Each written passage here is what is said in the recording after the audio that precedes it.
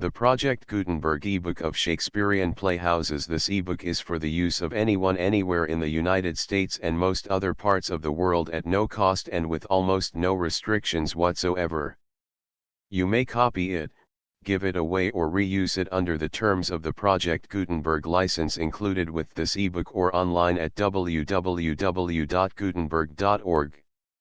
If you are not located in the United States, you will have to check the laws of the country where you are located before using this ebook.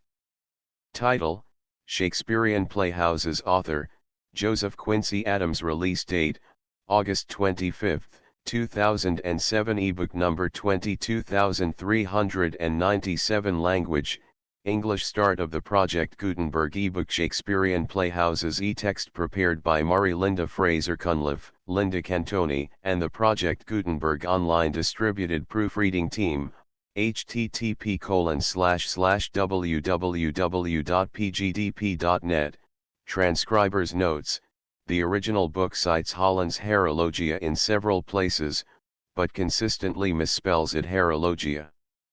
This has been corrected based on the image of the original title page of Herologia at the Library of Congress, www.loc.gov. The original book contains a number of full-page illustrations. In this e-book, these illustrations have been moved to the nearest paragraph break so as not to disturb the flow of the text. The page numbers for these illustrations have been omitted, and page references in the text are linked to the pages on which the illustrations actually appear. Page numbers for blank and unnumbered pages are also omitted. Contents: Shakespearean Playhouses, A History of English Theatres from the Beginnings to the Restoration by Joseph Quincy Adams. Cornell University, Gloucester, Massachusetts. Peter Smith, 1960. Copyright, 1917, by Joseph Quincy Adams. Reprinted, 1960, by permission of Houghton Mifflin Co. Map of London showing the playhouses in large Blackfriars, 1st, 1576 to 1584. Blackfriars, 2nd, 1596 to 1655. Curtain, 1577 after 1627. Fortune, 1st, 1600 to 1621. Fortune, 2nd, 1623 to 1661. Globe, 1st, 1599 to 1613.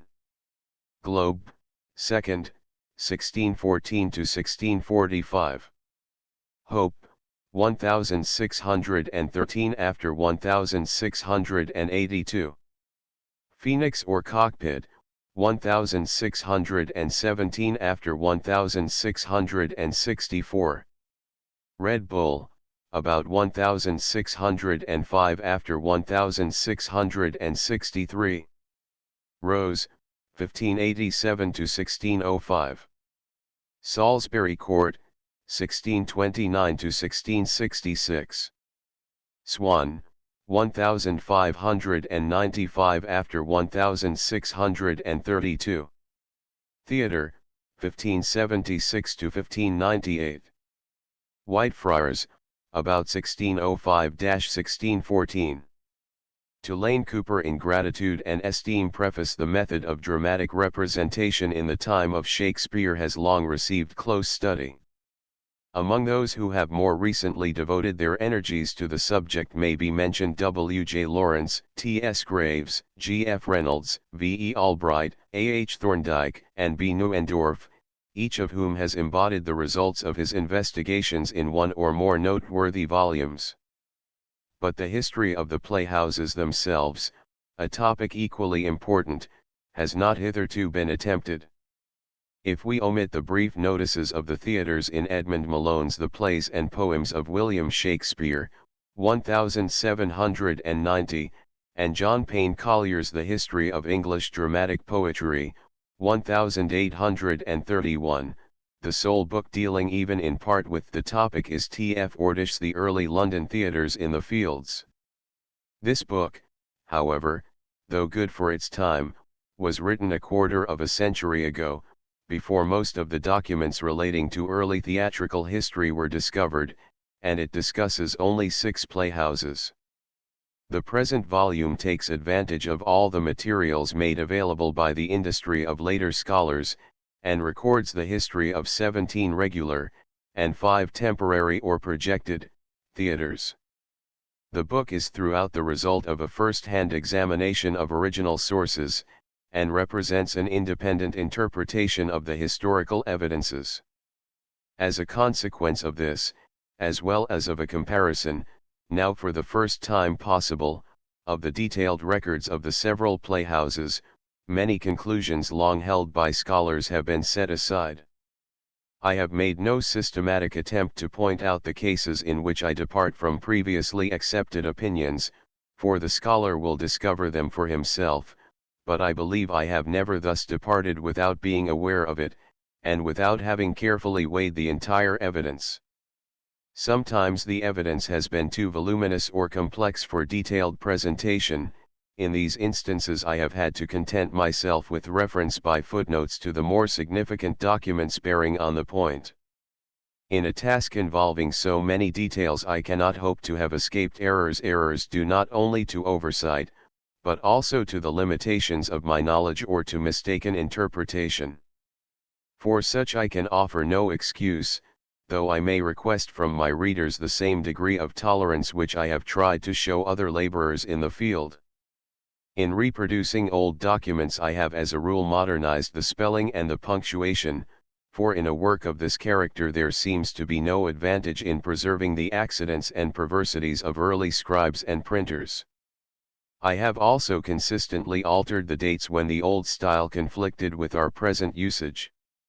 I desire especially to record my indebtedness to the researches of Professor C. W. Wallace, the extent of whose services to the study of the Tudor-Stuart drama has not yet been generally realized, and has sometimes been grudgingly acknowledged, and to the labors of Mr. E. K. Chambers and Mr. W. W. Gregg, who, in the collections of the Malone Society, and elsewhere, have rendered accessible a wealth of important material dealing with the early history of the stage. Finally, I desire to express my gratitude to Mr. Hamilton Bell and the editor of the Architectural Record for permission to reproduce the illustration and description of Inigo Jones's plan of the cockpit, to the governors of Dulwich College for permission to reproduce 3 portraits from the Dulwich Picture Gallery, one of which, that of Joan Alleyne, has not previously been reproduced, to Mr. C. W. Redwood, formerly technical artist at Cornell University, for expert assistance in making the large map of London showing the sites of the playhouses, and for other help generously rendered, and to my colleagues, Professor Lane Cooper and Professor Clark S. Northup, for their kindness in reading the proofs. Joseph Quincy Adams, Ithaca, New York. Contents I. The Innyards 1-2. The hostility of the city 18-3. The theater 27-4. The curtain 75 v. The first Blackfriars 91-6. St. Paul S. 111-7. The Bankside and the Bear Garden 119-8. Newington Butts 134-9. The Rose 142x. The Swan 161-11. The second Blackfriars 182-12. The Globe 234-13. The Fortune 267-14. The Red Bull 294-15. Whitefriars 310-16. The Hope 324-17. Rossetter's Blackfriars, or Porter's Hall 342-18. The Phoenix, or Cockpit in Drury Lane 348-19. Salisbury Court 368XX. The Cockpit in Court, or Theatre Royal at Whitehall 384XXI. Miscellaneous, Wolf's Theatre in Nightingale Lane, the projected amphitheatre, Ogilvy's Dublin Theatre, the French Players' Temporary Theatre in Drury Lane, Davenant's projected theatre in Fleet Street 410. Bibliography 433. Maps and Views of London 457. Index 461. Illustrations. Map of London showing the playhouses. Frontispiece and Innyard 4. Map of London showing the in playhouses 9. The site of the first playhouses 27. The site of the first playhouses 31. A plan of Burbage's Holywell property 33. The site of The Curtain Playhouse 79 Blackfriars Monastery 93 The site of the two Blackfriars Playhouses 94 A plan of Ference Playhouse 97 The Bankside 120 The Bankside 121 The Bear and Bull Baiting Rings 123 The Bear Garden 127 The Bear Garden and the Rose 147 The Bear Garden and the Rose 149 Joan Woodward Allen 152 The Manor of Paris Garden and the Swan Playhouse 163 The Swan Playhouse 165 The interior of the Swan Playhouse 169 Plan illustrating the second Blackfriars Playhouse 187 Remains of Blackfriars 196 Richard Burbage 234 William Shakespeare 238 A plan of the Globe property 242 The Bear Garden, the Rose, and the First Globe 245 The Bear Garden, the Rose, and the First Globe 246 The First Globe 248 The First Globe 253 Marion's View of London 256 The Second Globe 260 The traditional site of the Globe 262 The site of the Fortune Playhouse 270 The Fortune Playhouse 278 Edward Allen 282 The site of the Red Bull Playhouse 294 A plan of Whitefriars 312 Michael Drayton 314 The sites of the Whitefriars and the Salisbury Court Playhouses 318 The Hope Playhouse, or Second Bear Garden 326 The Hope Playhouse, or Second Bear Garden 331 The site of the Cockpit in Drury Lane 350 A plan of the Salisbury Court property 371 The Cockpit at Whitehall 390 Inigo Jones's plans for the Cockpit in Court 396 Fisher's survey of Whitehall showing the Cockpit in Court 398 The Teatro Olimpico at Vicenza 399 The Cockpit in Court 407 Shakespearean Playhouses Chapter I The Inn-yards before the building of regular playhouses The itinerant Troops of actors were accustomed, except when received into private homes, to give their performances in any place that chance provided, such as open street squares, barns, town halls, moot courts, schoolhouses, churches, and most frequently of all, perhaps the yards of inns. These yards, especially those of carriers' inns, were admirably suited to dramatic representations, consisting as they did of a large open court surrounded by two or more galleries. Many examples of such inn-yards are still to be seen in various parts of England. A picture of the famous White Hart, in Southwark, is given opposite page 4, by way of illustration. In the yard a temporary platform, a few boards, it may be, set on barrel heads, one could be erected for a stage. In the adjacent stables a dressing room could be provided for the actors.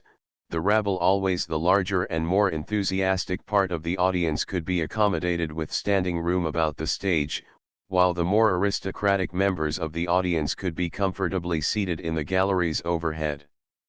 Thus a ready-made and very serviceable theatre was always at the command of the players, and it seems to have been frequently made use of from the very beginning of professionalism in acting. One of the earliest extant moralities, Mankind, acted by strollers in the latter half of the 15th century, gives us an interesting glimpse of an inn-yard performance. The opening speech makes distinct reference to the two classes of the audience described above as occupying the galleries and the yard, "O ye sovereigns that sit, and ye brothers that stand right up." The brothers, indeed, seem to have stood up so closely about the stage that the actors had great difficulty in passing to and from their dressing room. Thus, nowadays leaves the stage with the request, "Make space, sirs, let me go out." Nugis enters with the threat, "Out of my way, sirs, for dread of a beating." While not, with even less respect, shouts, "Avaunt, knaves! Let me go by." Language such as this would hardly be appropriate if addressed to the sovereigns who sat in the galleries above, but, as addressed to the brothers, it probably served to create a general feeling of good nature. And a feeling of good nature was desirable, for the actors were facing the difficult problem of inducing the audience to pay for its entertainment. This problem they met by taking advantage of the most thrilling moment of the plot. The Vice and his wicked though jolly companions, having wholly failed to overcome the hero, Mankind, decide to call to their assistance no less a person than the great devil himself, and accordingly they summon him with a Walsingham style. Immediately he roars in the dressing room, and shouts, "I come, with my legs under me." There is a flash of powder, and an explosion of fireworks, while the eager spectators crane their necks to view the entrance of this abominable personage. But nothing appears, and in the expectant silence that follows the actors calmly announce a collection of money, facetiously making the appearance of the devil dependent on the liberality of the audience. Nugis. Now ghostly to our purpose, worshipful sovereigns, we intend to gather money, if it please your negligence. For a man with a head that of great omnipotence nowadays interrupting. Keep your tale, in goodness, I pray you, good brother. Addressing the audience, and pointing towards the dressing room, where the devil roars again. He is a worshipful man, sirs, saving your reverence. He loveth no groats, nor pence, or twopence, give us red royals, if ye will see his abominable presence. Nugis. Not so. Ye that may not pay the one, pay the other. And with such phrases as God bless you, master, ye will not say nay, let us go by, do them all pay, well mote ye fare, they pass through the audience gathering their groats, pence, and twopence, after which they remount the stage, fetch in the devil, and continue their play without further interruption. An inn-yard, the famous White Hart, in Southwark. The ground plan shows the arrangement of a carrier's inn with the stabling below, the guest rooms were on the upper floors. In the smaller towns the itinerant players might, through a letter of recommendation from their noble patron, or through the goodwill of some local dignitary, secure the use of the town hall, of the schoolhouse, or even of the village church. In such buildings, of course, they could give their performances more advantageously, for they could place money takers at the doors, and exact adequate payment from all who entered. In the great city of London, however, the players were necessarily forced to make use almost entirely of public inn-yards, an arrangement which, we may well believe, they found far from satisfactory. Not being masters of the inns, they were merely tolerated, they had to content themselves with hastily provided and inadequate stage facilities, and, worst of all, for their recompense they had to trust to a hat collection, at best a poor means of securing money.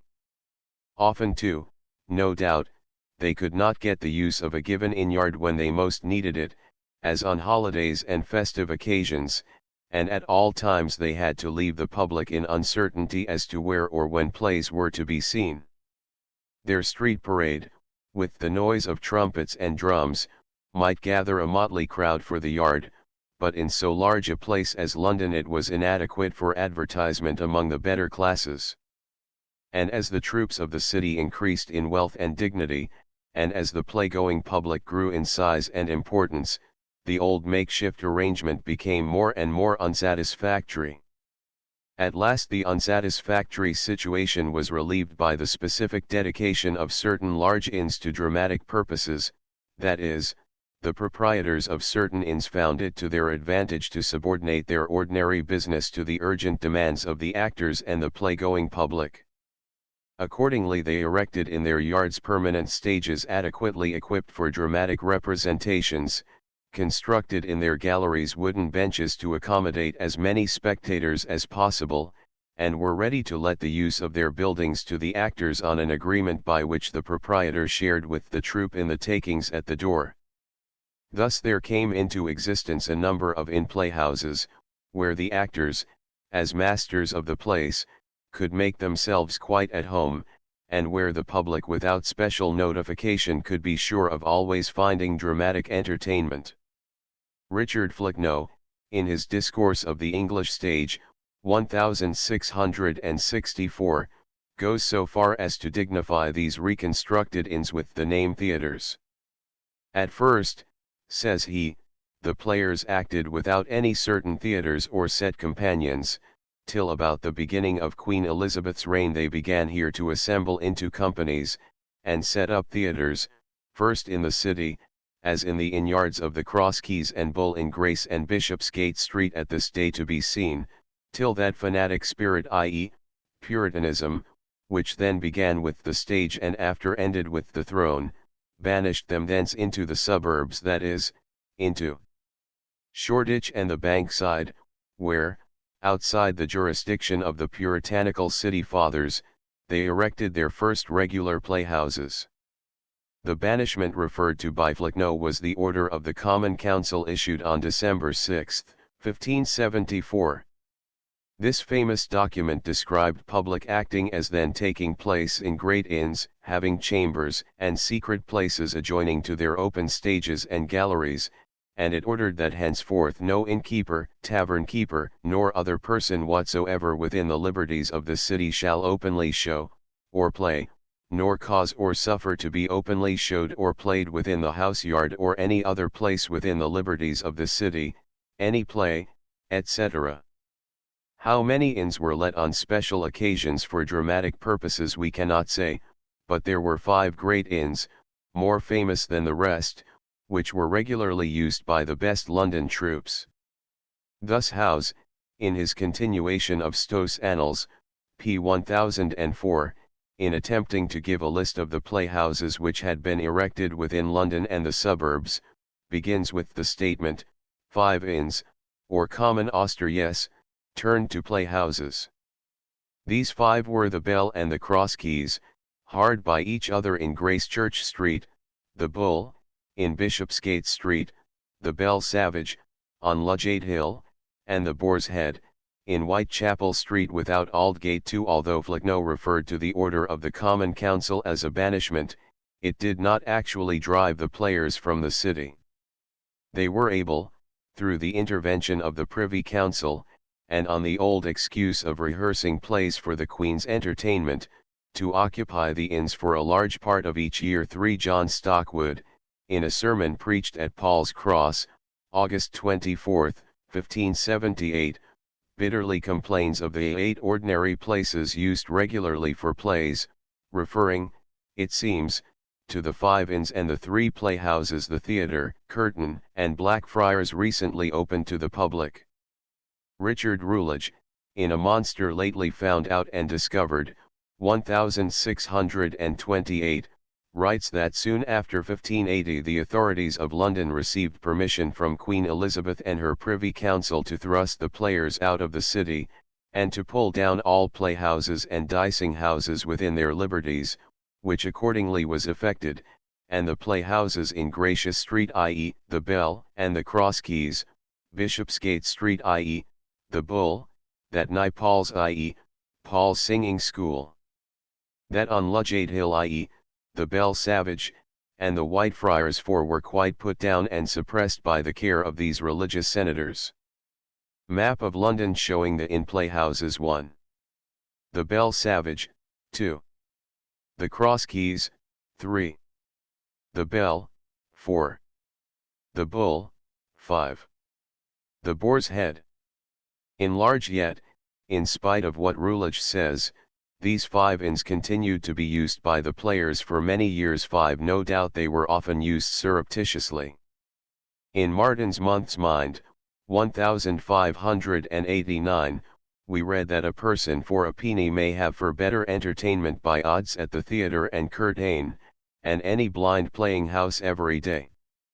6. But the more important troops were commonly able, through the interference of the Privy Council, to get official permission to use the inns during a large part of each year.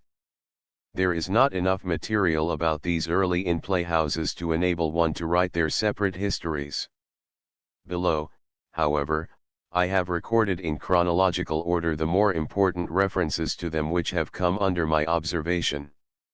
1557. On September 5 the Privy Council instructed the Lord Mayor of London that some of his officers do forthwith repair to the Boar's Head without Aldgate, where, the Lords are informed, a lewd play called A Sackful of News shall be played this day, to arrest the players, and send their playbook to the Council 7-1573. During this year there were various fencing contests held at the Bull in Bishopsgate 8-1577. In February the office of the Revels made a payment of 10d. for the carriage of the parts of Yewell counterfeit from the Bell in Gracious Street to St. John's, to be performed for the play of Cutwell. 9-1579. On June 23 James Burbage was arrested for the sum of £5 13d. as he came down Gracious Street towards the Cross Keys there to a play. The name of the proprietor of this inn playhouse is preserved in one of the interrogatories connected with the case. Item. Whether did you, John Hint, about 13 years past, in anno 1579, the XXIII of June, about 2 of the clock in the afternoon, send the sheriff's officer unto the Cross Keys in Gratias Street, being then the dwelling house of Richard Ibbotson, citizen and brewer of London, etc. 10 Nothing more, I believe, is known of this person. 1579 Stephen Gosson, in the School of Abuse, writes favorably of the 2 prose books played at the Bell Savage, where you shall find never a word without wit, never a line without pith, never a letter placed in vain, the Jew and Talome, shown at the Bull, neither with amorous gesture wounding the eye, nor with slovenly talk hurting the ears of the chaste hearers. 1582.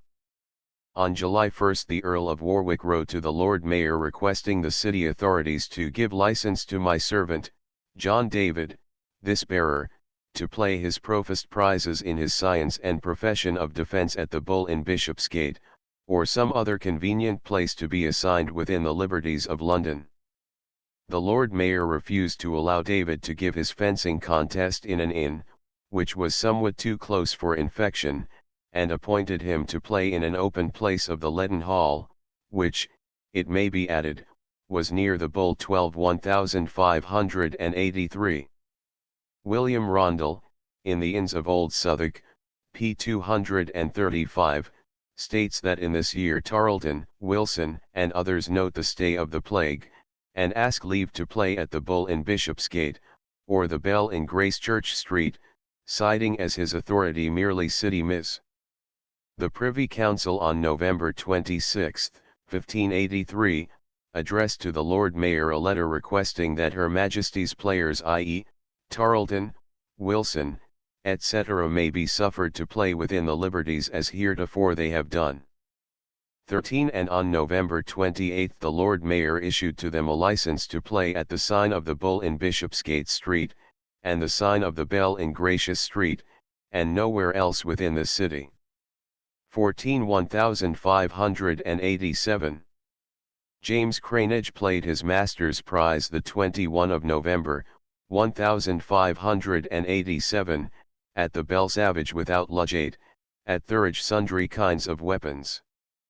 There played with him 9 masters. 15 before 1588. In Tarleton's Jest 16 we find a number of references to that famous actor's pleasantries in the London inns used by the Queen's players. It is impossible to date these exactly, but Tarleton became a member of the Queen's players in 1583, and he died in 1588. At the Bull in Bishopsgate Street, where the Queen's players oftentimes played, Tarleton coming on the stage, one from the gallery threw a pippin at him.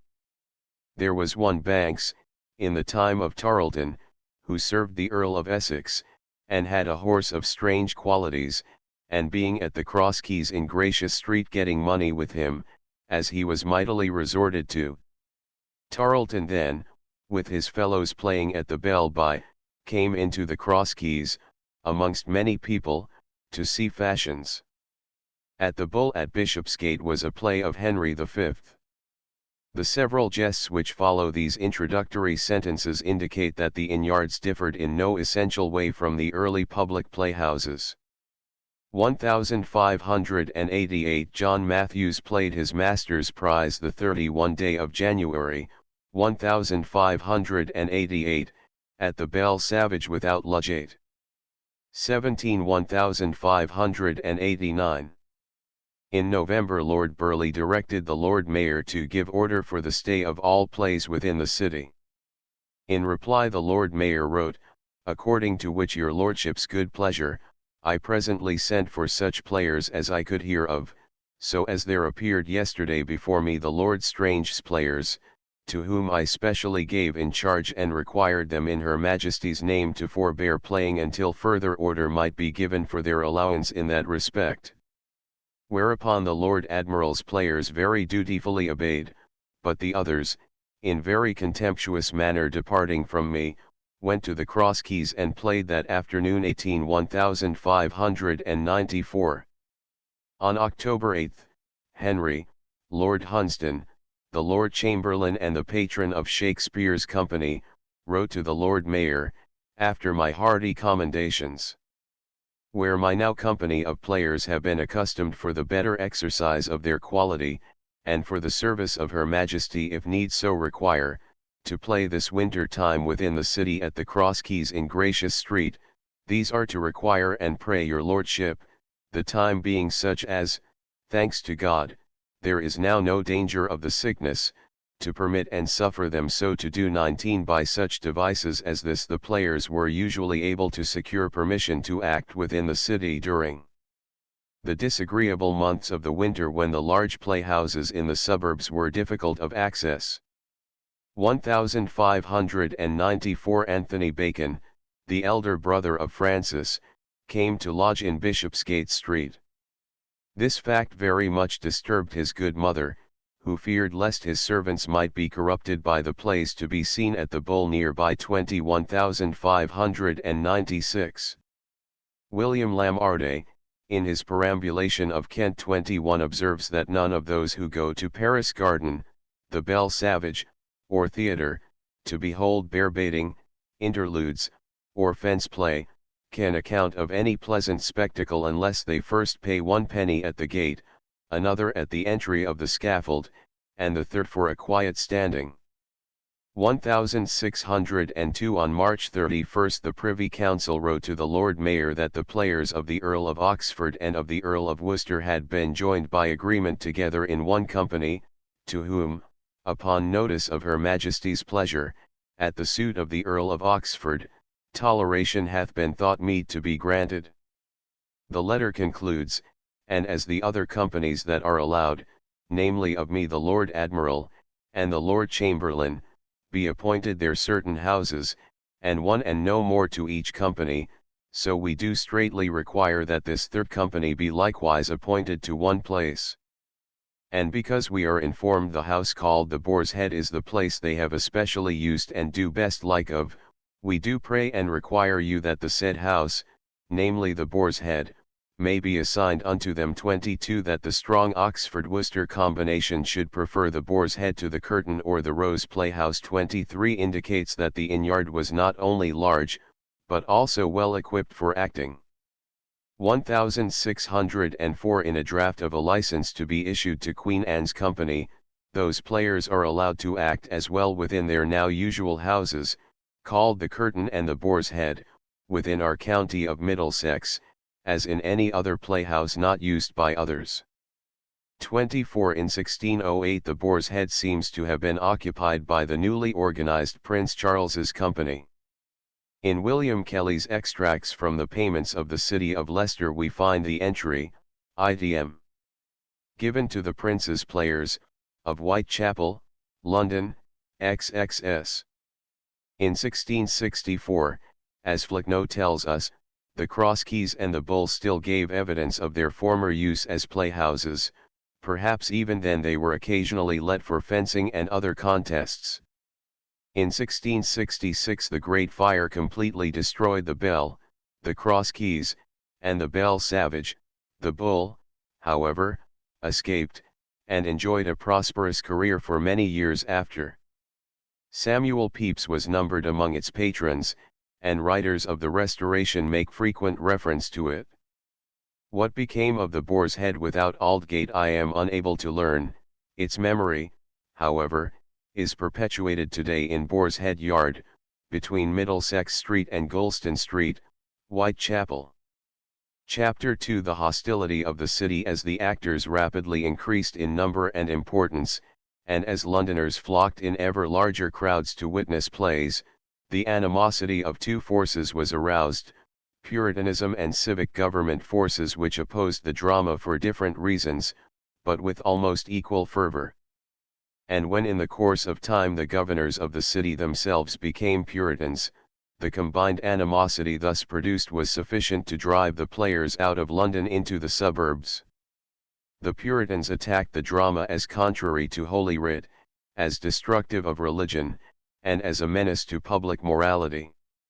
Against plays, players, and playgoers they waged in pulpit and pamphlet a warfare characterized by the most intense fanaticism. The charges they made of ungodliness, idolatrousness, lewdness, profanity, evil practices, enormities, and abuses of all kinds are far too numerous to be noted here. They are interesting chiefly for their unreasonableness and for the violence with which they were urged. And, after all, however much the Puritans might rage, they were helpless. Authority to restrain acting was vested in the Lord Mayor, his brethren the aldermen, and the Common Council. The attitude of these city officials towards the drama was unmistakable. They had no more love for the actors than had the Puritans. They found that plays and players gave them more trouble than anything else in the entire administration of municipal affairs. The dedication of certain great inns to the use of actors and to the entertainment of the pleasure-loving element of the city created new and serious problems for those charged with the preservation of civic law and order. The presence in these inns of private rooms adjoining the yard and balconies gave opportunity for immorality, gambling, fleecing, and various other evil practices, an opportunity which, if we may believe the Common Council, was not wasted. Moreover, the proprietors of these inns made a large share of their profits from the beer, ale, and other drinks dispensed to the crowds before, during, and after performances. The proprietor of the Cross Keys, it will be recalled, was described as citizen and brewer of London, and the resultant intemperance among such as frequented the said plays, being the ordinary place of meeting for all vagrant persons, and masterless men that hang about the city, thieves, horse-stealers, whoremongers, cozeners, coney-catching persons, practisers of treason, and such other like. 25 led to drunkenness, frays, bloodshed, and often to general disorder. Sometimes, as we know, turbulent apprentices and other factions met by appointment at plays for the sole purpose of starting riots or breaking open jails. Upon Whitsunday, writes the recorder to Lord Burleigh, by reason no plays were the same day, all the city was quiet. 26 Trouble of an entirely different kind arose when in the hot months of the summer the plague was threatening. The meeting together at plays of great multitudes of the basest sort of people served to spread the infection throughout the city more quickly and effectively than could anything else. On such occasions it was exceedingly difficult for the municipal authorities to control the actors, who were at best a stubborn and unruly lot, and often the pestilence had secured a full start before acting could be suppressed. These troubles, and others which cannot here be mentioned, made one of the Lord Mayors exclaim in despair, "The politique state and government of the city by no one thing is so greatly annoyed and disquieted as by players and plays, and the disorders which follow thereupon." 27 This annoyance, serious enough in itself, was aggravated by the fact that most of the troops were under the patronage of great noblemen, and some were even high in favor with the Queen. As a result, the attempts on the part of the Lord Mayor and his aldermen to regulate the players were often interfered with by other or higher authority. Sometimes it was a particular nobleman, whose request was not to be ignored, who intervened in behalf of his troop. Most often, however, it was the Privy Council, representing the Queen and the nobility in general, which championed the cause of the actors and countermanded the decrees of the Lord Mayor and his brethren. One of the most notable things in the city's remembrancia is this long conflict of authority between the Common Council and the Privy Council over actors and acting. In 1573 the situation seems to have approached a crisis. The Lord Mayor had become strongly puritanical, and in his efforts to suppress stage plays was placing more and more obstacles in the way of the actors. The temper of the mayor is revealed in two entries in the records of the Privy Council. On July 13, 1573, the Lords of the Council sent a letter to him requesting him to permit liberty to certain Italian players. 6 days later they sent a second letter, repeating the request, and marveling that he did it not at their first request. 28 His continued efforts to suppress the drama finally led the troops to appeal for relief to the Privy Council. On March 22, 1574, the Lords of the Council dispatched a letter to the Lord Mayor to advertise their lordships what causes he hath to restrain plays. His answer has not been preserved, but that he persisted in his hostility to the drama is indicated by the fact that in May the Queen openly took sides with the players. To the Earl of Leicester's troop she issued a special royal license, authorizing them to act as well within our city of London and liberties of the same, as also within the liberties and freedoms of any our cities, towns, boroughs, etc., whatsoever, and to the mayors and other officers she gave strict orders not to interfere with such performances, willing and commanding you, and every of you, as yet tender our pleasure, to permit and suffer them herein without any your lets, hindrances, or molestation during the term aforesaid, any act, statute, proclamation, or commandment heretofore made, or hereafter to be made, to the contrary notwithstanding. This license was a direct challenge to the authority of the Lord Mayor. He dared not answer it as directly, but on December 6, 1574, he secured from the Common Council the passage of an ordinance which placed such heavy restrictions upon acting as virtually to nullify the license issued by the Queen, and to regain for the mayor complete control of the drama within the city.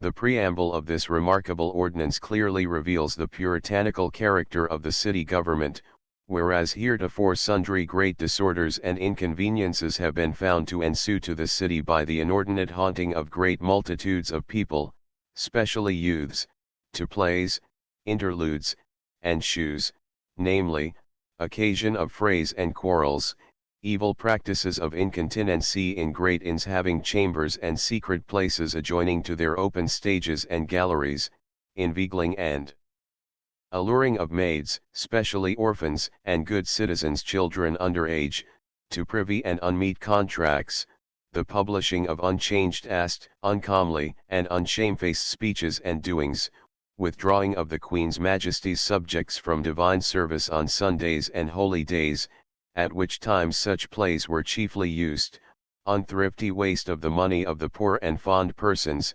sundry robberies by picking and cutting of purses, uttering of popular, busy, and seditious matters, and many other corruptions of youth, and other enormities. Besides that also sundry slaughters and maimings of the Queen's subjects have happened by ruins of scaffolds, frames, and stages, and by engines, weapons, and powder used in plays. And whereas in time of God's visitation by the plague such assemblies of the people in throng and press have been very dangerous for spreading of infection. And for that the Lord Mayor and his brethren the aldermen, together with the grave and discreet citizens in the Common Council assembled, do doubt and fear lest upon God's merciful withdrawing his hand of sickness from us, which God grant, the people, specially the meaner and most unruly sort, should with sudden forgetting of his visitation, without fear of God's wrath, and without due respect of the good and politique means that he hath ordained for the preservation of commonweals and peoples in health and good order, return to the undue use of such enormities, to the great offense of God. 29 The restrictions on playing imposed by the ordinance may be briefly summarized. 1 Only such plays should be acted as were free from all unjustity, seditiousness, and uncomely matter. 2. Before being acted, all plays should be first perused and allowed in such order and form, and by such persons as by the Lord Mayor and Court of Aldermen for the time being shall be appointed. 3. Inns or other buildings used for acting, and their proprietors, should both be licensed by the Lord Mayor and the Aldermen. 4. The proprietors of such buildings should be bound to the Chamberlain of London by a sufficient bond to guarantee the keeping of good order, and avoiding of the inconveniences noted in the preamble. 5. No plays should be given during the time of sickness, or during any inhibition ordered at any time by the city authorities. 6. No plays should be given during any usual time of divine service, and no persons should be admitted into playing places until after divine services were over. 7. The proprietors of such places should pay towards the support of the poor a sum to be agreed upon by the city authorities. In order, however, to avoid trouble with the Queen, or those noblemen who were accustomed to have plays given in their homes for the private entertainment of themselves and their guests, the Common Council added, rather grudgingly, the following proviso, provided always that this act, otherwise than touching the publishing of unchanged seditious and unmeet matters, shall not extend to any plays, interludes, comedies, tragedies, or shews to be played or shewed in the private house, dwelling, or lodging of any nobleman, citizen, or gentleman, which shall or will then have the same there so played or shewed in his presence for the festivity of any marriage, assembly of friends, or other like cause, without public or common collections of money of the auditory or beholders thereof. Such regulations, if strictly enforced, would prove very annoying to the players. But, as the Common Council itself informs us, these orders were not then observed. The troops continued to play in the city, protected against any violent action on the part of the municipal authorities by the known favour of the Queen and the frequent interference of the Privy Council. This state of affairs was not, of course, comfortable for the actors, but it was by no means desperate, and for several years after the passage of the Ordinance of 1574 they continued without serious interruption to occupy therein playhouses. The long-continued hostility of the city authorities, however, of which the Ordinance of 1574 was an ominous expression, led more or less directly to the construction of special buildings devoted to plays and situated beyond the jurisdiction of the Common Council. As the Reverend John Stockwood, in a sermon preached at Paul's Cross, 1578, indignantly puts it, have we not houses of purpose, built with great charges for the maintenance of plays, and that without the liberties, as who would say there, let them say what they will say, we will play. Thus came into existence playhouses, and with them dawned a new era in the history of the English drama. The site of the first playhouses Finsbury Field and Holywell. The man walking from the field towards Shoreditch is just entering Holywell Lane. From Augus's map of London, representing the city as it was about 1560. In large chapter 3 the theatre. The hostility of the city to the drama was unquestionably the main cause of the erection of the first playhouse, yet combined with this were two other important causes, usually overlooked. The first was the need of a building specially designed to meet the requirements of the players and of the public, a need yearly growing more urgent as plays became more complex, acting developed into a finer art, and audiences increased in dignity as well as in size. The second and the more immediate cause was the appearance of a man with business insight enough to see that such a building would pay. The first playhouse, we should remember, was not erected by a troupe of actors, but by a money-seeking individual. Although he was himself an actor, and the manager of a troupe, he did not, it seems, take the troupe into his confidence. In complete independence of any theatrical organization he proceeded with the erection of his building as a private speculation, and, we are told, he dreamed of the continual great profit and commodity through plays that should be used there every week. This man, the first builder of playhouses, and, it might have been added, the pioneer in a new field of business was James Burbage, originally, as we are told by one who knew him well, by occupation a joiner, and reaping but a small living by the same, gave it over and became a common player in plays. 31 As an actor he was more successful, for as early as 1572 we find him at the head of Leicester's excellent troupe. Having in 1575 conceived the notion of erecting a building specially designed for dramatic entertainments, he was at once confronted with the problem of a suitable location. Two conditions narrowed his choice. First, the site had to be outside the jurisdiction of the Common Council. Secondly, it had to be as near as possible to the city. No doubt he at once thought of the two suburbs that were specially devoted to recreation, the Bankside to the south, and Finsbury Field to the north of the city. The Bankside had for many years been associated in the minds of Londoners with sports and pastimes. Thither the citizens were accustomed to go to witness bear baiting and bull baiting, to practice archery, and to engage in various athletic sports. Thither, too, for many years the actors had gone to present their plays.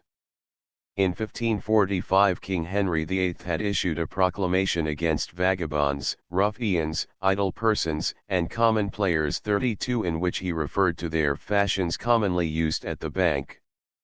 The Bankside, however, was associated with the lowest and most vicious pleasures of London, for here were situated the stews, bordering the river's edge.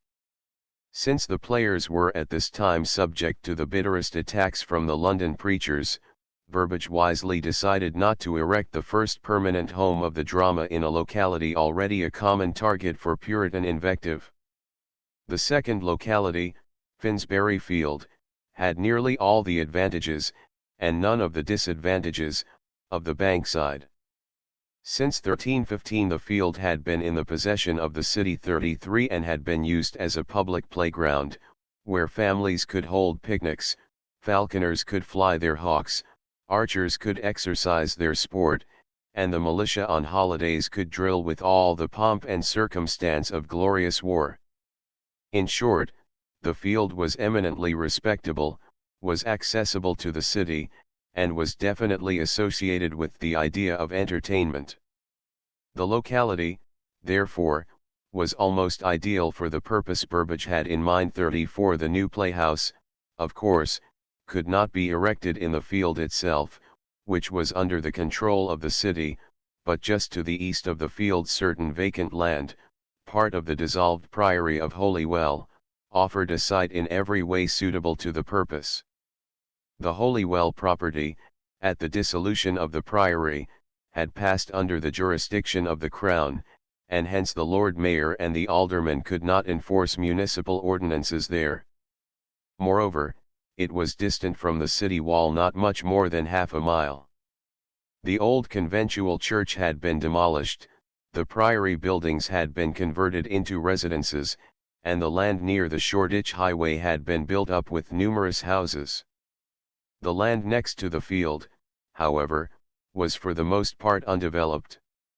It contained some dilapidated tenements, a few old barns formerly belonging to the priory, and small garden plots, conspicuous objects in the early maps. The site of the first playhouses Finsbury Field lies to the north, beyond Moorfield, the small rectangular space next to the city wall, and the Holywell property lies to the right of Finsbury Field, between the field and the highway. Holywell Lane divides the garden plots, the theatre was erected just to the north, and the curtain just to the south of this lane, facing the field. From the map of London by Braun and Hagenbergius representing the city as it was in 1554-1558. Enlarged Burbage learned that a large portion of this land lying next to the field was in the possession of a well-to-do gentleman named Giles Allen 35 and that Allen was willing to lease a part of his holding on the conditions of development customary in this section of London. These conditions are clearly revealed in a chancery suit of 1591, The ground there was for the most part converted first into garden plots, and then leasing the same to diverse tenants caused them to covenant or promise to build upon the same, by occasion whereof the buildings which are there were for the most part erected and the rents increased. 36 The part of Aline's property on which Burbage had his eye was in sore need of improvement. It consisted of 5 paltry tenements, described as old, decayed, and ruinated for want of reparation, and the best of them was but of 2 stories high, and a long barn very ruinous and decayed and ready to have fallen down, one half of which was used as a storage room, the other half as a slaughter-house. 3 of the tenements had small gardens extending back to the field, and just north of the barn was a bit of void ground, also adjoining the field. It was this bit of void ground that Burbage had selected as a suitable location for his proposed playhouse. The accompanying map of the property 37 will make clear the position of this void ground and of the barns and tenements about it. Moreover, it will serve to indicate the exact site of the theatre. If one will bear in mind the fact that in the London of today Curtain Road marks the eastern boundary of Finsbury Field, and New Inn Yard cuts off the lower half of the Great Barn, he will be able to place Burbage's structure within a few yards. 38 A plan of Burbage's Holywell property based on the lease, and on the miscellaneous documents printed by Halliwell Phillips and by Brains.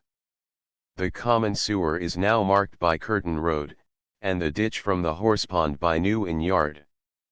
Enlarge the property is carefully described in the lease quoted below, which Burbage secured from Aline, but the reader will need to refer to the map in order to follow with ease the several paragraphs of description. 39 All those 2 houses or tenements, with appurtenances, which at the time of the said former demise made were in the several tenures or occupations of Joan Harrison, widow, and John Dragon. And also all that house or tenement with the appurtenances, together with the garden ground lying behind part of the same, being then likewise in the occupation of William Gardner, which said garden plot doth extend in breadth from a great stone wall there which doth enclose part of the garden then or lately being in the occupation of the said Giles, unto the garden there then in the occupation of Edwin Cole Fox, weaver, and in length from the same house or tenement unto a brick wall there next. Unto the fields commonly called Finsbury Fields. And also all that house or tenement, with the appurtenances, at the time of the said former demise made called or known by the name of the Mill House, together with the garden ground lying behind part of the same, also at the time of the said former demise made being in the tenure or occupation of the aforesaid Edwin Cole Fox, or of his assigns, which said garden ground doth extend in length from the same house or tenement unto the aforesaid brick wall next unto the aforesaid fields. And also all those 3 upper rooms, with the appurtenances, next adjoining to the aforesaid Mill House, also being at the time of the said former demise made in the occupation of Thomas Dancaster, shoemaker, or of his assigns, and also all the nether rooms, with the appurtenances, lying under the same 3 upper rooms, and next adjoining also to the aforesaid house or tenement called the Mill House, then also being in the several tenures or occupations of Alice Duttridge, widow, and Richard Brockkenberry, or of their assigns, together with the garden ground lying behind the same, extending in length from the same nether rooms down unto the aforesaid brick wall next unto the aforesaid fields, and then or late being also in the tenure or occupation of the aforesaid Alice Duttridge. And also so much of the ground and soil lying and being afore all the tenements or houses before granted, as extendeth in length from the outward part of the aforesaid tenements being at the time of the making of the said former demise in the occupation of the aforesaid Joan Harrison and John Dragon, unto upon their being next unto the barn or stable then in the occupation of the Right Honourable the Earl of Rutland or of his assigns, and in breadth from the aforesaid tenement or mill house to the midst of the well being afore the same tenements. And also all that great barn, with the appurtenances, at the time of the making of the said former demise made being in the several occupations of Hugh Richards, innholder, and Robert Stoughton, butcher, and also a little piece of ground then enclosed with a pale and next adjoining to the aforesaid barn, and then or late before that in the occupation of the said Robert Stoughton, together also with all the ground and soil lying and being between the said nether rooms last before expressed, and the aforesaid great barn, and the aforesaid pond, that is to say, extending in length from the aforesaid pond unto a ditch beyond the brick wall next the aforesaid fields. And also the said Giles Allen and Sarah his wife do by these presents demise, grant, and to farm let unto the said James Burbage all the right, title, and interest which the said Giles and Sarah have or ought to have in or to all the grounds and soil lying between the aforesaid great barn and the barn being at the time of the said former demise in the occupation of the Earl of Rutland or of his assigns, extending in length from the aforesaid pond and from the aforesaid stable or barn then in the occupation of the aforesaid Earl of Rutland or of his assigns, down to the aforesaid brick wall next the aforesaid fields 40 and also the said Giles and Sarah do by these presents demise, grant, and to farm let to the said James all the said void ground lying and being betwixt the aforesaid ditch and the aforesaid brick wall, extending in length from the aforesaid great stone wall 41 which encloseth part of the aforesaid garden being at the time of the making of the said former demise. Or late before that in the occupation of the said Giles Allen, unto the aforesaid barn then in the occupation of the aforesaid Earl or of his assigns. The lease was formally signed on April 13, 1576, and Burbage entered into the possession of his property. Since the terms of the lease are important for an understanding of the subsequent history of the playhouse, I shall set these forth briefly. First, the lease was to run for 21 years from April 13, 1576, at an annual rental of £14. Secondly, Burbage was to spend before the expiration of 10 years the sum of £200 in rebuilding and improving the decayed tenements.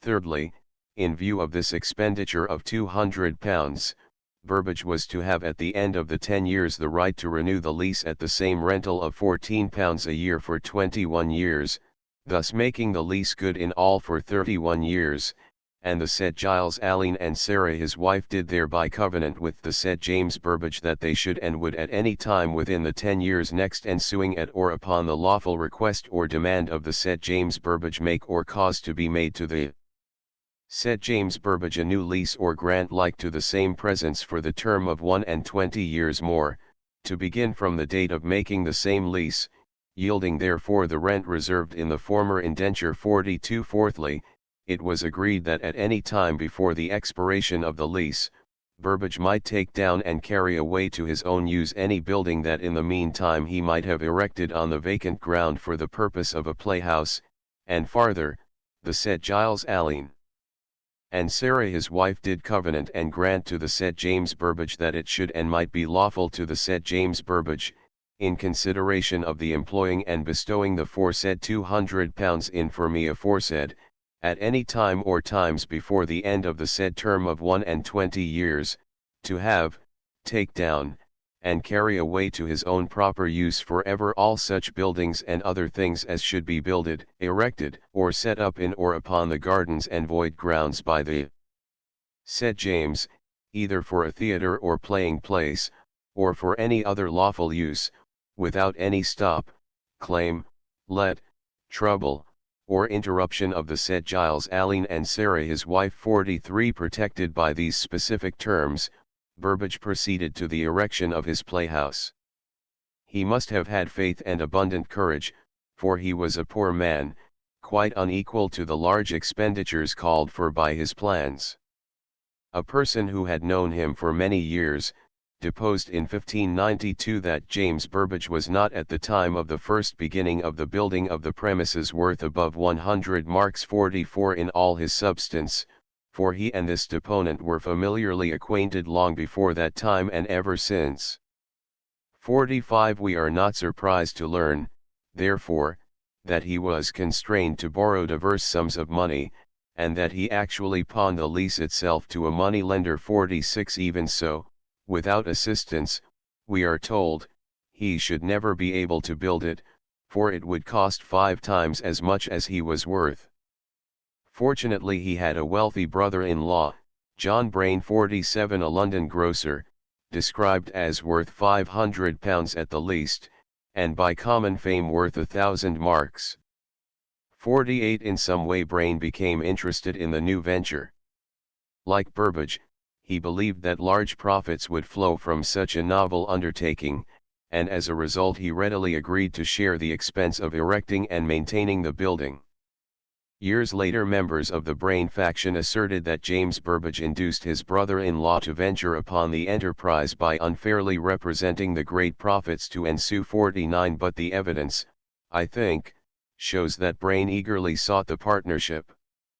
Burbage himself asserted in 1588 that Brain practiced to obtain some interest therein, and presumed that he might easily compass the same by reason that he was natural brother, and that he voluntarily offered to bear and pay half the charges of the said building then bestowed and thereafter to be bestowed in order that he might have the moiety 50 of the above-named theatre. 51 As a further inducement, so the Burbages asserted, he promised that for that he had no children, the moiety at his death should go to the children of James Burbage, whose advancement he then seemed greatly to tender. Whatever caused Brain to interest himself in the venture, he quickly became fired with such hopes of great gain that he not only spent upon the building all the money he could gather or borrow, but sold his stock of groceries for £146, disposed of his house for £100, even pawned his clothes, and put his all into the new structure. The spirit in which he worked to make the venture a success, and the personal sacrifices that he and his wife made, fully deserve the quotation here of 2 legal depositions bearing on the subject. This deponent, being servant, in Bucklersbury, aforesaid, to one Robert Kenningham, grocer, in which street the said John Brain dwelled also, and of the same trade, he, the said Brain, at the time he joined with the said James Burbage in the aforesaid lease, was reputed among his neighbours to be worth £1,000 at the least, and that after he had joined with the said Burbage in the matter of the building of the said theatre, he began to slack his own trade, and gave himself to the building thereof, and the chief care thereof he took upon him, and hired workmen of all sorts for that purpose, bought timber and all other things belonging thereunto, and paid all. So as, in this deponent's conscience, he bestowed thereupon for his own part the sum of 1,000 marks at the least, in so much as his affection was given so greatly to the finishing thereof, in hope of great wealth and profit during their lease, that at the last he was driven to sell to this deponent's father his lease of the house wherein he dwelled for £100, and to this deponent all such wares as he had left and all that belonged thereunto remaining in the same, for the sum of £146 and odd money, whereof this deponent did pay for him to one Kimbray, an ironmonger in London, for iron work which the said Brain bestowed upon the said theatre, the sum of £40. And afterwards the said Brain took the matter of the said building so upon him as he was driven to borrow money to supply the same, saying to this deponent that his brother Burbage was not able to help the same, and that he found not towards it above the value of £50, some part in money and the rest in stuff. 52 In reading the next deposition, one should bear in mind the fact that the deponent, Robert Miles, was closely identified with the Brain faction, and was, therefore, a bitter enemy to the Burbages. Yet his testimony, though prejudiced, gives us a vivid picture of Brain's activity in the building of the theatre. So the said John Brain made a great sum of money of purpose and intent to go to the building of the said playhouse, and thereupon did provide timber and other stuff needful for the building thereof, and hired carpenters and plasterers for the same purpose, and paid the workmen continually. So as he for his part laid out of his own purse and what upon credit about the same to the sum of £600 or £700 at the least.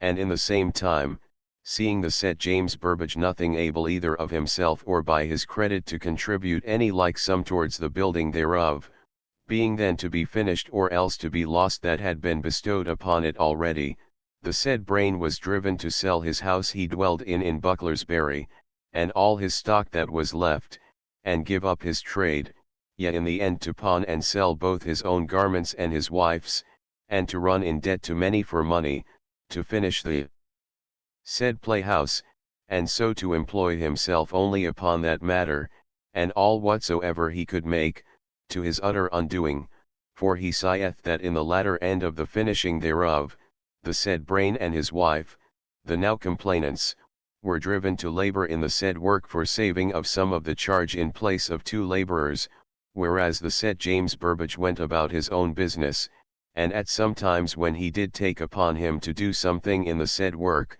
he would be and was allowed a workman's hire as other the workmen there had 53. The last fling at Burbage is quite gratuitous, yet it is probably true that the main costs of erecting the playhouse fell upon the shoulders of Brain.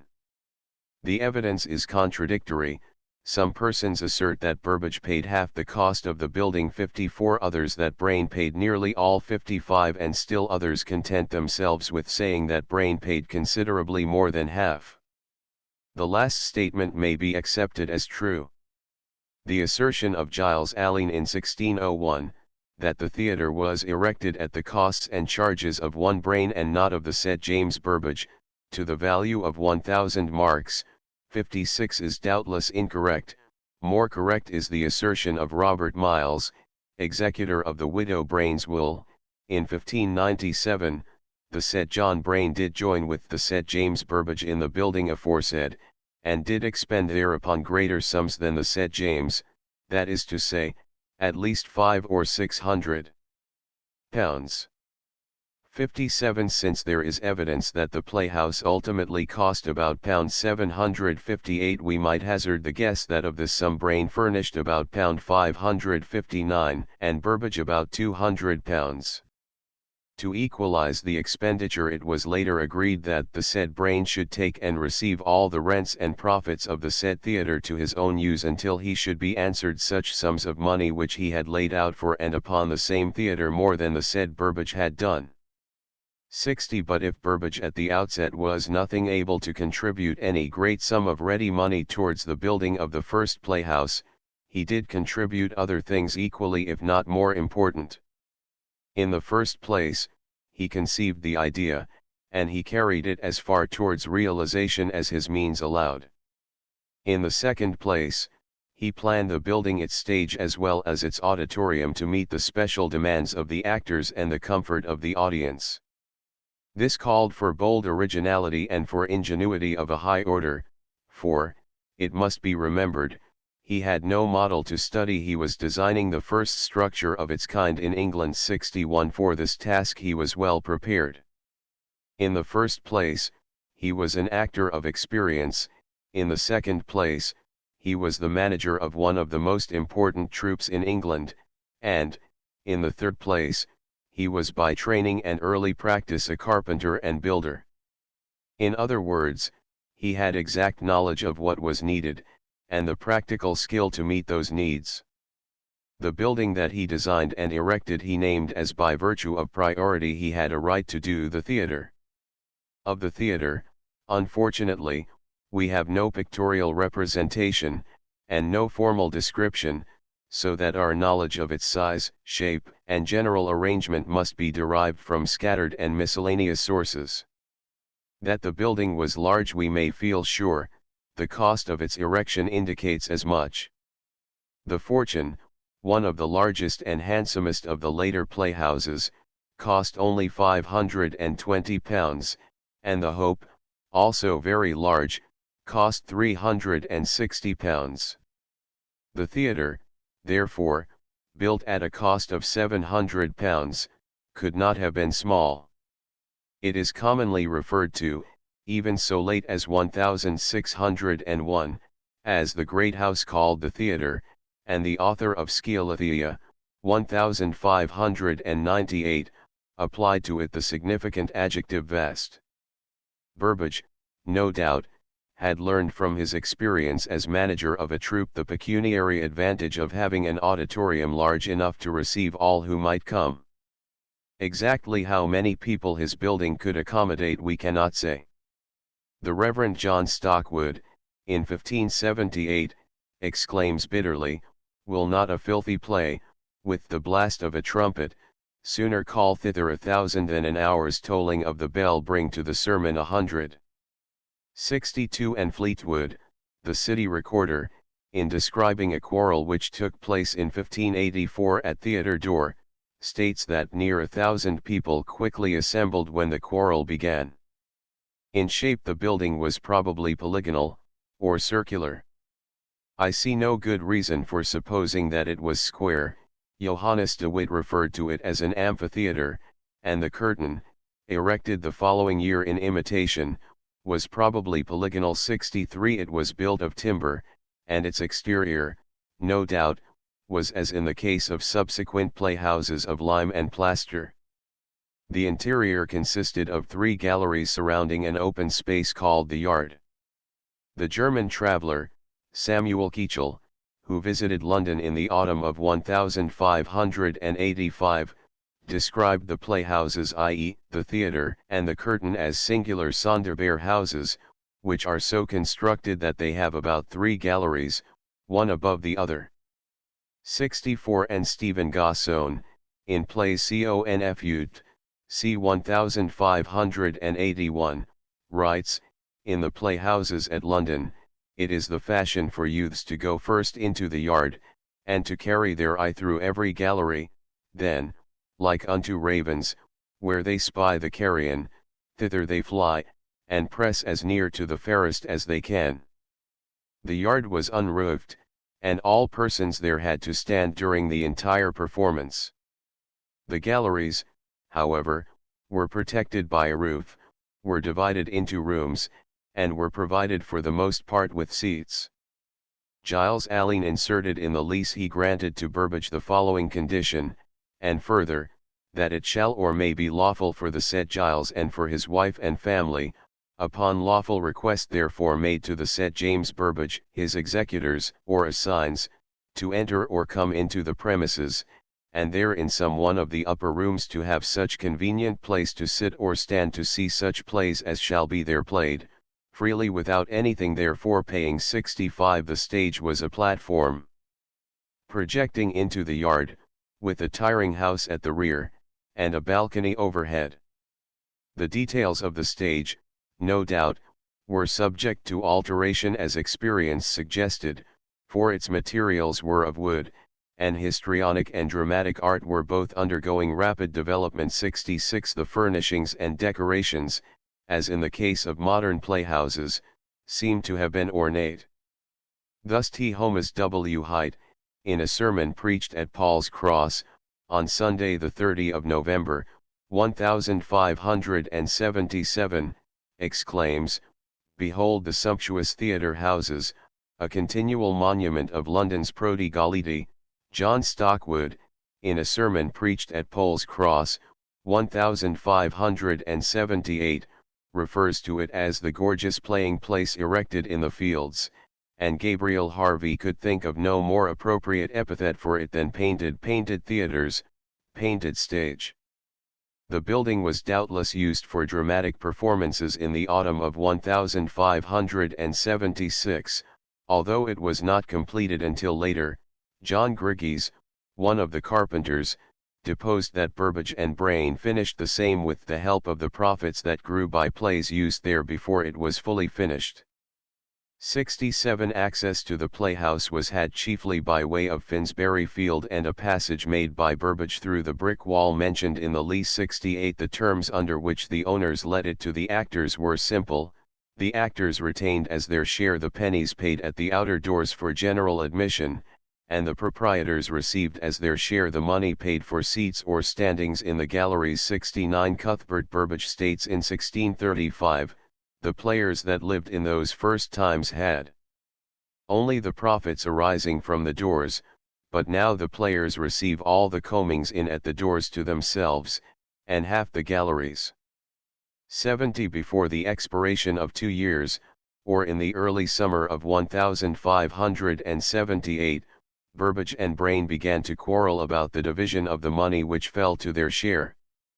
Brain apparently thought that he should at once be indemnified for all the money he had expended on the playhouse in excess of Burbage, and he accused Burbage of indirect dealing. There were even whispers of a secret key to the common box in which the money was kept. 71 Finally they agreed to submit themselves to the order and arbitrament of certain persons for the pacification thereof, and together they went to the shop of a notary public to sign a bond agreeing to abide by the decision of the arbitrators.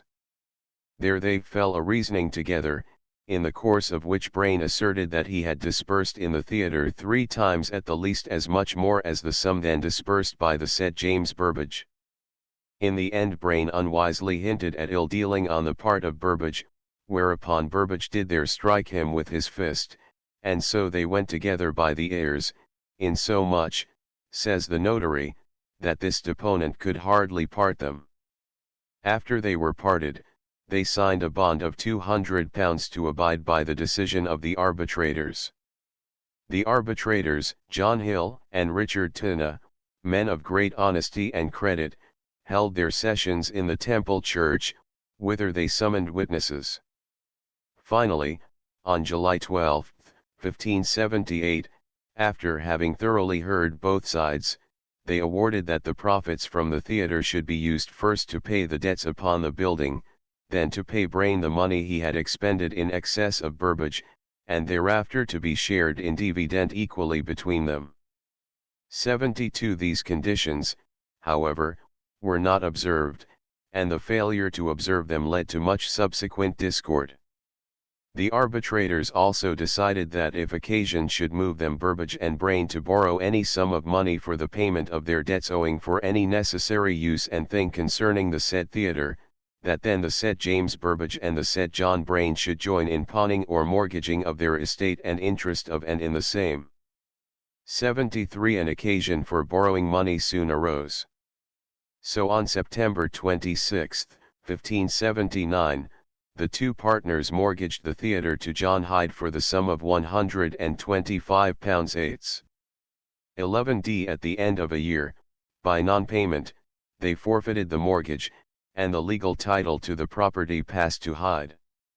It seems, however, that because of some special clause in the mortgage Hyde was unable to expel Burbage and Brain, or to dispose of the property to others. Hence he took no steps to seize the theatre, but he constantly annoyed the occupants by arrest and otherwise. This unfortunate transference of the title to Hyde was the cause of serious quarrelling between the Burbages and the Brains, and finally led to much litigation. In 1582 a more immediate disaster threatened the owners of the theatre. One Edmund Peckham laid claim to the land on which the playhouse had been built, and brought suit against Alleyn for recovery. More than that, Peckham tried to take actual possession of the playhouse, so that Burbage was fain to find men at his own charge to keep the possession thereof from the said Peckham and his servants, and was even once in danger of his own life by keeping possession thereof. As a result of this state of affairs, Burbage was much disturbed and troubled in his possession of the theatre, and could not quietly and peaceably enjoy the same. And therefore the players forsook the said theatre, to his great loss. 74 In order to reimburse himself in some measure for this loss, Burbage retained £30 of the rental due to Alleyn. The act led to a bitter quarrel with Alleyn, and figured conspicuously in the subsequent litigation that came near overwhelming the theatre. In 1585 Burbage, having spent the stipulated £200 in repairing and rebuilding the tenements on the premises, sought to renew the lease, according to the original agreement, for the extended period of 21 years. On November 20, 1585, he engaged 3 skilled workmen to view the buildings and estimate the sum he had disbursed in improvements. They signed a formal statement to the effect that in their opinion at least £220 had been thus expended on the premises. Burbage then tendered unto the said Alleyn a new lease devised by his counsel, ready written and engrossed, with labels and wax thereunto affixed, agreeable to the covenant. But Alleyn refused to sign the document. He maintained that the new lease was not a verbatim copy of the old lease, that £200 had not been expended on the buildings, and that Burbage was a bad tenant and owed him rent. In reality, Aline wanted to extort a larger rental than £14 for the property, which had greatly increased in value. On July 18, 1586, Burbage engaged 6 men, all expert labourers, to view the buildings again and estimate the cost of the improvements. They expressed the opinion in writing that Burbage had expended at least £240 in developing the property. 75 Still Aline refused to sign an extension of the lease. His conduct must have been very exasperating to the owner of the theatre. Cuthbert Burbage tells us that his father did often in gentle manner solicit and require the said Giles Aline for making a new lease of the said premises according to the purport and effect of the said covenant. But invariably Aline found some excuse for delay. The death of Brain, in August, 1586, led John Hyde, who by reason of the defaulted mortgage was legally the owner of the theatre, to redouble his efforts to collect his debt. He gave it out in speech that he had set over and assigned the said lease and bonds to one George Clough, his father-in-law, but in truth he did not so, and the said Clough, his father-in-law, did go about to put the said defendant Burbage out of the theatre, or at least did threaten to put him out. As we have seen, there was a clause in the mortgage which prevented Hyde from ejecting Burbage. 76 Yet Clough was able to make so much trouble, divers and sundry times visiting the theatre, that at last Burbage undertook to settle the debt out of the profits of the playhouse. As Robert Miles deposed in 1592, Burbage allowed the widow of Brain for a certain time to take and receive the one half of the profits of the galleries of the said theatre, then on a sudden he would not suffer her to receive any more of the profits there, saying that he must take and receive all till he had paid the debts. And then she was constrained, as his servant, to gather the money and to deliver it unto him. 77 For some reason, however, the debt was not settled, and Hyde continued his futile demands. Several times Burbage offered to pay the sum in full if the title of the theatre were made over to his son Cuthbert Burbage, and Brain's widow made similar offers in an endeavour to gain the entire property for herself. But Hyde, who seems to have been an honest man, always declared that since Burbage and Brain did jointly mortgage it unto him, he was honour bound to assign the property back to Burbage and the widow of Brain jointly. So matters stood for a while. At last, however, in 1589, Hyde declared that since he had forborne his money so long, he could do it no more, so as they that came first should have it of him. Thereupon Cuthbert Burbage came bringing not only the money in hand, but also a letter from his master and patron, Walter Cape, gentleman usher to the Lord High Treasurer, requesting Hyde to make over the theatre to Cuthbert, and promising in return to assist Hyde with the Lord Treasurer when occasion arose. Under this pressure, Hyde accepted full payment of his mortgage, and made over the title of the property to Cuthbert Burbage. Thus Brain's widow was legally excluded from any share in the ownership of the theatre. Miles deposed, in 1592, that henceforth Burbage would not suffer her to meddle in the premises, but thrust her out of all. This led at once to a suit, in which Robert Miles acted for the widow.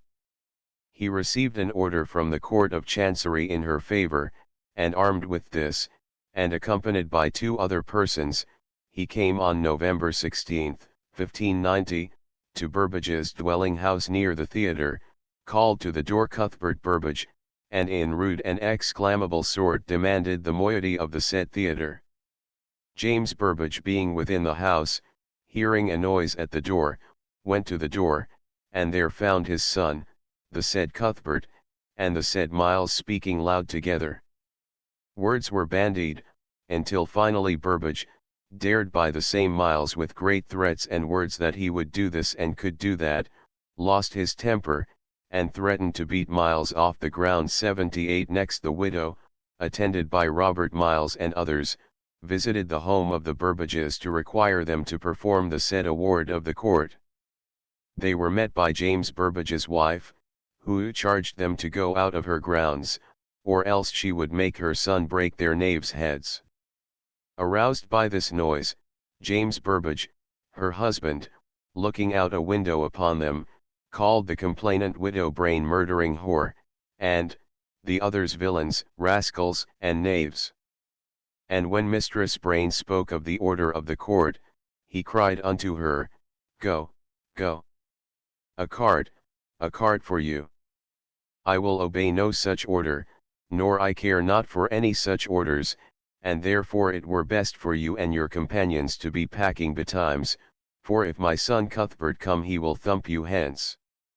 Just then Cuthbert did come home, and in very hot sort bid them get thence, or else he would set them forwards, saying I care for no such order. The Chancery shall not give away what I have paid for. And so, after great and horrible oaths by James Burbage and his son, the widow and her attendants went their ways. 79. Receiving thus no satisfaction from these visits to the home of James Burbage, the widow and Robert Miles came several times to the theatre, bearing the order of the court in their hands, but each time they were railed upon and driven out. Finally, the widow, with her ever-faithful adjutant Robert Miles, his son Ralph, and his business partner, Nicholas Bishop, went to the theatre upon a play-day to stand at the door that goeth up to the galleries of the said theatre to take and receive for the use of the said Margaret half of the money that should be given to come up into the said gallery. In the theatre they were met by Richard Burbage, then about 19 years old, and his mother, who fell upon the said Robert Miles and beat him with a broom-staff, calling him murdering knave. When Miles's partner, Bishop, ventured to protest at this contemptuous treatment of the order of the court, the said Richard Burbage, so Bishop deposed, scornfully and disdainfully playing with this deponent's nose, said that if he dealt in the matter, he would beat him also, and did challenge the field of him at that time. One of the actors then coming in, John Alleyn, brother of the immortal Edward Alleyn, found the foresaid Richard Burbage, the youngest son of the said James Burbage, there with a broom-staff in his hand, of whom when this deponent Alleyn asked what stir was there, he answered in laughing phrase how they came for a moiety, but, quod he, holding up the said broom-staff, I have, I think, delivered him a moiety with this, and sent them packing.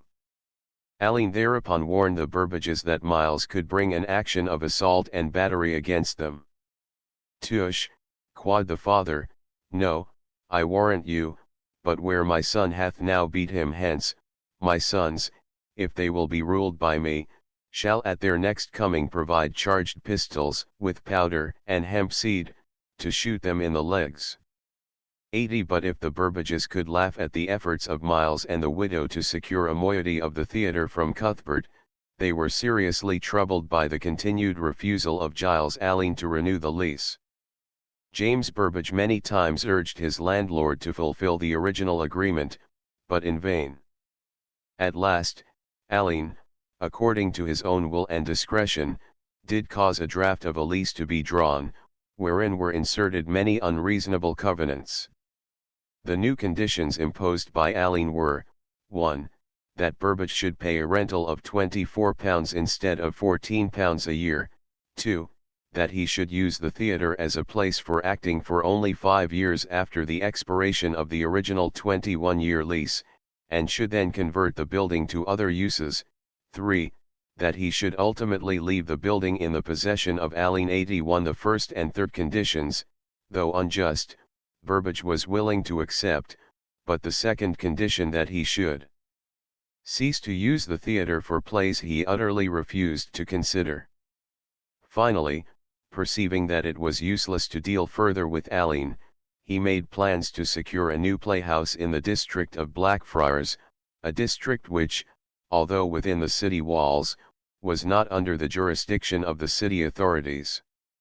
He purchased there the old Blackfriars refectory for £600, and then at great expense made the refectory into a playhouse. but certain influential noblemen and others living nearby protested against this, and the Privy Council ordered that the building should not be used as a public playhouse. All this belongs mainly to the history of the Second Blackfriars Playhouse, and for further details the reader is referred to the chapter dealing with that theatre. Shortly after the order of the Privy Council cited above, Burbage died, just 2 months before the expiration of his lease from Alleyn, and the theatre with all its troubles passed to his son Cuthbert. By every means in his power Cuthbert sought to induce Alleyn to renew the lease. Your said subject was thereof possessed, and being so possessed, your said servant did often require the said Alleyn and Sarah his wife to make unto him the said new lease of the premises, according to the agreement of the said indenture. Cuthbert's importunity in the matter is clearly set forth in a deposition by Henry Johnson, one of Alleyn's tenants. It was Alleyn's custom to come to London at each of the 4 pay terms of the year, and stop at the George Inn in Shoreditch to receive his rents, and on such occasions Johnson often observed Cuthbert's entreaties with Alleyn.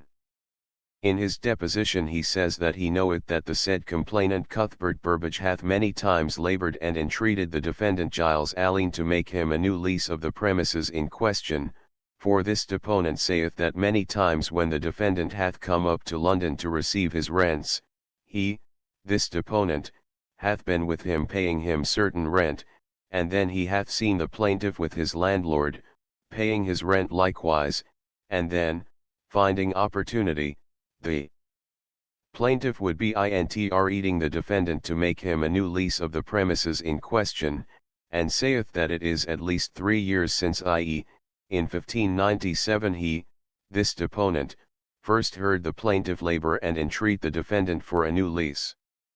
82 Cuthbert tells us that Alleyn did not positively refuse to renew the lease, but for some causes, which he feigned, did defer the same from time to time, but yet gave hope to your subject, and affirmed that he would make him such a lease. 83 Cuthbert's anxiety in this matter is explained by the fact that the old lease gave him the right to tear down the theatre and carry away the timber and other materials to his own use, provided he did so before the expiration of the 21 years. Yet, relying on Alleyn's promises to renew the lease, he did forbear to pull down and carry away the timber and stuff employed for the said theatre and playing house at the end of the said first term of 21 years. A failure to renew the lease would mean, of course, the loss of the building. Alleyn, though deferring to sign a new lease, allowed Burbage to continue in possession of the property at the old rent of £14. Yet the theatre seems not to have been used for plays after the original lease expired. 84 The Lord Chamberlain's Company, which had been occupying the theatre, and of which Richard Burbage was the chief actor, had moved to the Curtain, and the author of Sciothea, printed in 1598, refers to the old playhouse as empty, but see, yonder, one, like the unfrequented theatre, walks in dark silence and vast solitude. 85 To Cuthbert Burbage such a state of affairs was intolerable, and on September 29, 1598, he made a new appeal to Alleyn. Alleyn proffered a lease already drawn up, but Cuthbert would not accept thereof because of the very unreasonable covenants therein contained. 86 Shortly after this fruitless interview, or late in 1598, Giles Alleyn resolved to take advantage of the fact that Cuthbert Burbage had not removed the theatre before the expiration of the first 21 years. He contended that since Cuthbert had suffered the same there to continue till the expiration of the said term, the right and interest of the said theatre was both in law and conscience absolutely vested now in himself. Accordingly he planned to pull down the same, and to convert the wood and timber thereof to some better use for the benefit of himself. 87 But, unfortunately for Alleyn, Cuthbert Burbage got intelligence of this purpose, and at once set himself to the task of saving his property. He and his brother Richard, the great actor, took into their confidence the chief members of the Lord Chamberlain's Company, then performing at the Curtain Playhouse, namely William Shakespeare, John Hemmings, Augustine Phillips, Thomas Pope, and William Kemp. These men agreed to form with the Burbages a syndicate to finance the erection of a new playhouse. The two Burbages agreed to bear one half the expense, including the timber and other materials of the old theatre, and the 5 actors promised to supply the other half. Together they leased a suitable plot of land on the bankside near Henslow's Rose, the lease dating from December 25, 1598. These details having been arranged, it remained only for the Burbages to save their building from the covetousness of Alleyn. On the night of December 28, 1598, Alleyn being absent in the country, Cuthbert Burbage, his brother Richard, his friend William Smith, of Waltham Cross, in the county of Hertford, gentleman, Peter Street, chief carpenter, and 12 others described as labourers such as wrought for wages, gathered at the theatre and began to tear down the building. We learn that the widow of James Burbage was there, and did see the doing thereof, and liked well of it. 89 And we may suspect that at some time during the day Shakespeare and the other actors were present as interested spectators. The episode is thus vividly described by the indignant Giles Allen, the said Cuthbert Burbage, having intelligence of your subject's purpose herein, and unlawfully combining and confederating himself with the said Richard Burbage and one Peter Street, William Smith, and divers other persons to the number of 12, to your subject unknown, did about the 28th day of December, in the 41st year of your Highness' reign, and sithence your Highness last and general pardon. By the confederacy aforesaid, riotously assembled themselves together, and there armed themselves with diverse and many unlawful and offensive weapons, as namely swords, daggers, bills, axes, and such like, and so armed did then repair unto the said theatre, and there armed as aforesaid, in very riotous, outrageous, and forcible manner, and contrary to the laws of your Highness' realm, attempted to pull down the said theatre. Whereupon, divers of your subjects, servants, and farmers, then going about in peaceable manner to procure them to desist from that unlawful enterprise, they, the said riotous persons aforesaid, notwithstanding procured then therein with great violence, not only then and there forcibly and riotously resisting your subjects, servants, and farmers, but also then and there pulling, breaking, and throwing down the said theatre in very outrageous, violent, and riotous sort. 90 The workmen, under the expert direction of Peter Street, carried the timber and other materials of the old theatre to the tract of land on the bankside recently leased by the new syndicate, as Giles Allen puts it, did then also in most forcible and riotous manner take and carry away from thence all the wood and timber thereof unto the bankside, in the parish of St. Mary Overy's, and there erected a new playhouse with the said timber and wood. The playhouse thus erected was, of course, an entirely new structure. Nearly a quarter of a century had elapsed since James Burbage designed the old theatre, during which time a great development had taken place both in histrionic art and in play writing, and, no doubt, many improvements were possible in the stage and in the auditorium to provide better facilities for the actors and greater comfort for the spectators.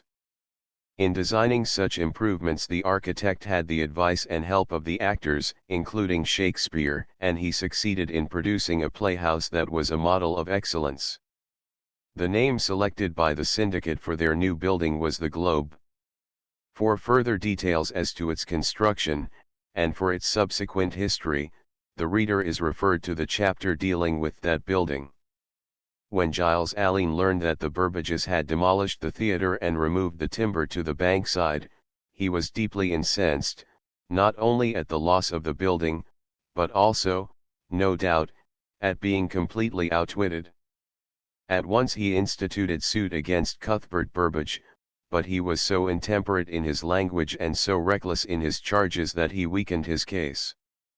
The suit dragged for a few years, was in part referred to Francis Bacon, and finally in the summer of 1601 was dismissed. Thus the history of the first London playhouse, which is chiefly the history of quarrels and litigation, came to a close. It is not possible now to indicate exactly the stay of the different troupes at the theatre, the evidence is scattered and incomplete, and the inferences to be drawn are often uncertain. When the building was opened in 1576, it was, no doubt, occupied by the Earl of Leicester's troupe, of which Burbage was the manager, and for which, presumably, the structure had been designed.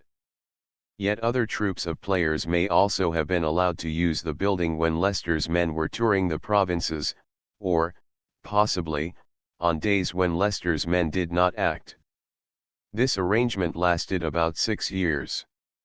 In 1582 the use of the theatre was interrupted by the interference of Peckham. For a long time the actors could not enjoy the premises, and Burbage was forced to keep Peckham's servants out of the building with an armed guard night and day. As a result of this state of affairs, Leicester's troupe was dissolved, many of the players, we are told, were driven away, and the rest forsook the said theatre. The last notice of these famous players is a record of their performance at court on February 10, 1583. Shortly after this, in March, 1583, Tilney, the master of the revels, organized under royal patronage a new company called the Queen's Men.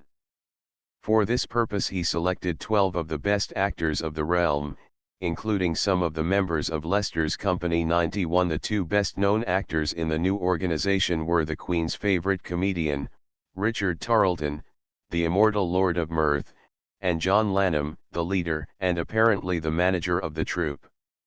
James Burbage, who may by this time, if not before, have retired from acting, was not included. The newly organized Queen's Men in all probability occupied the theatre which had been left vacant by the dissolution of Leicester's company.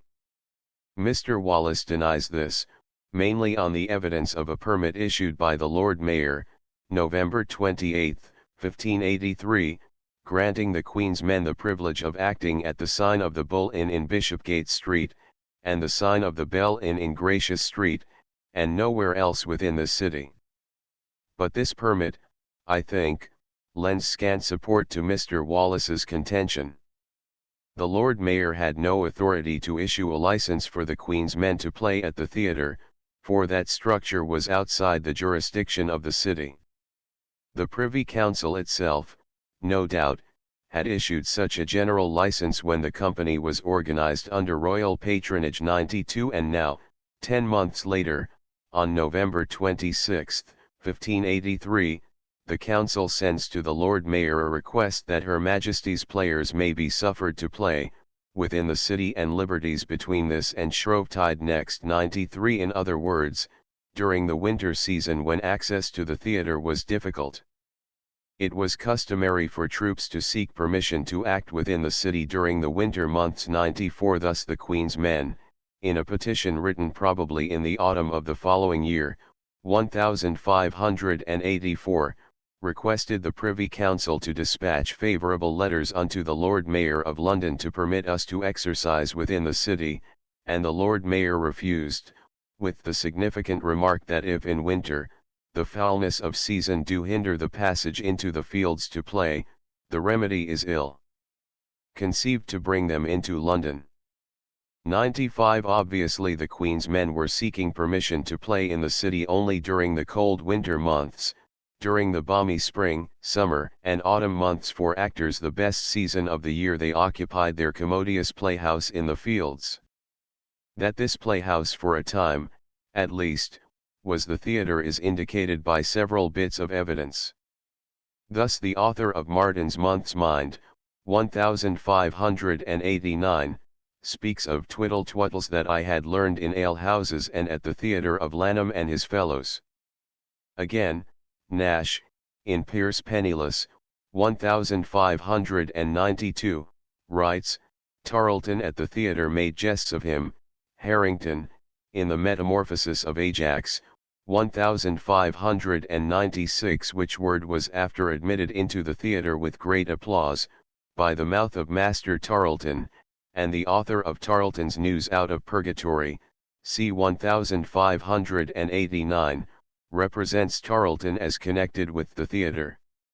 Now, unless Lanham, Tarleton, and their fellows usually or sometimes acted at the theatre, it is hard to understand these and other similar passages. The following episode tends to prove the same thing. On June 18, 1584, William Fleetwood, recorder, wrote to Lord Burleigh 96 Right Honourable and my very good Lord. Upon Whitsunday there was a very good sermon preached at the new churchyard near Bethlehem, whereat my Lord Mayor was with his brethren, and by reason no plays were the same day, all the city was quiet. Upon Monday I was at the court. That night I returned to London and found all the wards full of watchers. The cause thereof was for that very near the theatre or curtain, at the time of the plays, there lay a prentice sleeping upon the grass, and one Charles, at Grotock, did turn upon the toe upon the belly of the same prentice. Whereupon the apprentice start up. In the altercation that followed, Charles remarked that prentices were but the scum of the world. This led to a general rising of apprentices, and much disorder throughout the city. Fleetwood records the upshot thus: upon Sunday my Lord Mayor sent 2 aldermen to the court for the suppressing and pulling down of the theatre and curtain. All the lords of the Privy Council agreed thereunto saving my Lord Chamberlain and Mr. Vice Chamberlain. But we obtained a letter to suppress them all. Upon the same night I sent for the Queen's players at the theatre, and my Lord Arundel's players at the curtain, and they all willingly obeyed the Lord's letters. The chiefest of Her Highness's players advised me to send for the owner of the theatre James Burbage 97, who was a stubborn fellow, and to bind him. I did so. He sent me word he was my Lord of Huntson's man, and that he would not come at me, but he would in the morning ride to my lord. The natural inference from all this is that the Queen's men and Lord Arundel's men were then playing outside the city where they could be controlled only by the Lord's letters, that the Queen's men were occupying the theatre, and that James Burbage was, as we know, not a member of that company, but merely stood to them in the relation of owner of the theatre. What Burbage meant by calling himself my Lord of Hunsdon's man is not clear. Mr. Wallace contends that when Leicester's men were dissolved, Burbage organised around the remnants of Leicester's company a troop under the patronage of Lord Hunsdon, and that this troop, and not the Queen's men, occupied the theatre thereafter 98. But we hear of Hunsdon's men at Ludlow in July, 1582, and we find them presenting a play at court on December 27, 1582. Since Leicester's troop is recorded as acting at court as late as February 10, 1583, it seems unlikely that Mr. Wallace's theory as to the origin of Hunsdon's men is true. It may be, however, that after the dissolution of Leicester's men, Burbage associated himself with Hunsdon's men, and it may be that he allowed that relatively unimportant company to occupy the theatre for a short time. Hunsdon's men seem to have been mainly a travelling troupe. Mr. Murray states that notices of them occur frequently in the provinces, but we hear almost nothing of them in London. Indeed, at the time of the trouble described by Fleetwood, Hunsdon's men were in Bath 99. If Burbage was a member of the troupe, he certainly did not accompany them on their extended tours, and when they played in London, if they used the theatre, they must have used it jointly with the Queen's men. Late in 1585 the theatre was affiliated with the adjacent curtain. Burbage and Brain made an agreement with the proprietor of that playhouse whereby the curtain might be used as an easer to the theatre, and the profits of the said 2 playhouses might for 7 years' space be in dividend between them. This agreement, we know, was carried out, but whether it led to an exchange of companies, or what effect it had upon the players, we cannot say. Possibly to this period of joint management may be assigned the witticism of Dick Tarleton recorded as having been uttered at the curtain where the Queen's men were then playing 100. It may even be that as one result of the affiliation of the two houses the Queen's men were transferred to the curtain. In 1590, as we learn from the deposition of John Alleyne, the theatre was being used by the Admiral's men 101. This excellent company had been formed early in 1589 by the separation of certain leading players from Worcester's men, and it had probably occupied the theatre since its organization. Its star actor, Edward Alleyne, was then at the height of his powers, and was producing with great success Marlowe's splendid plays. We may suppose that the following passage refers to the performance of the Admiral's men at the theatre. He had a head of hair like one of my devils in Dr. Faustus, when the old theatre cracked and frightened the audience 102. Late in 1590 the Admiral's men seemed to have been on bad terms with Burbage 103, and when John Alleyne made his deposition, February 6, 1592, they had certainly left the theatre. Mr. Gregg, from entirely different evidence, has concluded that they were dispersed in 1591-104, and this conclusion is borne out by the legal documents cited above. The next company that we can definitely associate with the theatre was the famous Lord Chamberlain's men. On April 16, 1594, Lord Strange, the Earl of Derby, died, and the chief members of his troupe William Shakespeare, Richard Burbage, John Hemmings, William Kemp, Thomas Pope, George Bryan, and Augustine Phillips organized a new company under the patronage of the Lord Chamberlain. For 10 days, in June, 1594, they acted at Newington Butts under the management of Philip Henslow, then went, probably at once, to the theatre, which they made their home until the Burbage lease of the property expired in the spring of 1597. Here, among other famous plays, they produced the original Hamlet, thus referred to by Lodge in Wit's Misery, 1596, he looks as pale as the vizard of the ghost which cries so miserably at the theatre, like an oyster wife, Hamlet, Revenge. And here, too, they presented all of Shakespeare's early masterpieces. Their connection with the building ceased in 1597 at the expiration of the Burbage lease, but their association with the proprietors of the theatre was permanent.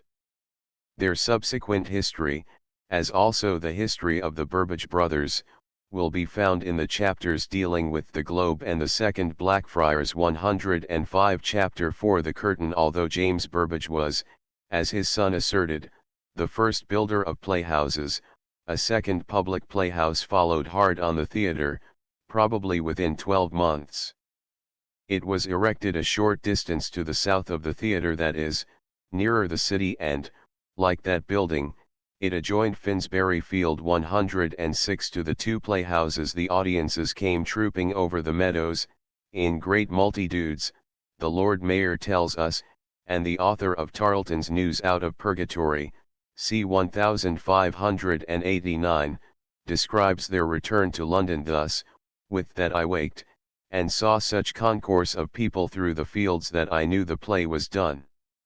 107. The new playhouse derived its name from the Curtain estate, on which it was erected. 108. This estate was formerly the property of the Priory of Holywell, and was described in 1538 as situata et existentia extra portus ejusdem nuper monasterii pro pastorum dict nuper prioris, vocatam the Curtain. 109. Why it was so called is not clear. The name may have been derived from some previous owner of the property. It may, as Collier thought, have come from some early association with the walls, curtains, or defenses of the city, or, it may have come, as Tomlin suggests, from the medieval Latin cortina, meaning a court, a close, a farm enclosure. 110. Whatever its origin, the last explanation seems the most plausible. The interesting point is that it had no connection whatever with a stage curtain. The building was probably open to the London public in the summer or autumn of 1577. The first reference to it is found in T. Homas W. Hight's sermon preached at Paul's Cross on Sunday the 30th of November, 1577, "Behold the sumptuous theatre houses, a continual monument of London's prodigality and folly." 111, and a reference to it by name appears in Northbrook's A Treatise, licensed December, 1577, "Those places, also, which are made up and builded for such plays and interludes, as the theatre and curtain." 112, like the theatre, the curtain was a peculiarly shaped building, specially designed for acting, those playhouses that are erected and built only for such purposes, namely the curtain and the theatre. 113, writes the Privy Council, and the German traveller, Samuel Keachel, who visited London in 1585, describes them as sonderbar structures. They are usually mentioned together, and in such a way as to suggest similarity of shape as well as of purpose. We may, I think, reasonably suppose that the curtain was in all essential details a copy of Burbage's Theatre. 114, presumably, then, it was polygonal, or circular, in shape. 115, was constructed of timber, and was finished on the outside with lime and plaster. The interior, as the evidence already cited in the chapter on the theatre shows, consisted of 3 galleries surrounding an open yard. There was a platform projecting into the middle of the yard, with dressing rooms at the rear, heavens overhead, and a flagpole rising above the heavens. That some sign was displayed in front of the door is likely. Malone writes, "The original sign hung out at this playhouse, as Mr. Stevens has observed, was the painting of a curtain striped." 116, Aubrey records that Ben Jonson acted and wrote, but both ill, at the Green Curtain, a kind of nursery or obscure playhouse somewhere in the suburbs, I think towards Shoreditch or Clerkenwell. 117, by at the Green Curtain Aubrey means, of course, at the sign of the Green Curtain, but the evidence of Stevens and of Aubrey is too vague and uncertain to warrant any definite conclusions. Of the early history of the curtain we know little, mainly because it was not, like certain other playhouses, the subject of extensive litigation. We do not even know who planned and built it. The first evidence of its ownership appears 15 years after its erection, in some legal documents connected with the theatre. 118, in July, 1592, Henry Lanman, described as of London, gentleman, of the age of 54 years, deposed, that true it is about 7 years now shall be this next winter, they, the said Burbage and Brain, having the profits of plays made at the theatre, and this deponent having the profits of the plays done at the house called the Curtain near to the same, the said Burbage and Brain, taking the Curtain as an easor. 119, to their playhouse, did of their own motion move this deponent that he would agree that the profits of the said 2 playhouses might for 7 years space be in dividend between them. 120, the site of the Curtain Playhouse from an actual survey of the parish of St. Leonard in Shoreditch taken in the year 1745 by Peter Chasseraud, surveyor. The key to the map gives 93 as Curtain Court, probably the site of the old playhouse, 87 as New Inn Yard, and 94 as Holywell Court, both interesting in connection with Burbage's theatre. Redrawn from the original for this volume. From this statement it is evident that Henry Lanman was the sole proprietor of the Curtain as far back as 1585, and the presumption is that his proprietorship was of still earlier date. This presumption is strengthened by the fact that in a sale of the Curtain estate early in 1582, he is specifically mentioned as having a tenure of an edifice or building erected in the Curtain Close, that is, that section of the estate next to the field, on which the playhouse was built. 121, since Lanman is not mentioned as having any other property on the estate, The edifice or building referred to was probably the playhouse. The document gives no indication as to how long he had held possession of the edifice, but the date of sale, March, 1582, carries us back to within 4 years of the erection of the curtain, and it seems reasonable to suppose, though of course we cannot be sure, that Lanman had been proprietor of the building from the very beginning. 122 Certain records of the sale of the curtain estate shortly before and shortly after the erection of the playhouse are preserved, but these throw very little light upon the playhouse itself. We learn that on February 20, 1567, Lord Mountjoy and his wife sold the estate to Maurice Lunge, cloth worker, and his son William Lunge, for the sum of £60, and that on August 23, 1571, Maurice Lunge and his wife sold it to the then Lord Mayor, Sir William Allen, for the sum of £200.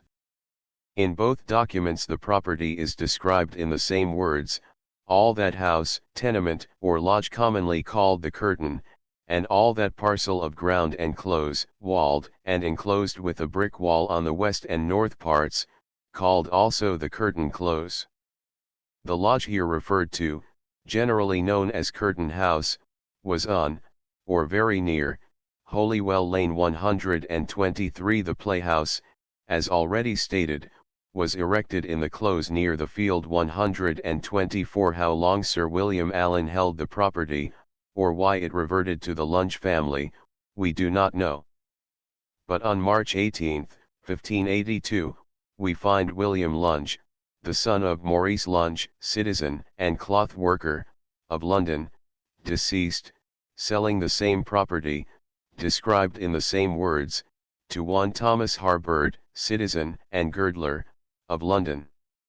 In the meantime, of course, the playhouse had been erected, but no clear or direct mention of the building is made in the deed of sale. Possibly it was included in the conventionally worded phrase, and all and singular other messuages, tenements, edifices, and buildings, with all and singular their appurtenances, erected and builded upon the said close called the curtain. 125 Among the persons named as holding tenures of the above-mentioned edifices and buildings in the close was Henry Lanman. It seems not improbable, therefore, that the curtain, like the theatre, was erected on leased ground. It is impossible to give a connected history of the curtain. Most of the references to it that we now possess are invectives in early puritanical writings, or bear mention, along with other playhouses, in letters or ordinances of the Privy Council and the Lord Mayor. Such references as these do not much help us in determining what companies successively occupied the building, or what varying fortunes marked its ownership and management. Yet a few scattered facts have sifted down to us, and these I have arranged in chronological order. On the afternoon of April 6, 1580, an earthquake, especially severe in Holywell, shook the building during the performance of a play, and greatly frightened the audience. Munday says merely, at the playhouses the people came running forth, surprised with great astonishment. 126 But Stubbs, the Puritan, who saw in the event a fearful judgment of God, writes with fervor, the like judgment almost did the Lord show unto them a little before, being assembled at their theatres to see their body interludes and other trumperies practised, for he caused the earth mightily to shake and quaver, as though all would have fallen down, whereat the people, sore amazed, some leapt down from the top of the turrets, pinnacles, and towers where they stood, to the ground, whereof some had their legs broke, some their arms, some their backs, some hurt one where, some another, and many score crushed and bruised. 127 The disturbance at the theatre and the curtain in 1584, when one Charles did turn upon the toe upon the belly of an apprentice sleeping upon the grass in the field near by, has been mentioned in the preceding chapter. If the interpretation of the facts there given is correct, Lord Arundel's players were then occupying the curtain. In the winter of 1585 Lanman entered into his 7 years agreement with Burbage and Brain, by which the theatre and the curtain were placed under one management, and the profits shared in dividend between them. This agreement was faithfully kept by both parties, but there is no evidence that after the expiration of the 7 years, in the winter of 1592, the affiliation was continued. What effect the arrangement had upon the companies of players occupying the two theatres we cannot now determine. To this period, however, I would assign the appearance of the Queen's Men at the Curtain 128 on July 28, 1597, as a result of the performance of Thomas Nash's The Isle of Dogs, by Pembroke's Men at the Swan 129. The Privy Council ordered the plucking down of the curtain and the theatre. 130. The order, however, was not carried out, and in October plays were allowed again as before. At this time the Lord Chamberlain's men were at the curtain, having recently moved thither in consequence of the difficulties Cuthbert Burbage was having with Giles Allen over the theatre property. During the stay of the Chamberlain's company, which numbered among its members William Shakespeare, Richard Burbage, William Kemp, who had succeeded Tarleton in popular favour as a clown, John Hemmings, Thomas Pope, and Augustine Phillips, the Playhouse probably attained its greatest distinction. Both Shakespeare and Jonson wrote plays for the troupe. Romeo and Juliet, we are told, one curtain plaudities, as no doubt did many other of Shakespeare's early masterpieces, and Jonson's Every Man in His Humour created such enthusiasm here on its first performance as to make its author famous. 131. In the summer of 1599 the Chamberlain's men moved into their splendid new home, the Globe, on the Bankside, and the curtain thus abandoned fell on hard times. Perhaps it was let occasionally to travelling troops. In Jafferson's Middlesex County Records, under the date of March 11, 1600, is a notice of the arrest of one William Hawkins charged with a purse taken at a play at the curtain. But shortly after, in April, 1600, when Henslow and Allen began to erect their splendid new Fortune Playhouse, they were able to give the impression to Tilney, the master of the revels, and to the Privy Council, that the curtain was to be torn down. Thus in the Council's warrant for the building of the Fortune, dated April 8, 1600, we read that another house is to be pulled down instead of it. 132. And when the Puritans later made vigorous protests against the erection of the Fortune, the Council defended itself by stating that their lordships have been informed by Edmund Tilney, Esquire, Her Majesty's servant, and master of the revels, that the house now in hand to be built by the said Edward Allen is not intended to increase the number of the playhouses, but to be instead of another, namely the curtain, which is either to be ruined and plucked down, or to be put to some other good use.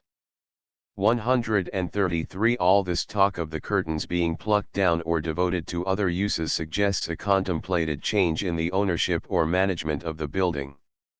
We do not know when Lanman died. In 1592 he described himself as 54 years of age, 134, but we do know that at some date prior to 1603 the curtain had passed into the hands of a syndicate. When this syndicate was organized, or who constituted its members, we cannot say.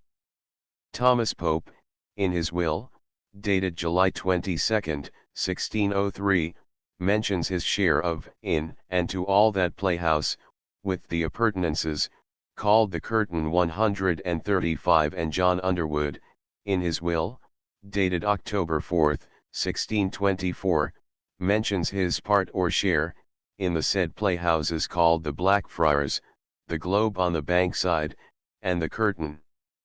136. It may be significant that both Pope and Underwood were sharers also in the Globe.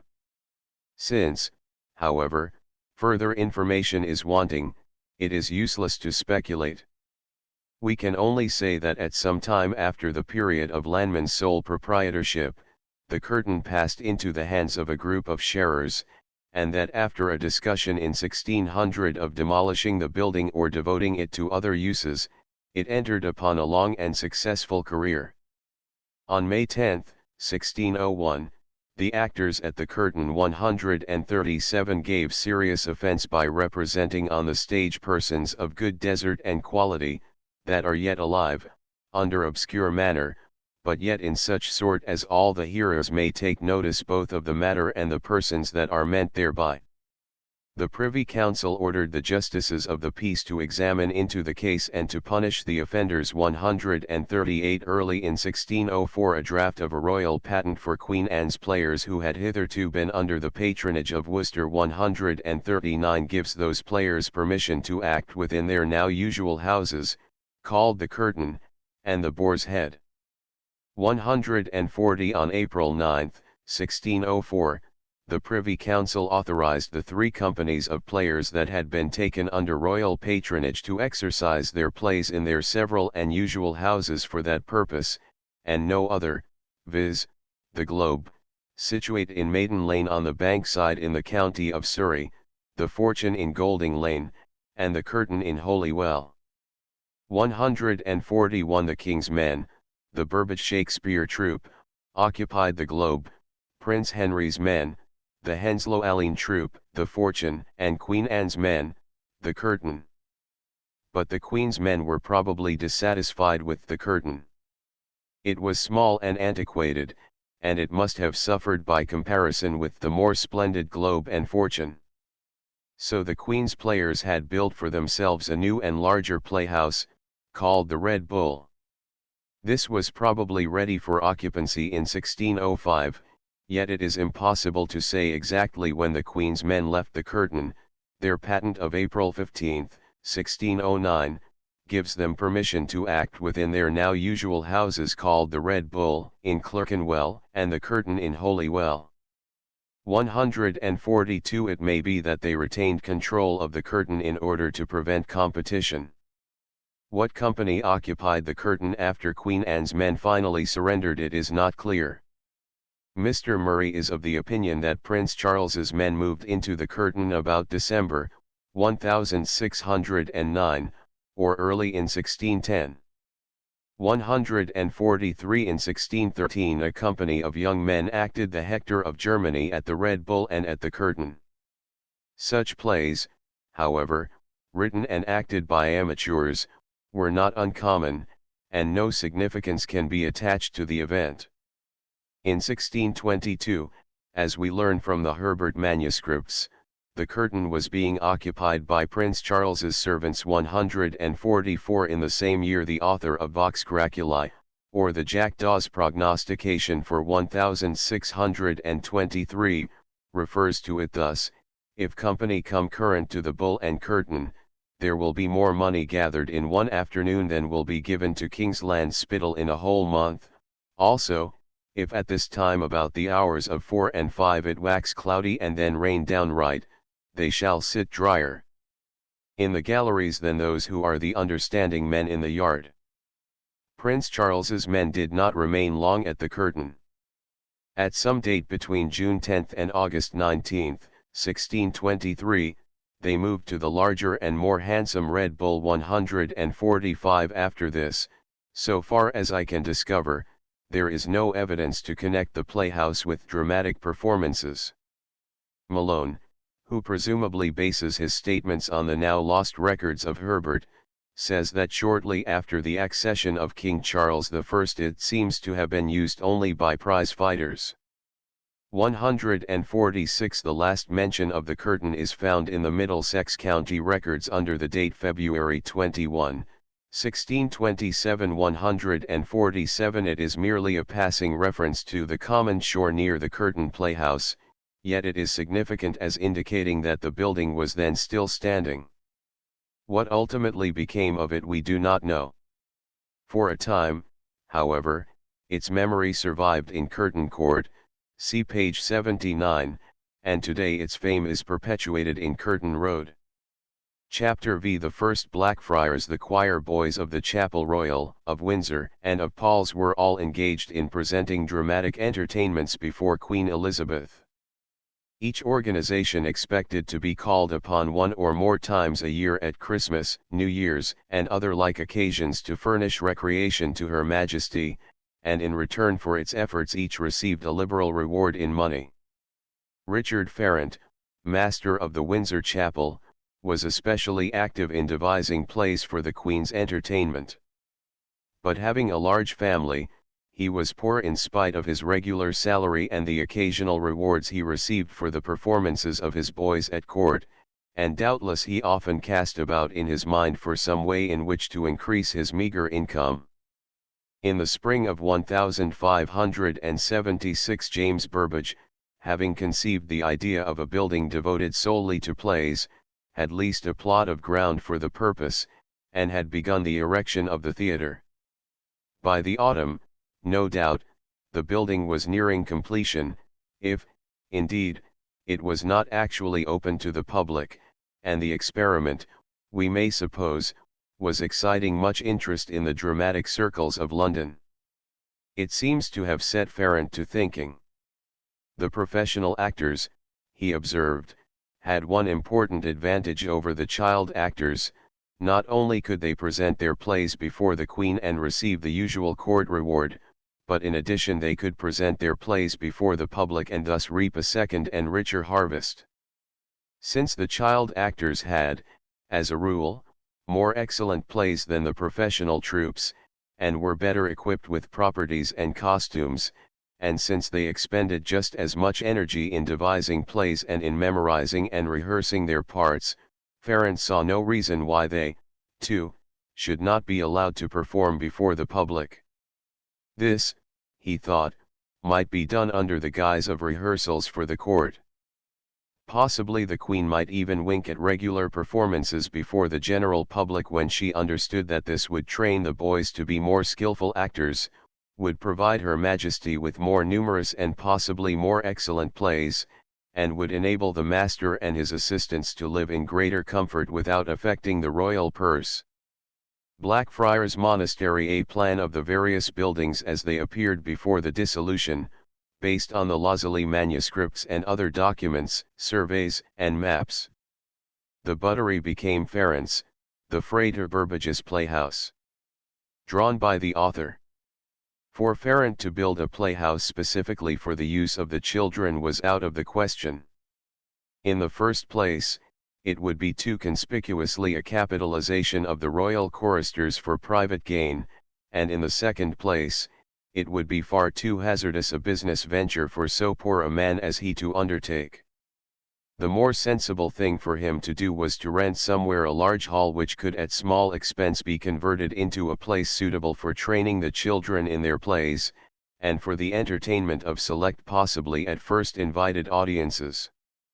The performances, of course, were not to be heralded by a trumpet and drum procession through the street, by the flying of a flag, and by such like vulgar advertising as of a public show.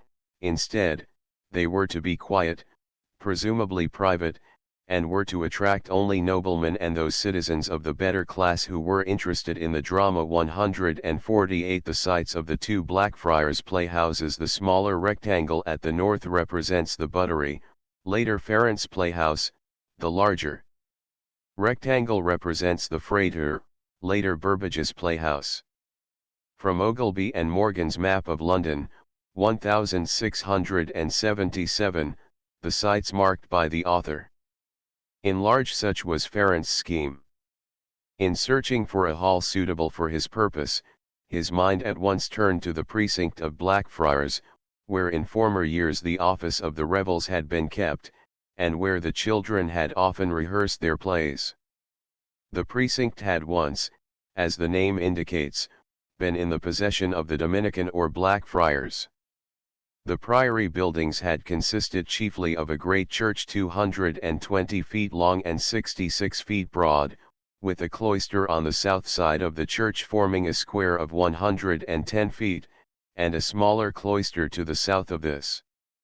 At the dissolution of the religious orders, the property had passed into the possession of the crown, hence, though within the city walls, it was not under the jurisdiction of the city authorities.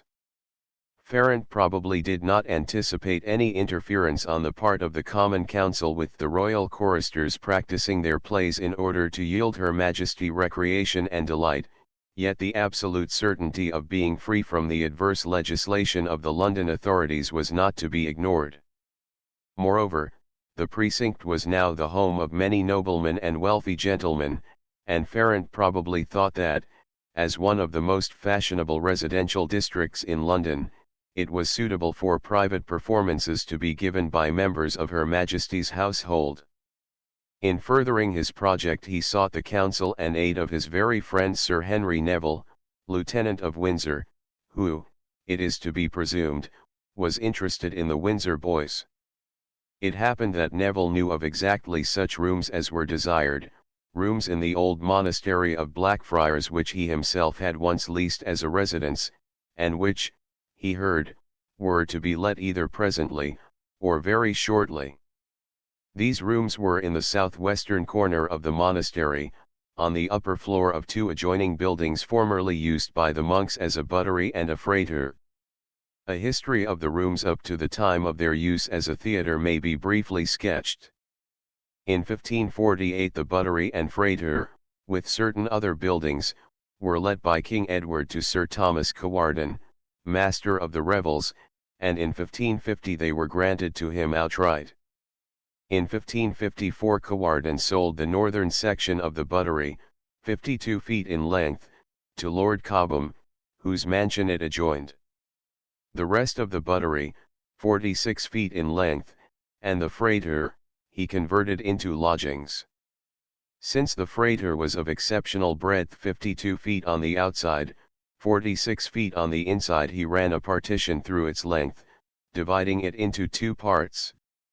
The section of the freighter on the west of this partition he let to Sir Richard Frith, the section on the east, with the remainder of the buttery not sold to Lord Cobham, he let to Sir John Cheek. It is with the Cheek lodgings that we are especially concerned. About September, 1554, Cheek went to travel abroad, and surrendered his rooms in the Blackfriars. Sir Thomas Cawarden thereupon made use of them for the office of the Queen's Majesty's revels, thus for a time the Cheek lodgings were intimately connected with dramatic activities. But at the death of Cawarden, in 1559, the Queen transferred the office of the revels to St. John's, and the Blackfriars property belonging to Cawarden passed into the possession of Sir William Moore. A plan of Farrant's playhouse Frith's lodging and the 4 southern rooms of Farrant's lodging were on the upper floor of the freighter, the 2 northern rooms of Farrant's lodging were on the upper floor of the buttery. The playhouse was erected in the 2 rooms last mentioned. In 1560 the new proprietor let the Cheek lodgings to Sir Henry Neville, with the addition of a void piece of ground 18 feet wide extending west to Water Lane 149. During his tenancy Neville erected certain partitions, built a kitchen in the void piece of ground, and a large stairway leading to the rooms overhead. In 1568 he surrendered his lease, and Moore let the rooms first to some Sylk dyers, and then in 1571 to Lord Cobham. In 1576 Cobham gave up the rooms, and Moore was seeking a tenant. It was at this auspicious moment that Farrant planned a private theatre, and enlisted the aid of Sir Henry Neville. On August 27 Farrant and Neville separately wrote letters to Sir William Moore about the matter. Farrant respectfully solicited the lease, and made the significant request that he might pull down one partition, and so make 2 rooms one.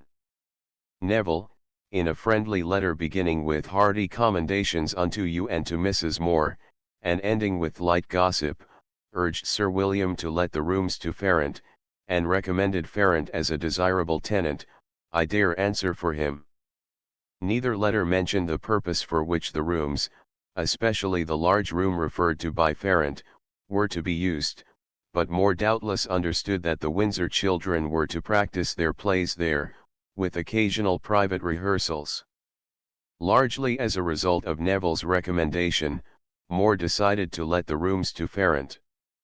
The progress of the negotiations is marked by a letter from Farrant to Moore, dated September 17, 1576, requesting that there be granted him also a certain little dark room, which he found would be useful.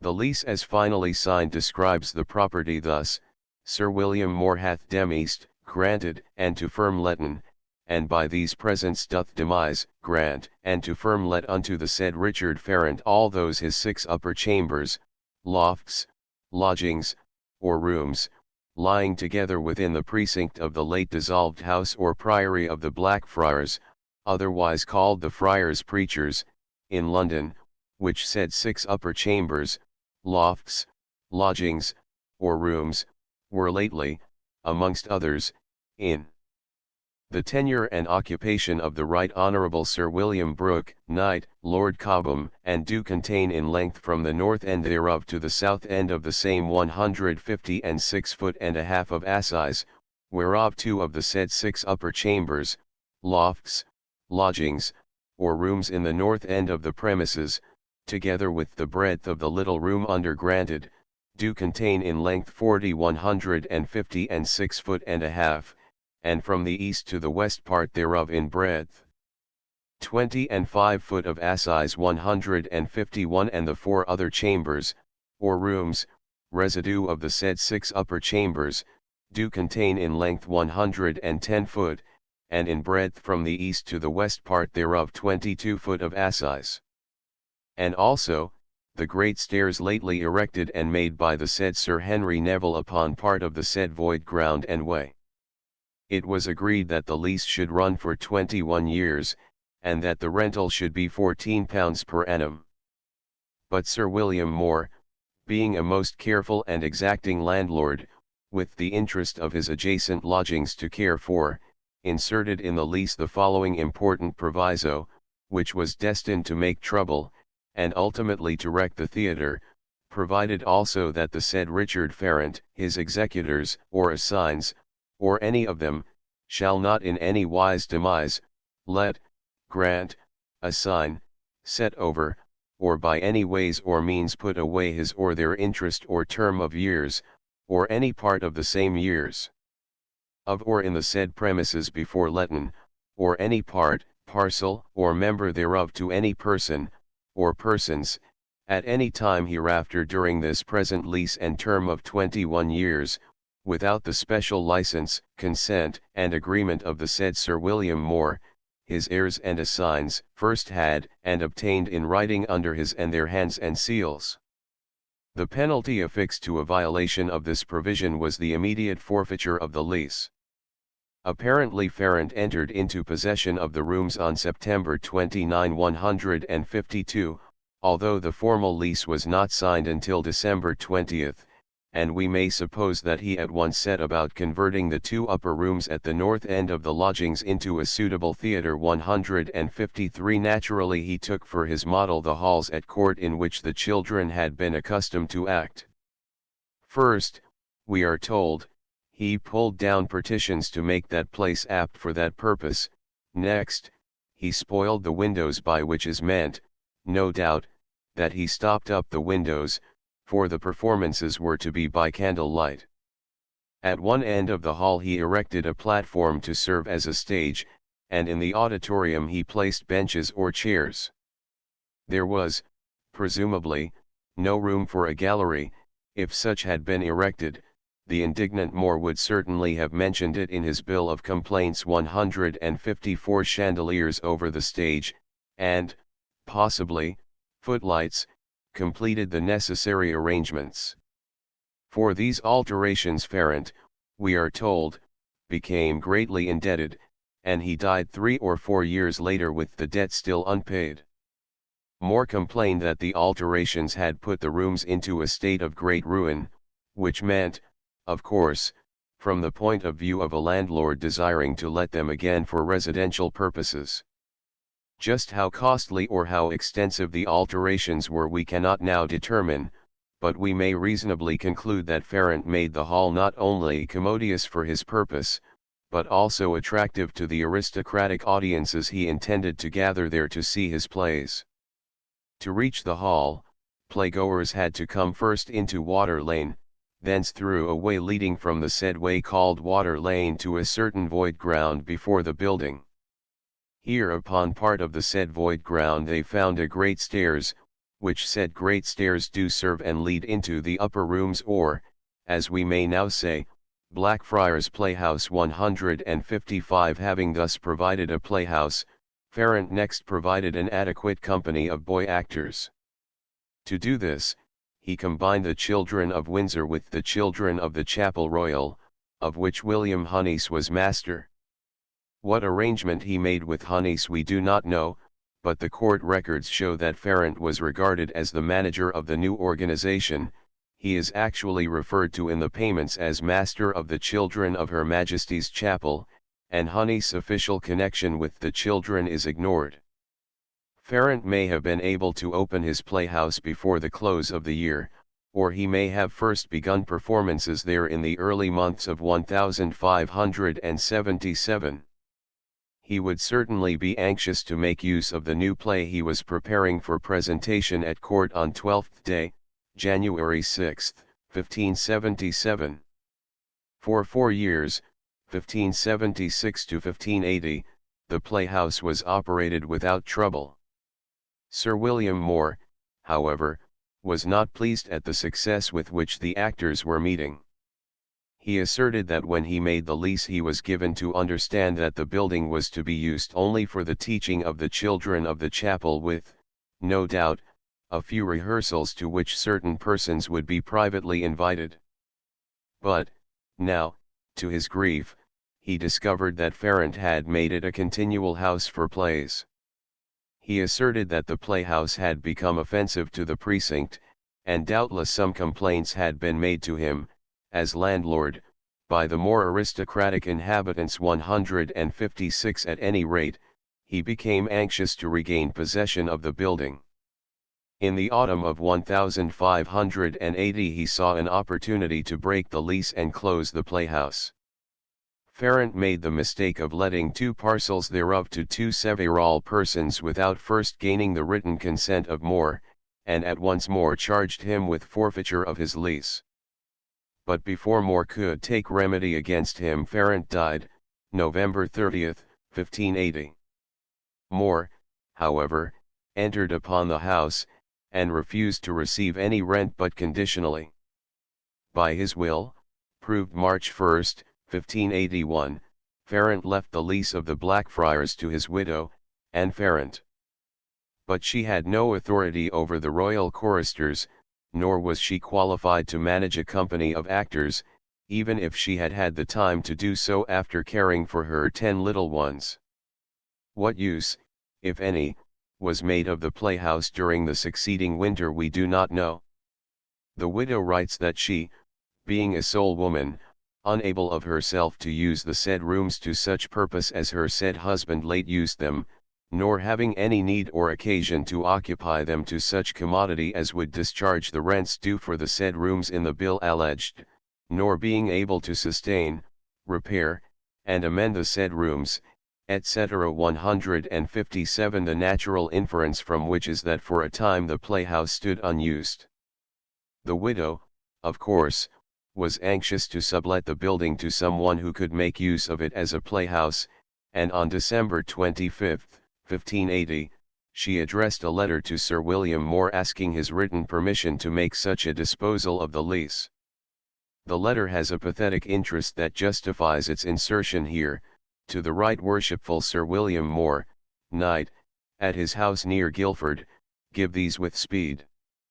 Right Worshipful Sir, after my humble commendations, and my duty also remembered, where it hath pleased your worship to grant unto my husband in his lifetime one lease of your house within the Blackfriars, for the term of 21 years, with a proviso in the end thereof that he cannot neither let nor set the same without your worship's consent under your hand in writing.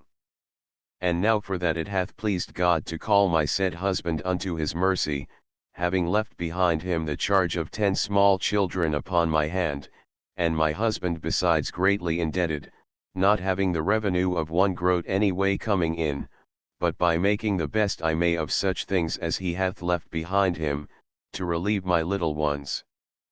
May it therefore please your worship, of your abundant clemency and accustomed goodness, to consider a poor widow's distressed estate, and for God's cause to comfort her with your worship's warrant under your hand to let and set the same to my best commodity during the term of years in the said lease contained, not doing any waste.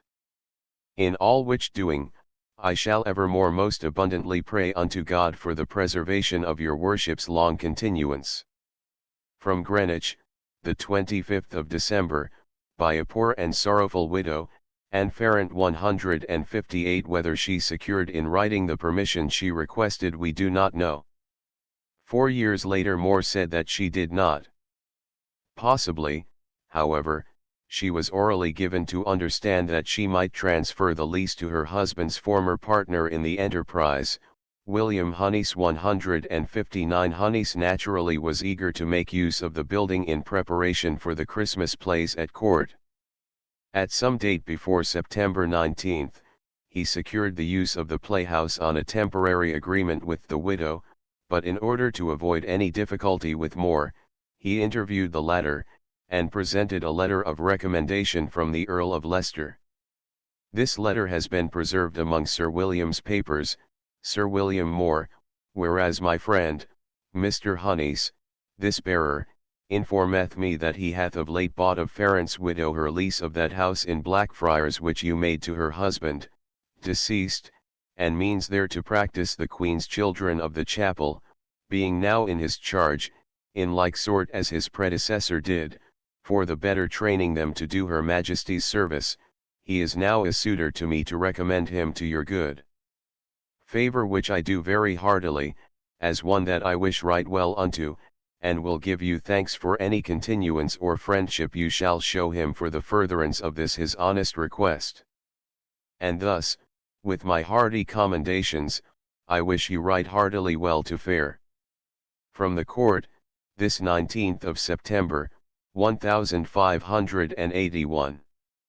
Your very friend, R. Leicester 160. The result of this interview we do not know. But on December 20th following, the widow made a formal lease of the property to William Hunnies and John Newman, at a rental of £20 13. 4d a year, an increase of £6 13. 4d over the rental she had to pay more. She required of them a bond of £100 to guarantee their performance of all the covenants of the lease. Thereupon the theatre under Hunnies and Newman resumed its career if, indeed, this had ever been seriously interrupted. In the course of time, Moore's anxiety to recover possession of the hall seems to have increased. The quarterly payments were not promptly met by the widow, and the repairs on the building were not made to his satisfaction. Probably through fear of the increasing dissatisfaction on the part of Moore, Hunnies and Newman transferred their lease, in 1583, to a young Welsh scrivener, Henry Evans, who had become interested in dramatic affairs. This transfer of the lease without Moore's written consent was a second clear breach of the original contract, and it gave Moore exactly the opportunity he sought. Accordingly, he declared the original lease to Farrant void, and made a new lease of the house unto his own man, Thomas Smallpiece, to try the said Evans his right. But Evans, being a lawyer, knew how to take care of himself. He demurred in law, and kept the same in his hands with long delays. The widow, alarmed at the prospect of losing her lease, brought suit, in December, 1583, against Hunnies and Newman separately for the forfeiture of their several bonds of £100, contending that they had not paid promptly according to their agreement, and had not kept the building in proper repair. Hunnies and Newman separately brought suit in the Court of Requests for relief against the widow's suits. Meanwhile Moore was demanding judgment against Evans. Hunnies, it seems, carried his troubles to the court and there sought help. Queen Elizabeth could take no direct action, because Sir William Moore was a good friend of hers, who had entertained her in his home. But she might enlist the aid of one of her noblemen who were interested in the drama. However this was, the young Earl of Oxford, himself a playwright and the patron of a troupe of boy actors, came to the rescue of the theatre. He bought the lease of the building from Evans, and undertook to reorganize its affairs. To Honey's 12 children of the chapel he added the children of St. Paul's Cathedral, making thus a company of adequate size. He retained Honey's, no doubt, as one of the trainers of the boys, and he kept Evans as manager of the troupe. Moreover, shortly after the purchase, probably in June, 1583, he made a free gift of the lease to his private secretary, John Lely, a young man who had recently won fame with the first English novel, Euphues. The object of this, like the preceding transfers of title, it seems, was to put as many legal blocks in the path of Sir William More as possible. More realized this, and complained specifically that the title was posted from one to another, yet he had firmly made up his mind to recover the property, and in spite of Oxford's interference, he instructed his learned counsel to demand judgment. Meanwhile the dramatic organization at Blackfriars continued under the direction of Honeys, Evans, and Lely, with the Earl of Oxford as patron. Not only was Lely the proprietor of the theatre, but he attempted to supply it with the necessary plays. He had already shown his power to tell in effective prose a pleasing love romance. That power he now turned to the production of his first play, written in haste for the Christmas festivities. The play, Alexander and Camp Aspie, was presented before Her Majesty on January 1, 1584, and at Blackfriars, with great applause. Lely's second play, Sappho and Phao, was produced at court on March 3, following, and also at Blackfriars before the general public. But at the Easter term, 1584, Sir William More got judgment in his favour. The widow begged Sir Francis Walsingham to intercede in her behalf, declaring that the loss of the lease might be her utter undoing. 161 Walsingham sent the letter to More, and apparently urged a consideration of her case. More, however, refused to yield.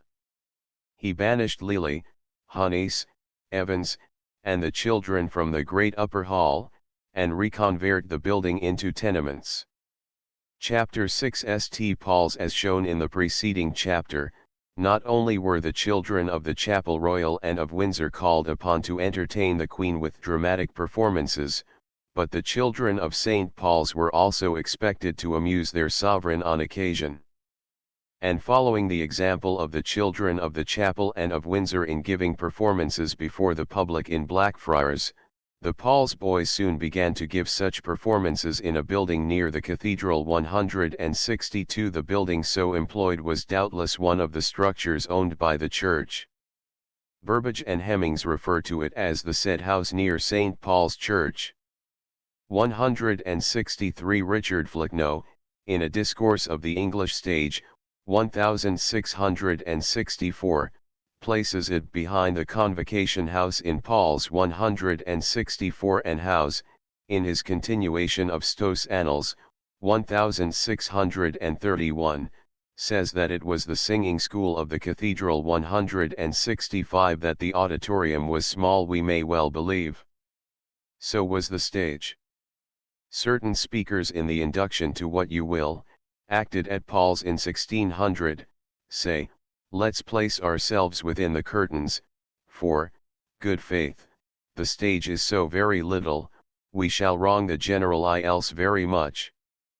Both Flea and Lawrence 166 contend that the building was round, like the globe, and as evidence they cite the prologue to Marston's Antonio's Revenge, acted at Paul's in 1600, in which the phrases "within this round" and "within this ring" are applied to the theatre. The phrases, however, may have reference merely to the circular disposition of the benches about the stage.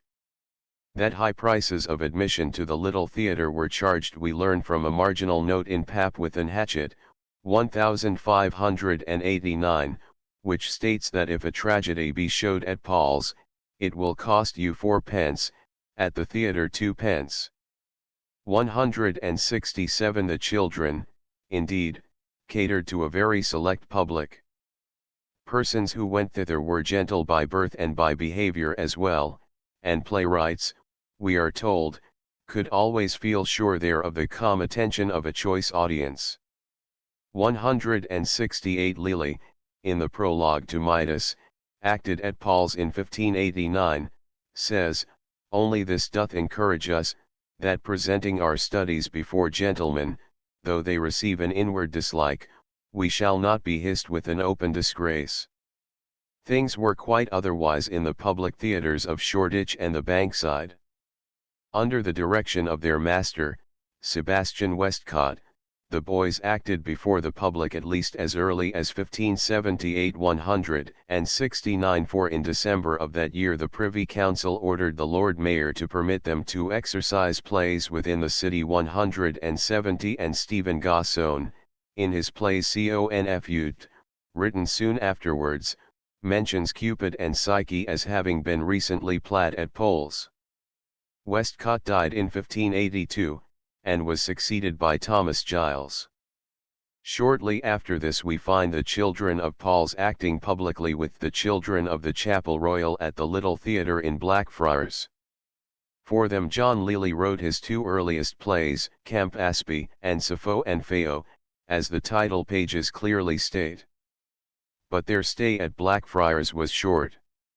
When in 1584 Sir William Moore closed up the theatre there, they fell back upon their singing school as the place for their public performances. At the same time the Queen became greatly interested in promoting their dramatic activities. To their master, Thomas Giles, she issued, in April, 1585, a special commission to take up apt and meet children wherever he could find them. It was customary for the Queen to issue such a commission to the masters of her two private chapels, but never before, or afterwards, had this power to impress children been conferred upon a person not directly connected with the royal choristers. Its issuance to Giles in 1585 clearly indicates the Queen's interest in the Paul's boys as actors, and her expectation of being frequently entertained by them. And to promote her plans still further, she appointed the successful playwright John Lely as their vice-master, with the understanding, no doubt, that he was to keep them and her supplied with plays. This he did, for all his comedies, except the two just mentioned, were written for the cathedral children, and were acted by them at court, and in their little theatre behind the Convocation House. Unfortunately under Lely's leadership the boys became involved in the bitter Martin Marprelate controversy, for which they were suppressed near the end of 1590. The printer of Lely's Endymion, in 1591, says to the reader, "Since the plays in Paul's were dissolved, there are certain comedies come to my hands by chance, which were presented before Her Majesty at several times by the children of Paul's." Exactly how long the children were restrained it is hard to determine. In 1596 Thomas Nash, in Have With You to Saffron Walden, expressed a desire to see the plays at Paul's up again. Mr. Wallace thinks they may have been allowed up again in 1598 171 Flea, in 1599 or 1600 172. The evidence, however, points, I think, to the spring or early summer of 1600. The children began, naturally, with old plays, musty fopperies of antiquity. The first, or one of the first, new plays they presented was Marston's Jack Drum's Entertainment, the date of which can be determined within narrow limits.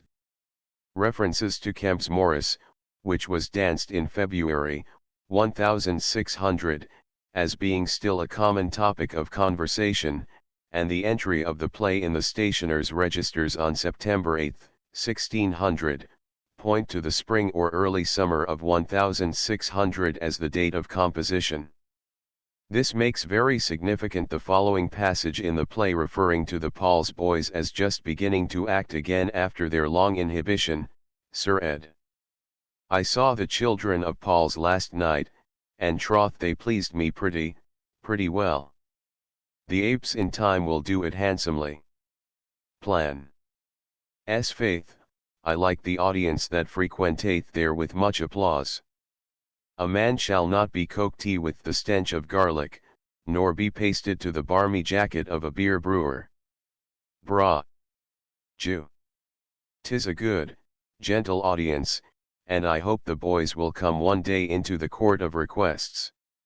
Shortly after this the boys were indeed called into the court of requests, for on New Year's Day, 1601, they were summoned to present a play before Her Majesty. Their master now was Edward Pearce, who had succeeded Thomas Giles.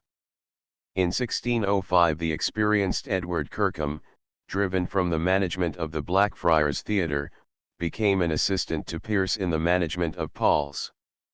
In this capacity we find him in 1606 receiving the payment for the 2 performances of the boys at court that year. 173 among the playwrights engaged by Pearce to write for Paul's were Marston, Middleton, Chapman, Dekker, Webster, and Beaumont, and, as a result, some of the most interesting dramas of the period were first acted on the small stage of the singing school. Details in the history of the children, however, are few. We find an occasional notice of their appearance at court, but our record of them is mainly secured from the title pages of their plays. The last notice of a performance by them is as follows: on the 30th of July, 1606, the youths of Paul's, commonly called the children of Paul's, played before the 2 kings of England and of Denmark a play called Abuses, containing both a comedy and a tragedy, at which the kings seemed to take great delight and be much pleased. 174 The reason why the children ceased to act is made clear in the lawsuit of Kesar v. Burbage Tal, recently discovered and printed by Mr. Wallace. 175 From this we learn that when Rossiter became manager of the children of the Queen's revels at the private playhouse of Whitefriars in 1609, he undertook to increase his profits by securing a monopoly both of child acting and of private theatres. Blackfriars had been deserted, and the only other private theatre then in existence was Paul's. So Rossiter agreed to pay Pearce a dead rent of £20 a year to keep the Paul's Playhouse closed. One Mr. Rossiter, a partner of the said complainant, dealt for and compounded with the said Mr. Pearce to the only benefit of him, the said Mr. Rossiter, the now complainant, the rest of their partners and company at the Whitefriars, that thereby they might advance their gains and profit to be had and made in their said house in the Whitefriars, that there might be a cessation of playing and plays to be acted in the said house near St. Paul's Church aforesaid, for which the said Rossiter compounded with the said Pearce to give him the said Pearce £20 per annum. 176 In this attempt to secure a monopoly in private playhouses, Rossiter was foiled by the coming of Shakespeare's troupe to the Blackfriars, but the king's men readily agreed to join in the payment of the dead rent to Pearce, for it was to their advantage also to eliminate competition. The agreement which Rossiter secured from Pearce was binding for 1 whole year. Whether it was renewed we do not know, but the children never again acted in their house near St. Paul's Church.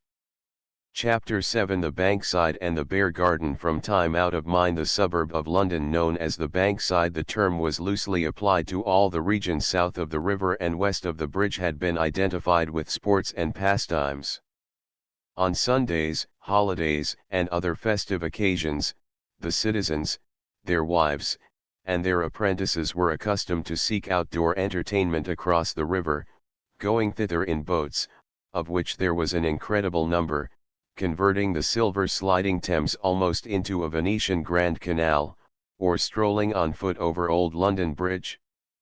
On the Bankside the visitors could find maypoles for dancing, butts for the practice of archery, and broad fields for athletic games, or, if so disposed, they could visit bull baitings, bear baitings, fairs, stage plays, shows, motions, and other amusements of a similar sort. Not all the attractions of the Bankside, however, were so innocent. For here, in a long row bordering the river's edge, were situated the famous stews of the city, licensed by authority of the Bishop of Winchester, and along with the stews, of course, such places as thrive in a district devoted to vice houses for gambling, for coney catching, and for evil practices of various sorts. The less said of this feature of the Bankside the better. More needs to be said of the bull and bear baiting, which probably constituted the chief amusement of the crowds from the city, and which was later closely associated with the drama and with playhouses. This sport, now surviving in the bullfights of Spain and of certain Spanish-American countries, was in former times one of the most popular species of entertainment cultivated by the English. Even so early as 1174, William Fitzstephen, in his Descriptio Nobilissimi Cittadis Londonii, under the heading Deludes, records that the London citizens diverted themselves on holiday occasions with the baiting of beasts, when strong horn-goring bulls, or immense bears, contend fiercely with dogs that are pitted against them. 177 In some towns the law required that bulls intended for the butcher shop should first be baited for the amusement of the public before being led to the slaughter-house. Erasmus speaks of the many herds of bears which he saw in England maintained for the purpose of baiting. The baiting was accomplished by tying the bulls or bears to stakes, or when possible releasing them in an amphitheatre, and pitting against them bulldogs, bred through centuries for strength and ferocity. Occasionally other animals, as ponies and apes, were brought into the fight, and the sport was varied in miscellaneous ways. Some of the animals, by unusual courage or success, endeared themselves to the heart of the sporting public. Harry Hunks, George Stone, and Sacarson were famous bears in Shakespeare's time, and the names of many of the game bulls and mastiff dogs became household words throughout London. The Bankside showing the bear and bull baiting rings. From the map of London by Braun and Hagenbergius, representing the city in 1554-1558. Enlarge the Bankside. This was the second district of London used for public playhouses. Notice the amphitheatres for animal baiting. From William Smith's Ms. of the Description of England, c. 1580. Enlarge. The home of this popular sport was the Bankside. The earliest extant map of Southwark 178 drawn about 1542, shows in the very centre of High Street, just opposite London Bridge, a circular amphitheatre marked the Bull Ring, and doubtless there were other places along the river devoted to the same purpose. The baiting of bears was more closely identified with the manor of Paris Garden 179, that section of the bank lying to the west of the Clink, over towards the marshes of Lambeth. The association of bear baiting with this particular section was probably due to the fact that in early days the butchers of London used a part of the manor of Paris Garden for the disposal of their offal 180, and the entrails and other refuse from the slaughtered beasts furnished cheap and abundant food for the bears and dogs. The Earl of Manchester wrote to the Lord Mayor and the Common Council, in 1664, that he had been informed by the Master of His Majesty's game of bears and bulls, and others, that the Butchers' Company had formerly caused all their offal in Eastcheap and Newgate Market to be conveyed by the beadle of the company unto 2 barrow houses, conveniently placed on the river side, for the provision and feeding of the King's game of bears. The bear and bull baiting rings. These rings later gave place to the Bear Garden. From Augus's map of London, representing the city as it was about 1560. At first, apparently, the baiting of bears was held in open places 181 with the bear tied to a stake and the spectators crowding around, or at best standing on temporary scaffolds. But later, permanent amphitheatres were provided. In Braun and Hagenberg's map of London, drawn between 1554 and 1558, and printed in 1572, we find two well-appointed amphitheaters, with stables and kennels attached, labeled respectively the bear baiting and the bull baiting. When these amphitheaters were erected we do not know, but probably they do not antedate by much the middle of the century 182. It is to be noted that at this time neither the bull baiting nor the bear baiting is in the manner of Paris Garden, but close by in the liberty of the Clink. Yet the name Paris Garden continued to be used of the animal baiting place for a century and more. Possibly the identification of bear baiting with Paris Garden was of such long standing that Londoners could not readily adjust themselves to the change. They at first confused the terms Bear Garden and Paris Garden, and later extended the term Paris Garden to include that section of the Clink devoted to the baiting of animals. The two amphitheaters, it seems, were used until 1583, when a serious catastrophe put an end to one if not both of them. Stowe, in his Annals, gives the following account of the accident: the same 13th day of January, being Sunday, about 4 of the clock in the afternoon, the old and underpropped scaffolds round about the Bear Garden, commonly called Paris Garden, on the south side of the river of Thames over against the city of London, overcharged with people, fell suddenly down, whereby to the number of 8 persons, men and women, were slain, and many others sore hurt and bruised to the shortening of their lives. 183. Stubbs, the Puritan, writes in his more heightened style, upon the 13th day of January last, being the Sabbath day, anno 1583, the people, men, women, and children, both young and old, an infinite number, flocking to those infamous places where these wicked exercises are usually practiced, for they have their courts, gardens, and yards for the same purpose, when they were all come together and mounted aloft upon their scaffolds and galleries, and in the midst of all their jolley and pastime, all the whole building, not one stick standing, fell down with a most wonderful and fearful confusion. So that either 200 or 300 men, women, and children, by estimation, whereof 7 were killed dead, some were wounded, some lamed, and otherwise bruised and crushed almost to death.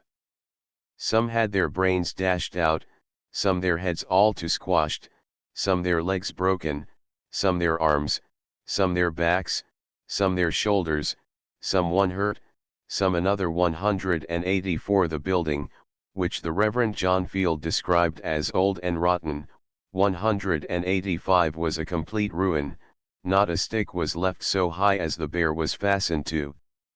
The Puritan preachers loudly denounced the unholy spectacles, pointing to the catastrophe as a clear warning from the Almighty, and the city authorities earnestly besought the Privy Council to put an end to such performances. Yet the owners of the building set to work at once, and soon had erected a new house, stronger and larger and more pretentious than before. The Lord Mayor, in some indignation, wrote to the Privy Council on July 3, 1583, that the scaffolds are new builded, and the multitudes on the Sabbath day called together in most excessive number. 186. The new Bear Garden, octagonal in form, was probably modelled after the Playhouses in Shoreditch, and made in all respects superior to the old amphitheatre which it supplanted. 187. We find that it was reckoned among the sights of the city, and was exhibited to distinguished foreign visitors. For example, when Sir Walter Raleigh undertook to entertain the French ambassador, he carried him to view the monuments in Westminster Abbey and to see the new Bear Garden. The Bear Garden from Vischer's Map of London, published in 1616, but representing the city as it was several years earlier. A picture of the building is to be seen in the Hondius View of London, 1610, see page 149, and in the small inset views from the title pages of Holland's Herologia, 1620, and Baker's Chronicle, 1643, See page 147, all three of which probably go back to a view of London made between 1587 and 1597, and now lost. Another representation of the structure is to be seen in the Delaram portrait of King James, along with the rose and the globe, see opposite page 246. The best representation of the building, however, is in Vischer's view of London, see page 127, printed in 1616, but drawn several years earlier 188. Although we are not directly concerned with the history of the Bear Garden 189, a few descriptions of the royal game of bears, bulls, and dogs drawn from contemporary sources will be of interest and of specific value for the discussion of the Hope Playhouse itself, both a bear garden and a theatre. Robert Lanham, in his description of the entertainment at Kenilworth, 1575, writes thus of a baiting of bears before the Queen: "Well, sire, the bears were brought forth into the court, the dogs set to them. It was a sport very pleasant of these beasts, to see the bear with his pinckneyes leering after his enemy's approach, the nimbleness and weight of ye dog to take his owantage, and the furs and experience of the bear again to avoid the assaults, if he were bitten in one place, how he would pynch in an other to get free, that if he were taken one a, then what shyft, with biting, with clawing, with ruring, tossing, and tumbling he would work to wind himself from them, and when he was loose, to shake his erstis or thris, wyth the blood and the slaughter abo out his physiognomy, was a matter of a goodly relief." John Houghton, in his collection for improvement of husbandry and trade 190, gives a vivid account of the baiting of the bull. He says, "The bull takes great care to watch his enemy, which is a mastiff dog, commonly used to the sport, with a short nose that his teeth may take the better hold. This dog, if right, will creep upon his belly that he may, if possible, get the bull by the nose, which the bull as carefully strives to defend by laying it close to the ground, where his horns are also ready to do what in them lies to toss the dog, and this is the true sport. But if more dogs than one come at once, or they are cowardly and come under his legs, he will, if he can, stamp their guts out. I believe I have seen a dog tossed by a bull 30, if not 40 foot high, and when they are tossed, either higher or lower, the men above strive to catch them on their shoulders, lest the fall might mischief the dogs. They commonly lay sand about that if they fall upon the ground it may be the easier. Notwithstanding this care a great many dogs are killed, more have their limbs broke, and some hold so fast that, by the bull swinging them, their teeth are often broken out. The true courage and art is to hold the bull by the nose till he roars, which a courageous bull scorns to do. This is a sport the English much delight in, and not only the baser sort, but the greatest lords and ladies. An attendant upon the Duke of Nexera, who visited England in 1544, wrote the following account of a bear baiting witnessed in London: "In another part of the city we saw 7 bears, some of them of great size. They were led out every day to an enclosure, where being tied with a long rope, large and intrepid dogs are thrown to them, in order that they may bite and make them furious. It is no bad sport to see them fight, and the assaults they give each other. To each of the large bears are matched 3 or 4 dogs, which sometimes get the better and sometimes are worst, for besides the fierceness and great strength of the bears to defend themselves with their teeth, they hug the dogs with their paws so tightly, that, unless the masters came to assist them, they would be strangled by such soft embraces. Into the same place they brought a pony with an ape fastened on its back, and to see the animal kicking amongst the dogs, with the screams of the ape, beholding the curs hanging from the ears and neck of the pony, is very laughable." 191 Orazio Bizino, the chaplain of the Venetian embassy in London, writes in his Anglopatrida, 1618. The dogs are detached from the bear by inserting between the teeth certain iron spattles with a wooden handle, whilst they take them off the bull, keeping at a greater distance, with certain flat iron hooks which they apply to the thighs or even to the neck of the dog, whose tail is simultaneously dexterously seized by another of these rufflers. The bull can hardly get at anybody, as he wears a collar round his neck with only 15 feet of rope, which is fastened to a stake deeply planted in the middle of the theatre.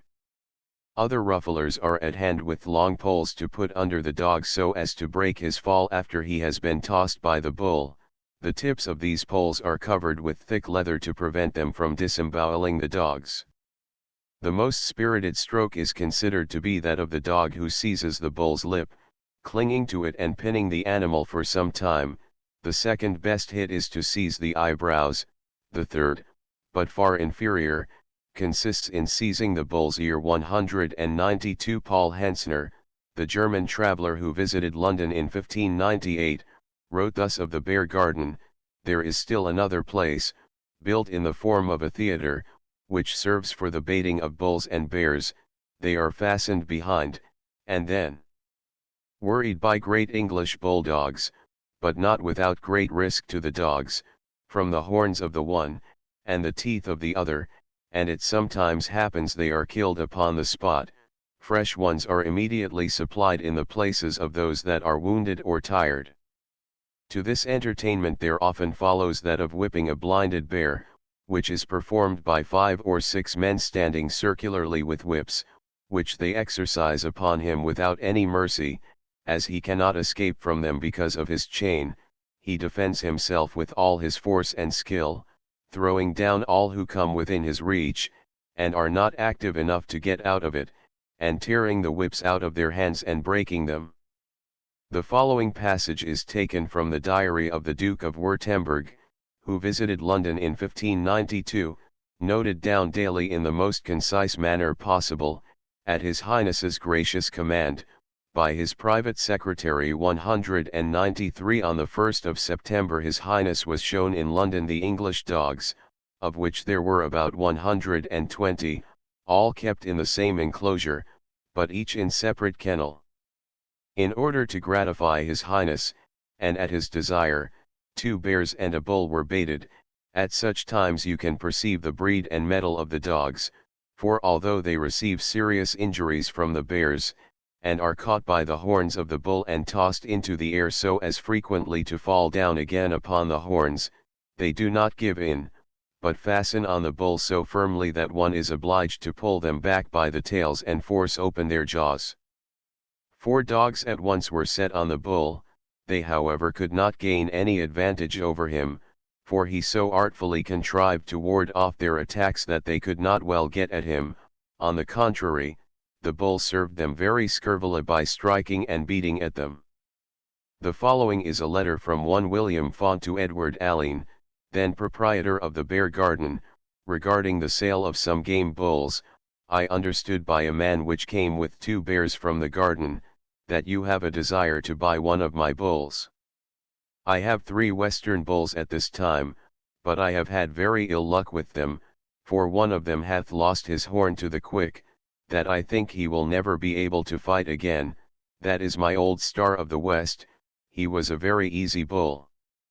And my bull Bevis, he hath lost one of his eyes, but I think if you had him he would do you more hurt than good, for I protest I think he would either throw up your dogs into the lofts, or else ding out their brains against the grates." 194. Finally, among the Alleyn papers of Dulwich College is an interesting bill, or advertisement, of an afternoon's performance at the Bear Garden.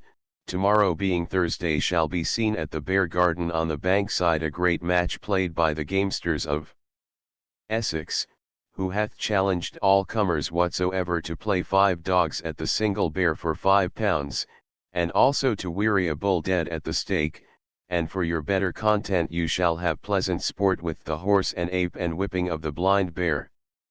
Vivat Rex." In 1613 the Bear Garden was torn down, and a new and handsomer structure erected in its place. For the history of this building the reader is referred to the chapter on the Hope. Chapter 8 Newington Butts. The Bankside, as the preceding chapter indicates, offered unusual attractions to the actors. It had, indeed, long been associated with the drama. In 1545 King Henry VIII, in a proclamation against vagabonds, players 195 etc., noted their fashions commonly used at the bank, and such like naughty places, where they much haunt, and in 1547 the Bishop of Winchester made complaint that at a time when he intended to have a dirge and mass for the late king, the actors in Southwark planned to exhibit a solemn play, to try who shall have the most resort, they in game or I in earnest. 196 The players, therefore, were no strangers to the bank. And when later in the century the hostility of the Common Council drove them to seek homes in localities not under the jurisdiction of the city, the suburb across the river offered them a suitable refuge. For, although a large portion of Southwark was under the jurisdiction of London, certain parts were not, notably the liberty of the Clink and the manor of Paris Garden, two sections bordering the river's edge, and the district of Newington lying farther back to the southwest. In these places the actors could erect their houses and entertain the public without fear of the ordinances of the corporation, and without danger of interruption by puritanical lord mayors.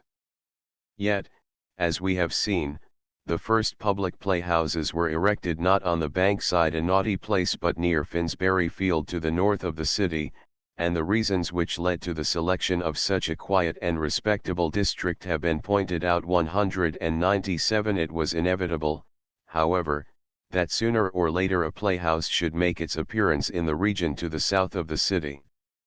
And at an early date, how early it is impossible to say, but probably not long after the erection of the theatre and the curtain, there appeared in Southwark a building specially devoted to the use of players. Whether it was a new structure modelled after the theatres of Shoreditch, or merely an old building converted into a playhouse, we cannot say. It seems to have been something more than an inn-yard fitted up for dramatic purposes, and yet something less than the sumptuous theatre houses erected on purpose for plays to the north of the city. Whatever the building was, it was situated at Newington Butts, a place so called from the butts for archery anciently erected there, and, unfortunately, at a considerable distance from the river. Exactly how far playgoers from London had to walk to reach the theatre after crossing over the river we do not know, but the Privy Council speaks of the tediousness of the way thither. 198 And Stowe notes that the parish church of Newington was distant 1 mile from London Bridge. Further information about the building, its exact situation, its size, its exterior shape, its interior arrangement, and such like details is wholly lacking. Nor are we much better off in regard to its ownership, management, and general history. This seems to be due to the fact that it was not intimately associated with any of the more important London troops, and to the fact that after a few unsuccessful years it ceased to exist. Below I have recorded the few and scattered references which constitute our meager knowledge of its history. The first passage cited may refer to the playhouse at Newington Butts. It is an order of the Privy Council, May 13, 1580, thus summarized by the clerk, a letter to the Justices of Peace of the County of Surrey, that whereas their lordships do understand that notwithstanding their late order given to the Lord Mayor to forbid all plays within and about the city until Michaelmas next for avoiding of infection, nevertheless certain players do play sundry days every week at Newington Butts in that part of Surrey without the jurisdiction of the said Lord Mayor, contrary to their lordships' order. Their lordships require the justices not only to inquire who they be that disobey their commandment in that behalf, and not only to forbid them expressly for playing in any of these remote places near unto the city until Michaelmas, but to have regard that within the precinct of Surrey none be permitted to play, if any do, to commit them and to advertise them. And c. 199 The next passage clearly refers to the theatre at Newington Butts.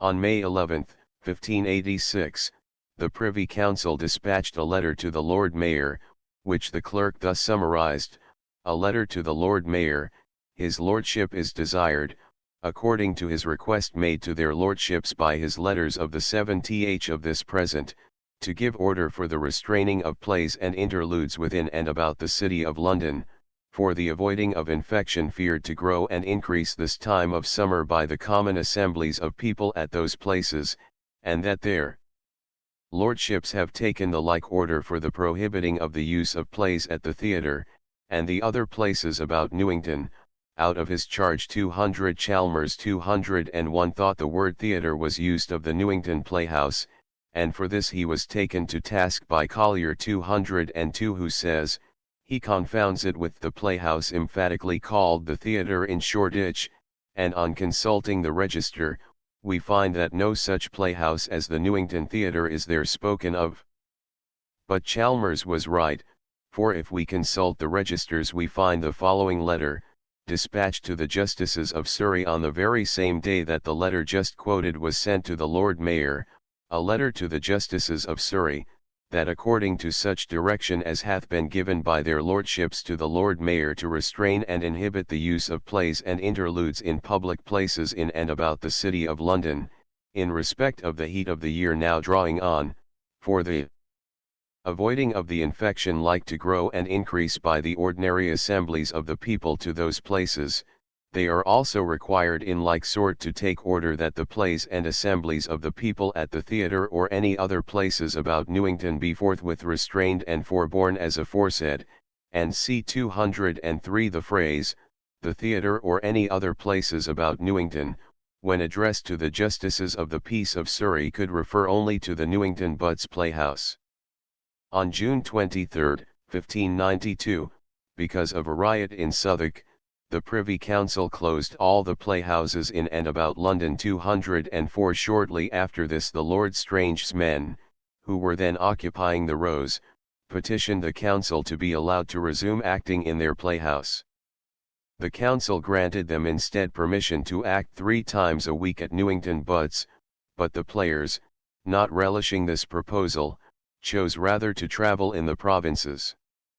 Soon finding that they could not make their expenses in the country, they returned to London, and again appealed to the Privy Council to be allowed to perform at the Rows 205. The warrant issued by the Council in reply to this second petition tells us for the first time something definite about the Newington Butts Theatre, to the Justices, Bailiffs, Constables, and others to whom it shall appertain, whereas not long since, upon some considerations, we did restrain the Lord Strange his servants from playing at the Rows on the Bankside, and enjoin them to play 3 days a week at Newington Butts, now forasmuch as we are satisfied that by reason of the tediousness of the way, and that of long time plays have not there been used on working days, and for that a number of poor watermen are thereby relieved, you shall permit and suffer them, or any other, there at the Rows to exercise themselves in such sort as they have done heretofore,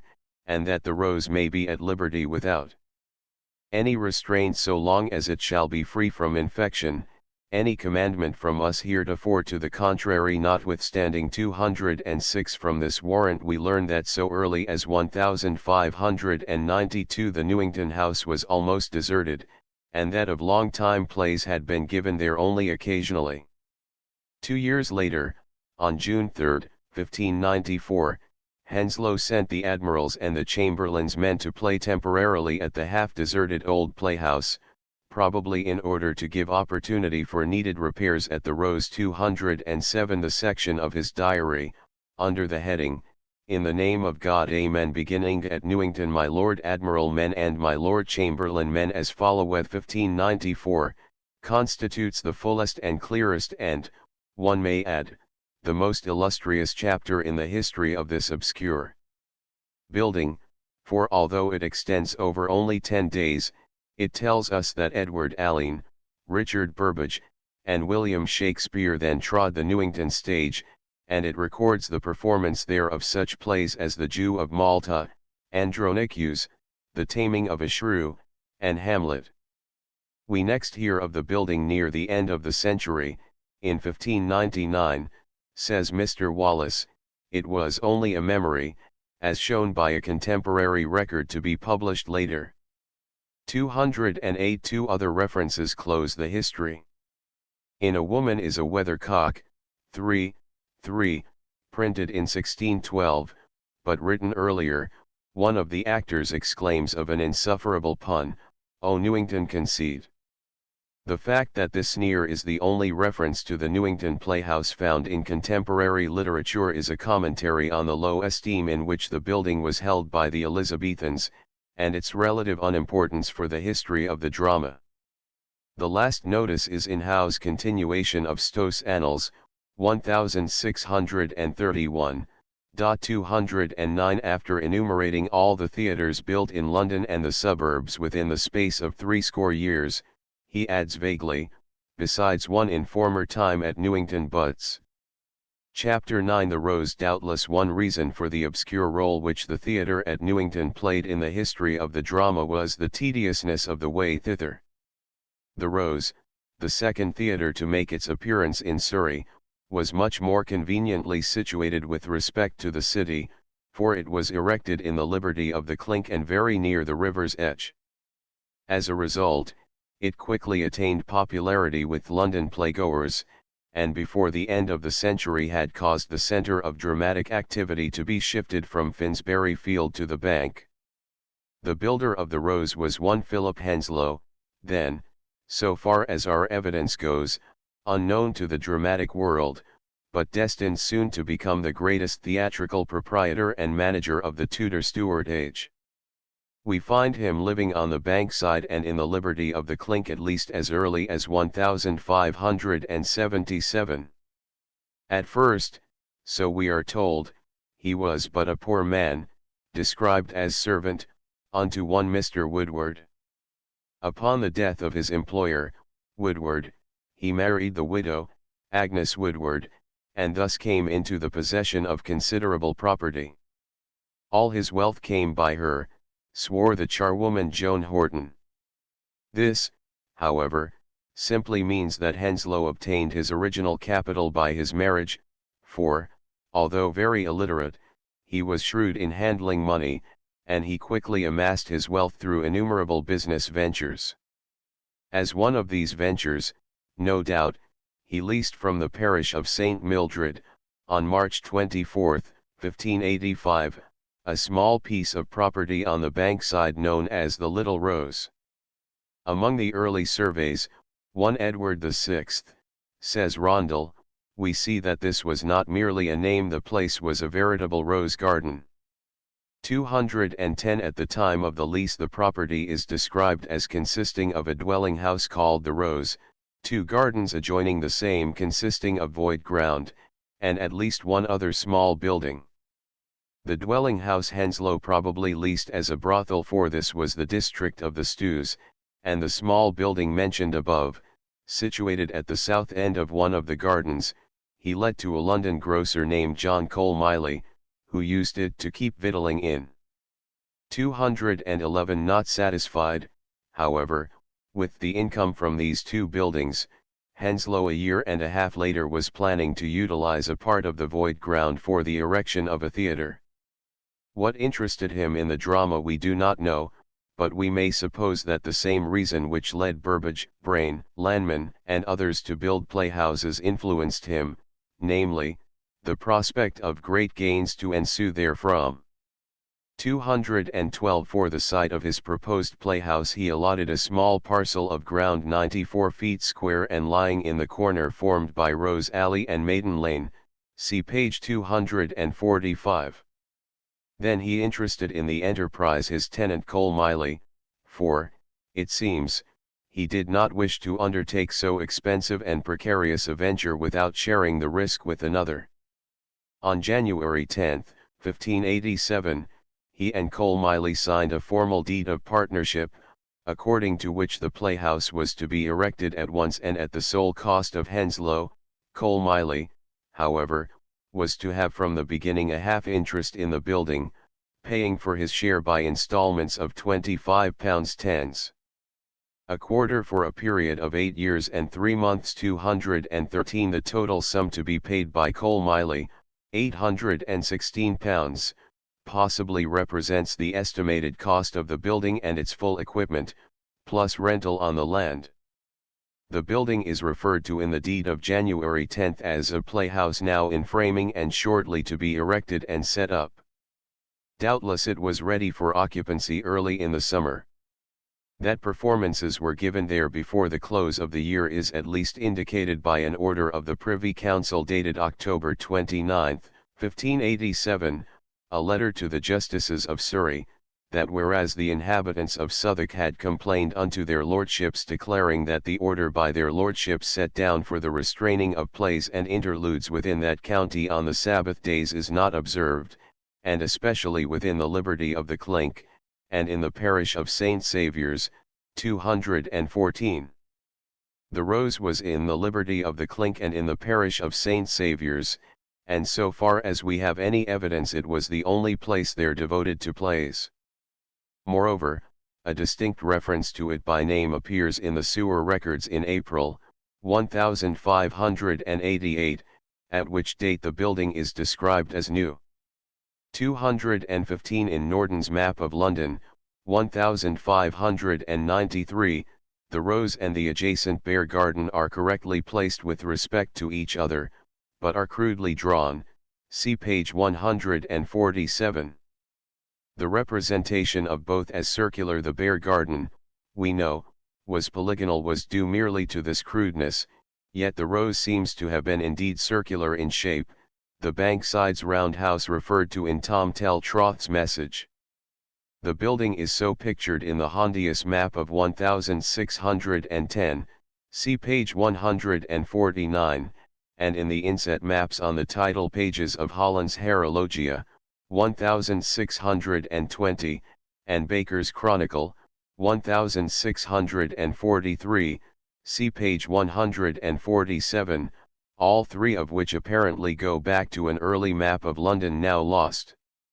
The building is again pictured as circular, with the Bear Garden at the left and the globe at the right, in the Delaram portrait of King James, opposite page 246. 216 From Henslow's diary we learn that the playhouse was of timber, the exterior of lath and plaster, the roof of thatch, and that it had a yard, galleries, a stage, a tiring house, heavens, and a flagpole. Thus it differed in no essential way from the playhouses already erected in Shoreditch or subsequently erected on the bank. 217 The Bear Garden and the Rose. The upper view, from Norton's Map of London, 1593, shows the relative position of the Bear Garden and Rose. The lower view, an inset from the title page of Baker's Chronicle, 1643, also shows the relative position, and gives a more detailed picture of the two structures.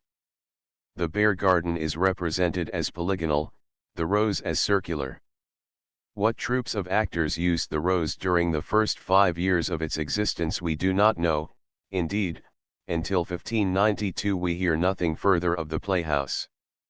As a result, some scholars have wrongly inferred that the building was not erected until the spring of 1592. 218 It seems likely, as Mr. Gregg suggests, that Henslow and Cole Miley let the house to some company of players at a stipulated annual rent, and so had nothing to do with the management of its finances. This would explain the complete absence of references to the playhouse in Henslow's accounts. During this obscure period of 5 years Cole Miley disappears from the history of the Rose.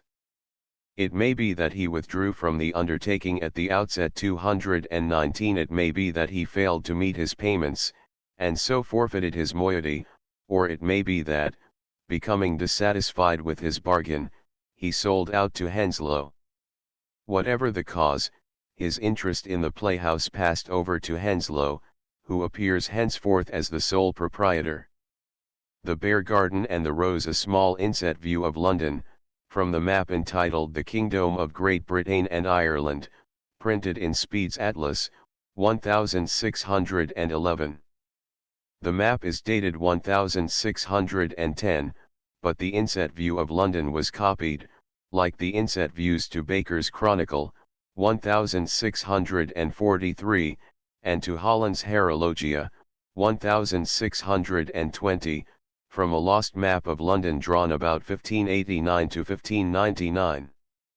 In the spring of 1592 the building was in need of repairs, and Henslow spent a large sum of money in thoroughly overhauling it. 220 The lathing and plastering of the exterior were done over, the roof was rethatched, new rafters were put in, and much heavy timber was used, indicating important structural alterations. In addition, the stage was painted, the Lord's Room and the tiring house were provided with ceilings, a new flagpole was erected, and other improvements were introduced. Clearly an attempt was made to render the building not only stronger, but also more attractive in appearance and more modern in equipment. The immediate occasion for these extensive alterations and repairs was the engagement of Lord Strange's men to occupy the playhouse under Henslow's management. This excellent troupe, with Edward Alleyn at its head, was perhaps the best company of actors then in London. It later became the Lord Chamberlain's Company, with which Shakespeare was identified. Even at this early date, although documentary proof is lacking, he may have been numbered among its obscure members. The troupe opened the Rose on February 19, 1592, with a performance of Robert Greene's Friar Bacon and Friar Bungay, and followed this with many famous plays, such as the Spanish tragedy, The Jew of Malta, Orlando Furioso, and Henry VI. 221 The coming of Lord Strange's men to the Rose led to a close friendship between Henslow and Edward Alleyn, then 26 years of age, and at the height of his fame as an actor, a friendship which was cemented in the autumn by Alleyn's marriage to Henslow's stepdaughter, and only child, Joan Woodward. The two men, it seems, were thoroughly congenial, and their common interests led to the formation of a business partnership which soon became the most important single force in the theatrical life of the time. Lord Strange's men continued to act at the Rose from February 19 until June 23, 1592, when the Privy Council, because of a serious riot in Southwark, ordered the closing of all playhouses in and about London until Michaelmas following. Strange's men very soon petitioned the council to be allowed to reopen their playhouse. The council, in reply, compromised by granting them permission to act 3 days a week at Newington Butts. This, however, did not please the actors, and they started on a tour of the provinces. In a short time, discovering that they could not pay their expenses on the road, they again petitioned for permission to open the Rose, complaining that our company is great, and thereby our charge intolerable in travelling the country, and calling attention to the fact that the use of our playhouse on the Bankside, by reason of the passage to and from the same by water, is a great relief to the poor watermen there. 222 The petition was accompanied by a supporting petition from the watermen asking the council for God's sake and in the way of charity to respect us your poor watermen. As a result of these petitions the council gave permission, probably late in August, 1592, for the reopening of the playhouse. 223 But before Strange's men could take advantage of this permission, a severe outbreak of the plague caused a general inhibition of acting, and not until December 29, 1592, were they able to resume their performances at the Rose. A month later the plague broke out again with unusual severity, and on February 1, 1593, playing was again inhibited. The year rapidly developed into one of the worst plague years in the history of the city. Between 10 and 15,000 persons died of the epidemic, and most of the London companies, including Strange's men, went on an extended tour of the country. Near the close of the year, and while Strange's men were still travelling, the plague temporarily subsided, and Sussex's men, who were then in London, secured the use of the Rose. They began to act there on December 27, 1593, but on February 6, 1594, the plague having again become threatening, acting was once more inhibited. This brief occupation of the Rose by Sussex's men was notable only for the first performance of Titus Andronicus 224. Joan Woodward Alleyn, the stepdaughter and only child of Philip Henslowe, whose marriage to the great actor Edward Alleyn led to the Henslowe-Alleyn theatrical enterprises. The portrait is here reproduced for the first time. From the Dulwich Picture Gallery, by permission. At Easter, April 1st, Strange's men being still absent, Henslowe allowed the Rose to be used for 8 days by the Queen's men and my Lord of Sussex's together. This second brief chapter in the long and varied history of the Playhouse is interesting only for 2 performances of the Old King Lear 225. As a result of the severe plague and the long-continued inhibition of acting, there was a general confusion and subsequent reorganization of the various London troops. The Admiral's men, who had been dispersed in 1591, some joining Strange's men, some going to travel in Germany, were brought together again, and Edward Alleyn, who had formerly been their leader, and who even after he became one of Strange's men continued to describe himself as servant to the Right Honourable the Lord Admiral, 226, was induced to rejoin them. Alleyn thereupon brought them to the Rose, where they began to perform on May 14, 1594. After 3 days, however, they ceased, probably to allow Henslowe to make repairs or improvements on the building. Strange's men also had undergone reorganization.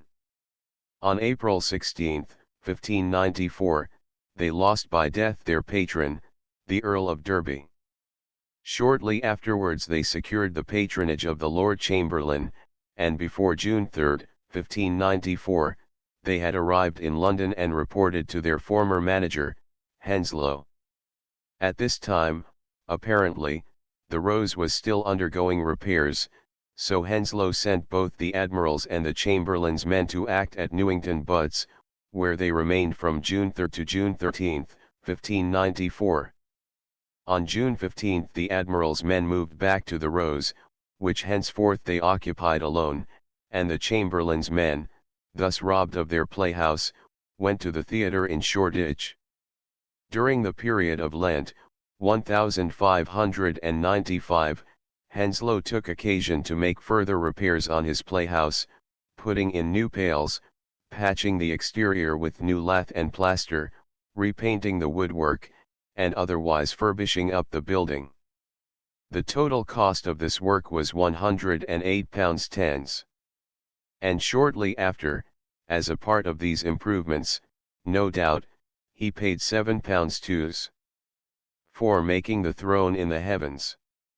227 Near the close of July, 1597, Pembroke's men at the Swan acted Nash's satirical play, The Isle of Dogs, containing, it seems, a burlesque on certain persons high in authority. As a result, the Privy Council on July 28 ordered all acting in and about London to cease until November 1, and all public playhouses to be plucked down and ruined. 228 The latter part of the order, happily, was not put into effect, and on October 11 the Rose was allowed to open again. The Privy Council, however, punished the Swan and Pembroke's company by ordering that only the Admiral's men at the Rose and the Chamberlain's men at the Curtain should henceforth be allowed. As a consequence of this trouble with the authorities, the best actors of Pembroke's company joined the Admiral's men under Henslowe. This explains the entry in the diary, "In the name of God, Amen." The 11th of October began my Lord Admiral's and my Lord Pembroke's men to play at my house, 1597. 229 The two companies were very soon amalgamated, and the strong troop thus formed continued to act at the Rose under the name of the Admiral's men. The Chamberlain's men, who in 1594 had been forced to surrender the Rose to the Admiral's men and move to the theatre, and who in 1597 had been driven from the theatre to the Curtain, at last, in 1599, built for themselves a permanent home, the Globe, situated on the bankside and close to the Rose. Henslow's ancient structure 230 was eclipsed by this new and handsome building, the glory of the bank, and the admiral's men, no doubt, felt themselves placed at a serious disadvantage. As a result, in the spring of 1600, Henslow and Alleyne began the erection of a splendid new playhouse, the Fortune, designed to surpass the Globe in magnificence, and to furnish a suitable and permanent home for the admiral's men. The building was situated in the suburb to the north of the city, far away from the bankside and the Globe. The erection of this handsome new playhouse led to violent outbursts from the Puritans, and vigorous protests from the city fathers. Accordingly, the Privy Council on June 22, 1600, issued the following Order 231: whereas divers complaints have heretofore been made unto the Lords and other of Her Majesty's Privy Council of the manifold abuses and disorders that have grown and do continue by occasion of many houses erected and employed in and about London for common stage plays, and now very lately by reason of some complaint exhibited by sundry persons against the building of the like house the Fortune in or near Golding Lane, the Lords and the rest of Her Majesty's Privy Council with one and full consent have ordered in manner and form as follows. First, that there shall be about the city 2 houses, and no more, allowed to serve for the use of the common stage plays, of the which houses, one the Globe shall be in Surrey, in that place which is commonly called the Bankside, or thereabouts, and the other the Fortune, in Middlesex. This sealed the fate of the Rose. In July the Admiral's men had a reckoning with Henslow, and prepared to abandon the Bankside. After they had gone, but before they had opened the Fortune, Henslow, on October 28, 1600, let the Rose to Pembroke's men for 2 days. 232 Possibly the troop had secured special permission to use the playhouse for this limited time. Possibly Henslow thought that since the Fortune was not yet open to the public, no objection would be made.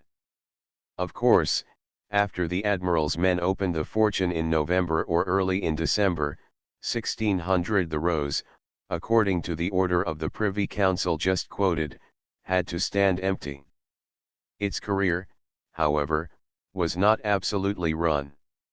In the spring of 1602 Worcester's men and Oxford's men were joined by agreement together in one company, and the Queen, at the suit of the Earl of Oxford, ordered that this company be allowed.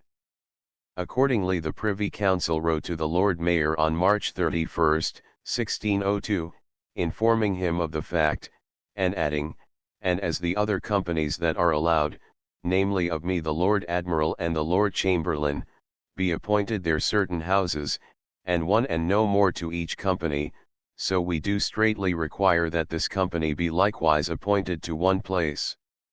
And because we are informed the house called the Boar's Head is the place they have especially used and do best like of, we do pray and require you that that said house, namely the Boar's Head, may be assigned unto them." 233 But the Lord Mayor seems to have opposed the use of the Boar's Head, and the upshot was that the council gave permission for this third company to open the Rose. In Henslow's diary, we read, "Lent unto my Lord of Worcester's players as followeth, beginning the 17th day of August, 1602. This excellent company, destined to become the Queen's company after the accession of King James, included such important actors as William Kemp, John Lowen, Christopher Beeston, John Duke, Robert Pallant, and Richard Perkins, and it employed such well-known playwrights as Thomas Heywood, the prose Shakespeare, who was also one of the troupe, Henry Chettle, Thomas Dekker, John Day, Wentworth Smith, Richard Hathaway, and John Webster. The company continued to act at the Rose until March 16, 1603, when it had a reckoning with Henslow and left the Playhouse 234 in May. However, after the coming of King James, it returned to the Rose, and we find Henslow opening a new account, In the name of God, Amen. Beginning to play again by the king's license, and laid out since for my Lord of Worcester's men, as followeth, 1603, 9 of May. 235. Since only one entry follows, it is probable that the company did not remain long at the Rose. No doubt, the outbreak of the plague quickly drove them into the country, and on their return to London in the spring of 1604 they occupied the Boar's Head and the Curtain.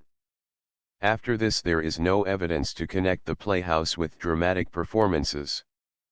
Henslow's lease of the Little Rose property, on which his playhouse stood, expired in 1605, and the parish of St. Mildred's demanded an increase in rental. The following note in the diary refers to a renewal of the lease. Memorandum, that the 25 of June, 1603, I talked with Mr. Pope at the scrivener's shop where he lies 236 concerning the taking of the lease anew of the Little Rose, and he shewed me a writing betwixt the parish and himself which was to pay £20 a year rent 237 and to bestow 100 marks upon building, which I said I would rather pull down the playhouse than I would do so, and he bade me do, and said he gave me leave, and would bear me out, for it was in him to do it. 238. Henslow did not renew his lease of the property. On October 4, 1605, the commissioners of the sewers amerced him for the Rose, but return was made that it was then out of his hands. 239. From a later entry in the sewer records, February 14, 1606, we learn that the new owner of the Rose was one Edward Box, of Bread Street, London. Box, it seems, either tore down the building, or converted it into tenements. The last reference to it in the sewer records is on April 25, 1606, when it is referred to as the Late Playhouse. 240. Chapter X. The Swan. The manor of Paris Garden. 241. Situated on the bank side just to the west of the Liberty of the Clink and to the east of the Lambeth Marshes, had once been in the possession of the monastery of Bermondsey.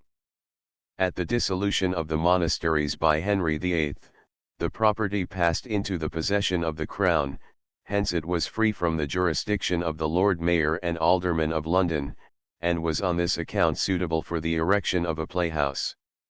From the Crown the property passed through several hands, until finally, in 1589, the entire lordship and manor of Paris Garden was sold for £850 to Francis Langley, goldsmith, and citizen of London. 242. Langley had purchased the manor as an investment, and was ready to make thereon such improvements as seemed to offer profitable returns. Burbage and Henslow were reputed to be growing wealthy from their playhouses, and Langley was tempted to erect a similar building on his newly acquired property. Accordingly, at some date before November, 1594, he secured a license to erect a theatre in Paris Garden. The license was promptly opposed by the Lord Mayor of London, who addressed to the Lord High Treasurer on November 3, 1594, the following letter: I understand that one Francis Langley intendeth to erect a new stage or theatre, as they call it, for the exercising of plays upon the bankside. And forasmuch as we find by daily experience the great inconvenience that groweth to the city and the government thereof by the said plays, I have emboldened myself to be an humble suitor to your good lordship to be a means for us rather to suppress all such places built for that kind of exercise, than to erect any more of the same sort. 243. The protest of the Lord Mayor, however, went unheeded, and Langley proceeded with the erection of his building. Presumably it was finished and ready for the actors in the earlier half of 1595. The manor of Paris Garden and the Swan. A survey executed in 1627 by royal command. Printed from Rondell's The Bankside. In large, the name given to the new playhouse was the Swan. What caused Langley to adopt this name we do not know. 244, but we may suppose that it was suggested to him by the large number of swans which beautified the Thames. Foreigners on their first visit to London were usually very much impressed by the number and the beauty of these birds. Hentzner, in 1598, stated that the river abounds in swans, swimming in flocks. The sight of them and their noise is vastly agreeable to the boats that meet them in their course, and the Italian Francesco Ferretti observed that the broad river of Thames was most charming, and quite full of swans white as the very snow. 245 From a map of the manor of Paris Garden carefully surveyed by order of the King in 1627. 246, see page 163, we learn the exact situation of the building. It was set 26 poles, or 426 feet, from the bank of the river, in that corner of the estate nearest London Bridge. Most of the playgoers from London, however, came not over the bridge, but by water, landing at the Paris Garden Stairs, or at the nearby Falcon Stairs, and then walking the short distance to the theatre. The Swan Playhouse, from Vischer's View of London, 1616.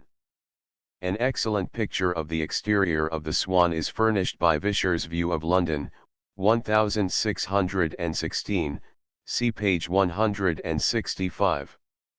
From this, as well as from the survey of 1627 just mentioned, we discover that the building was dodecahedral at least on the outside, for the interior probably was circular. At the time of its erection it was, so we are told, the largest and the most magnificent playhouse in London. It contained 3 galleries surrounding an open pit, with a stage projecting into the pit, and probably it differed in no essential respect from the playhouses already built. In one point, however, it may have differed, although of this I cannot feel sure. It may have been provided with a stage that could be removed so as to allow the building to be used on occasions for animal baiting.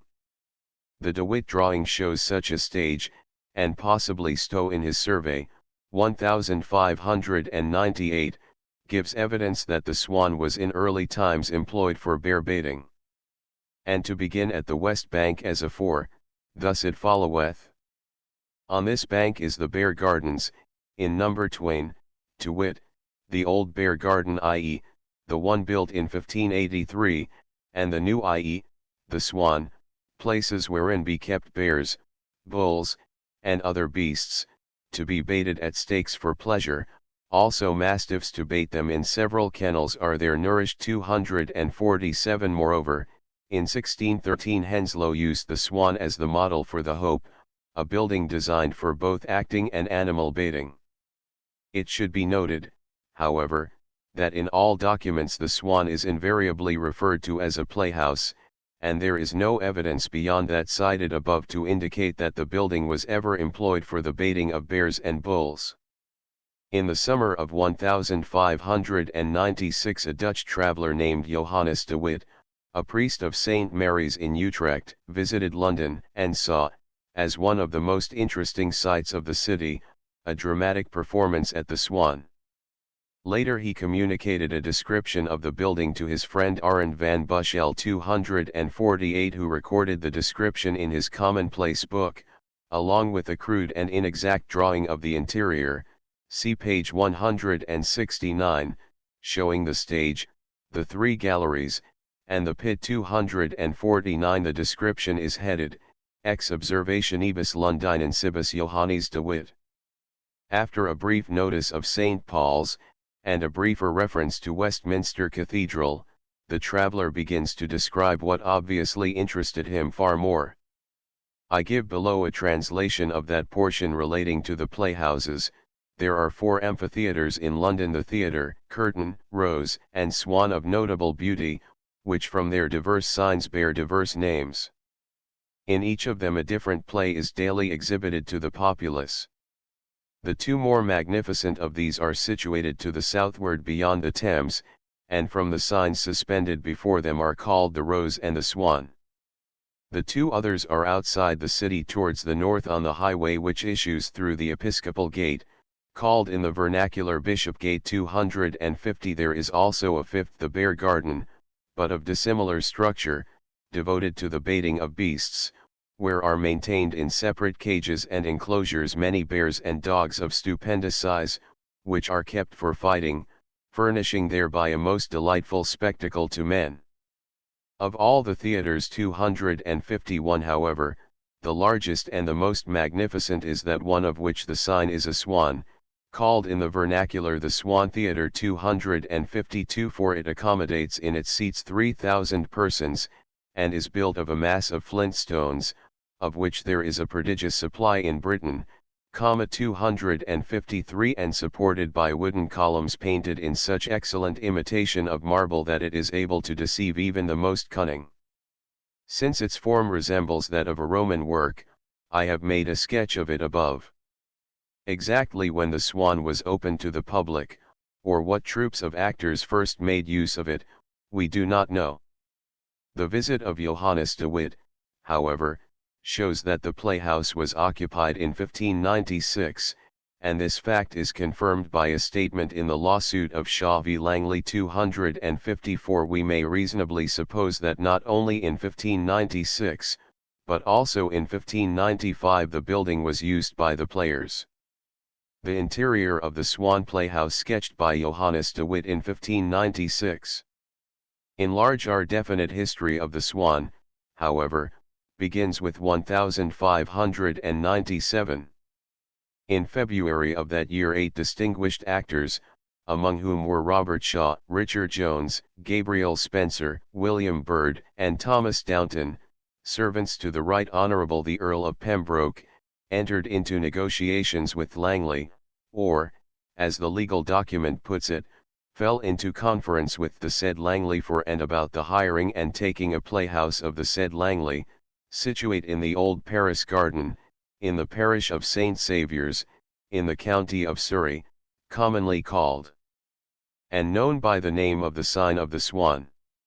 The result of this conference was that the members of Pembroke's Company 255 became each severally bound for the sum of £100 to play at the Swan for 1 year, beginning on February 21, 1597. This troupe contained some of the best actors in London, and Langley, in anticipation of a successful year, dispersed and laid out for making of the said house ready, and providing of apparel fit and necessary for their playing, the sum of £300 and upwards. Since he was at very little cost in making the Swan ready, for the said house was then lately afore used to have plays in it, most of this sum went for the purchase of sundry sort of rich attire and apparel for them to play withal. Everything seems to have gone well until near the end of July, when the company presented the Isle of Dogs, a satirical play written in part by the young Juvenal of the age, Thomas Nash, and in part by certain inferior players, chief of whom seems to have been Ben Jonson 256. The play apparently attacked under a thin disguise some persons high in authority. The exact nature of the offence cannot now be determined, but Nash himself informs us that the troublesome stir which happened about it is a general rumour that hath filled all England, 257, and the Queen herself seems to have been greatly angered. On July 28, 1597, the Privy Council sent a letter to the Justices of Middlesex and of Surrey informing them that Her Majesty hath given direction that not only no plays shall be used within London or about the city or in any public place during this time of summer, but that also those playhouses that are erected and built only for such purposes shall be plucked down. Accordingly the Council ordered the Justices to see to it that there be no more plays used in any public place within 3 miles of the city until All Hallows, i.e., November 1st next, and, furthermore, to send for the owners of the various playhouses and enjoin them by virtue hereof forthwith to pluck down quite the stages, galleries, and rooms that are made for people to stand in, and so to deface the same as they may not be employed again to such use. 258. The Council, however, did not stop with this. It ordered the arrest of the authors of the play and also of the chief actors who took part in its performance.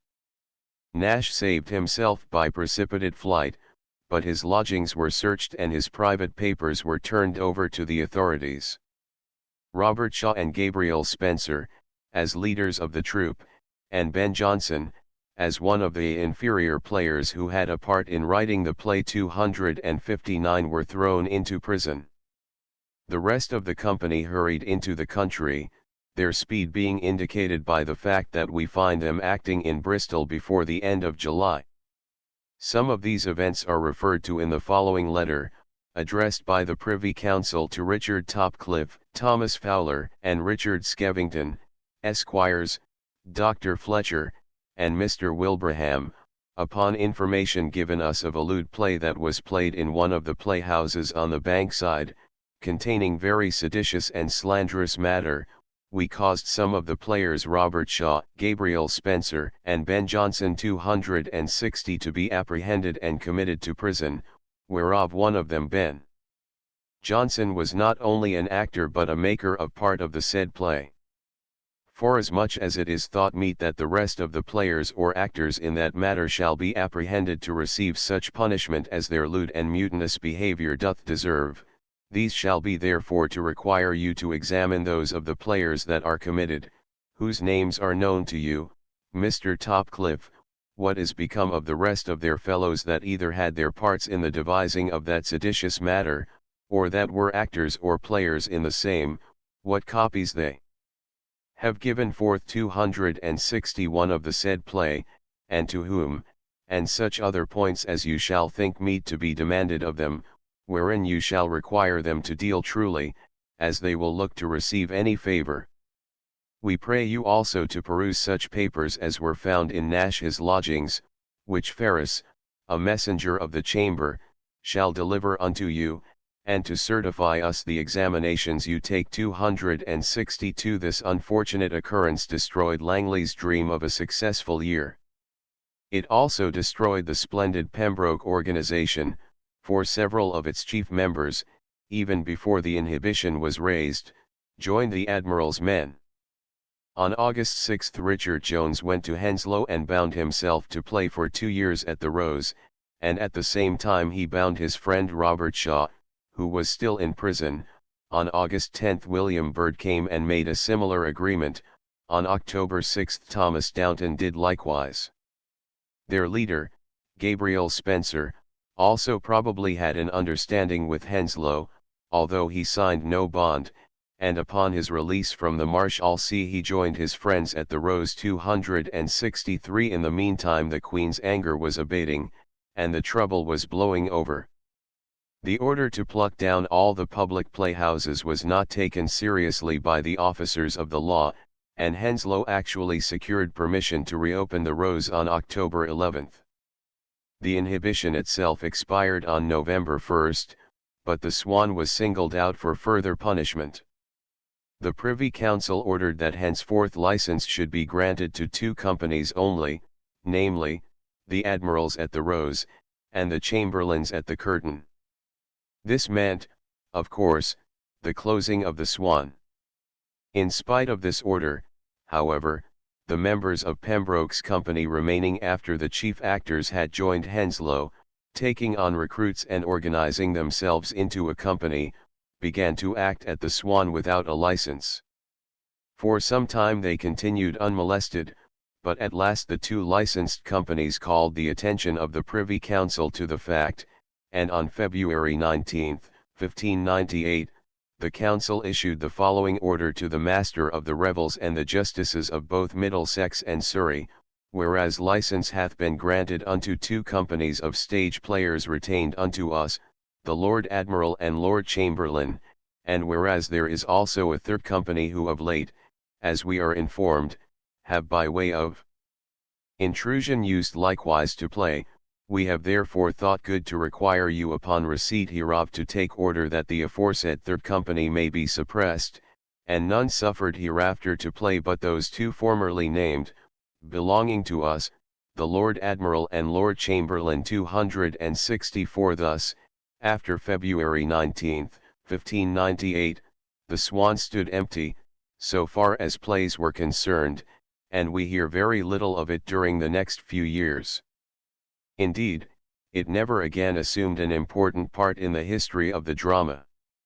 In the summer of 1598-265 it was used by Robert Wilson for a contest in extempore versification. Francis Mears, in his Paul Atastomia, writes, "And so is now our witty Wilson, who for learning and extemporal wit in this faculty is without compare or compeer, as, to his great and eternal commendations, he manifested in his challenge at the Swan on the Bankside." On May 15, 1600, Peter Bromble was licensed to use the Swan to show his feats of activity at convenient times in that place without let or interruption. 266 The Privy Council in issuing the license observed that Bromble hath been recommended unto her Majesty from her good brother the French King, and hath shewed some feats of great activity before her Highness. On June 22, 1600, the Privy Council with one and full consent ordered that there shall be about the city 2 houses, and no more, allowed to serve for the use of the common stage plays, of the which houses, one the Globe shall be in Surrey, and the other the Fortune in Middlesex. 267 This order in effect merely confirmed the order of 1598 which limited the companies to 2, the admirals and the chamberlains. Early in 1601 Langley died, and in January, 1602, his widow, as administratrix, sold the manor of Paris Garden, including the Swan Playhouse, to Hugh Browker, a protonotary of the Court of Common Pleas. The property remained in the possession of the Browker family until 1655. 268 On November 6, 1602, the building was the scene of the famous hoax known as England's Joy, perpetrated upon the patriotic citizens of London by one Richard Venner. 269 Venner scattered handbills over the city announcing that at the Swan Playhouse, on Saturday, November 6, a company of gentlemen and gentlewomen of account would present with unusual magnificence a play entitled England's Joy, celebrating Queen Elizabeth. It was proposed to show the coronation of Elizabeth, the victory of the Armada, and various other events in the life of England's Joy, with the following conclusion: and so with music, both with voice and instruments, she is taken up into heaven, when presently appears a throne of blessed souls, and beneath, under the stage, set forth with strange fireworks, diverse black and damned souls, wonderfully described in their several torments. 270 The price of admission to the performance was to be 2 shillings, or 18 pence at least. In spite of this unusually high price, an enormous audience, including a great store of good company and many noblemen, passed into the building. Whereupon Venner seized the money paid for admission, and showed his victims a fair pair of heels. The members of the audience, when they found themselves thus duped, revenged themselves upon the hangings, curtains, chairs, stools, walls, and whatsoever came in their way, very outrageously, and made great spoil. 271 On February 8, 1603, John Manningham recorded in his diary, Turner and Dunn, 2 famous fencers, played their prizes this day at the Bankside, but Turner at last run Dunn so far in the brain at the eye, that he fell down presently stone dead, a goodly sport in a Christian state, to see one man kill another. The place where the contest was held is not specifically mentioned, but in all probability it was the Swan. 272 For the next 8 years all is silence, but we may suppose that the building was occasionally let for special entertainments such as those just enumerated. In 1611 Henslow undertook to manage the Lady Elizabeth's men, promising among other things to furnish them with a suitable playhouse. Having disposed of the Rose in 1605, he rented the Swan and established his company there. In 1613, however, he built the Hope, and transferred the Lady Elizabeth's men thither. The Swan seems thereafter to have been occupied for a time by Prince Charles's men. But the history of this company and its intimate connection with the Lady Elizabeth's company is too vague to admit of definite conclusions. So far as we can judge, the prince's men continued at the Swan until 1615, when Henslow transferred them to the Hope 273. After 1615 the Swan was deserted for 5 years so far as any records show. But in 1621 the old playhouse seems to have been again used by the actors. The overseers of the poor in the Liberty of Paris Garden record in their account book, Monday, April the 9th, 1621, received of the players £5 threes. 60. 274. From this it is evident that in the spring of 1621 some company of players, the name of which has not yet been discovered, was occupying the Swan. Apparently, however, the company did not remain there long, for the account book records no payment the following year, nor, although it extends to the year 1671, does it again record any payments from actors at the Swan. There is, indeed, no evidence to connect the playhouse with dramatic performances after 1621. 275. In the map of 1627 it is represented as still standing, but is labeled the Old Playhouse, and is not even named.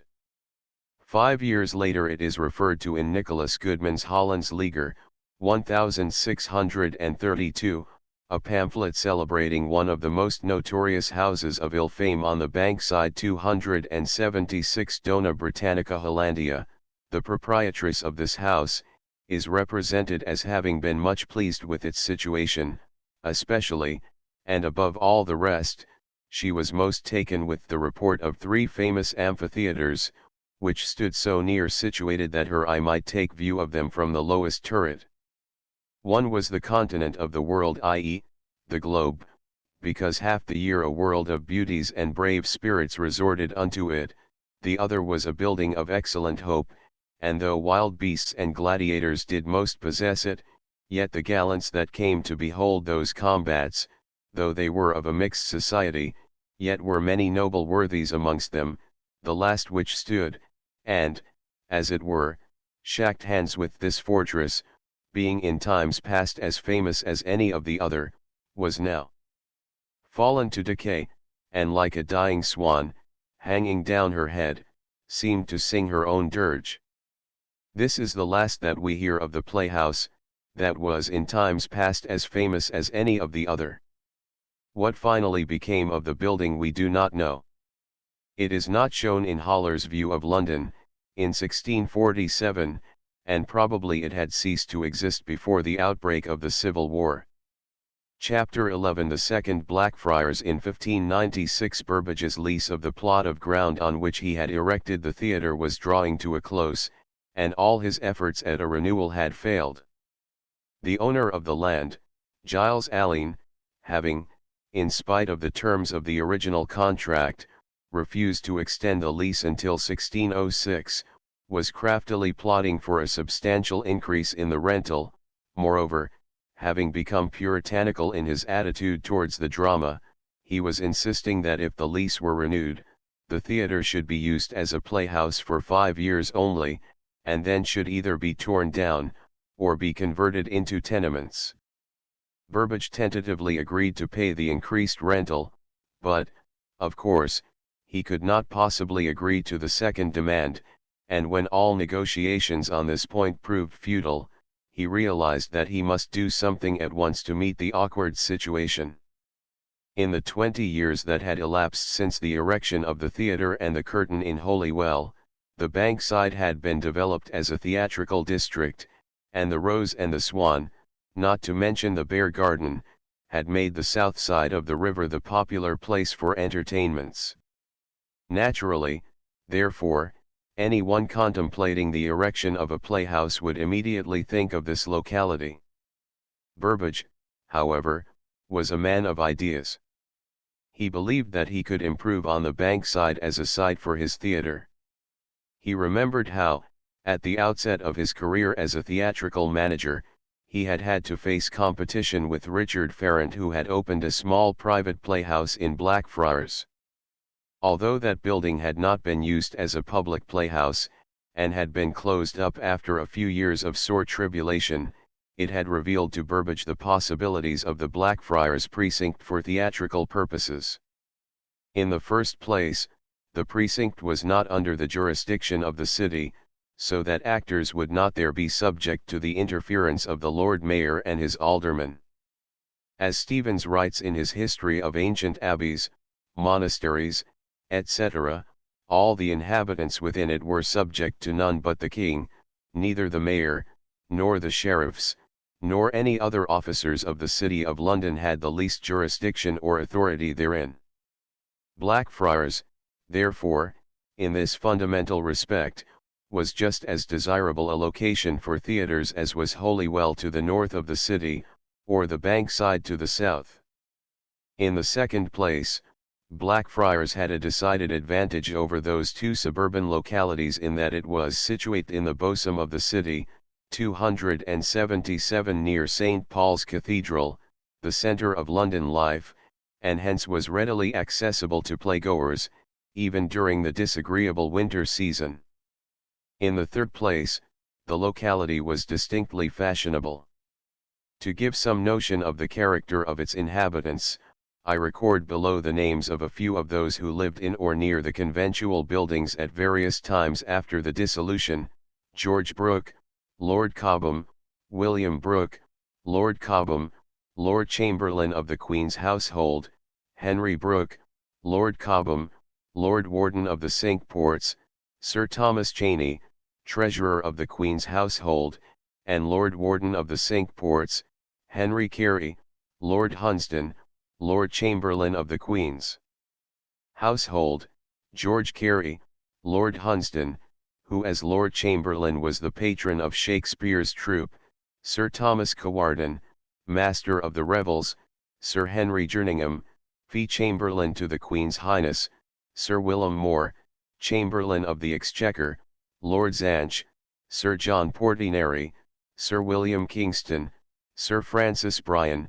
Sir John Cheek, Sir George Harper, Sir Philip Hoby, Lady Anne Grey, Sir Robert Kirksome, Lady Perrin, Sir Christopher Moore, Sir Henry Neville, Sir Thomas Saunders, Sir Jerome Bowes, and Lady Jane Guilford. 278. Obviously the locality was free from the odium which the public always associated with Shoreditch and the Bankside, the recognised homes of the London stews. 279. Thus, a playhouse erected in the precinct of Blackfriars would escape all the grave disadvantages of situation which attached to the existing playhouses in the suburbs, and, on the other hand, would gain several very important advantages. Burbage's originality, however, did not stop with the choice of Blackfriars as the site of his new theatre. He determined to improve on the form of building as well. The open-air structure which he had designed in 1576, and which had since been copied in all public theatres, had serious disadvantages in that it offered no protection from the weather. Burbage now resolved to provide a large public playhouse, fully roofed in, with the entire audience and the actors protected against the inclemency of the sky and the cold of winter. In short, his dream was of a theatre centrally located, comfortably heated, and, for its age, luxuriously appointed. With characteristic energy and courage he at once set about the task of realizing this dream. He found in the Blackfriars precinct a large building which, he thought, would admirably serve his purpose. This building was none other than the old freighter of the monastery, a structure 110 feet long and 52 feet wide, with stone walls 3 feet thick, and a flat roof covered with lead. From the Lozely documents, which M. Ferrierat has placed at the disposal of scholars 280, we are now able to reconstruct the old freighter building, and to point out exactly that portion which was made into a playhouse. 281. At the time of the dissolution, the top story consisted of a single large room known as the upper freighter, and also as the Parliament Chamber from the fact that the English Parliament met here on several occasions. Here, also, was held the trial before Cardinals Campeggio and Wolsey for the divorce of the unhappy Queen Catherine and Henry VIII, the scene destined to be reenacted in the same building by Shakespeare and his fellows many years later. In 1550 the room was granted, with various other properties in Blackfriars, to Sir Thomas Cawarden 282 plan illustrating the second Blackfriars Playhouse. The playhouse was made by combining the hall and the parlour. The space below the Parliament Chamber was divided into 3 units. At the northern end was a hall extending the width of the building. It is mentioned in the Survey 283 of 1548 as a hall, under the said Frater, and again in the side note, Memorandum, my Lord Warden claimeth the said hall. Just to the south of the hall was a parlour, or dining chamber, where commonly the friars did use to break their fast. It is described in the survey as being under the said Frater, of the same length and breadth. The room could not have been of the same length and breadth as the great Parliament Chamber, for not only would such dimensions be absurd for an informal dining room, but, as we are clearly told, the infirmary was also under the Parliament Chamber, and was approximately 1/3 the size of the latter 284. Accordingly I have interpreted the phrase, of the same length and breadth, to mean that the parlour was square. When the room was sold to Burbage it was said to be 52 feet in length from north to south, which is exactly the breadth of the building from east to west. The parlour, as well as the hall, was claimed by the Lord Warden, and both were granted to Sir Thomas Cawarden in 1550. South of the parlour was the infirmary, described as being at the western corner of the inner cloister, of which the Frater building constituted the western side, as being under the Parliament Chamber, and as being approximately 1/3 the size of the Parliament Chamber. The infirmary seems to have been structurally distinct from the hall and parlour. 285 It was 3 stories high, consisting of a room beneath the the infirmary itself, a room above the same. 286 While the Parliament Chamber, extending itself over the room above the constituted a 4th story.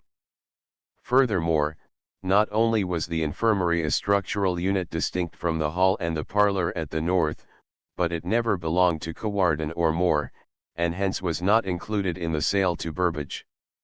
It was granted in 1545 to Lady Mary Kingston 287, from whom it passed to her son, Sir Henry Jerningham, then to Anthony Kemp, who later sold it to Lord Hunsdon 288, and at the time the playhouse was built, the infirmary was still in the occupation of Hunsdon. At the northern end of the Frater building, and extending westward, was a narrow structure 50 feet in length, 16 feet in breadth, and 3 stories in height, regarded as a part of the Frater parcel. The middle story, which was on the same level with the Parliament Chamber, was known as the Duchy Chamber, possibly because of its use in connection with the sittings of Parliament, or with the meetings of the Privy Council there. The building was granted to Cawarden in 1550. 289 Upon the death of Cawarden all his Blackfriars holdings passed into the possession of Sir William More.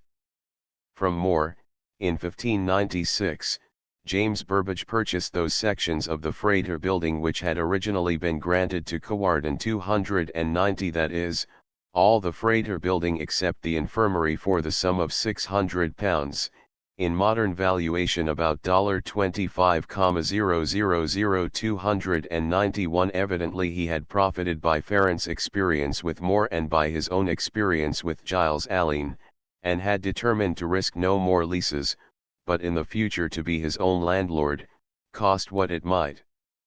The properties which he thus secured were, 1. The Parliament Chamber, extending over the hall, parlour, and infirmary.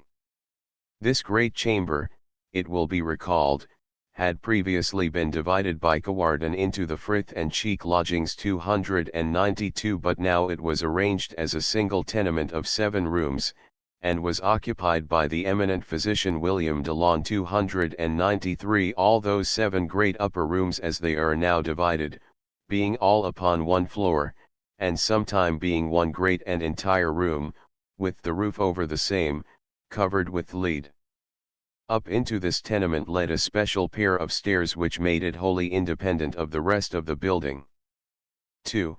The Friar's Parlour, now made into a tenement occupied by Thomas Brusquet, and called the Middle Rooms, or middle stories, possibly from the fact that it was the middle of 3 tenements, possibly from the fact that having 2 cellars under its northern end it was the middle of 3 stories. It is described as being 52 feet in length north and south, and 37 feet in width. Why a strip of 9 feet should have been detached on the eastern side is not clear, but that this strip was also included in the sale to Burbage is shown by later documents. 3. The ancient hall adjoining the parlour on the north, and now made into 2 rooms. These rooms were combined with the ground floor of the Duchy Chamber building to constitute a tenement occupied by Peter Johnson, all those 2 lower rooms now in the occupation of the said Peter Johnson, lying directly under part of the said 7 great upper rooms. The dimensions are not given, but doubtless the 2 rooms together extended the entire width of the building and were approximately as broad as the Duchy Chamber building, with which they were united. 4. The Duchy Chamber building at the north end of the said 7 great upper rooms, and at the west side thereof. At the time of the sale the ground floor of this building was occupied by Peter Johnson, who had also the hall adjoining it on the west. The middle story was occupied by Charles Bradshaw, and the top story by Edward Merry. 294. Out of this heterogeneous property Burbage was confronted with the problem of making a playhouse. Apparently he regarded the Parliament Chamber as too low, or too inaccessible for the purposes of a theatre, this part of his property, therefore, he kept as a lodging, and for many years it served as a dormitory for the child actors. The Duchy Chamber building, being small and detached from the Frater building, he reserved also as a lodging. 295. In the hall and the parlour, however, he saw the possibility of a satisfactory auditorium. Let us therefore examine this section of the Frater building more in detail, and trace its history up to the time of the purchase. The parlour was described as a great room, paved, and was said to have been used and occupied by the friars themselves to their own proper use as a parlour to dine and sup in. 296. Sir John Portinari, whose house adjoined the Duchy Chamber, tells us that in 1550, when King Edward granted the Blackfriars property to Cawarden, Sir Thomas Cawarden, knight, entered into the same house in the name of all that which the king had given him within the said friars, and made his lodging there, and about that time did invite this examinant and his wife to supper there, together with divers other gentlemen, and they all supped together with the said Sir Thomas Cawarden, in the same room the parlour where the said School of Fence is now kept, and did there see a play. 297. Later Cawarden leased the parlour to a keeper of an ordinary, one woodman did hold the said house where the said School of Fence is kept, and another house thereby of Sir Thomas Cawarden, and in the other room kept an ordinary table, and had his way to the same through the said house where the said School of Fence is kept. 298. In 1563 William Joyner established in the rooms the School of Fence mentioned above, which was still flourishing in 1576. 299. When in 1583 John Lely became interested in the first Blackfriars Playhouse, he obtained a lease of the rooms, but it is not clear for what purpose. Later he sold the lease to Rocco Bonetti, the Italian fencing master, who established there his famous School of Fence. 300. In George Silver's Paradoxes of Defense, 1599, is a description of Bonetti's school, which will, I think, help us to reconstruct in our imagination the great room, paved which was destined to become Shakespeare's playhouse.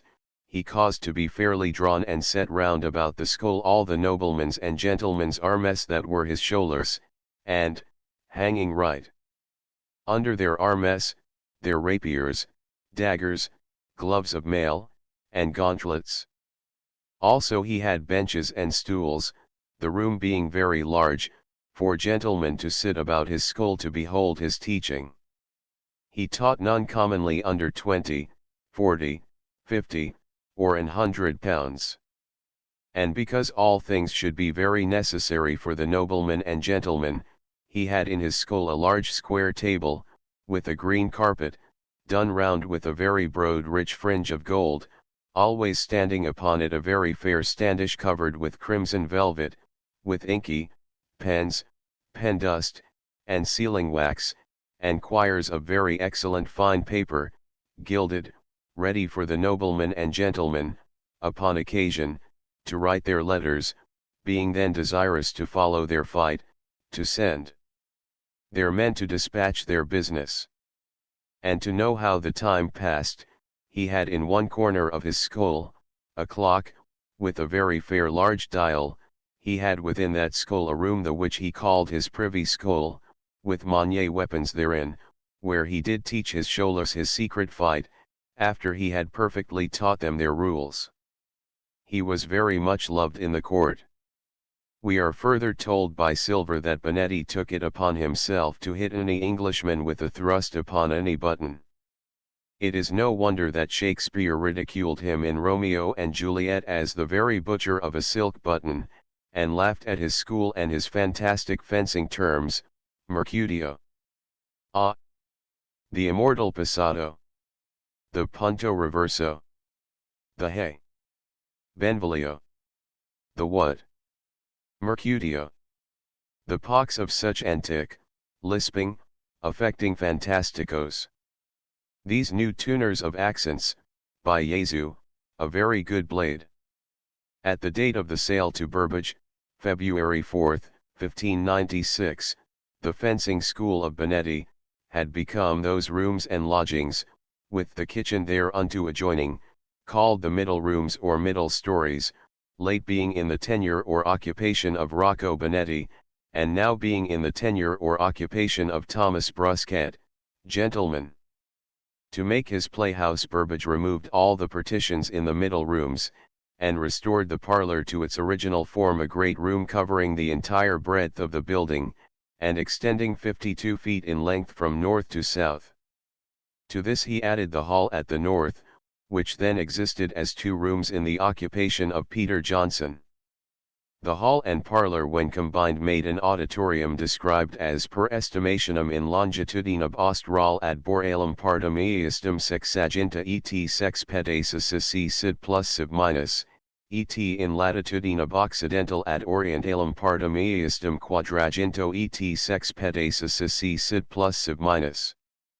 301. The 46 feet of width corresponds to the interior width of the freighter building, for although it was 52 feet wide in outside measurement, the stone walls were 3 feet thick.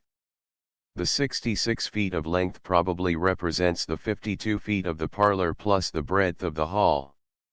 The ceiling of these two rooms must have been of unusual height. The infirmary, which was below the Parliament chamber at the south, was 3 stories high, and the windows of the parlor, if we may believe Pierce the ploughman, were wrought as a church, and hally for an Hakingen household to holden, with broad boards abouten y benched well clean, with windows of glass wrought as a church.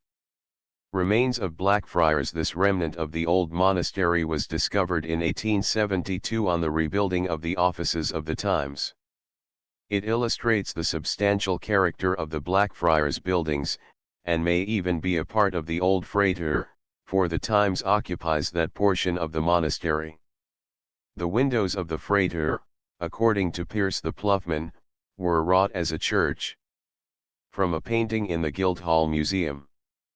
As a result, Burbage was able to construct within the auditorium at least 2 galleries 302 after the manner of the public theatres. The Parliament chamber above was kept, as I have stated, for residential purposes. This is why the various legal documents almost invariably refer to the playhouse as that great hall or room, with the rooms over the same. 303 The main entrance to the playhouse was at the north, over the great yard which extended from the pipe office to Water Lane. 304 The stage was opposite this entrance, or at the southern end of the hall, as is shown by one of the documents printed by Mr. Wallace. 305 Since the building was not, like the other playhouses of London, open to the sky, the illumination was supplied by candles, hung in branches over the stage, as Jers Chow noted, after visiting Blackfriars, alle Belicht. Agiret, welches ein gross Ansehen macht.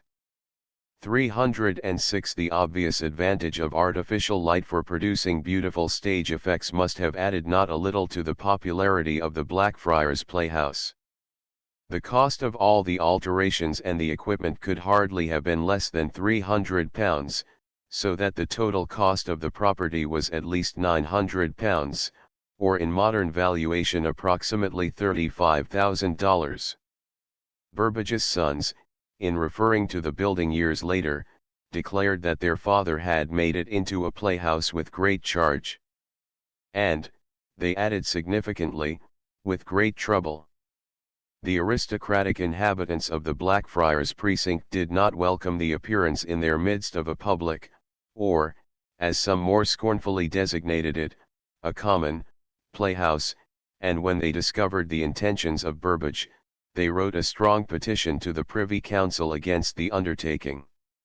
This petition, presented to the Council in November, 1596, I quote below in part, to the Right Honourable the Lords and others of Her Majesty's Most Honourable Privy Council, humbly shewing and beseeching your honours, the inhabitants of the precinct of the Blackfriars, London, that whereas one Burbage hath lately bought certain rooms in the same precinct near adjoining unto the dwelling houses of the Right Honourable the Lord Chamberlain Lord Cobham and the Lord of Hunsdon, which rooms the said Burbage is now altering, and meaneth very shortly to convert and turn the same into a common playhouse, which will grow to be a very great annoyance and trouble, not only to all the noblemen and gentlemen thereabout inhabiting, but also a general inconvenience to all the inhabitants of the same precinct, both by reason of the great resort and gathering together of all manner of vagrant and lewd persons, as also for that there hath not at any time heretofore been used any common playhouse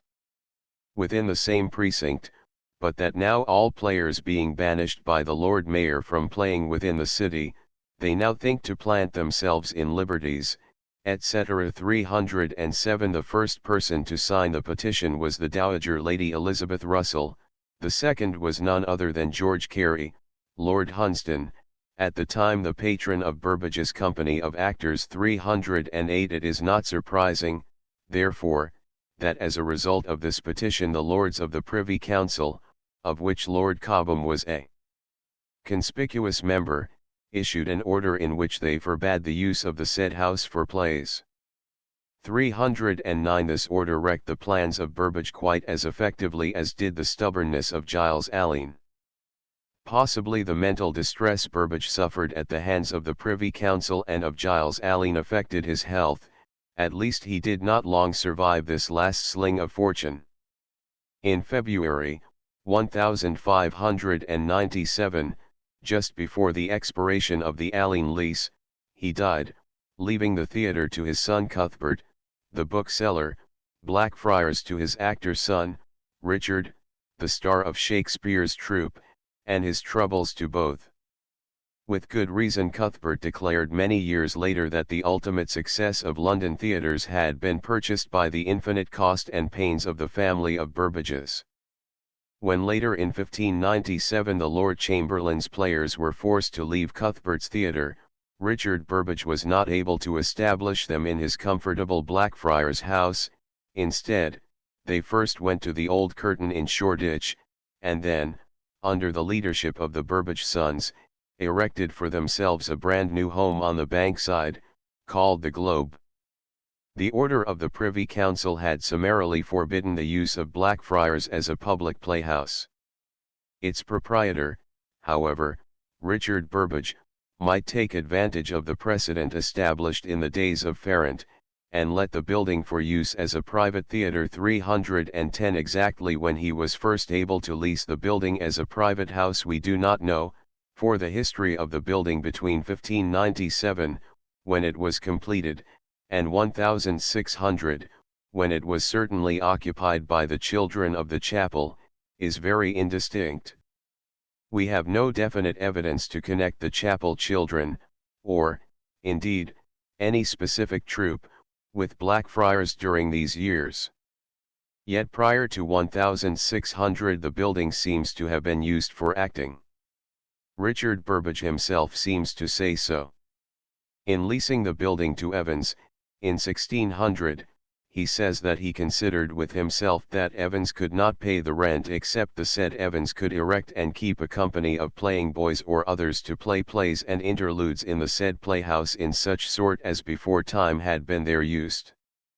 311 Now, unless this refers to Farrant's management of the chapel boys in Blackfriars nearly a quarter of a century earlier, it means that before 1600 some actors, presumably playing boys, had used Burbage's theatre.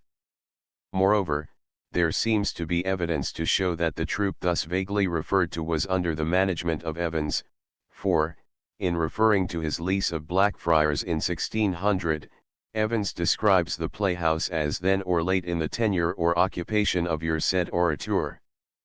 312 What these vague references mean we cannot now with our limited knowledge determine. But there is not sufficient evidence to warrant the usual assumption that Evans and Giles had opened the Blackfriars with the children of the chapel in 1597. 313 The known history of Blackfriars as a regular theatre may be said to begin in the autumn of 1600. On September 2 of that year, Henry Evans signed a lease of the playhouse for a period of 21 years, at an annual rental of £40. This interesting step on the part of Evans calls for a word of explanation as to his plans. The children of the Chapel Royal, who had attained such glory at Blackfriars during the Farrant-Honey Sevens Oxford Lely regime, had thereafter sunk into dramatic insignificance. Since 1584, when Lely was forced to give up his playhouse, they had not presented a play at court. Probably they did not entirely cease to act, for they can be vaguely traced in the provinces during a part of this period, but their dramatic glory was almost wholly eclipsed. Evans, who had managed the boys under Honeys, Oxford, and Lely, hoped now to re-establish the children of the chapel at Blackfriars as they had been in his younger days. Like James Burbage, he was a man of ideas. His plan was to interest in his undertaking the master of the chapel, Nathaniel Giles, who had succeeded to the office at the death of Honeys in 1597, and then to make practical use of the patent granted to the masters of the children to take up boys for Her Majesty's service. Such a patent, in the normal course of events, had been granted to Giles, as it had been to his predecessors. It read in part as follows: Elizabeth, by the grace of God, and to all mayors, sheriffs, bailiffs, constables, and all other our officers, greeting.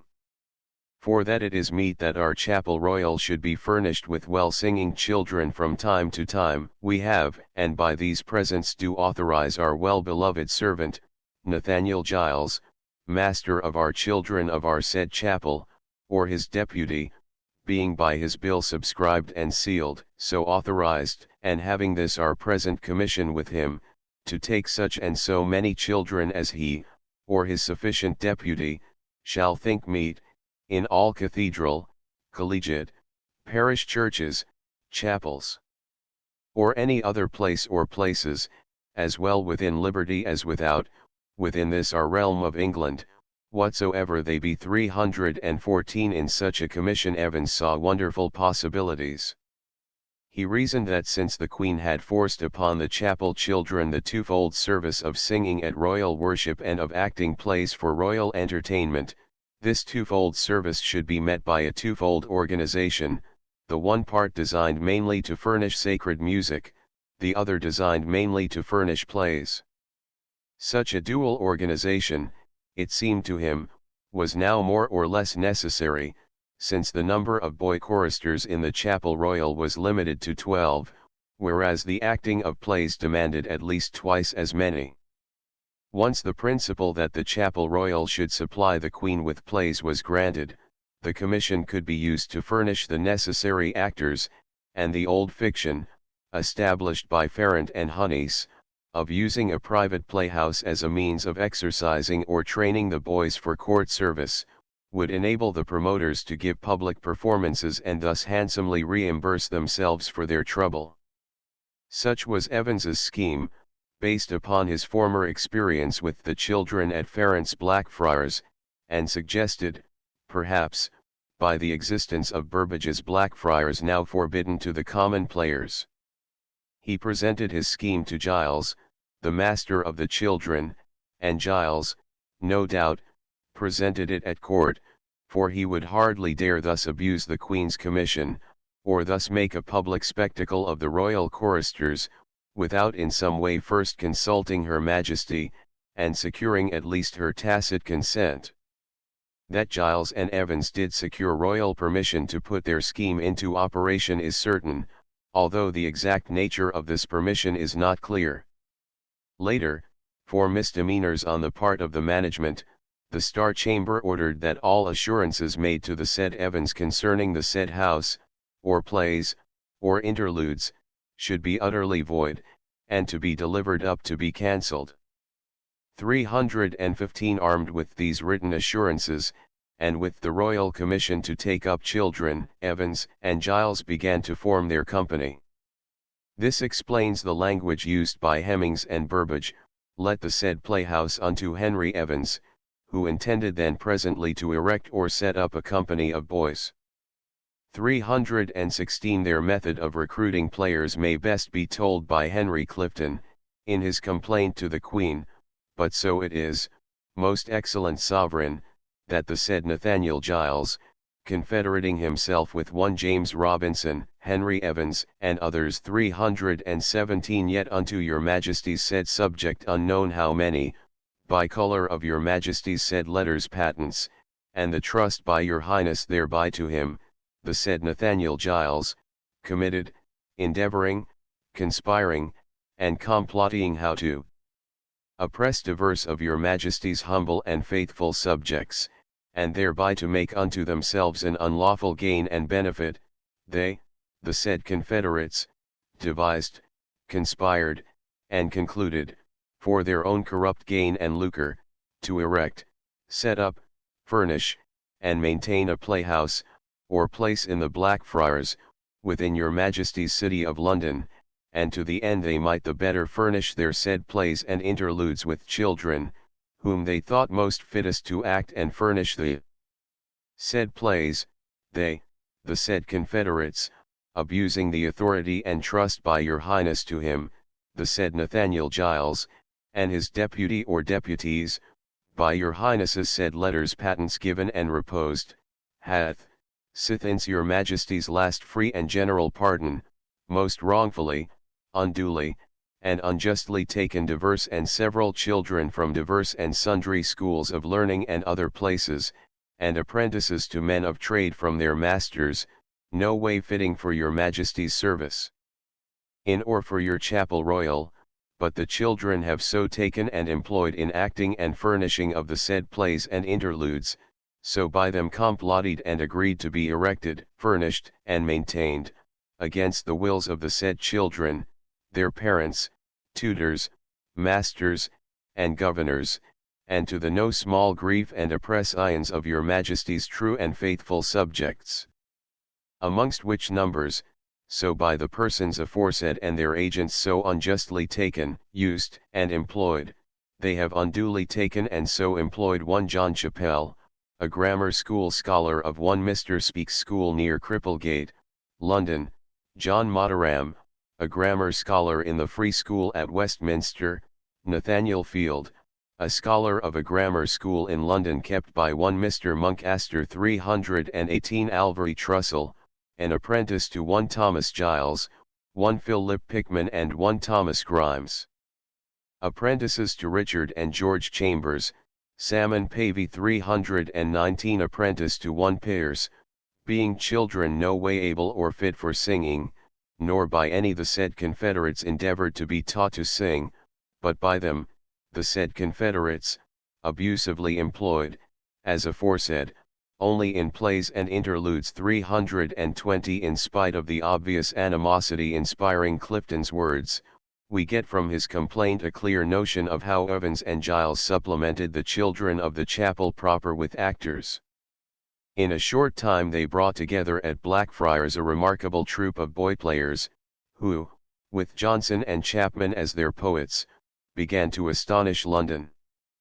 For, in spite of certain limitations, the children could act with a charm and a grace that often made them more attractive than their grown-up rivals. Middleton advises the London gallant to call in at the Blackfriars, where he should see a nest of boys able to ravish a man. 321 Johnson gives eloquent testimony to the power of little Solatiel Pavy to portray the character of old age. Years he numbered scarce 13 when fates turned cruel, yet 3 filled zodiacs had he been the stage's jewel, and did act, what now we moan, old men so duly, as, sooth, the Parsee thought him one, he played so truly. 322 And Samuel Pepys records the effectiveness of a child actor in the role of women. 1 Keeneston, a boy, acted the Duke's sister, but made the loveliest lady that ever I saw in my life. 323 Moreover, to expert acting these boys of the Chapel Royal added the charms of vocal and instrumental music, for which many of them had been specially trained. The Duke of Stettin Pomerania, who upon his grand tour of the European countries in 1602 attended a play at Blackfriars, bears eloquent testimony to the musical powers of the children. For a whole hour before the play begins, one listens to charming Coss-like instrumental music played on organs, lutes, pandorins, mandolins, violins, and flutes, as, indeed, on this occasion, a boy sang cum voce tremula to the accompaniment of a bass viol, so delightfully lieblich that, if the nuns at Milan did not excel him, we had not heard his equal in our travels. 324 In addition, the children were provided with splendid apparel, though not at the cost of the Queen, as Mr. Wallace contends. 325 Naturally they became popular. On January 6, 1601, they were summoned to court to entertain Her Majesty, the first recorded performance of the children of the chapel at court since the year 1584, when Sir William Moore closed the first Blackfriars. Perhaps the most interesting testimony to the success of the chapel children in their new playhouse is that uttered by Shakespeare in Hamlet, 1601, in which he speaks of the performances by the little Iasses as a late innovation. The success of the innovation had driven Shakespeare and his troupe of grown-up actors to close the globe and travel in the country, even though they had Hamlet as an attraction. The good-natured way in which Shakespeare treats the situation is worthy of special observation. Ham. What players are they? ROS. Even those you were wont to take delight in, the tragedians of the city. 326 Ham. How chances it they travel? Their residence, both in reputation and profit, was better both ways. 327 ROS. I think their inhibition comes by means of the late innovation. Ham. Do they hold the same estimation they did when I was in the city? Are they so followed?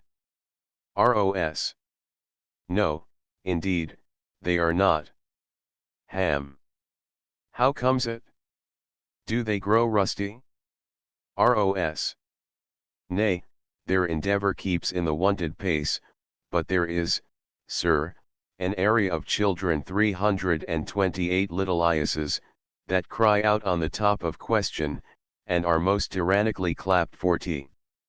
These are now the fashion, and so beriddle the common stages, so they call them, that many wearing rapiers, i.e., gallants, are afraid of goose quills, and dare scarce come thither. Ham. What? Are they children? Who maintains them? How are they escorted? Will they pursue the quality no longer than they can sing? The passage ends with the question from Hamlet, do the boys carry it away, which gives Rosencrantz an opportunity to pun on the sign of the Globe Playhouse, that they do, my lord, Hercules and his load, too. Shortly after the great dramatist had penned these words, the management of Blackfriars met with disaster. The cause, however, went back to December 13, 1600, when Giles and Evans were gathering their players. In their overweening confidence they made a stupid blunder in taking up for their troupe the only son and heir of Henry Clifton, a well-to-do gentleman of Norfolk, who had come to London for the purpose of educating the boy. Clifton says in his complaint that Giles, Evans, and their confederates, well knowing that your subject's said son had no manner of sight in song, nor skill in music, on the 13th day of December, 1600, did waylay the said Thomas Clifton as he was walking quietly from your subject's said house towards the said school, and with great force and violence did seize and surprise, and him with like force and violence did, to the great terror and hurt of him, the said Thomas Clifton, haul, pull, drag, and carry away to the said playhouse. As soon as the father learned of this, he hurried to the playhouse and made request to have his said son released. But Giles and Evans utterly and scornfully refused to do this. Whereupon Clifton threatened to complain to the Privy Council. But Evans and Giles in very scornful manner willed your said subject to complain to whom he would. Clifton suggested that it was not fit that a gentleman of his sort should have his son and heir, and that his only son, to be so basely used. Giles and Evans most arrogantly then and there answered that they had authority sufficient so to take any nobleman's son in this land, and further to irritate the father, they immediately put into young Thomas's hand a scroll of paper, containing part of one of their said plays or interludes, and him, the said Thomas Clifton, commanded to learn the same by heart, with the admonition that if he did not obey the said Evans, he should be surely whipped. 329 Clifton at once appealed to his friend, Sir John Fortescue, a member of the Privy Council, at whose order young Thomas was released and sent back to his studies. Apparently this ended the episode. But Clifton, nourishing his animosity, began to investigate the management of Blackfriars, and to collect evidence of similar abuses of the Queen's Commission, with the object of making complaint to the Star Chamber.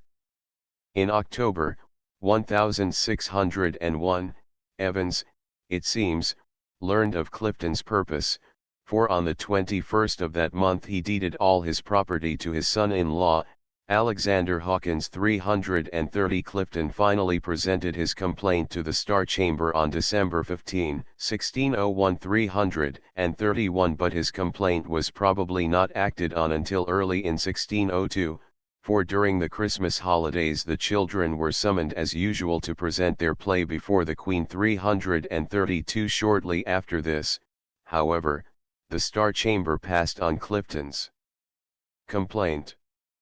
The decree itself is lost, but the following reference to it is made in a subsequent lawsuit. The said Evans was censured by the Right Honourable Court of Star Chamber for his unorderly carriage and behaviour in taking up of gentlemen's children against their wills and to employ them for players, and for other misdemeanours in the said decree contained, and further that all assurances made to the said Evans concerning the said house or plays or interludes should be utterly void, and to be delivered up to be cancelled. 333 Doubtless the decree fell with equal force upon Giles and the others connected with the enterprise, for after the Star Chamber decree Giles and Robinson disappear from the management of the playhouse. Evans was forbidden to have any connection with plays there, and for a time, no doubt, the building was closed. Evans, however, still held the lease, and was under the necessity of paying the rent as before. Then came forward Edward Kirkham, who, in his official capacity as yeoman of the revels, had become acquainted with the dramatic activities of the children of the chapel. He saw an opportunity to take over the Blackfriars venture now that Evans and probably Giles had been forbidden by the Star Chamber to have any connection with plays in that building. Having associated with him William Rastall, a merchant, and Thomas Kendall 334 a haberdasher, he made overtures to Evans, the owner of the lease. Evans, however, was determined to retain a half-interest in the Playhouse, and to evade the order of the Star Chamber by using his son-in-law, Alexander Hawkins, as his agent. Accordingly, on April 20, 1602, articles of agreement were signed between Evans and Hawkins on the one part, and Kirkham, Rastall, and Kendall on the other part, whereby the latter were admitted to a half-interest in the Playhouse and in the troupe of child actors. Kirkham, Rastall, and Kendall agreed to pay one-half of the annual rent of £40,335 to pay one-half of the repairs on the building, and in addition to spend £400 on apparel and furnishings for the troupe. Under this reorganization with Evans as a secret partner, the children continued to act with their customary success. About a month later, however, Lord Hunsdon, the Lord Chamberlain, whose house adjoined Blackfriars, seems to have inquired into the affairs of the new organization 336. What Kirkham told him led him to order Evans off the premises. Evans informs us that he was commanded by his lordship to avoid and leave the same, for fear of whose displeasure, the complainant Evans was forced to leave the country. 337. He felt it prudent to remain away from London for a long space and time, yet he lost nothing, for he left the said Alexander Hawkins to deal for him and to take such benefit of the said house as should belong unto him in his absence. 338. If we may judge from the enthusiastic account given by the Duke of Stettin Pomerania, who visited Blackfriars in the September following, the children were just as effective under Kirkham's management as they had been under the management of Giles and Evans. It is to be noted, however, that Elizabeth did not again invite the Blackfriars troupe to the court. The death of the Queen in 1603 led to the closing of all playhouses. This was followed by a long attack of the plague, so that for many months Blackfriars was closed, and by reason thereof no such profit and commodity was raised and made of and by the said playhouse as was hoped for.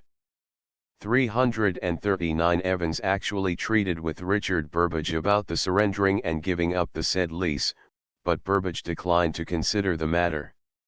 Shortly after this the plague ceased, and acting, stimulated by King James's patronage, was resumed with fervour. The Blackfriars Company was reorganized under Edward Kirkham, Alexander Hawkins, acting for Evans, Thomas Kendall, and Robert Payne, and on February 4, 1604, it secured a royal patent to play under the title The Children of the Queen's Revels. 340. According to this patent, the poet Samuel Daniel was specially appointed to license their plays, provided always that no such plays or shows shall be presented before the said Queen our wife by the said children, or by them anywhere publicly acted, but by the approbation and allowance of Samuel Daniel, whom her pleasure is to appoint for that purpose. At this time, too, or not long after, John Marston was allowed a share in the organization, and thus was retained as one of its regular playwrights. The success of the new company is indicated by the fact that it was summoned to present a play at court in February, 1604, and again 2 plays in January, 1605. Evans's activity in the management of the troupe in spite of the order of the Star Chamber is evident from the fact that the payment for the last 2 court performances was made directly to him.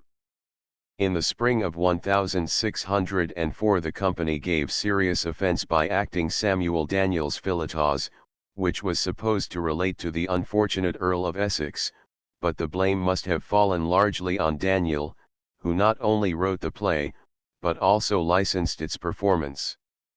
he was summoned before the Privy Council to explain, and seems to have fully proved his innocence. Shortly after this he published the play with an apology affixed 341. The following year the children gave much more serious offence by acting Eastward Ho, a comedy in which Marston, Chapman, and Johnson collaborated. Not only did the play ridicule the Scots in general, and King James's creation of innumerable knights in particular, but one of the little actors was actually made, it seems, to mimic the royal brogue, "I can the man will, he is one of my 30-pound knights." Marston escaped by timely flight, but Johnson and Chapman were arrested and lodged in jail, and were for a time in some danger of having their nostrils slit and their ears cropped. Both Chapman and Johnson asserted that they were wholly innocent, and Chapman openly put the blame of the offensive passages on Marston. 342. Marston, however, was beyond the reach of the king's wrath, so His Majesty punished instead the men in control of Blackfriars. It was discovered that the manager, Kirkham, had presented the play without securing the Lord Chamberlain's allowance. As a result, he and the others in charge of the children were prohibited from any further connection with the playhouse. This doubtless explains the fact that Kirkham shortly after appears as one of the managers of Paul's Boys. 343. It explains, also, the following statement made by Evans in the course of one of the later legal documents: "After the King's Most Excellent Majesty, upon some misdemeanors committed in or about the plays there, and specially upon the defendants Kirkham's acts and doings there, had prohibited that no plays should be more used there, etc." 344. Not only was Kirkham driven from the management of the troupe and the playhouse closed for a time, but the children were denied the Queen's patronage. No longer were they allowed to use the high-sounding title "the Children of the Queen's Majesty's Revels." Instead, we find them described merely as "the Children of the Revels," or as "the Children of Blackfriars." 345. For a time, no doubt, affairs at the playhouse were at a standstill. Evans again sought to surrender his lease to Burbage, but without success. 346. Marston, having escaped the wrath of the king by flight, decided to end his career as a playwright and turn country parson. It was shortly after this, in all probability, that he sold his share in the Blackfriars organization to one Robert Keysar, a goldsmith of London, for the sum of £100. 347. Keysar, it seems, undertook to reopen the playhouse, and to continue the children there at his own expense. 348. From the proprietors he rented the playhouse, the stock of apparel, the furnishings, and playbooks. This, I take it, explains the puzzling statement made by Kirkham some years later: "This repliant Kirkham and his said partners Rastall and Kendall have had and received the sum of £100 per annum for their part and moiety in the premises without any manner of charges whatsoever, i.e., during Kirkham's management of the troupe prior to 1605. 349. And after that this replaciant and his said partners had received the foresaid profits, i.e., after Kirkham and his partners had to give up the management of the children in 1605, the said children, which the said Evans in his answer affirmeth to be the Queen's children, i.e., they are no longer the Queen's children, for after 1605 they had been deprived of the Queen's patronage, but Kirkham was in error, for Evans with legal precision had referred to the company as the Queen's Majesty's Children of the Revels, for so it was often called,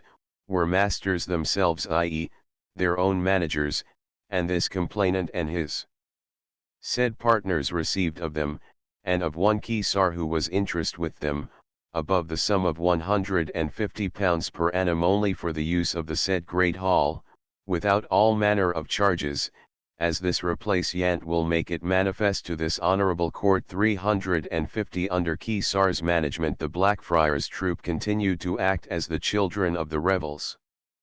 But, unfortunately, they had not learned wisdom from their recent experience, and in the very following year we find them again in serious trouble. John Day's Isle of Gules, acted in February, 1606, gave great offence to the court. Sir Edward Hoby, in a letter to Sir Thomas Edwards 351 writes, "At this time was much speech of a play in the Blackfriars, where, in the Isle of Gules, from the highest to the lowest, all men's parts were acted of two diverse nations. As I understand, sundry were committed to Bridewell. 352 The children, however, were soon allowed to resume playing, and they continued for a time without mishap. But in the early spring of 1608 they committed the most serious offence of all by acting Chapman's Conspiracy and Tragedy of Charles, Duke of Byron. The French ambassador took umbrage at the uncomplimentary representation of the contemporary French court, and had an order made forbidding them to act the play. But the children, voyant tout la cour dehors, en les seront de l'affaire, et non seulement cela, mais y introduisirent la reine et Madame de Verneuil, traitant celle-ci I fort mal de paroles, et lui donnant un soufflet. Whereupon the French ambassador made special complaint to Salisbury, who ordered the arrest of the author and the actors. Tout fois ilnes entrevocatre, qui aussitôt furent menées à la prison ouils sunt encore, mais le principal, qui est le compositeur, échappadat. 353 The ambassador observes also that a few days before the children of the rebels had given offence by a play on King James, un jour au du avant, ils avoyant dépêche leur roi, sa mine d'Écosse, et tous ses favoris d'une étrange sorte, car après lui avoir fait dépeter le ciel sur le val d'un oiseau, et fait battre un gentilhomme pour avoir rompu ses gens, ils le dépenoyant ivire pour le moins une fois le jour. 354 As a result of these two offences, coming as a climax to a long series of such offences, the king was extrêmement irrité contre ces marauds là, and gave order for their immediate suppression. This marked the end of the child actors at Blackfriars. Naturally Kirkham, Rastall, and Kendal, since there was no profit made of the said house, but a continual rent of £40 to be paid for the same, became sick of their bargain with Evans. An additional reason for their wishing to withdraw finally from the enterprise was the rapid increase of the plague, which about July 25 closed all playhouses. So Kirkham, at or about the 26th of July, 1608, caused the apparels, properties, and goods belonging to the co-partners, sharers, and masters to be divided. Kirkham and his associates took away their portions, and quit the place. The one-time manager, using to Evans some unkind words, said he would deal no more with it, for, quod he, it is a base thing, or used words to such or very like effect. 355 Evans, thus deserted by Kirkham, Rastall, and Kendal, regarded the organization of the Blackfriars as dissolved. He delivered up their commission which he had under the Great Seal authorizing them to play, and discharged divers of the partners and poets. Robert Keesar, however, the old manager, laid plans to keep the children together, and continue them as a troupe after the cessation of the plague. For a while, we are told, he maintained them at his own expense, in hope to have enjoyed his said bargain, upon the ceasing of the general sickness. 356 And he expected, by virtue of the share he had purchased from John Marston, to be able to use the Blackfriars Playhouse for his purpose. In the meanwhile Evans began negotiations with Burbage for the surrender of the lease, by reason the said premises lay then and had long lain void and without use for plays, whereby the same became not only burdensome and unprofitable unto the said Evans, but also ran far into decay for want of reparations. The said Evans began to treat with the said Richard Burbage about a surrender of the said Evans his said lease. 357 This time Burbage listened to the proposal, for he and his fellow actors at the Globe considered that the house would be fit for themselves. So in August, 1608, he agreed to take over the building for the use of the king's men. Even after Evans's surrender of the lease, Kesar, it seems, made an effort to keep the children together. On the following Christmas, 1608-09, we find a record of payment to him for performances at court, by the children of Blackfriars. But soon after this the troupe must have been disbanded. Kesar says that they were enforced to be dispersed and turned away to the abundant hurt of the said young man 358, and the Burbages and Hemmings declare that the children were dispersed and driven each of them to provide for himself, by reason that the plays ceasing in the city of London, either through sickness, or for some other cause, he, the said complainant Kesar, was no longer able to maintain them together.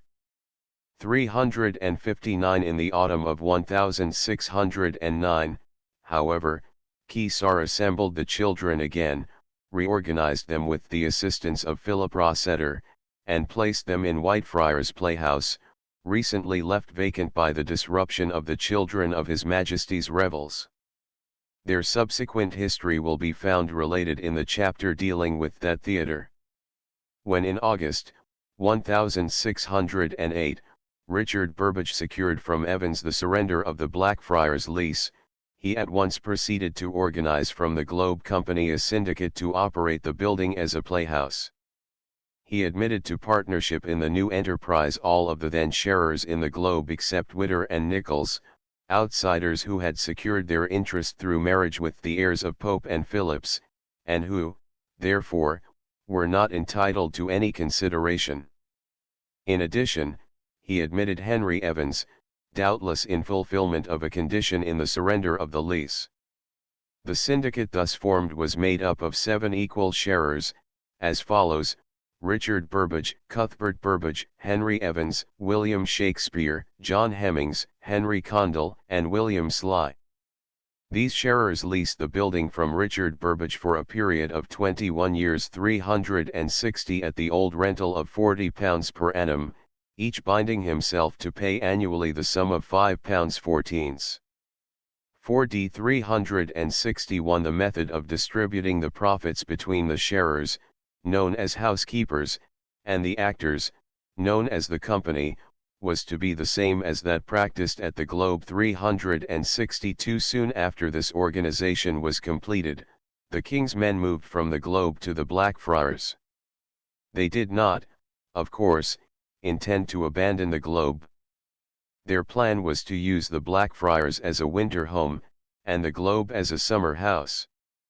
363 Malone observed from the Herbert manuscript that the King's Company usually began to play at the Globe in the month of May 364, although he failed to state at what time in the autumn they usually moved to the Blackfriars. The evidence points to the 1st of November. Such a plan had many advantages. For one thing, it would prevent the pecuniary losses often caused by a severe winter.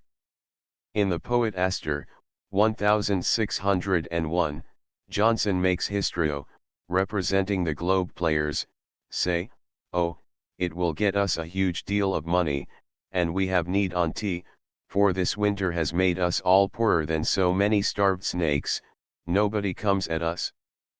365 This could not be said of the King's men after they moved to the Blackfriars. Edward Kirkham, a man experienced in theatrical finances, offered to prove to the court in 1612 that the King's man got, and as yet doth, more in one winter in the said Great Hall by £1,000 than they were used to get on the Bankside. 366 Kirkham's testimony as to the popularity of the King's men in their winter home is borne out by a petition to the city authorities made by the constables and other officers and inhabitants of Blackfriars in January, 1619. They declared that to the playhouse there is daily such resort of people, and such multitudes of coaches, whereof many are hackney coaches, bringing people of all sorts, that sometimes all our streets cannot contain them, but that they clog up Ludgate also, in such sort that both they endanger the one the other, break down stalls, throw down men's goods from their shops, and the inhabitants there cannot come to their houses, nor bring in their necessary provisions of beer, wood, coal, or hay. Nor the tradesmen or shopkeepers utter their wares, nor the passenger go to the common water stairs without danger of their lives and limbs. These inconveniences were said to last every day in the winter time from 1 or 2 of the clock till 6 at night. 367 As a result of this petition the London Common Council ordered, January 21, 1619, that the said playhouses be suppressed, and that the players shall from thenceforth forbear and desist from playing in that house. 368 But the players had at court many influential friends, and these apparently came to their rescue. The order of the Common Council was not put into effect, and so far as we know the only result of this agitation was that King James on March 27 issued to his actors a new patent specifically giving them described as his well-beloved servants the right henceforth to play unmolested in Blackfriars. The new clause in the patent runs, as well within their now usual houses called the Globe, within our county of Surrey, and their private house situate in the precinct of the Blackfriars, within our city of London. 369 At the accession of King Charles I, the patent was renewed, June 24, 1625, with the same clause regarding the use of Blackfriars 370 in 1631, however, the agitation was renewed, this time in the form of a petition from the church wardens and constables of the precinct of Blackfriars to William Laud, then Bishop of London. The document gives such eloquent testimony to the popularity of the playhouse that I have inserted it below in full, to the Right Honourable and Right Reverend Father in God, William, Lord Bishop of London, one of His Majesty's Honourable Privy Council. The humble petition of the church wardens and constables of Blackfriars, on the behalf of the whole parish, showing that by reason of a playhouse, exceedingly frequented, in the precinct of the said Blackfriars, the inhabitants there suffer many grievances upon the inconveniences hereunto annexed, and many other. May it therefore please your lordship to take the said grievances into your honourable consideration for the redressing thereof, and for the reviving the order, which hath been heretofore made by the Lords of the Council, and the Lord Mayor and the Court of Aldermen, for the removal of them. And they shall, according to their duties, ever pray for your lordship. Reasons and inconveniences inducing the inhabitants of Blackfriars, London, to become humble suitors to your lordship for removing the playhouse in the said Blackfriars. 1. The shopkeepers in divers places suffer much, being hindered by the great recourse to the plays, especially of coaches, from selling their commodities, and having their wares many times broken and beaten off their stalls. 2. The recourse of coaches is many times so great that the inhabitants cannot in an afternoon take in any provision of beer, coals, wood, or hay, the streets being known to be so exceeding strait and narrow. 3. The passage through Ludgate to the water, i.e., Water Lane, is many times stopped up, people in their ordinary going much endangered, quarrels and bloodshed many times occasioned, and many disorderly people towards night gathered thither, under pretence of attending and waiting for those at the plays. 4. If there should happen any misfortune of fire, there is not likely any present order could possibly be taken, for the disorder and number of the coaches, since there could be no speedy passage made for quenching the fire, to the endangering of the parish and city. 5. Christenings and burials, which usually are in the afternoon, are many times disturbed, and persons endangered in that part, which is the greatest part of the parish. 6. Persons of honour and quality that dwell in the parish are restrained by the number of coaches from going out, or coming home in seasonable time, to the prejudice of their occasions. And some persons of honour have left, and others have refused houses for this very inconvenience, to the prejudice and loss of the parish. 7. The Lords of the Council in former times have by order directed that there shall be but 2 playhouses tolerated, and those without the city, the one at the Bankside, the other near Golding Lane, which these players still have and use all summer, which the Lords did signify by their letters to the Lord Mayor, and in performance thereof the Lord Mayor and the Court of Aldermen did give order that they should forbear to play any longer there, which the players promised to the Lord Chief Justice of the Common Pleas, while he was Recorder of London, to observe, and reading only a little time to provide themselves elsewhere. 371 Bishop Laud endorsed the petition with his own hand to the Count Table, and in all probability he submitted it to the consideration of the Privy Council. If so, the Council took no action. But in 1633, as a result of further complaints about the crowding of coaches, the Privy Council appointed a committee to estimate the value of the Blackfriars Theatre and the buildings thereunto belonging, with the idea of removing the playhouse and paying the owners therefor. The committee reported that the players demanded £21,000. The commissioners Sir Henry Spiller, Sir William Beecher, and Lawrence Whitaker valued it at near £3,000. The parishioners offered towards the removing of them £100. 372 Obviously the plan of removal was not feasible, if indeed the Privy Council seriously contemplated such action. The only result of this second agitation was the issuance on November 20 of special instructions to coachmen, if any persons, men or women, of what condition soever, repair to the aforesaid playhouse in coach, as soon as they are gone out of their coaches, the coachman shall depart thence and not return till the end of the play. 373 Gerard, in a letter to the Lord Deputy dated January 9, 1633, says, "Here hath been an order of the Lords of the Council hung up in a table near Paul's and the Blackfriars to command all that resort to the playhouse there to send away their coaches, and to disperse abroad in Paul's Churchyard, Carter Lane, the Conduit in Fleet Street, and other places, and not to return to fetch their company, but they must trot afoot to find their coaches. 'Twas kept very strictly for 2 or 3 weeks, but now I think it is disordered again." 374 The truth is that certain distinguished patrons of the theatre did not care to trot afoot to find their coaches, and so made complaint at court. As a result it was ordered, at a sitting of the council, December 29, 1633, the king being present upon information this day given to the board of the discommodity that divers persons of great quality, especially ladies and gentlewomen, did receive in going to the playhouse of Blackfriars by reason that no coaches may stand, the board think fit to explain the said order in such manner that as many coaches as may stand within the Blackfriars gate may enter and stay there. 375 All this agitation about coaches implies a fashionable and wealthy patronage of the Blackfriars.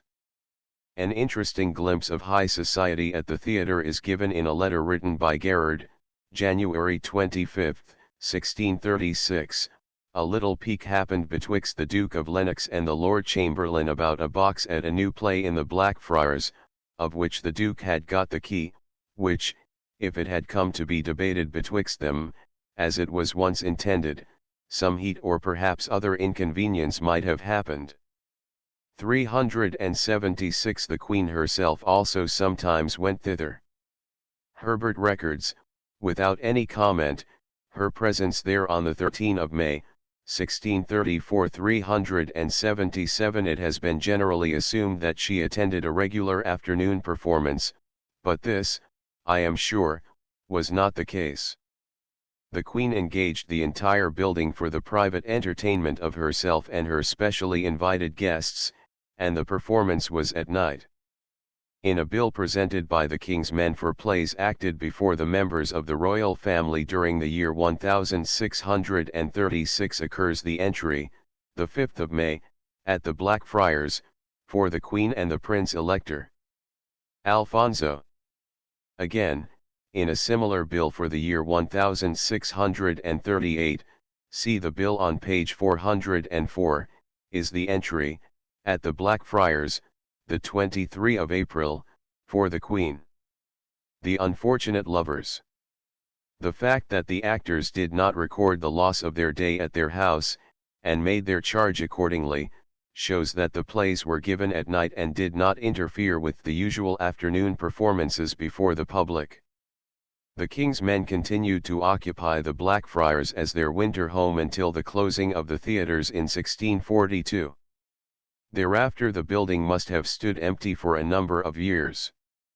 In 1653 Sir Aston Cockayne, in a poem prefixed to Richard Brome's plays, looked forward prophetically to the happy day when black, and white friars too, shall flourish again. But the prophecy was not to be fulfilled, for although Whitefriars, i.e., Salisbury Court, did flourish as a Restoration playhouse, the more famous Blackfriars had ceased to exist before acting was allowed again. The manuscript note in the Phillips copy of Stowe's Annals, 1631, informs us that the Blackfriars Players' Playhouse in Blackfriars, London, which had stood many years, was pulled down to the ground on Monday the 6th day of August, 1655, and tenements built in the room. 378 Chapter 12 The Globe as related more fully in the chapter on the theatre, when Cuthbert and Richard Burbage discovered that Giles Allen not only refused to renew the lease for the land on which their playhouse stood, but was actually planning to seize the building and devote it to his private uses, they took immediate steps to thwart him. And in doing so they evolved a new and admirable scheme of theatrical management. They planned to bring together into a syndicate or stock company some of the best actors of the day, and allow these actors to share in the ownership of the building.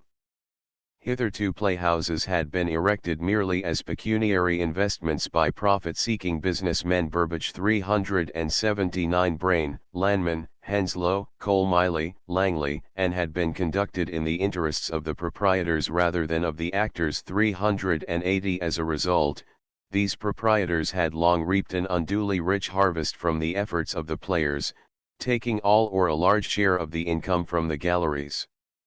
The new scheme was designed to remedy these faults. Richard Burbage, reproduced by permission from a painting in the Dulwich Picture Gallery, photographed by Emery Walker, Limited.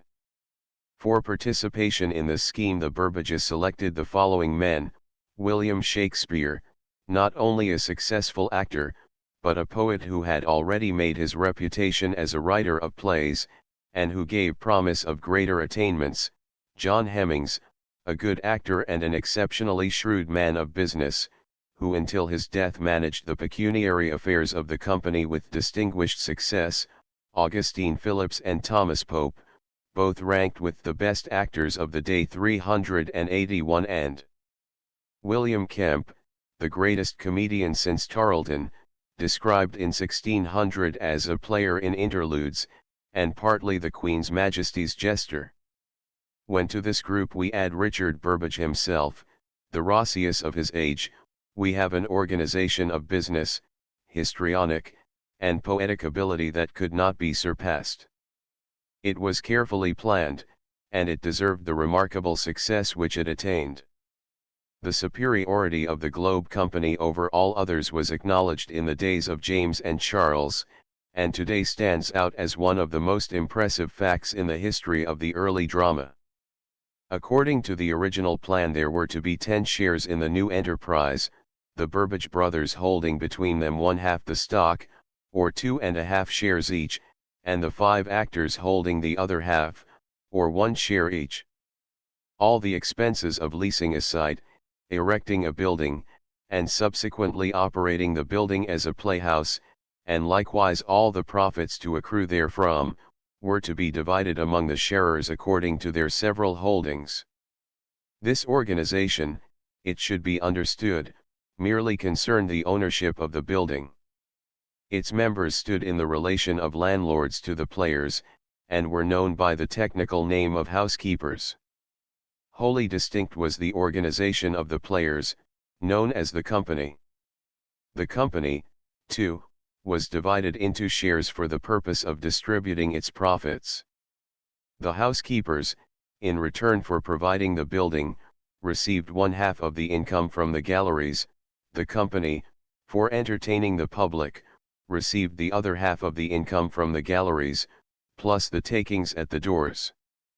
Those actors who were also housekeepers shared twice in the profits of the playhouse, and it was a part of the plan of the housekeepers to admit actors to be sharers in the building as soon as they attained eminence, or otherwise made their permanent connection with the playhouse desirable. Thus the two organizations, though entirely distinct, were interlocking. Such a scheme had many advantages. In the first place, it prevented the company from shifting from one playhouse to another, as was frequently the case with other troupes. In the second place, it guaranteed both the excellence and the permanency of the company. Too often good companies were dissolved by the desertion of a few important members. As every student of the drama knows, the constant reorganization of troupes is one of the most exasperating features of Elizabethan theatrical history. In the third place, the plan, like all profit-sharing schemes, tended to elicit from each member of the organization his best powers. The opportunity offered to a young actor ultimately to be admitted as a sharer in the ownership of the building was a constant source of inspiration. 382 And the power to admit at any time a new sharer enabled the company to recruit from other troupes brilliant actors when such appeared, as, for example, William Ostler and Nathaniel Field, who had attained fame with The Children at Blackfriars and elsewhere. Finally, the plan brought the actors together in a close bond of friendship that lasted for life. Hemmings was loved and trusted by them all. Shakespeare was admired and revered. 3 members of the troupe seem to have named their sons for him. Indeed, there is nothing more inspiring in a close study of all the documents relating to the Globe than the mutual loyalty and devotion of the original sharers. The publication of Shakespeare's plays by Hemmings and Condell is merely one out of many expressions of this splendid comradeship. The plan of organization having been evolved, and the original members having been selected, the first question presenting itself was, where should the new playhouse be erected? Burbage, Hemmings, and the rest including Shakespeare probably gave the question much thought. Their experience in Holywell had not been pleasant. The precinct of Blackfriars, they now well realized, was out of the question, so they turned their eyes to the Bankside. That section had recently become the theatrical centre of London. There were situated the Rose, the Swan, and the Bear Garden, and thither each day thousands of persons flocked in search of entertainment. Clearly the Bankside was best suited to their purpose. Near the fine old church of St. Mary Overies, and not far from the Rose and the Bear Garden, they found a plot of land that met their approval. Its owner, Sir Nicholas Brand, was willing to lease it for a long term of years, and at a very reasonable rate. They made a verbal contract with Brand, according to which the lease was to begin on December 25, 1598. William Shakespeare seems to have been equally with Burbage a leader in erecting the Globe. In 1599 the building is officially described as Vna Domo de Novo Edificata, in occupatione Willielmi Shakespeare et aliorum. 3 days later, on December 28, Richard and Cuthbert Burbage, having secured the services of the carpenter, Peter Street, and his workmen, tore down the old theatre and transported the timber and other materials to this new site across the river, and shortly after the Globe began to lift itself above the houses of the Bankside, a handsome theatre surpassing anything then known to London playgoers. In the meantime the lawyers had drawn up the lease, and this was formally signed on February 21, 1599. The company had arranged a tripartite lease, the 3 parties being Sir Nicholas Brand, the Burbage brothers, and the 5 actors. 383 To the Burbages Sir Nicholas leased 1/2 of the property at a yearly rental of £7 5s, and to the 5 actors, he leased the other half, at the same rate. Thus the total rent paid for the land was £14 tens. The lease was to run for a period of 31 years. The 5 actors, not satisfied with tying up the property in the tripartite lease, proceeded at once to arrange their holdings in the form of a joint tenancy. This they accomplished by the following device: William Shakespeare, Augustine Phillips, Thomas Pope, John Hemmings, and William Kemp did shortly after grant and assign all the said moiety of and in the said gardens and grounds unto William Levison and Thomas Savage, who regranted and reassigned to every one of them severally a 5th part of the said moiety of the said gardens and grounds 384. The object of the joint tenancy was to prevent any member of the organization from disposing of his share to an outsider. Legally, at the death of a member his share passed into the possession of the other members, so that the last survivor would receive the whole.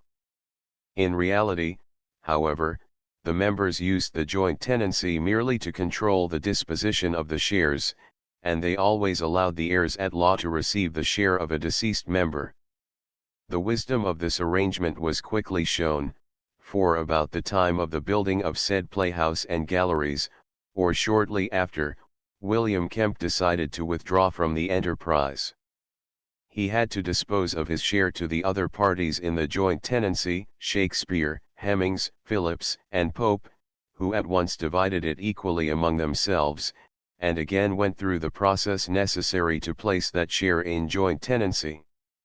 After the retirement of Kemp, the organization, it will be observed, consisted of 6 men, and the shares were 8 in number, owned as follows: Richard Burbage and Cuthbert Burbage, each 2 shares, Shakespeare, Hemmings, Phillips, and Pope, each 1 share. A plan of the Globe property based on the lease and on other documents and references to the property.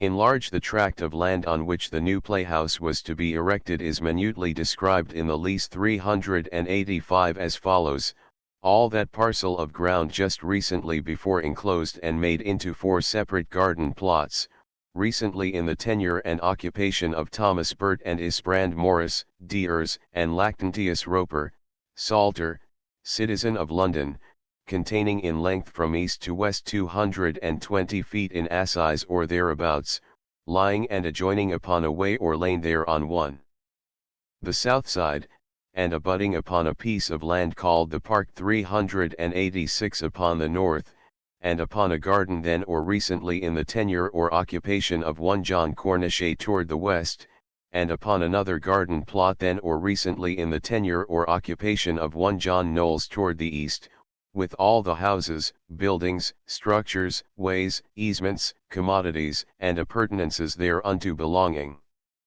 And also all that parcel of land just recently before enclosed and made into 3 separate garden plots, whereof 2 of the same were recently in the tenure or occupation of John Roberts, carpenter, and another recently in the occupation of one Thomas Ditcher, citizen and merchant tailor of London, containing in length from east to west by estimation 156 feet of assize or thereabouts, and in breadth from the north to the south 100 feet of assize by estimation or thereabouts, lying and adjoining upon the other side of the way or lane aforesaid, and abutting upon a garden plot there then or recently just before in the occupation of William Sellers toward the east, and upon one other garden plot there, then, or recently just before, in the tenure of John Bergram, saddler, toward the west, and upon a lane there called Maiden Lane towards the south, with all the houses. This document clearly states that the Globe property was situated to the north of Maiden Lane, and consequently near the river. Virtually all the contemporary maps of London show the Globe as so situated. Mr. Wallace has produced some very specific evidence to support the document cited above, and he claims to have additional evidence as yet unpublished. On the other hand, there is at least some evidence to indicate that the Globe was situated to the south of Maiden Lane 387. For the purposes of this book it is sufficient to know that the Globe was situate in Maiden Lane, whether on the north side or the south side is of less importance. More important is the nature of the site.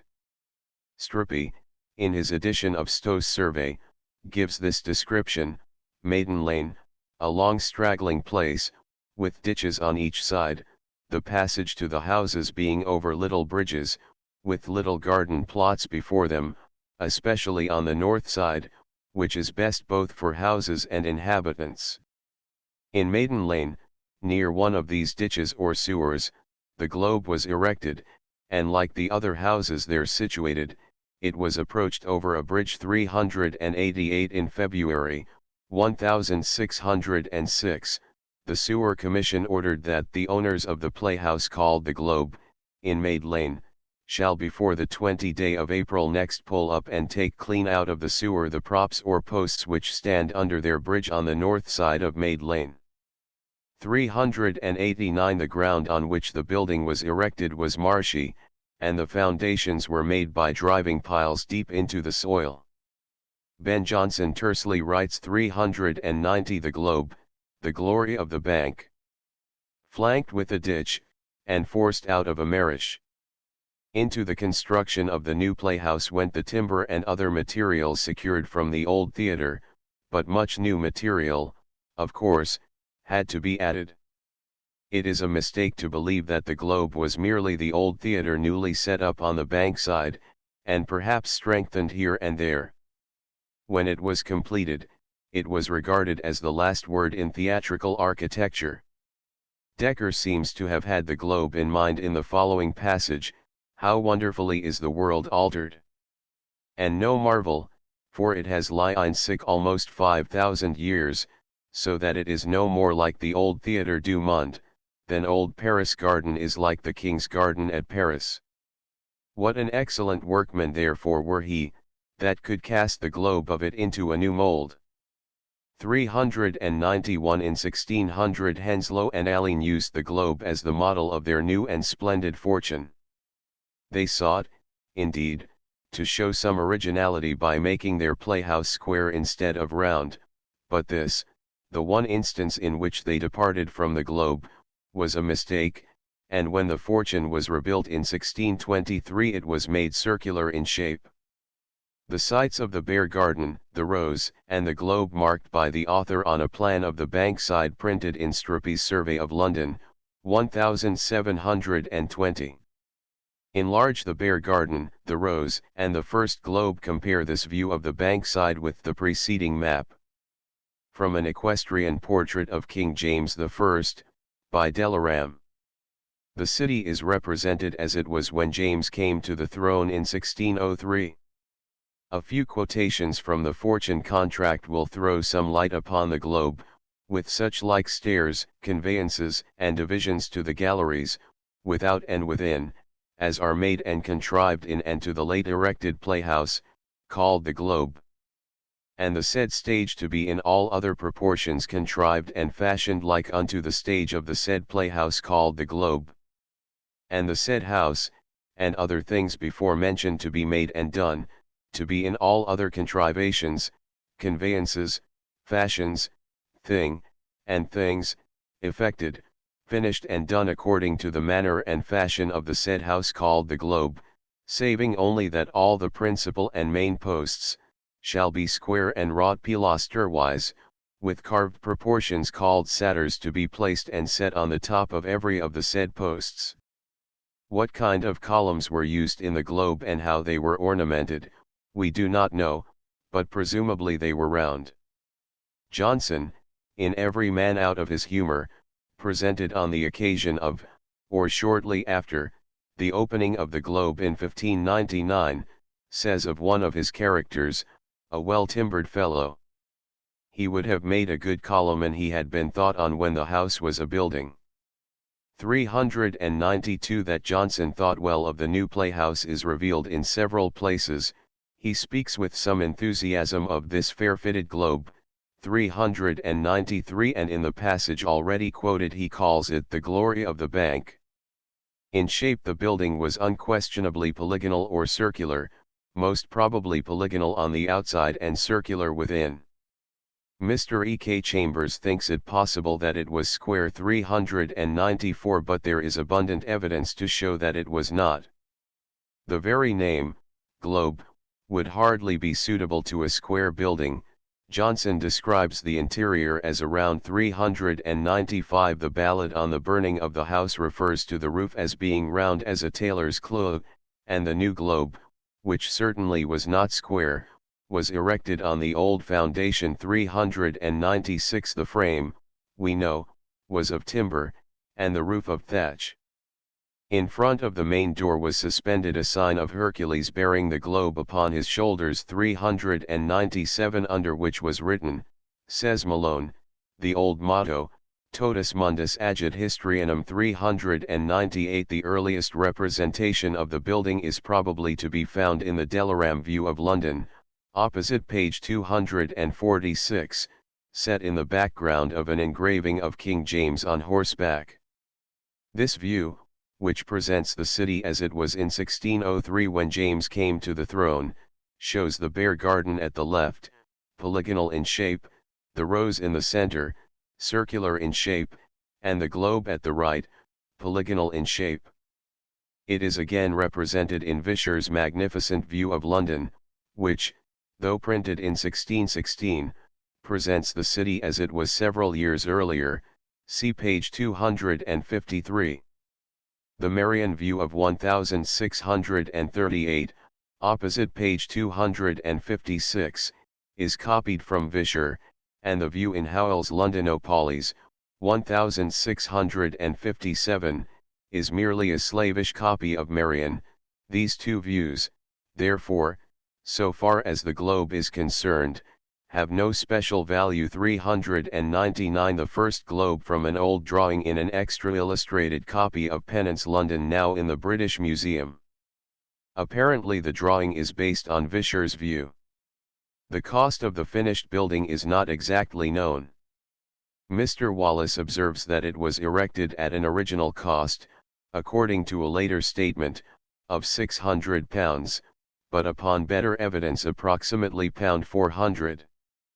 400. I am not aware of the better evidence to which Mr. Wallace refers 401, nor do I know whether the estimate of £400 includes the timber and materials of the old theatre furnished by the Burbages. If the theatre of 1576 cost nearly £700, and the second globe cost £1,400, the sum of £400 seems too small. Nor do we know exactly when the globe was finished and opened to the public. On May 16, 1599, a post-mortem inquisition of the estate of Sir Thomas Brand, father of Sir Nicholas, was taken. Among his other properties in Southwark was listed the Globe Playhouse, described as Vna domo de novo edificata, in occupatione Willielmi Shakespeare et aliorum. 402. From this statement Mr. Wallace infers that the globe was finished and opened before May 16, 1599. Though this is possible, the words used seem hardly to warrant the conclusion. However, we may feel sure that the actors, the Lord Chamberlain's men, had moved into the building before the end of the summer. Almost at once they rose to the position of leadership in the drama, for both Shakespeare and Burbage were now at the height of their powers. It is true that in 1601 the popularity of the children at Blackfriars, and the subsequent war of the theatres interfered somewhat with their success, but the interference was temporary, and from this time on until the closing of the Playhouses in 1642, the supremacy of the Globe Players was never really challenged. When James came to the throne, he recognized this supremacy by taking them under his royal patronage. On May 19, 1603, he issued to them a patent to play as the King's Men 403, an honor that was as well deserved as it was signal. In the autumn of 1608 the proprietors of the Globe acquired the Blackfriars Theatre for the use of their company during the severe winter months. This splendid building, situated in the very heart of the city, was entirely roofed in, and could be comfortably heated in cold weather. Henceforth the open-air globe was used only during the pleasant season of the year, that is, according to the evidence of the Herbert manuscript, from about the 1st of May until the 1st of November. On June 29, 1613, the globe caught fire during the performance of a play, and was burned to the ground, the first disaster of the sort recorded in English theatrical history. The event aroused great interest in London, and as a result we have numerous accounts of the catastrophe supplying us with full details. We learn that on a warm sunshine afternoon the large building was filled with people, among whom were Ben Jonson, John Taylor, the water poet, and Sir Henry Wotton, to witness a new play by William Shakespeare and John Fletcher, called All is True, or, as we now know it, Henry VIII, produced with unusual magnificence. Upon the entrance of the king in the fourth scene of the first act, 2 cannon were discharged in a royal salute. One of the cannon hurled a bit of its wadding upon the roof and set fire to the thatch, but persons in the audience were so interested in the play that for a time they paid no attention to the fire overhead. As a result they were soon fleeing for their lives, and within 1 short hour nothing was left of the stately globe. I quote below some of the more interesting contemporary accounts of this notable event. Howes, the chronicler, thus records the fact in his continuation of Stowe's Annals: upon St. Peter's Day last, the playhouse or theatre called the Globe, upon the Bankside, near London, by negligent discharge of a peal of ordnance, close to the south side thereof, the thatch took fire, and the wind suddenly dispersed the flames round about, and in a very short space the whole building was quite consumed, and no man hurt, the house being filled with people to behold the play, viz. Of Henry VIII 404. Sir Henry Wotton, in a letter to a friend, gives the following gossipy account: now to let matters of state sleep, I will entertain you at the present with what happened this week at the Bankside. The King's Players had a new play, called All is True, representing some principal pieces of the reign of Henry VIII, which was set forth with many extraordinary circumstances of pomp and majesty, even to the matting of the stage, the Knights of the Order with their Georges and Garter, the Guards with their embroidered coats, and the like, sufficient in truth within a while to make greatness very familiar, if not ridiculous. Now King Henry, making a mask at the Cardinal Wolsey's house, and certain cannons being shot off at his entry, some of the paper or other stuff wherewith one of them was stopped, did light on the thatch, where being thought at first but an idle smoke, and their eyes more attentive to the show, it kindled inwardly, and ran round like a train, consuming within less than an hour the whole house to the very ground. This was the fatal period of that virtuous fabric, wherein yet nothing did perish but wood and straw, and a few forsaken cloaks. Only one man had his breeches set on fire, that would perhaps have broiled him, if he had not, by the benefit of a provident wit, put it out with bottle ale. 405. John Chamberlain, writing to Sir Ralph Winwood, July 8, 1613, refers to the accident thus: the burning of the Globe or Playhouse on the Bankside on St. Peter's Day cannot escape you, which fell out by a peal of chambers, that I know not upon what occasion were to be used in the play, the tampan or stopple of one of them lighting in the thatch that covered the house, burned it down to the ground in less than 2 hours, with the dwelling house adjoining, and it was a great marvel and fair grace of God that the people had so little harm, having but 2 narrow doors to get out. 406. The first Globe from Vischer's View of London, published in 1616, but representing the city as it was several years earlier. The Reverend Thomas Lorcan writes from London to Sir Thomas Puckering under the date of June 30, 1613. No longer since than yesterday, while Burbage's company were acting at the Globe the play of Henry VIII, and there shooting off certain chambers in way of triumph, the fire catched and fastened upon the thatch of the house, and there burned so furiously, as it consumed the whole house, all in less than 2 hours, the people having enough to do to save themselves. 407. A contemporary ballad 408 gives a vivid and amusing account of the disaster, a sonnet upon the pitiful burning of the globe. Playhouse in London. Now sit thee down, Melpomene, wrapped in a sea-coal robe, and tell the doleful tragedy that late was played at Globe, for no man that can sing and say was scared on St. Peter's Day. O sorrow, pitiful sorrow, and yet all this is true. 409. All you that please to understand, come listen to my story, to see death with his raking brand mongst such an auditory, regarding neither cardinal's might, nor yet the rugged face of Henry VIII. O sorrow, etc.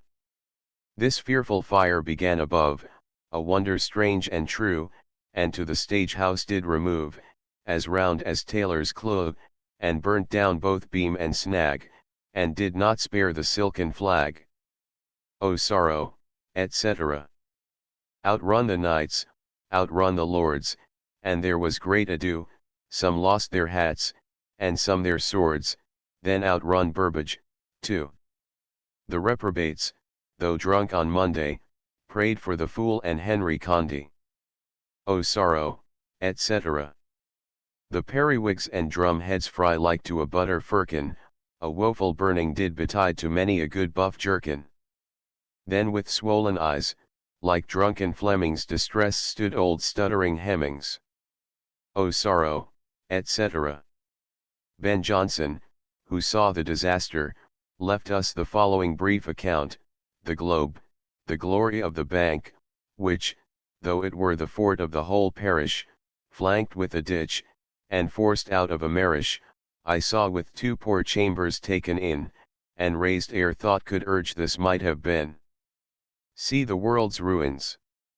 Nothing but the piles left and wit since to cover it with tiles. 410. The players were not seriously inconvenienced, for they could shift to their other house, the Blackfriars, in the city. The owners of the building, however, suffered a not inconsiderable pecuniary loss. For a time they hesitated about rebuilding, one cause of their hesitation being the short term that their lease of the ground had to run. Possibly a second cause was a doubt as to the ownership of the ground, arising from certain transactions recorded below. In October, 1600, Sir Nicholas Brand had been forced to transfer the Globe estate, with other adjacent property, to Sir Matthew Brown and John Collett as security for a debt of £2,500, and a few days after he died. Since the son and heir, Matthew Brand, was a child less than 2 years old, an uncle, Sir John Bodley, was appointed trustee. In 1608 Bodley, by unfair means, it seems, purchased from Collett the Globe property, and thus became the landlord of the actors. But young Matthew Brand was still under age, and Bodley's title to the property was not regarded as above suspicion. 411 Marion's View of London. A section from Marion's View, showing the Bankside Playhouses.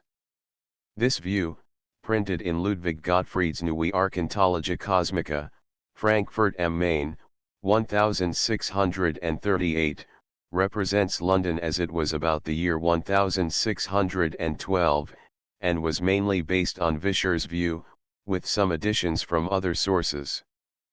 4 months after the burning of the Globe, on October 26, 1613, Sir John Bodley granted the proprietors of the building a renewal of the lease with an extension of the term until December 25, 1635. 412 But a lease from Bodley alone, in view of the facts just indicated, was not deemed sufficient, so on February 14, 1614, Hemmings, the 2 Burbages, and Condell visited the country seat of the Brands, and secured the signature of the young Matthew Brand, and of his mother as guardian, to a lease of the Globe site with a term ending on December 25, 1644. Protected by these 2 leases, the Globe sharers felt secure, and they went forward apace with the erection of their new playhouse. They made an assessment of £50 or £60 upon each share, 413. Since at this time there were 14 shares, the amount thus raised was £700 or £840. This would probably be enough to erect a building as large and as well equipped as the old Globe. But the proprietors determined upon a larger and a very much handsomer building. As Howes, the continuer of Stowe's Annals, writes, it was new builded in far fairer manner than before, or as John Taylor, the water poet, puts it, as gold is better that's in fire tried, so is the Bankside Globe that late was burned. 414. Naturally the cost of rebuilding exceeded the original estimate. Hemmings tells us that on one share, or 1/14, he was required to pay for the re-edifying about the sum of £120. 415. This would indicate a total cost of about £1,680. Hemmings should know, for he was the business manager of the organization, and his truthfulness cannot be questioned. Since, however, the adjective about, especially when multiplied by 14, leaves a generous margin of uncertainty, it is gratifying to have a specific statement from one of the sharers in 1635 that the owners had been at the charge of £1,400 in building of the said house upon the burning down of the former. 416. Hemmings tells us that he found that the re-edifying of the said playhouse would be a very great charge, and that he so doubted what benefit would arise thereby that he actually gave away half of one share to Henry Condell, gratis. 417. But his fears were unfounded. We learn from Witter that after the rebuilding of the Globe the yearly value of a share was greater by much than it had been before. 418. The new Globe, like its predecessor, was built of timber. 419. And on the same site indeed the carpenters made use of the old foundation, which seems not to have been seriously injured. In a return of 1634, preserved at St. Saviour's, we read, the Globe Playhouse, near Maid Lane, built by the Company of Players, with a dwelling house thereto adjoining, built with timber, about 20 years past, upon an old foundation. 420. In spite of the use made of the old foundation, the new structure was unquestionably larger than the first Globe. Marmion, in the prologue to Holland's Leaguer, acted at Salisbury Court in 1634, speaks of the vastness of the Globe, and Shirley, in the prologue to Rosania, applies the adjective vast to the building. Moreover, the builders had the wit, as Johnson tells us, to cover it with tiles. John Taylor, the water poet, writes, for where before it had a thatched hide, now to a stately theatre is turned. The second Globe is represented, but unsatisfactorily, in Haller's View of London, dated 1647, opposite page 260. It should be noted that the artist was in banishment from 1643, at which time the Globe was still standing, until 1652, and hence, in drawing certain buildings, especially those not reproduced in earlier views of London, he may have had to rely upon his memory. This would explain the general vagueness of his representation of the Globe. The construction was not hurried, for the Players had Blackfriars as a home.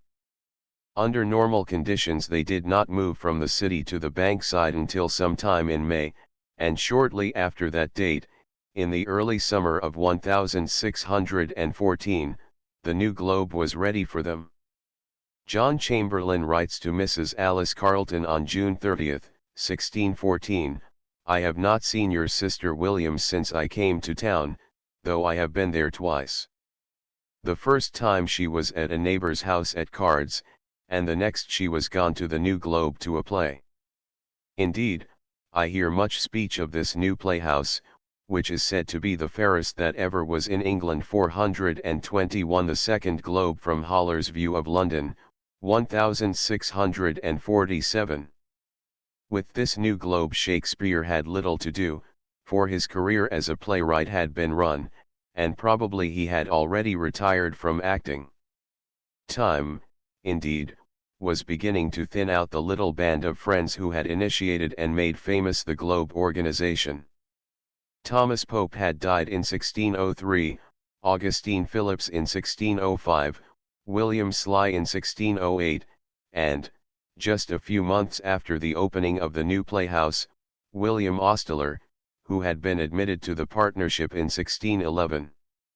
He had begun his career as a child actor at Blackfriars, had later joined the King's Men, and had married Hemmings's daughter Thomasine. A more serious blow to the company, however, fell in April, 1616, when Shakespeare himself died.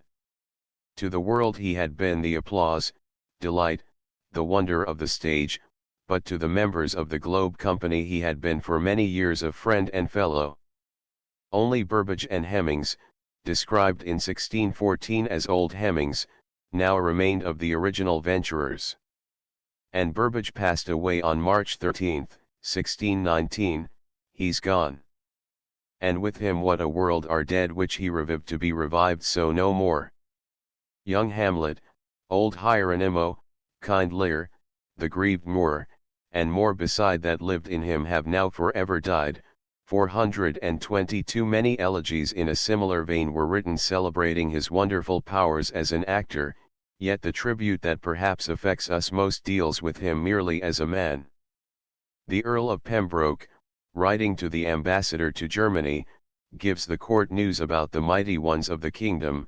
My Lord of Lennox made a great supper to the French ambassador this night here, and even now all the company are at a play, which I, being tender-hearted, could not endure to see so soon after the loss of my old acquaintance Burbage. 423 The traditional site of the Globe from Wilkinson's Theatrum Illustrata, 1825. This site is still advocated by some scholars. Compare page 245. In 1623 Hemmings and Condell, with great care and pain, collected and published the plays of Shakespeare, only to keep the memory of so worthy a friend and fellow alive, and shortly after, they too died, Condell in 1627 and Hemmings in 1630. After the passing of this group of men, whose names are so familiar to us, the history of the playhouse seems less important, and may be chronicled briefly. When young Matthew Brand came of age he recovered possession of the Globe property by a decree of the Court of Wards.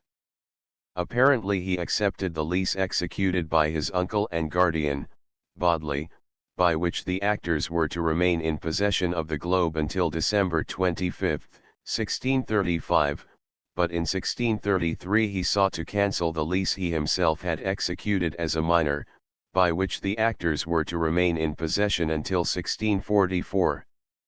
His purpose in thus seeking to gain possession of the Globe was to lease it to other actors at a material increase in his profits. 424 Naturally the owners of the Globe were alarmed, and they brought suit in the Court of Requests.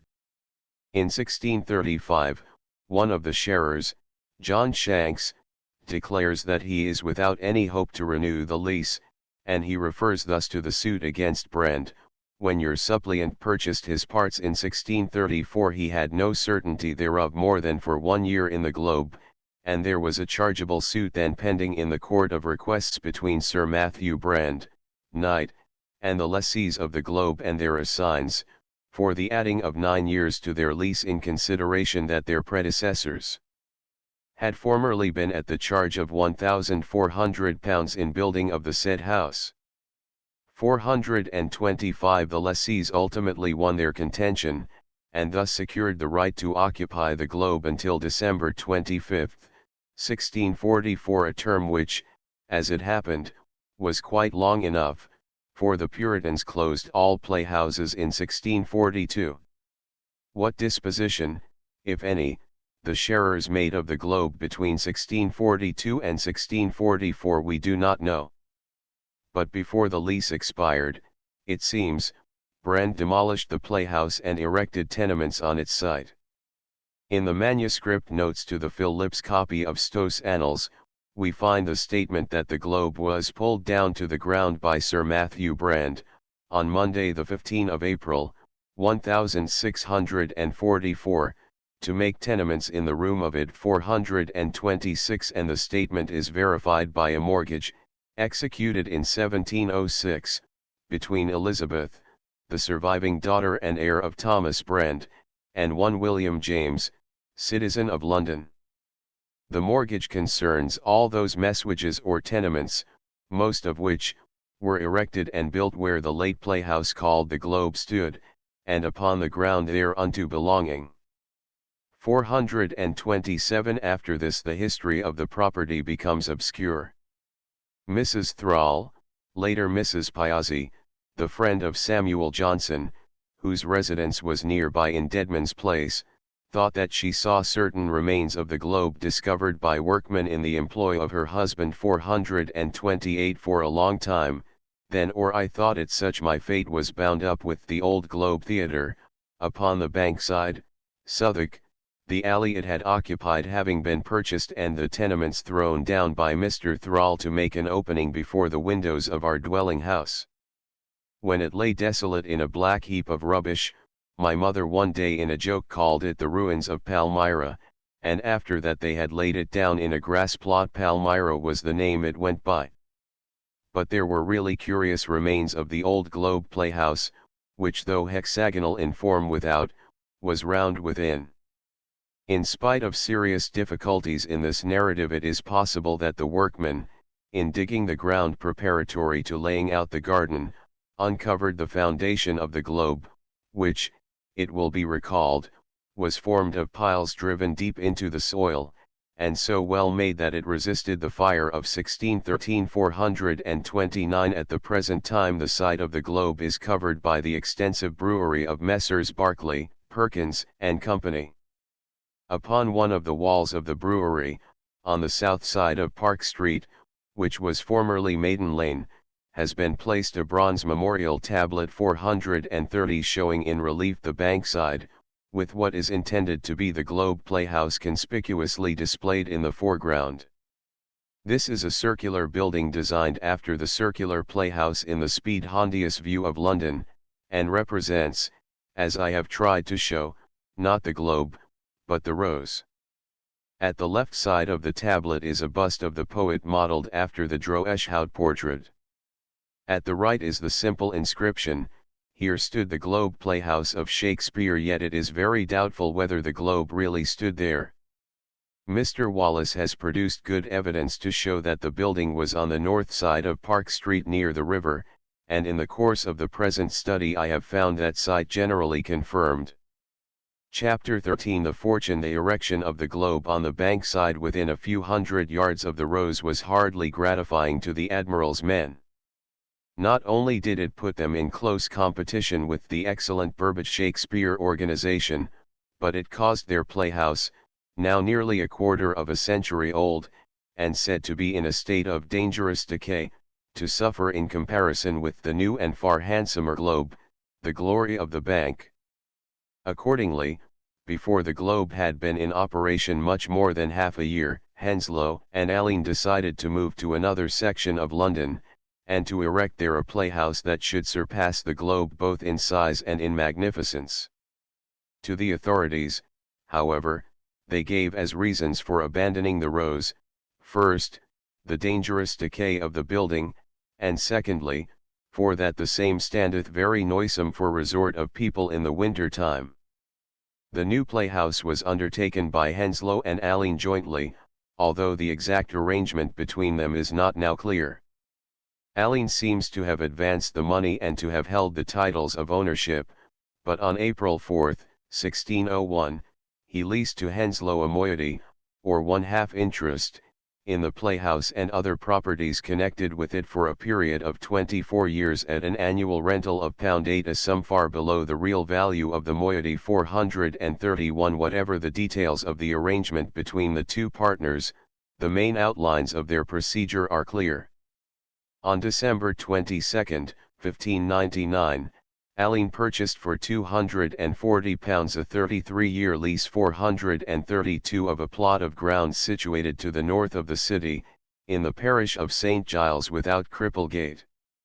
This plot of ground, we are told, stood very tolerable, near unto the fields, and so far distant and remote from any person or place of account as that none can be annoyed thereby. 433. And yet, as the Earl of Nottingham wrote, it was very convenient for the ease of people. 434. The property thus acquired lay between Golding Lane and White Cross Street, two parallel thoroughfares running north and south. There were tenements on the edge of the property facing White Cross Street, tenements on the edge facing Golding Lane, and an open space between. Alleyn and Henslow planned to erect their new playhouse in this open space between White Cross Street and Golding Lane, and to make a way leading to it from Golding Lane. The ground set aside for the playhouse is described as containing in length from east to west 127 feet and a half, a little more or less, and in breadth, from north to south, 129 feet, a little more or less. 435. The lease of this property having been consummated on December 22, 1599, on January 8, 1600, Henslow and Alleyn signed a contract with the carpenter, Peter Street, who had recently gained valuable experience in building the Globe, to erect the new playhouse. The contract called for the completion of the building by July 25, 1600, provided, however, the workmen were not by any authority restrained. The latter clause may indicate that Peter Street anticipated difficulties. If so, he was not mistaken, for when early in January his workmen began to assemble material for the erection of the building, the authorities, especially those of the parish of St. Giles, promptly interfered. Alleyn thereupon appealed to the patron of the troop, the Earl of Nottingham, the Lord Admiral. On January 12, 1600, Nottingham issued a warrant to the officers of the county to permit and suffer my said servant Edward Alleyn to proceed in the effecting and furnishing of the said new house, without any yurlet or molestation toward him or any of his workmen. 436. This warrant, however, seems not to have prevented the authorities of St. Giles from continuing their restraint. Alleyn was then forced to play his trump card through his great patron to secure from the Privy Council itself a warrant for the construction of the building. First, however, by offering to give a very liberal portion of money weekly towards the relief of the poor in the parish of St. Giles, he persuaded many of the inhabitants to sign a document addressed to the Privy Council, in which they not only gave their full consent to the erection of the playhouse, but actually urged that the same might proceed.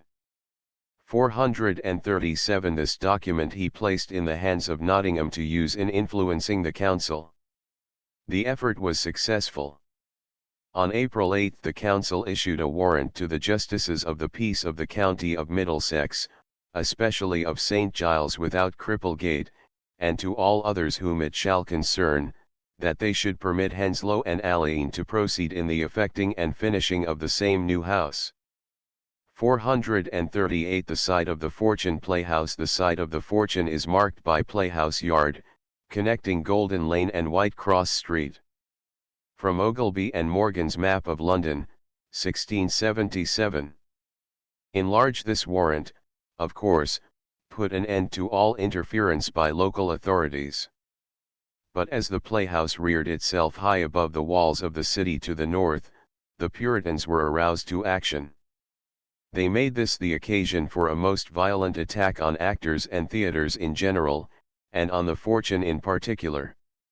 With this attack the city authorities, for reasons of their own, heartily sympathized, but they had no jurisdiction over the parish of St. Giles, or over the other localities in which playhouses were situated. Since the Privy Council had specially authorized the erection of the Fortune, the Lord Mayor shifted the attack to that body, and himself dispatched an urgent request to the Lords for reformation. In response to all this agitation the Lords of the Privy Council on June 22, 1600, issued the following order, whereas divers complaints have heretofore been made unto the Lords and other of her Majesty's Privy Council of the manifold abuses and disorders that have grown and do continue by occasion of many houses erected and employed in and about London for common stage plays, and now very lately by reason of some complaint exhibited by sundry persons against the building of the like house in or near Golding Lane, the Lords and the rest of her Majesty's Privy Council with one and full consent have ordered in manner and form as follows. First, that there shall be about the city 2 houses, and no more, allowed to serve for the use of the common stage plays, of the which houses, one the Globe shall be in Surrey, in that place which is commonly called the Bankside or thereabouts, and the other the Fortune in Middlesex. Secondly, it is likewise ordered that the 2 several companies of players assigned unto the 2 houses allowed may play each of them in their several houses twice a week and no oftener, and especially that they shall refrain to play on the Sabbath day, and that they shall forbear altogether in the time of Lent. The first part of this order, limiting the playhouses and companies to 2, was merely a repetition of the order of 1598 439. It meant that the Lords of the Privy Council formally licensed the Admirals and the Lord Chamberlain's companies to play in London. Of course the Lords might, when they saw fit, license other companies for specific periods. The second part of the order, limiting the number of performances, was more serious, for no troupe could afford to act only twice a week. The order if carried out would mean the ruin of the Fortune and the Globe companies. But it was not carried out. The actors, as we learn from Henslow's diary, did not restrict themselves to 2 plays a week. Why, then, did the Lords issue this order, and why was it not put into effect? A study of the clever way in which Alleyn, Nottingham, and the Privy Council overcame the opposition of the puritanical officers of St. Giles who were interfering with the erection of the Fortune will suggest the explanation. The Lords were making a shrewd move to quiet the noisy enemies of the drama.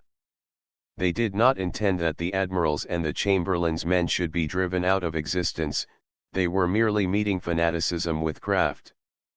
Alleyn and Henslow must have understood this. Possibly they learned it directly from their patron Nottingham, for they proceeded with the erection of their expensive building. The work, however, had been so seriously delayed by the restraints of the local authorities that the foundations were not completed until May 8, 440. On that day carpenters were brought from Windsor, and set to the task of erecting the frame. Since the materials had been accumulating on the site since January 17, the work of erection must have proceeded rapidly. The daily progress of this work is marked in Henslow's diary by the dinners of Henslow with the contractor, Peter Street. On August 8, these dinners ceased, so that on that date, or shortly after, we may assume, the building proper was finished. 441. For erecting the building Street received £440. But this did not include the painting of the woodwork, which, if we may judge from the wit's description of the Swan, must have been costly, or the equipment of the stage. We learn from Alleyn's memoranda that the final cost of the playhouse was £520 442. Hence, after Street's work of erection was finished in August, the entire building had to be painted, and the stage properly equipped with curtains, hangings, machines, etc. This must have occupied at least 2 months. From Henslow's diary it appears that the playhouse was first used about the end of November or the early part of December, 1600. 443. The original contract of Henslow and Alleyn with Peter Street for the erection of the Fortune, preserved among the papers at Dulwich College, supplies us with some very exact details of the size and shape of the building. Although the document is long, and is couched in the legal verbiage of the day, it will repay careful study. For the convenience of the reader I quote below its main specifications. 444. Foundation. A good, sure, and strong foundation, of piles, brick, lime, and sand, both without and within, to be wrought 1 foot of assize at the least above the ground. Frame.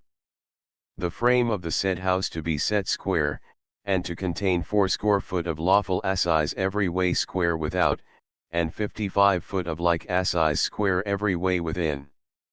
Materials. And shall also make all the said frame in every point for scantlings larger and bigger in assize than the scantlings of the said new erected house called the globe.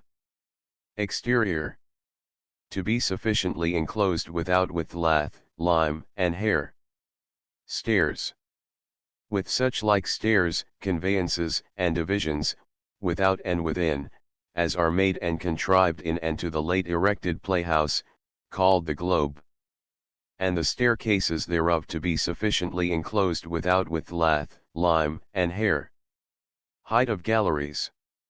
And the said frame to contain 3 stories in height, the first, or lower story to contain 12 foot of lawful assize in height, the second story 11 foot of lawful assize in height, and the third, or upper story, to contain 9 foot of lawful assize in height. Breadth of galleries. All which stories shall contain 12 foot of lawful assize in breadth throughout.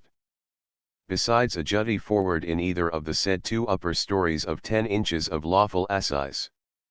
Protection of lowest gallery. The lower story of the said frame with inside. To be paled in below with good, strong, and sufficient new oaken boards. And the said lower story to be also laid over and fenced with strong iron pikes divisions of galleries. With 4 convenient divisions for gentlemen's rooms, and other sufficient and convenient divisions for 2 penny rooms. And the gentlemen's rooms and 2 penny rooms to be sealed with lath, lime, and hair. Seats. With necessary seats to be placed and set, as well in those rooms as throughout all the rest of the galleries. Stage. With a stage and tiring house to be made, erected, and set up within the said frame, with a shadow or cover over the said stage. Which stage shall be placed and set, as also the staircases of the said frame, in such sort as is prefigured in a plot thereof drawn. The plot has been lost. And which stage shall contain in length 43 foot of lawful assize, and in breadth to extend to the middle of the yard of the said house. The same stage to be paled in below with good, strong, and sufficient new oaken boards. And the said stage to be in all other proportions contrived and fashioned like unto the stage of the said playhouse called the globe. And the said stage to be covered with tile, and to have a sufficient gutter of lead to carry and convey the water from the covering of the said stage to fall backwards. Tiring house. With convenient windows and lights, glazed, to the said tiring house. Flooring. And all the floors of the said galleries, stories, and stage to be boarded with good and sufficient new deal boards, of the whole thickness where need shall be. Columns. All the principal and main posts of the said frame and stage forward shall be square, and wrought pilaster-wise, with carved proportions called satyrs to be placed and set on the top of every of the said posts. Roof. And the said frame, stage, and staircases to be covered with tile. Miscellaneous. To be in all other contrivations, conveyances, fashions, thing and things, effected, finished, and done, according to the manner and fashion of the said house called the globe. It is rather unfortunate for us that the building was to be in so many respects a copy of the globe, for that deprives us of further detailed specifications, and it is unfortunate, too, that the plan or drawing showing the arrangement of the stage was not preserved with the rest of the document. Yet we are able to derive much exact information from the contract, and with this information, at least 2 modern architects have made reconstructions of the building 445. No representation of the exterior of the fortune has come down to us. In the so-called Rither map of London, there is, to be sure, what seems to be a crude representation of the playhouse, see page 278, but if this is really intended for the fortune, it does little more than mark the location. Yet one can readily picture in his imagination the playhouse, a plastered structure, 80 feet square and approximately 40 feet high, 446, with small windows marking the galleries, a turret and flagpole surmounting the red-tiled roof, and over the main entrance a sign representing Dame Fortune, ile rather stand here, like a statue in the forefront of your house, forever, like the picture of Dame Fortune before the Fortune Playhouse. 447, the Fortune Playhouse. The curious structure with the flag may be intended to mark the site of the Fortune. From the so-called Rither map of London, drawn about 1630-40. Nor is there any pictorial representation of the interior of the playhouse. In the absence of such, I offer the reader a verbal picture of the interior as seen from the stage during the performance of a play. In Middleton and Decker's The Roaring Girl, acted at the Fortune, Sir Alexander shows to his friends his magnificent house.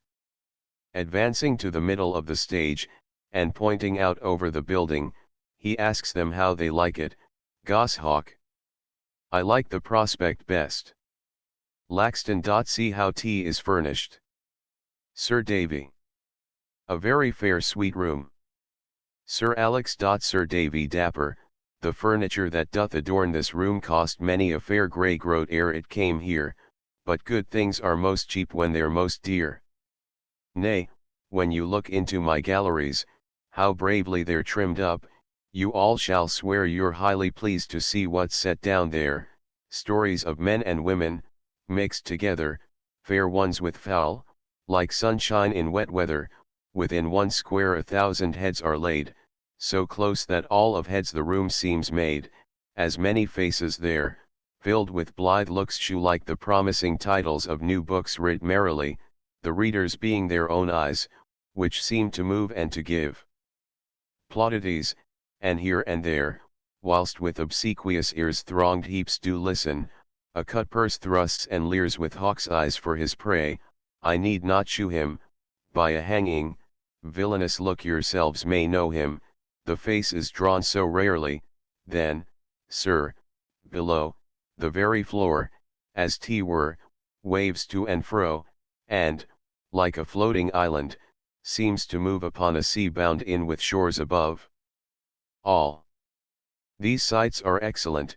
448. A closer view of this audience, men and women, mixed together, fair ones with foul, is furnished by one of the letters of Orazio Bizano. 449. The chaplain of the Venetian embassy, who visited the Fortune Playhouse shortly after his arrival in London in 1617, the other day, therefore, they determined on taking me to one of the many theatres where plays are performed, and we saw a tragedy, which diverted me very little, especially as I cannot understand a word of English, though some little amusement may be derived from gazing at the very costly dresses of the actors, and from the various interludes of instrumental music and dancing and singing, but the best treat was to see such a crowd of nobility so very well arrayed that they looked like so many princes, listening as silently and soberly as possible. These theatres are frequented by a number of respectable and handsome ladies, who come freely and seat themselves among the men without the slightest hesitation. On the evening in question His Excellency the Venetian ambassador and the secretary were pleased to play me a trick by placing me amongst a bevy of young women. Scarcely was I seated ere a very elegant dame, but in a mask, came and placed herself beside me. She asked me for my address, both in French and English, and on my turning a deaf ear, she determined to honor me by showing me some fine diamonds on her fingers, repeatedly taking off no fewer than 3 gloves, which were worn one over the other. This lady's bodice was of yellow satin richly embroidered, her petticoat of gold tissue with stripes, her robe of red velvet with a raised pile, lined with yellow muslin, with broad stripes of pure gold.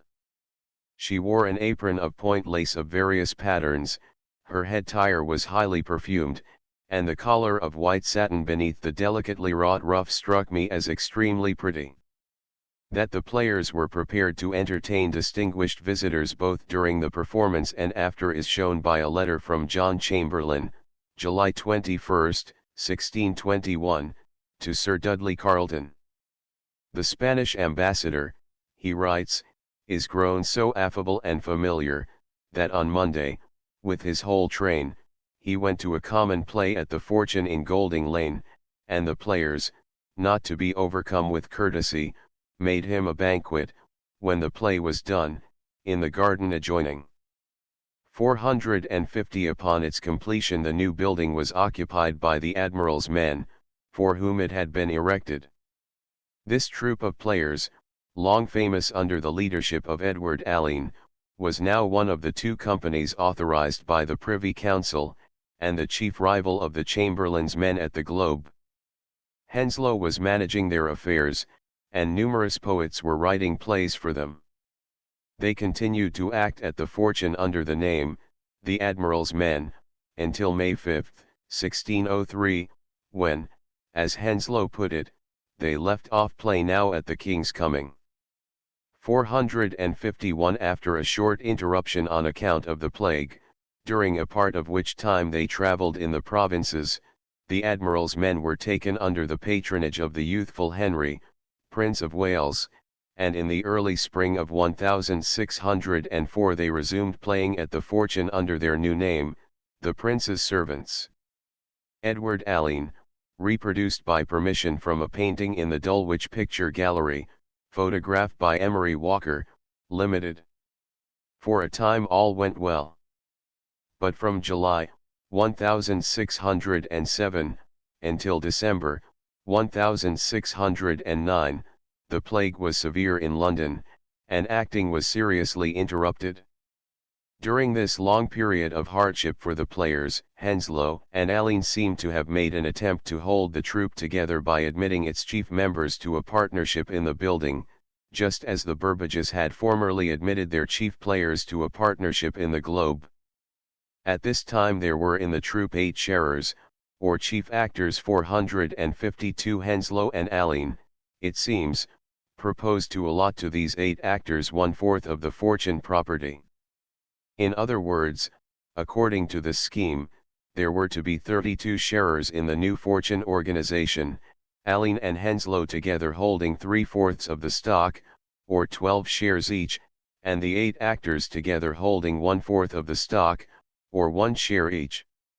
A document was actually drawn up by Henslow and Alleyn, with the name of the leader of the Fortune troupe, Thomas Downton, inserted. 453 But since the document was not executed, the scheme, it is to be presumed, was unsuccessful. At least, we hear nothing further about it. 454 On November 6, 1612, the death of the young Prince of Wales left the company without a service. On January 4, 1613, however, a new patent was issued to the players, placing them under the protection of the Palsgrave, or Elector Palatine, after which date they are known as the Palsgrave's men. On January 9, 1616, Henslow, so long associated with the company and the Fortune, died, and a year later his widow, Agnes, followed him. As a result the entire Fortune property passed into the hands of Alleyn. But Alleyn, apparently, did not care to be worried with the management of the playhouse, so on October 31, 1618, he leased it to the Palsgrave's men for a period of 31 years, at an annual rental of £200 and 2 rundlets of wine at Christmas. 455 On April 24, 1620, Alleyn executed a deed of grant of lands by which he transferred the Fortune, along with various other properties, to Dulwich College. 456 But he retained during his lifetime the whole of the revenues therefrom, and he specifically reserved to himself the right to grant leases for any length of years. The transference of the title, therefore, in no way affected the playhouse, and Alleyn continued to manage the property as he had been accustomed to do in the past.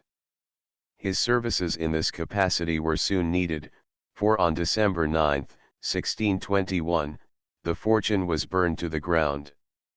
Alleyn records the event in his diary thus: Memorandum. This night at 12 of the clock the fortune was burnt.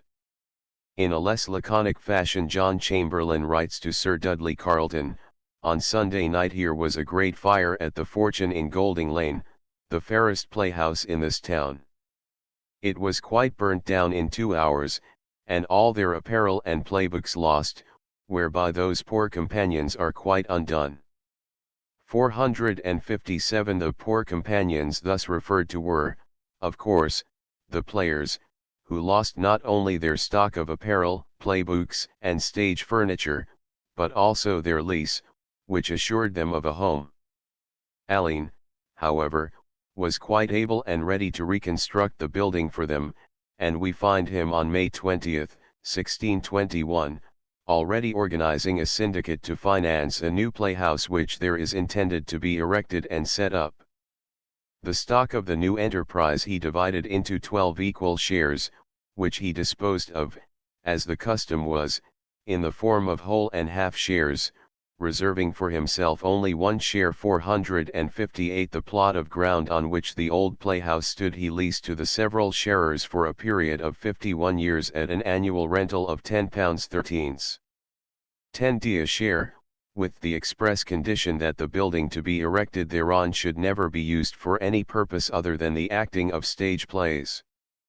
The sharers then proceeded to the task of constructing their playhouse.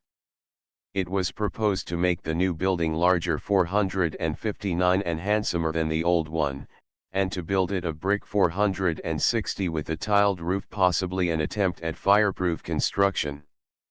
It was decided, also, to abandon the square shape in favor of the older and more logical circular shape.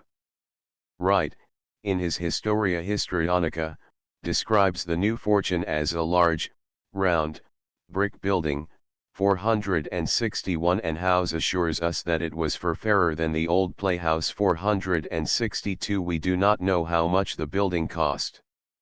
At the outset each sharer was assessed £83 six.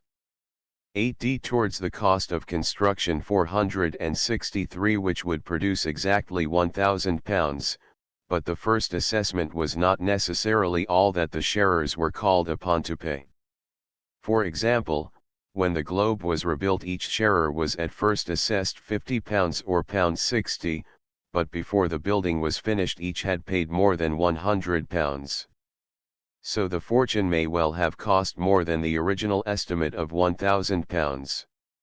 In 1656 two expert assessors appointed by the authorities of Dulwich College to examine the playhouse declared that the said building did in our opinions cost building about £2,000. 464 This estimate is probably not far wrong. The playhouse was completed in June or July of 1623, and was again occupied by the Palsgrave's men 465 on November 25, 1626, Edward Alleyn died, and the fortune property came into the full possession of Dulwich College. This, however, did not in any way affect the syndicate of the fortune housekeepers, who held from Alleyn a lease of the property until 1672. According to the terms of this lease each of the 12 sharers had to pay a yearly rental of £10 10d, this rental now merely went to the college instead of to Alleyn. In 1631 the Palsgrave's men seem to have fallen on hard times, at any rate, they had to give up the fortune, and the playhouse was taken over, about December, by the King's Revels, who had been playing at the small private playhouse of Salisbury Court 466. The Palsgrave's men were reorganized, taken under the patronage of the infant Prince Charles, and placed in the Salisbury Court playhouse just vacated by the King's Revels. In 1635 there was a general shifting of houses on the part of the London companies. The King's Revels left the fortune and returned to their old quarters at Salisbury Court. The Prince Charles's men, who had been at Salisbury Court, moved to the Red Bull, and the Red Bull Company transferred itself to the fortune. The stay of the Red Bull Company at the fortune was not happy. Towards the end of 1635 the plague was seriously interfering with their performance of plays 467, and on May 10, 1636, the Privy Council closed all theatres, and kept them closed, except for a few days, until October 2, 1637. 468 This long inhibition not only impoverished the actors and drove them into the country, but came near ruining the lessees of the fortune, who, having no revenue from the playhouse, could not make their quarterly payments to the college. On September 4, 1637, the Court of Assistants at Dulwich noted that the lessees were behind in their rent to the extent of £132 11d, and, the court adds, there will be a quarter's rent more at Michaelmas next, i.e., in 25 days, which is doubted will be also unpaid, amounting to £33 ones. 4d. 469 The excuse of the lessees for their failure to pay was the restraint from playing. 470 This restraint was removed on October 2, 1637, and the players resumed their performances at the Fortune. But in the early summer of 1639 they fell victims to another bit of ill luck even more serious than their long inhibition. In a letter of Edmund Rossingham, dated May 8, 1639, we read, "Thursday last the players of the Fortune were fined £1,000 for setting up an altar, a basin, and 2 candlesticks, and bowing down before it upon the stage, and although they allege it was an old play revived, and an altar to the heathen gods, yet it was apparent that this play was revived on purpose in contempt of the ceremonies of the Church." 471 During the Easter period, 1640, the players returned to their old quarters at the Red Bull. After their unhappy experiences at the Fortune they were apparently glad to occupy again their former home. The event is celebrated in a prologue entitled Upon the Removing of the Late Fortune Players to the Bull, written by John Tatham, and printed in Fancy's Theatre, 1640. 472 Here, gentlemen, are anchors fixed, and we disdaining fortune's mutability, expect your kind acceptance. The writer then hurls some uncomplimentary remarks at the Fortune, observing complacently, "We have ne'er an actor here has mouth enough to tear language by the ears." It is true that during these later years the Fortune had fallen into ill repute with persons of good taste. But so had the Red Bull, and the actors there had no right to throw stones. Apparently the large numbers that could be accommodated in the great public theatres, and the quality of the audience attracted by the low price of admission, made noise and rant inevitable. 473 As chief sinners in this respect the Fortune and the Red Bull are usually mentioned together. Upon the departure of the Red Bull Company, the Prince Charles's men, originally the Admiral's, and later the Palsgrave's men, who had been occupying the Red Bull, came to the Fortune. 474 Thus after an absence of nearly 9 years, the old company, though sadly altered in personnel, for which the Fortune had been built, returned to its home to remain there until the end. On September 2, 1642, the Long Parliament passed an ordinance suppressing all stage plays, but for a time the actors at the Fortune seem to have continued their performances.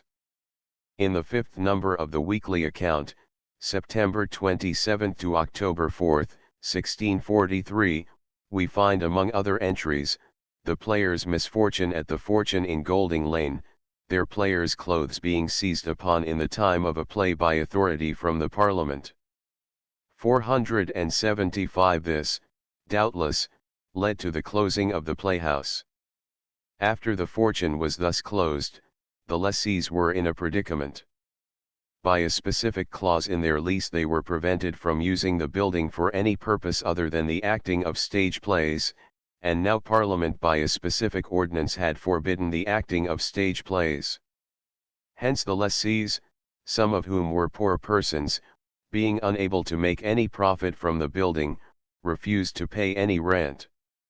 The college entered suit against them, and exhausted all legal means to make them pay, but without success. 476 When the ordinance prohibiting plays expired in January 1648, the actors promptly reopened the Fortune, and we learn from the Kingdom's Weekly Intelligencer that on January 27 no fewer than 120 coaches were crowded about the building.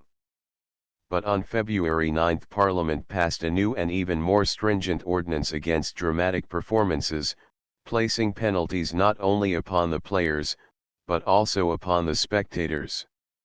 This forever put an end to acting at the Fortune. In 1649 the arrears of the lessees having reached the sum of £974 fives. 8d, the authorities of the college took formal possession of the playhouse.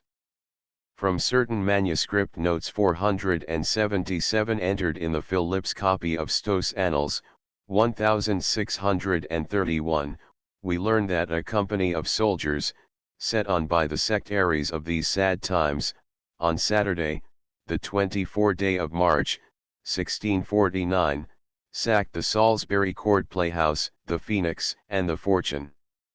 The note states that the Fortune was pulled down on the inside by the soldiers, that is, the stage and the seats were dismantled 478 so as to render the building unusable for dramatic purposes. In the following year, 1650, the inhabitants of the parish of St. Giles represent that they are poor, and unable to build a place of worship for themselves, but think it would be convenient if that large building commonly known by the name of the Fortune Playhouse might be allotted and set apart for that purpose. The request was not granted. 479 By July, 1656, the condition of the old playhouse was such that the masters and wardens of the college appointed 2 experts to view the building and make recommendations. They reported that by reason the lead hath been taken from the said building, the tiling not secured, and the foundation of the said playhouse not kept in good repair, great part of the said playhouse is fallen to the ground, the timber thereof much decayed and rotten, and the brick walls so rent and torn that the whole structure is in no condition capable of repair, but in great danger of falling, to the hazard of passengers' lives, and they add, the charge for demolishing the same will be chargeable and dangerous. Upon these considerations our opinion is that the said materials may not be more worth than £80. 480 The authorities of Dulwich took no action on this report. However, on March 5, 1660, they ordered that the property be leased, making a casual reference to the playhouse as at present so ruinous that part thereof is already fallen down, and the rest will suddenly follow. Accordingly, they inserted in the Mercurius Politicus of February 14 to 21, 1661, the following advertisement: The Fortune Playhouse, situate between Whitecross Street and Golding Lane, in the parish of St. Giles, Cripplegate, with the ground thereto belonging, is to be let to be built upon. 481 No one seems to have cared to lease the property, so on March 16, following, the materials of the building were sold to one William Bevan for the sum of £75,482, and in the records of the college, March 4, 1662, we read that the said playhouse is since totally demolished. 483 Chapter 14 The Red Bull. The builder of the Red Bull Playhouse 484 was one Aaron Holland, yeoman, of whom we know little more than that he was utterly unlearned and illiterate, not being able to read. 485 He had leased for many years from Anne Bedingfield, wife, and administratrix of the goods and chattels of Christopher Bedingfield, deceased, a small plot of land, known by the name of the Red Bull. This plot of land, which contained one house, was situated at the upper end of St. John's Street in the parish of St. James, Clerkenwell, the exact location being marked by Red Bull Yard in Ogilby and Morgan's Map of London, printed in 1677. The property was not much more distant from the heart of the city than the Fortune property, and since it could be easily reached through St. John's Gate, it was quite as well situated for dramatic purposes as was the Fortune. The site of the Red Bull Playhouse. The site is indicated by Red Bull Yard. From Ogilby and Morgan's Map of London, 1677. Enlarge in or before 1605. 486 Holland erected on this plot of ground a playhouse for acting and setting forth plays, comedies, and tragedies. We may suspect that he did this at the instigation of the Earl of Worcester's men, who had just been taken under the patronage of the Queen, and had been selected by the Privy Council as one of 3 companies to be allowed. The warrant of the Privy Council, April 9, 1604, orders the Lord Mayor to permit and suffer the 3 companies of players to the King, Queen, and Prince publicly to exercise their plays in their several and usual houses for that purpose, and no other, viz. The Globe, situate in Maiden Lane on the Bankside in the county of Surrey, the Fortune in Golding Lane, and the Curtain, in Holywell. 487 Among these 3 companies, as Dekker tells us, there was much rivalry. 488 No doubt the Queen's men, forced to occupy the old Curtain Playhouse, suffered by comparison with the King's men at the handsome Globe, and the Prince's men at the new and magnificent Fortune, and this, I suspect, furnished the immediate cause for the erection of the Red Bull. In a draft of a license to the Queen's men, made late in 1603 or early in 1604, the fact is disclosed that the actors, of whom Thomas Green was the leader, were contemplating a new playhouse. The company was licensed to use any playhouse not used by others, by the said Thomas Green elected, or by him hereafter to be built. 489 Whether or no Green and his fellows had some understanding with Holland, we cannot say.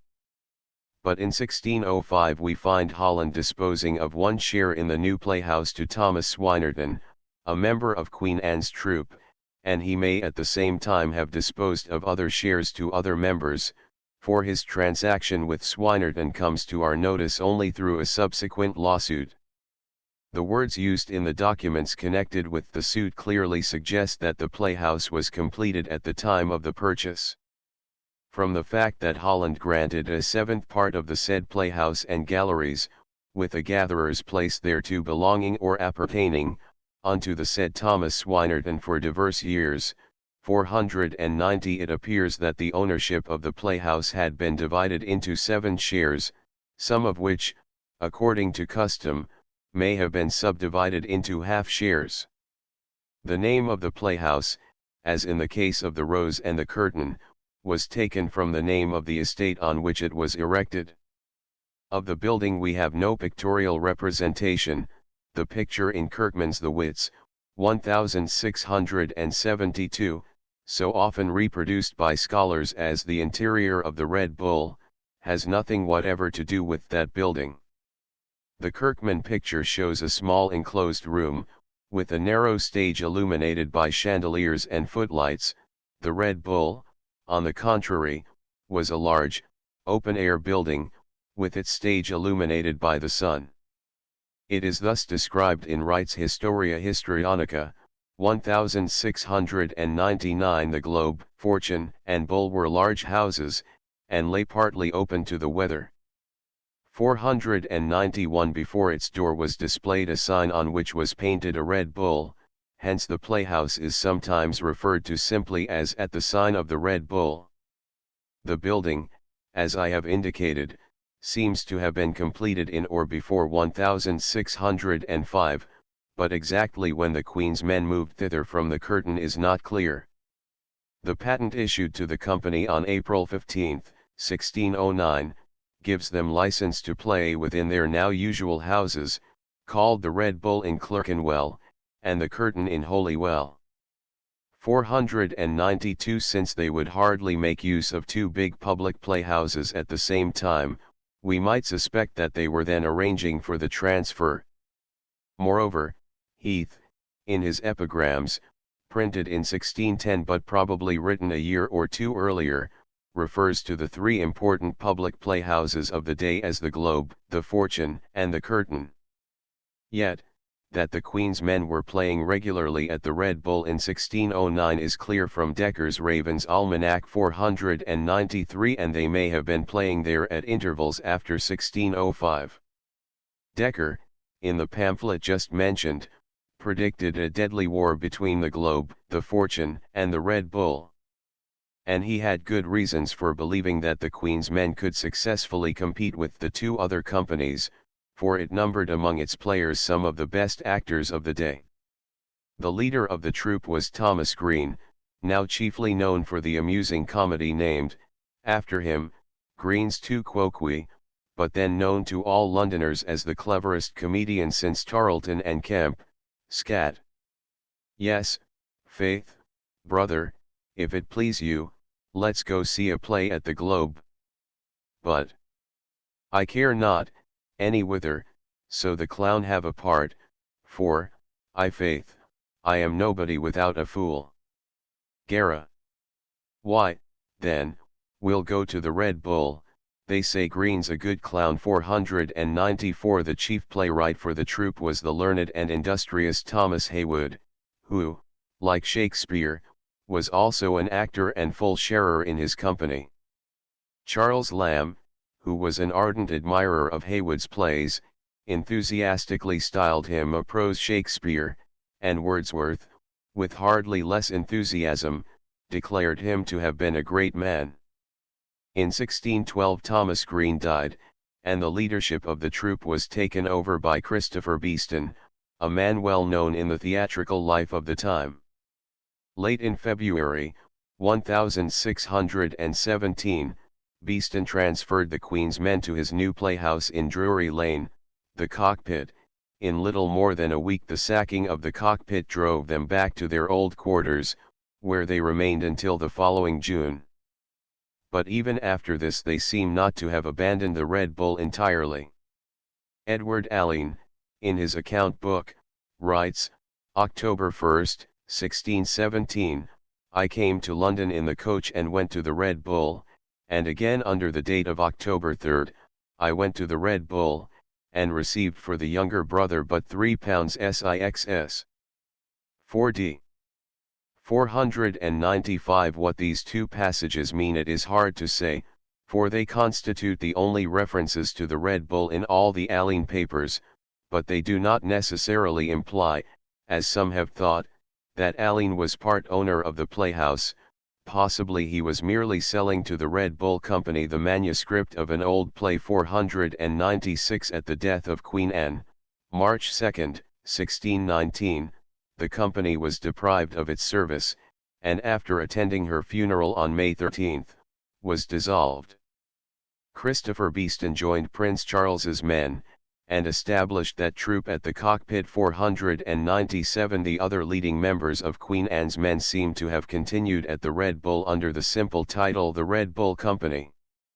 In April, 1622, a feltmaker's apprentice named John Gill 498 while seated on the Red Bull stage, was accidentally injured by a sword in the hands of one of the actors, Richard Baxter.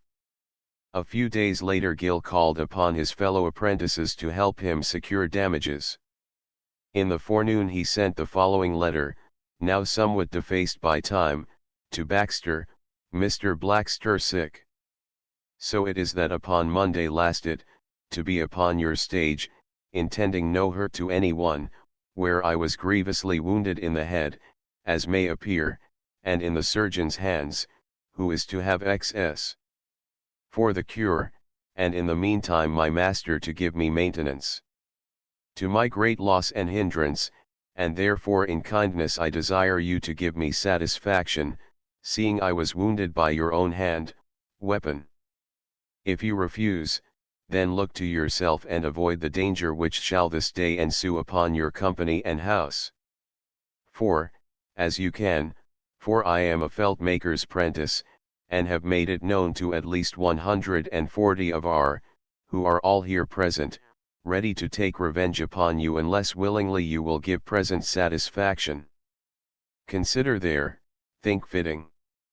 And as you have a care for your own safeties, so let me have answer forthwith. 499 Baxter turned the letter over to the authorities of Middlesex, hence its preservation, who took steps to guard the playhouse and actors. The only result was that prentices to the number of 100 persons on the said day riotously assembled at Clerkenwell, to the terror and disquiet of persons dwelling there. On July 8, 1622, the Red Bull Company secured a license to bring up children in the quality and exercise of playing comedies, histories, interludes, morals, pastorals, stage plays and such like, to be called by the name of the children of the revels. 500 The children of the revels occupied the Red Bull until the summer of the following year, 1623, when they were dissolved.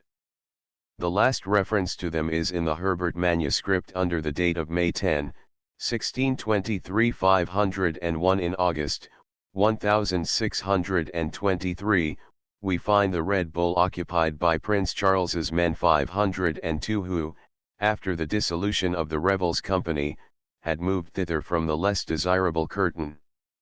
2 years later, in 1625, Prince Charles became king, and took under his patronage his father's troop, the King's Men.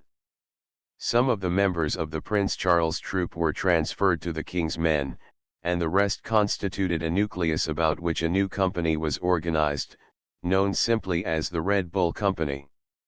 About this time, it seems, the playhouse was rebuilt and enlarged. The Fortune had been destroyed by fire in 1621, and had just been rebuilt in a larger and handsomer form. In 1625 one W.C., in London's lamentation for her sins, writes, "Yet even then, O Lord, were the theatres magnified and enlarged." 503 This doubtless refers to the rebuilding of the Fortune and the Red Bull. Prynne specifically states in his Histriomastics, 1633, that the Fortune and Red Bull had been lately re-edified and enlarged. But nothing further is known of the re-edification and enlargement of the Red Bull. After its enlargement the playhouse seems to have acquired a reputation for noise and vulgarity. Carew, in 1630, speaks of it as a place where noise prevails and a drouth of wit, and yet as always crowded with people while the better playhouses stood empty.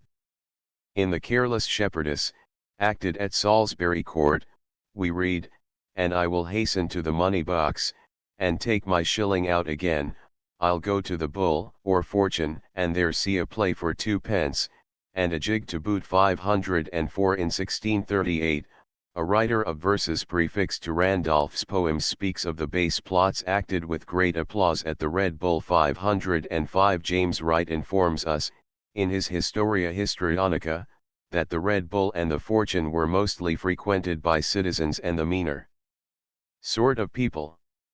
506 And Edmund Gayton, in his Pleasant Notes, wittily remarks, "I have heard that the poets of the Fortune and Red Bull had always a mouth measure for their actors, who were terrible tear throats, and made their lines proportionable to their compass, which were sesquipedals, a foot and a half." 507 Probably the ill repute of the large public playhouses at this time was chiefly due to the rise of private playhouses in the city.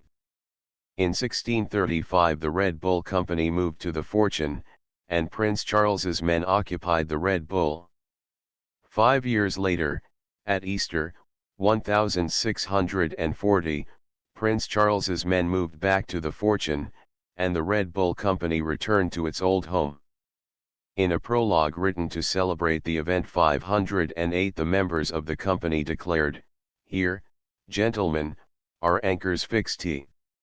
This proved true, for the company remained at the Red Bull until Parliament passed the Ordinance of 1642 closing the playhouses and forbidding all dramatic performances.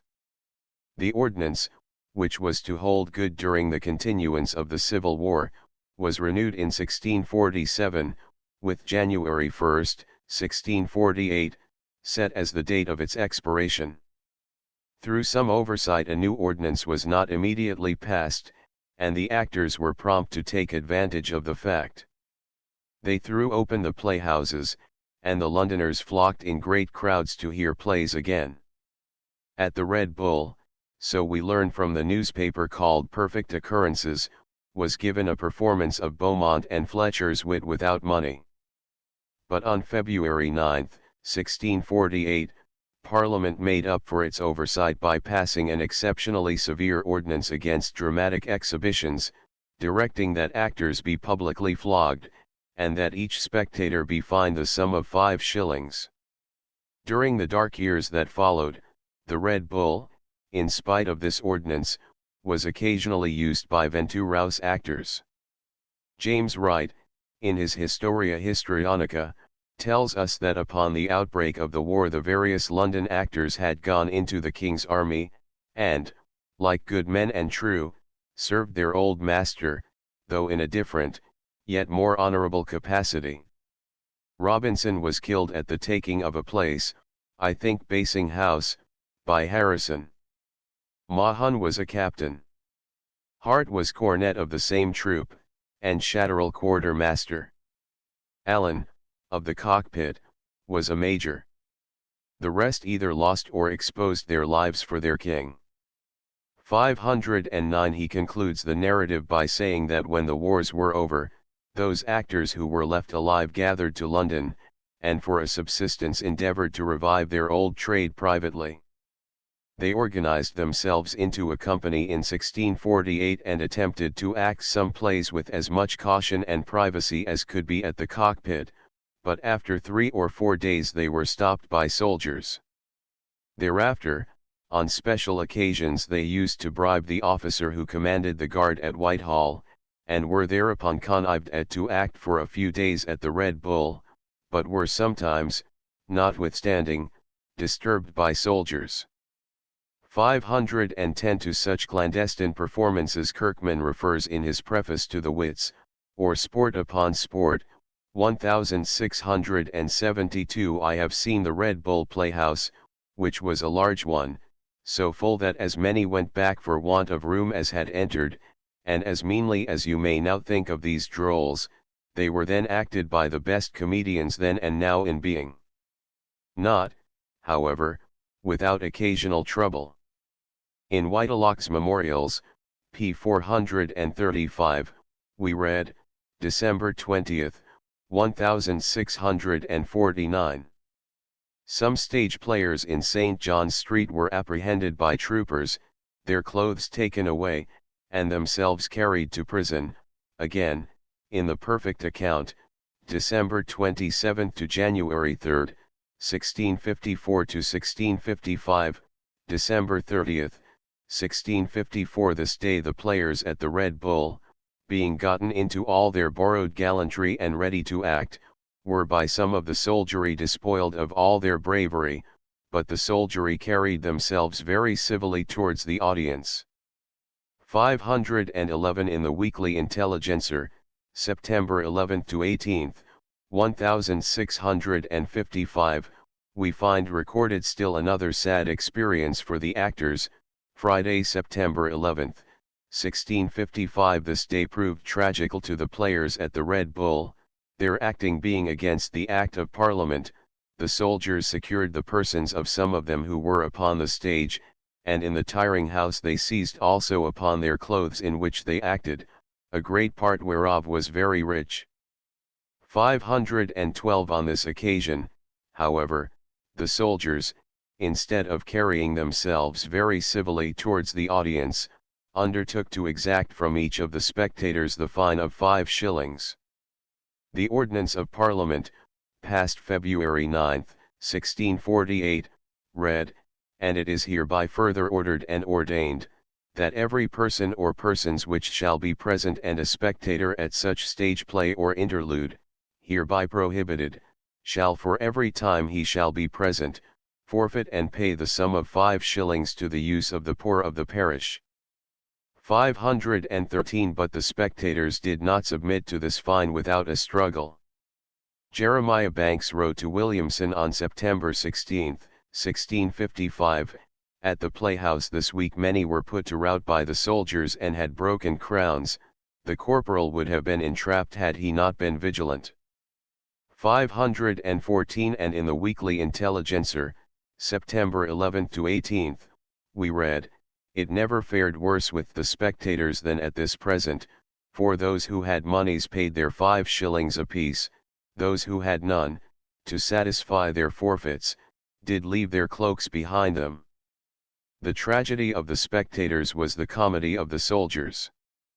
There was abundance of the female sex, who, not able to pay 5 shillings, did leave some gage or other behind them, insomuch that although the next day after the fair was expected to be a new fair of hoods, of aprons, and of scarfs, all which, their poverty being made known, and after some check for their trespass, were civilly again restored to the owners.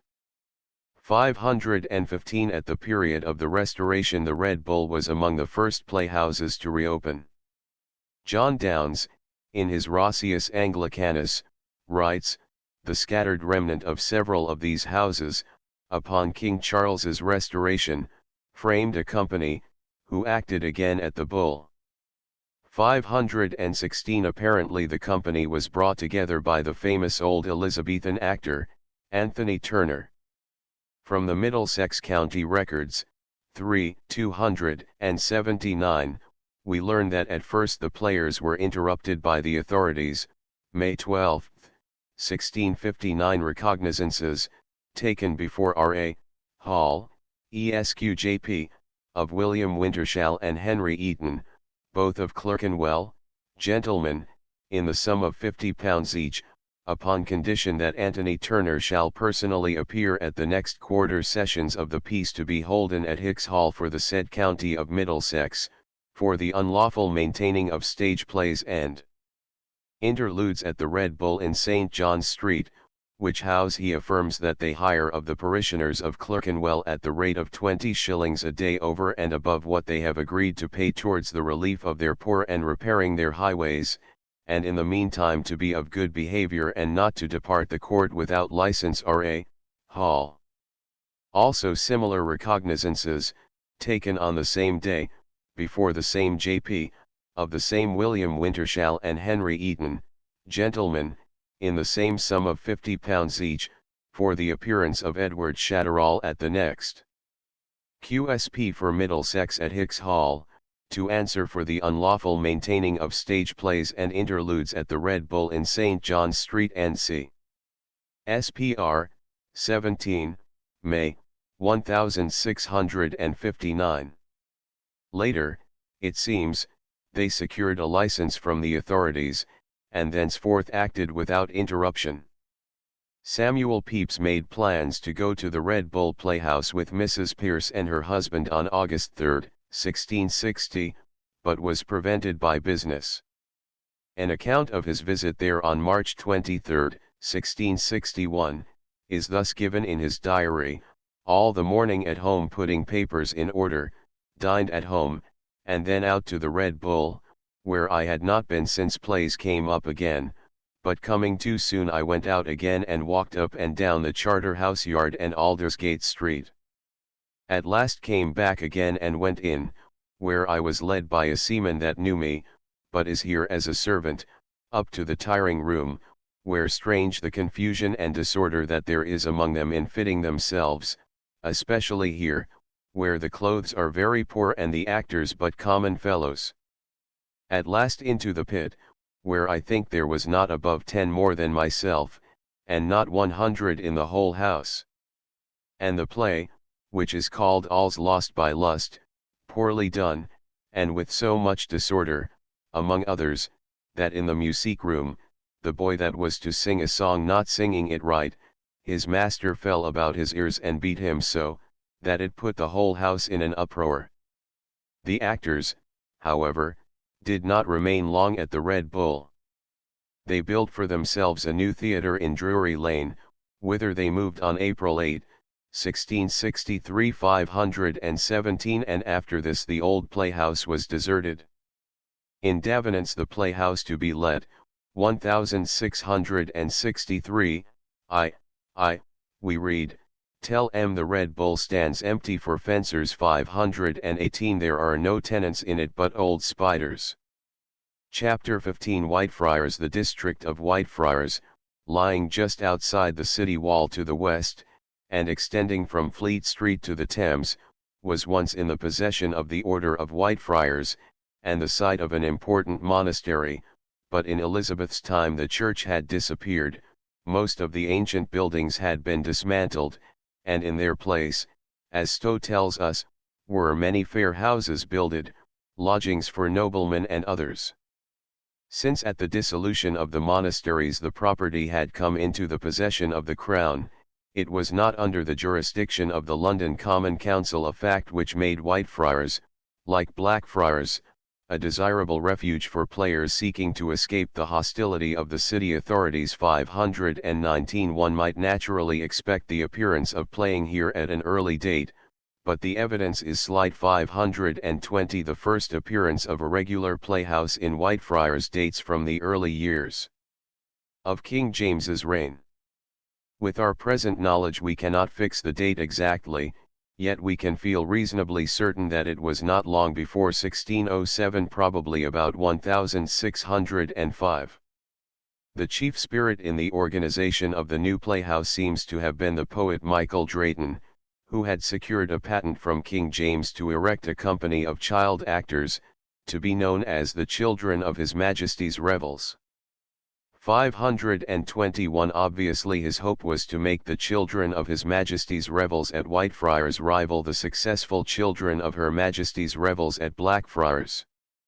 In this ambitious enterprise he associated with himself a wealthy London merchant, Thomas Woodford, whom we know as having been interested in various theatrical investments. 522 These two men leased from Lord Buckhurst for a short period of time a building described as a mansion house formerly a part of the Whitefriars Monastery, the rooms of which are 13 in number, 3 below, and 10 above, that is to say, the Great Hall, the kitchen by the yard, and a cellar, with all the rooms from the master of the Revels office as the same are now severed and divided.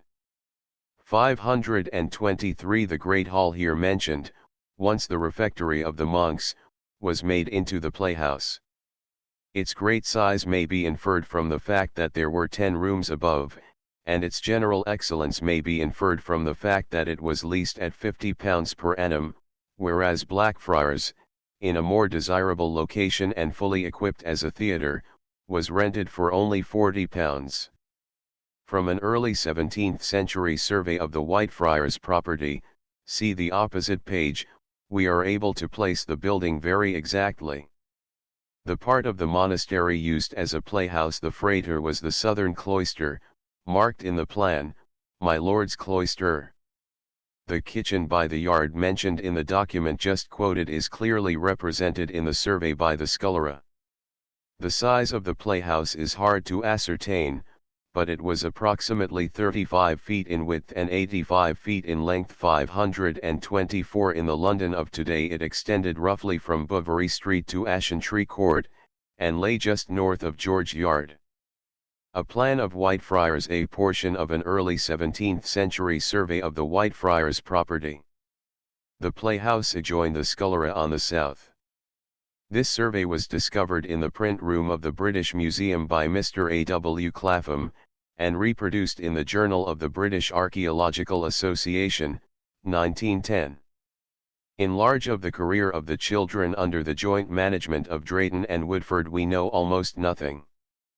But in March, 1608, a new management assumed charge of the troupe, and from this point on the history of the playhouse is reasonably clear. The original lease of the building, it seems, expired on March 5, 1608. But before the expiration in the latter part of 1607 or in the early part of 1608, Drayton and Woodford secured a new lease on the property for 6 years, 8 months, and 20 days, or until December 25, one of the 4 regular feasts of the year, 1614.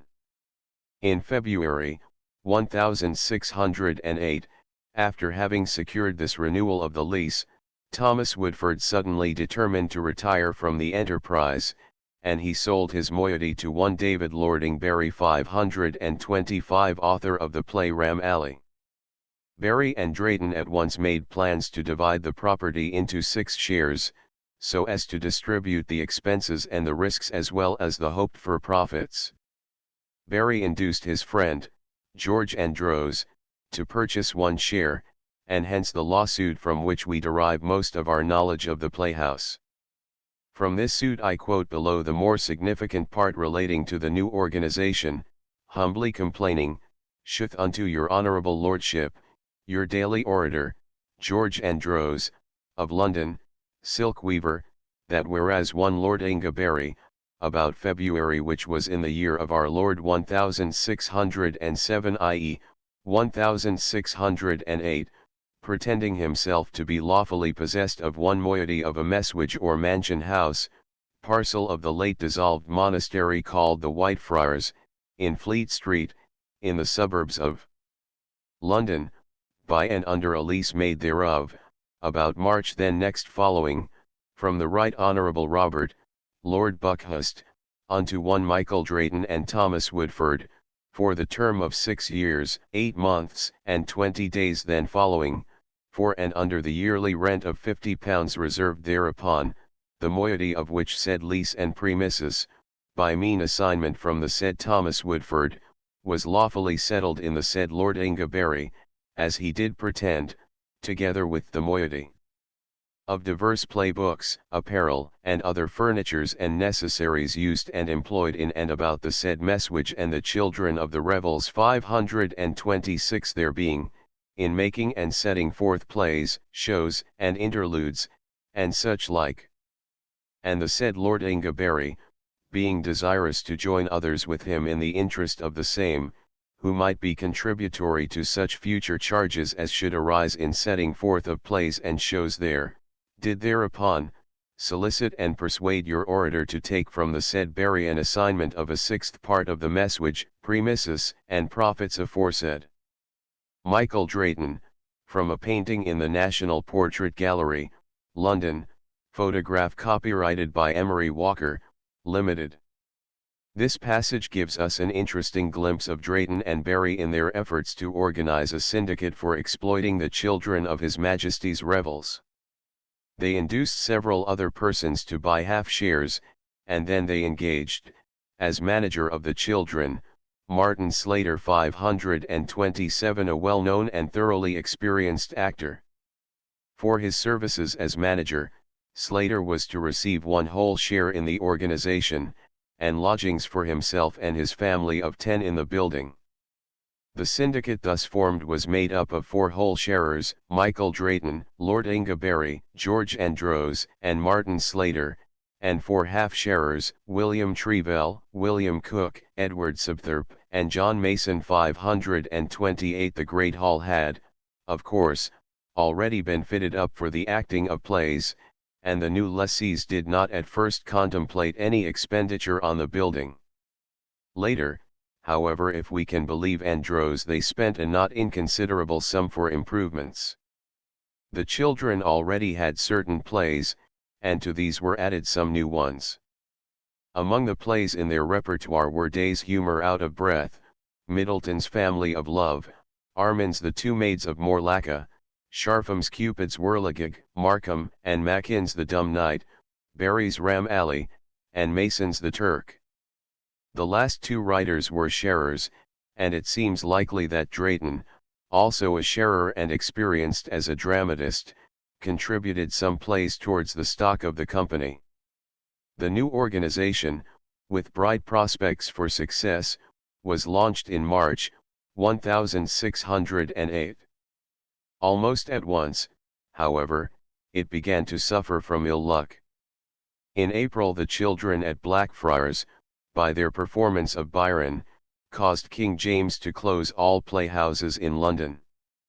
How long he kept them closed we do not know, but we find the lessees of Whitefriars joining with the 3 other London companies in seeking to have the inhibition raised. As the French ambassador informed his government, pour lever cette défense, quatre autres compagnies, qui y sont encore, offrant déjà 100,000 francs, lesquels pourront bien leur en ordonner la permission. 529 Even if this inhibition was shortly raised, the Whitefriars organization was not much better off, for in July the plague set in with unusual violence, and acting was seriously if not wholly interrupted for the next 12 months and more.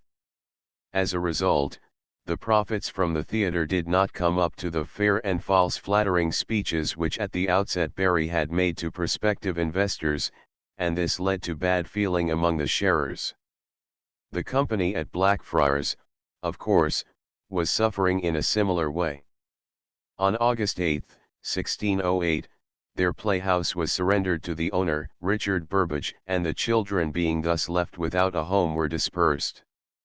Early in 1609, probably in February, Robert Keesar, the manager of the Blackfriars troupe, Philip Rossiter and others secured the lease of the Whitefriars Playhouse from Drayton and the rest of the discontented sharers, and reassembled there the children of Blackfriars.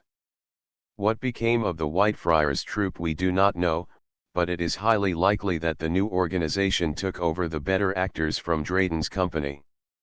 At any rate, we do not hear again of the children of His Majesty's revels. When Keesar and this new troupe of child actors moved into Whitefriars, Slater and his family of 10 were expelled from the building. This led to a lawsuit, and explains much in the legal documents printed by Greenstreet. Slater complained with no little feeling that he had been riotously, willfully, violently, and unlawfully, contrary to the said articles and pretended agreement by which he had been not only engaged as a manager, but also guaranteed a home for the period of all the term of years in the lease, put and kept out of his said rooms of habitation for him, this defendant, and his family, and all other his means of livelihood, thereby leaving this defendant and his whole family, being 10 in number, to the world to seek for bread and other means to live by. 530 The new Whitefriars troupe acted 5 plays at court during the winter of 1609-10. Payments therefore were made to Robert Keesar, and the company was referred to merely as the Children of the Whitefriars. But on January 4, 1610, the company secured a royal patent authorizing the use of the title The Children of the Queen's Revels. 531 The patent was granted to Robert Daborn, Philip Rossiter, John Tarbock, Richard Jones, and Robert Brown, but Keesar, though not named in the grant, was still one of the important sharers. 532 The troupe well deserved the patronage of the Queen. Keesar described the Blackfriars children whom he had reorganized as a company of the most expert and skillful actors within the realm of England, to the number of 18 or 20 persons, all or most of them, trained up in that service in the reign of the late Queen Elizabeth for 10 years together. 533 And to these, as I have pointed out, it seems likely that the best members of the bankrupt Children of His Majesty's Revels had been added. The chief actor of the new organization was Nathaniel Field, whose histrionic ability placed him beside Edward Alleyn and Richard Burbage. One of the first plays he was called upon to act in his new theatre was Jonson's brilliant comedy, Epicene, in which he took the leading role. The sites of the Whitefriars and the Salisbury Court Playhouses. The Whitefriars Playhouse was just north of K46, the Salisbury Court Playhouse was just south of the court of that name. From Ogilby and Morgan's Map of London, 1677. Enlarged. The idea then occurred to Rossiter to secure a monopoly on child acting and on private playhouses. The Children of His Majesty's Revels had ceased to exist. The Blackfriars Playhouse had been closed by royal command, and its lease had been surrendered to its owner, Richard Burbage. The only rival to the children at Whitefriars was the troupe of Paul's boys acting in their singing school behind the cathedral. How Rossiter attempted to buy them off is thus recorded by Richard Burbage and John Hemmings, there being, as these defendants verily think, but only 3 private playhouses in the city of London, the one of which being in the Blackfriars and in the hands of these defendants or of their assigns, one other being in the Whitefriars in the hands or occupation of the said complainant himself Keesar, his partners Rossiter, etal, or assigns, and the third near St. Paul's Church, then being in the hands of one Mr. Pearce, but then unused for a playhouse. One Mr. Rossiter, a partner of the said complainant Keesar dealt for and compounded with the said Mr. Pearce master of the Paul's boys to the only benefit of him, the said Rossiter, the now complainant Keesar, the rest of their partners and company, and without the privity, knowledge, or consent of these defendants the King's company, or any of them, and that thereby they, the said complainant Keesar and the said Rossiter and their partners and company might advance their gains and profit to be had and made in their said house in Whitefriars, that there might be a cessation of playing and plays to be acted in the said house near St. Paul's Church aforesaid, for which the said Rossiter compounded with the said Pearce to give him, the said Pearce, £20 per annum 534. By this means Rossiter disposed of the competition of the Paul's boys. But, although he secured a monopoly on child acting, he failed to secure a monopoly on private playhouses, for shortly after he had sealed this bargain with Pearce, the powerful King's men opened up at Blackfriars. Rossiter promptly requested them to pay half the dead rent to Pearce, which they good-naturedly agreed to do.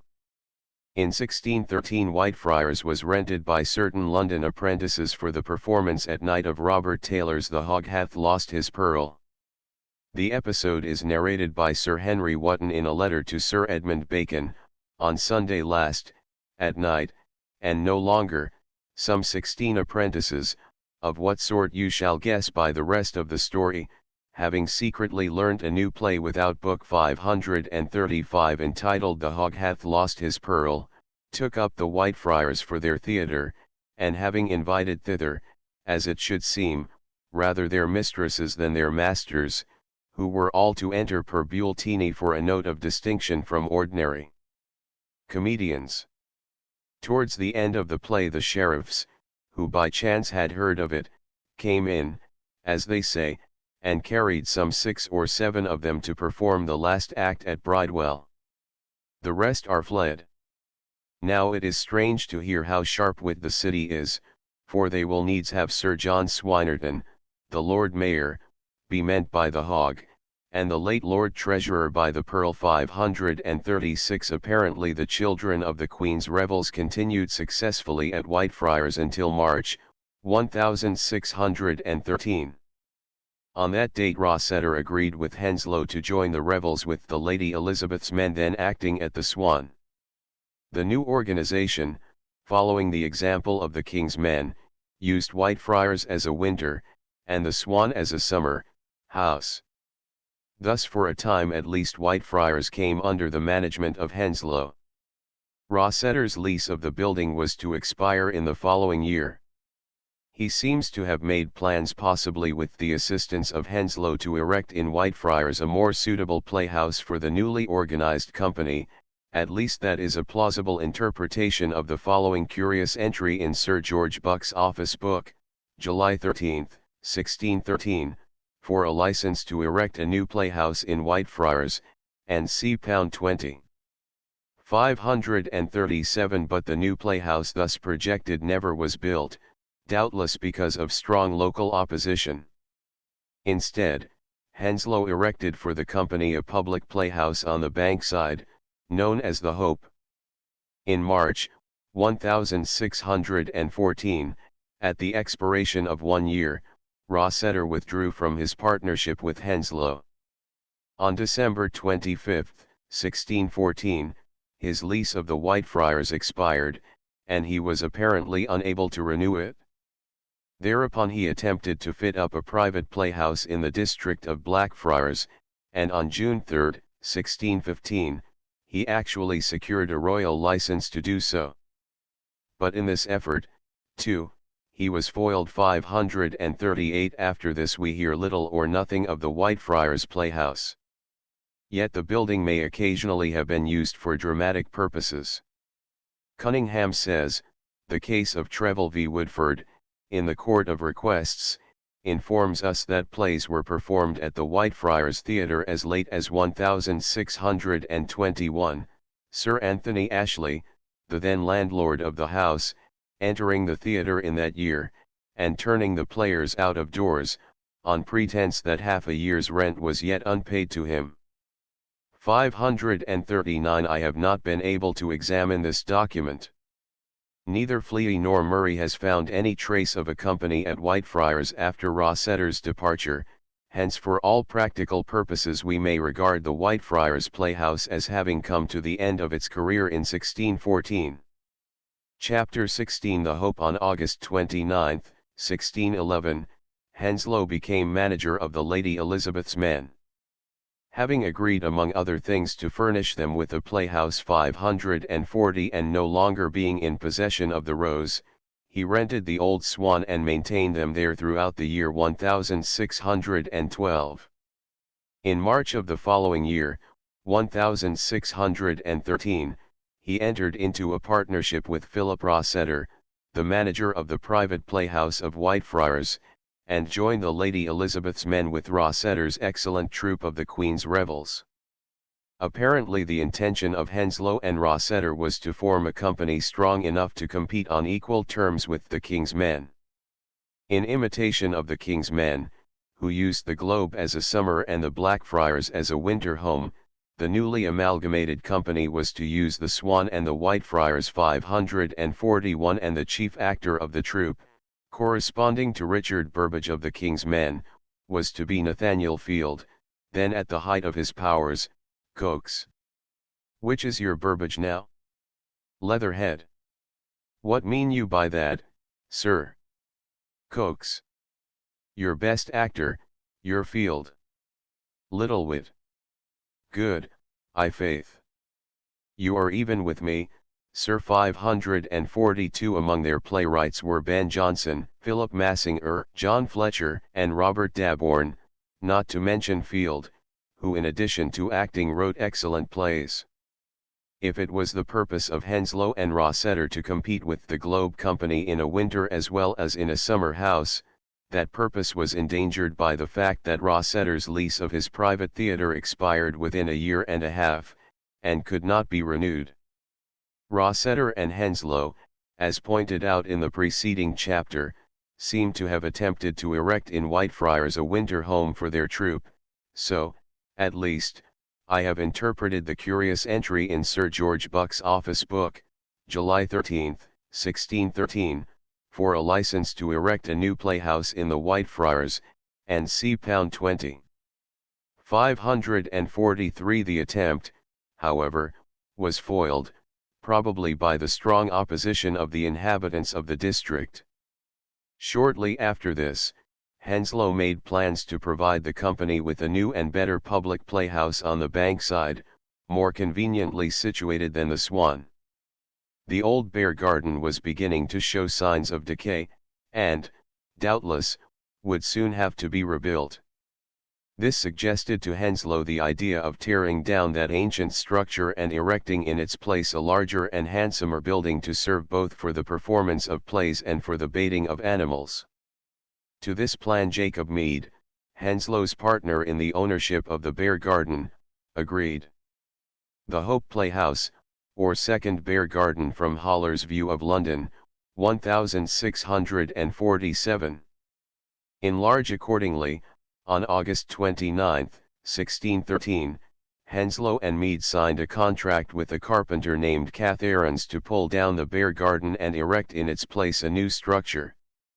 The original contract, preserved among the Henslow papers, is one of the most valuable documents we have relating to the early theatres. It is too long and verbose for insertion here, but I give below a summary of its contents. 544. Catharines agreed, 1. To pull down the Bear Garden and the stable wherein the bulls and horses had been kept, and near or upon the said place where the said game place did heretofore stand, to newly erect, build, and set up a playhouse, fit and convenient in all things both for players to play in, and for the game of bears and bulls to be baited in. 2. To build the same of such large compass, form, wideness, and height as the playhouse called the Swan. 3. To provide for the building a good sure, and sufficient foundation of bricks, 13 inches at the least above the ground. 4. To make 3 galleries, the inner principal posts of the first story to be 12 feet in height, and 10 inches square, in the middle story, 8 inches square, in the upper story, 7 inches square. 545. To make 2 boxes in the lowermost story, fit and decent for gentlemen to sit in, and in the rest of the galleries partitions between the rooms as they are in the said playhouse called the Swan. 6. To construct a stage, to be carried and taken away, and to stand upon trace cells, good, substantial, and sufficient for the carrying and bearing of such a stage. 7. To build the heavens all over the said stage, to be borne or carried without any posts or supporters to be fixed or set upon the said stage. 8. To equip the stage with a fit and convenient tire house. 9. To build 2 staircases without and adjoining to the said playhouse, of such largeness and height as the staircases of the said playhouse called the Swan. 10. To new build, erect, and set up the said bull house and stable, of that largeness and fitness as shall be sufficient to keep and hold 6 bulls and 3 horses. 11. To new tile with English tiles all the upper roof of the said playhouse, and stable. 12. To have the playhouse finished upon or before the last day of November, 1613.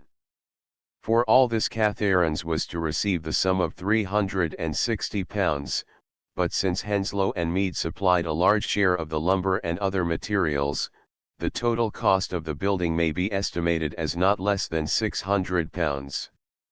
When completed, the new playhouse was appropriately christened the Hope. It has been generally assumed that a picture of the Hope is given in Vischer's View of London, published in 1616, but this, I think, is exceedingly doubtful.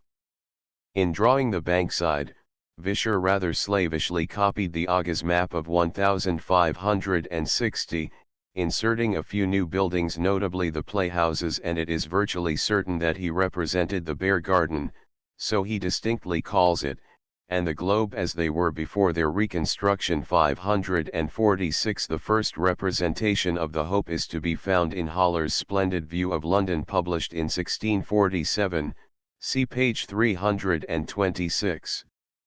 At this time the building, which had for many years been devoted wholly to the royal sports of bull and bear baiting, was still standing. It is hard to believe that an artist who so carefully represented the famous edifices of the city should have greatly erred in drawing the bear baiting house, a structure more curious than they, and quite as famous. Haller represents the Hope as circular. According to the contract, Catharines was to build the same of such large compass, form, wideness, and height as the playhouse called the Swan. Whether the word form was intended to apply to the exterior of the building we do not know. The Swan was decahedral.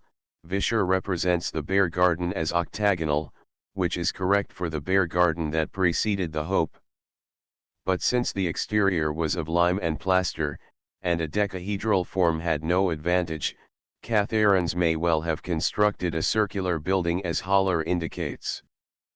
Perhaps it is significant in this connection that John Taylor, the water poet, in his Bull, Bear, and Horse, refers to the Hope as a sweet, rotundous college.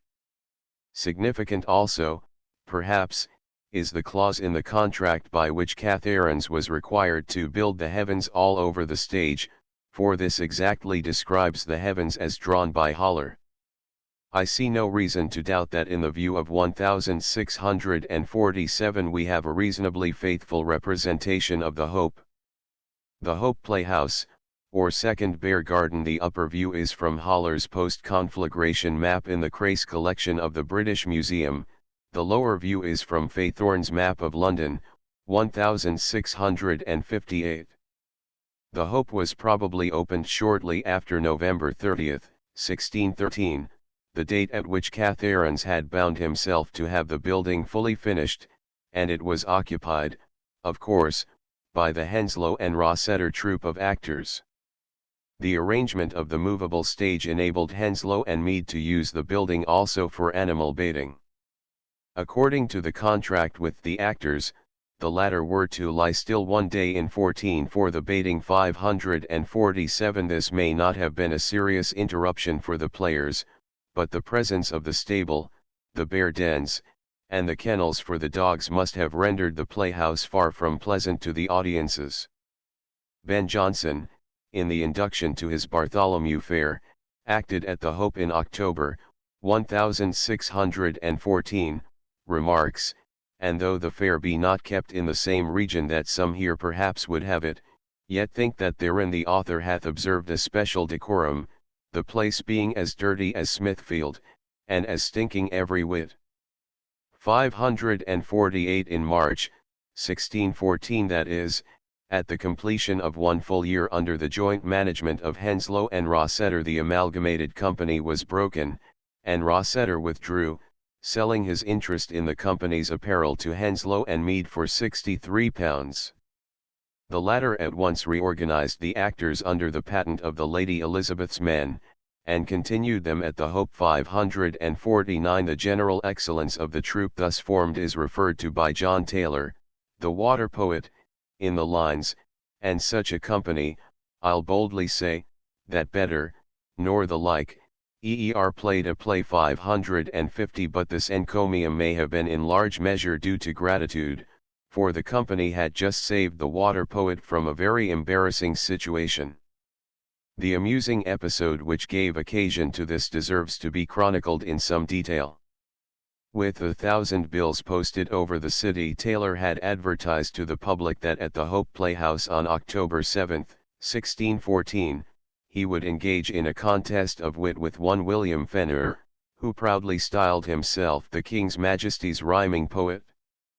551. On the appointed day the house was filled with a great audience that had paid extra money to hear the contest between two such well-known extemporal wits. But Fenner did not appear. The result may best be told by Taylor himself. "I then stepped out, their angers to appease, but they all raging, like tempestuous seas, cried out, their expectations were defeated, and how they all were coney-catched and cheated. Some laughed, some swore, some starred and stamped and cursed, and in confused humours all outburst. I, as I could, did stand the desperate shock, and bid the brunt of many dang rouse knock. For now the stinkards, in their ireful wraths, bepelted me with lome, with stones, with laths. One madly sits like bottle ale and hisses, another throws a stone, and cause he misses, he yawns and bawls. Some run to th door to get again their coin. One valiantly stepped upon the stage, and would tear down the hangings in his rage. What I endured upon that earthly hell my tongue or pen cannot describe it well." 552. At this point the actors came to his rescue and presented a play that mollified the audience. Taylor had to content himself with a printed justification. The bitter invective of Taylor against Fenner, Fenner's reply, and Taylor's several answers are to be found in the folio edition of the Water Poet's works. The episode doubtless furnished much amusement to the city. Some 3 weeks after this event, on October 31, 1614, the Lady Elizabeth's men produced with great success Jonson's Bartholomew Fair, and on November 1 they were called upon to give the play at court. But the career of the company was in the main unhappy. Henslow managed their affairs on the theory that should these fellows come out of my debt, I should have no rule with them. 553. Accordingly in 3 years he broke and again reorganized them no fewer than 5 times. At last, in February, 1615, he not only broke the company, but severed his connection with them forever. He turned the hired men over to other troops, and sold the stock of apparel to strangers for £400. The indignant actors, in June, 1615, drew up articles of grievance in which they charged Henslow with having extorted from the company by unjust means the sum of £567, and also articles of oppression in which they accused him of various dishonourable practices in his dealings with them. 554 Shortly after severing his connection with the Lady Elizabeth's men, Henslow, in March, 1615, seems to have taken over Prince Charles's men, who, it appears, had been acting at the Swan. To this new company the strangers referred to, I think he had already transferred some of the hirelings, and had sold the Hope stock of apparel for £400. Henslow died early in January of the following year, 1616, and his interest in the theatre passed to Edward Alleyn. On March 20, 1616, Alleyn and Meade engaged Prince Charles's men to continue at the Hope according to the former articles of agreement had and made with the said Philip Henslow and Jacob Meade. 555 The actors acknowledged themselves indebted to Henslow for a stock of apparel used for playing apparel, to the value of £400, heretofore delivered unto them by the said Philip. 556 The stock formerly used by the Lady Elizabeth's men, and Alleyn and Meade agreed to accept £200 in full discharge of that debt. 557 In the winter of 1616-17, Prince Charles's men quarrelled with Meade, who had appropriated an extra day for his bear baiting. Rossiter had just completed a new private theatre in Porter's Hall, Blackfriars, and that stood invitingly open. So about February they abandoned the Hope, and wrote a letter of explanation to Edward Alleyn, I hope you mistake not our removal from the Bankside. We stood the intemperate weather, till more intemperate Mr. Meade thrust us over, taking the day from us which by course was ours. 558 After the company quarrelled with Meade and deserted the Hope, there is no evidence that the building was again used for plays. It became associated almost entirely with animal baiting, fencing, feats of activity, and such like performances, and gradually the very name Hope, which was identified with acting, gave way to the earlier designation Bear Garden. In 1632 the author of Holland's Leger remarks that wild beasts and gladiators did most possess it, and such must have been the chief use of the building down to 1642, when animal baiting was prohibited by Parliament. 559 On January 14, 1647, at the disposition of the church lands, the Hope was sold for £1,783.15s. 560 In certain manuscript notes entered in the Phillips copy of Stowe's Annals, 1631, we read, the Hope, on the Bankside, in South Warka, commonly called the Bear Garden, a playhouse for stage plays on Mondays, Wednesdays, Fridays, and Saturdays, and for the baiting of bears on Tuesdays and Thursdays, the stage being made to take up and down when they please. It was built in the year 1610, and now pulled down to make tenements, by Thomas Walker, a petticoat maker in Cannon Street, on Tuesday, the 25th day of March, 1656. 7 of Mr. Godfrey's bears, by the command of Thomas Pride, then High Sheriff of Surrey, were then shot to death on Saturday the 9th day of February, 1655 i.e. 1656, by a company of soldiers. 561 The mistakes in the earlier part of this note are obvious, yet the latter part is so circumstantial that we cannot well doubt its general accuracy. The building, however, was not pulled down to the ground, though its interior may have been converted into tenements. At the Restoration, when the royal sport of bear baiting was revived, the Hope was again fitted up as an amphitheatre and opened to the public. The Earl of Manchester, on September 29, 1664, wrote to the city authorities, requesting that the butchers be required, as of old, to provide food for the dogs and bears. He had been informed by the master of His Majesty's game of bears and bulls, and others, that the Butchers' Company had formerly caused all their offal in Eastcheap and Newgate Market to be conveyed by the beadle of that company unto 2 barrow houses, conveniently placed on the river side, for the provision and feeding of the King's game of bears, which custom had been interrupted in the late troubles when the bears were killed. His Majesty's game being now removed to the usual place on the bank side, by order of the Council, he recommended the Court of Aldermen to direct the Master and Wardens of the Butchers' Company to have their offal conveyed as formerly for the feeding of the bears, and c. 562. For some years the Bear Garden flourished as it had in the days of Elizabeth and James. It was frequently visited by Samuel Pepys, who has left vivid accounts of several performances there.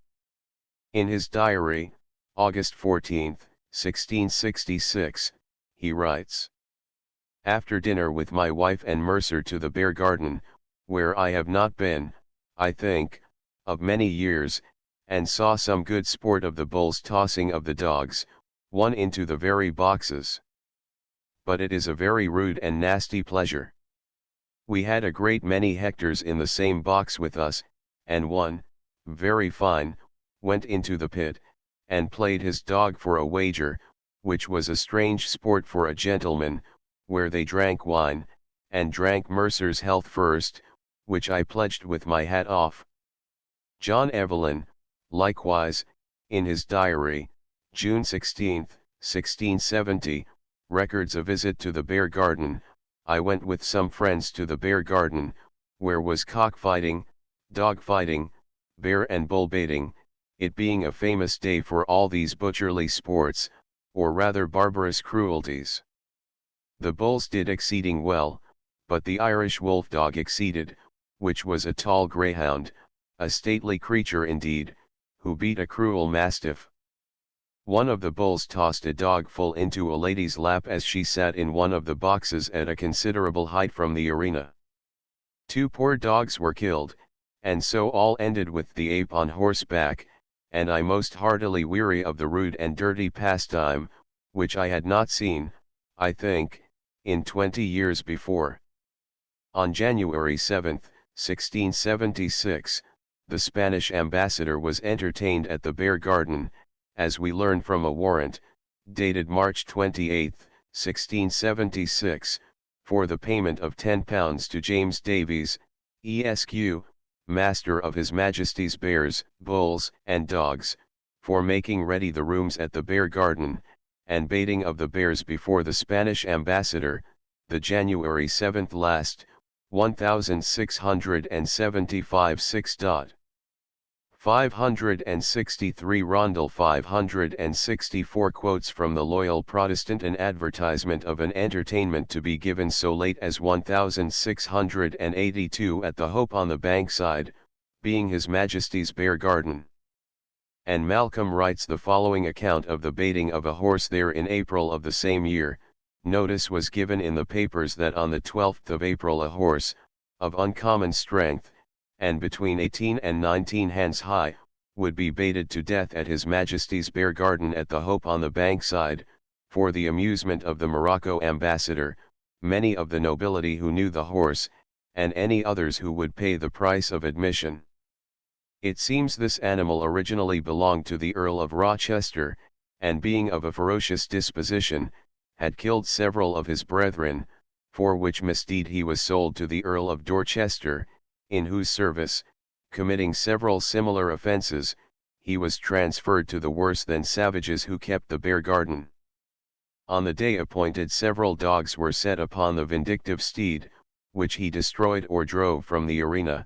At this instant his owners determined to preserve him for a future day's sport, and directed a person to lead him away, but before the horse had reached London Bridge the spectators demanded the fulfilment of the promise of baiting him to death, and began to destroy the building. To conclude, the poor beast was brought back, and other dogs set upon him, without effect, when he was Stabbed to death with a sword 565. This is the last reference to the Hope that I have been able to discover.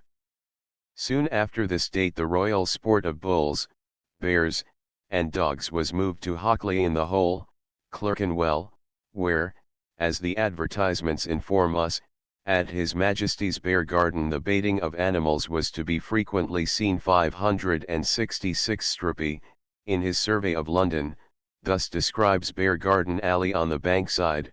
Bear Alley runs into Maiden Lane. Here is a glass house, and about the middle is a new-built court, well inhabited, called Bear Garden Square, so called as built in the place where the Bear Garden formerly stood, until removed to the other side of the water, which is more convenient for the butchers, and such like who are taken with such rustic sports as the baiting of bears and bulls. 567 in the map which he gives of this region, reproduced on page 245, the position of the Hope is clearly marked by the square near the middle of Bear Alley. Chapter 17 Rossetter's Blackfriars, or Porter's Hall. Philip Rossetter, the poet and musician, first appears as a theatrical manager in 1610, when he secured a royal patent for the children of the Queen's revels to act at Whitefriars.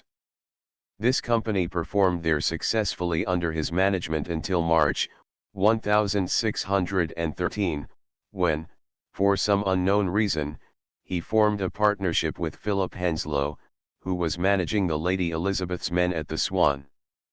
The two companies were combined, and the new organization, under the name of the Lady Elizabeth's men, made use of both playhouses, the Swan as a summer and the Whitefriars as a winter home. As already explained in the preceding chapters, Rossetter's lease on the Whitefriars Playhouse was to expire in 1614, and apparently he was unable to renew the lease. 568 Naturally he and his partner Henslow were anxious to secure a private playhouse in the city to serve as a winter home for their troupe, especially since the Swan was poorly situated for winter patronage. This may explain the following entry in Sir George Buck's office book, July 13, 1613, for a license to erect a new playhouse in Whitefriars and C. £20. 569 The new playhouse, however, was not built. Probably the opposition of the inhabitants of the district led to its prohibition.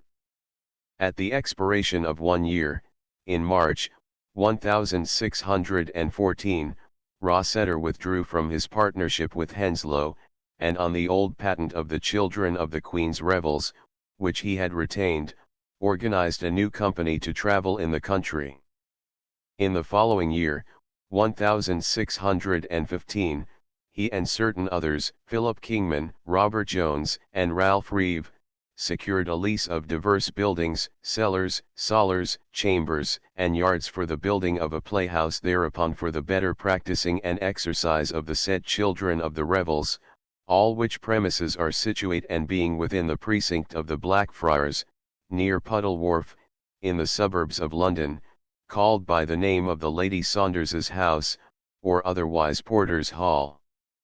570 It was their purpose to convert this hall into a playhouse to rival the nearby Blackfriars, and in accordance with this purpose, on June 3, 1615, Rossetter secured a royal license under the Great Seal of England to erect, build, and set up in and upon the said premises before mentioned one convenient playhouse for the said children of the revels, the same playhouse to be used by the children of the revels for the time being of the Queen's Majesty, and for the Prince's players, and for the Lady Elizabeth's players.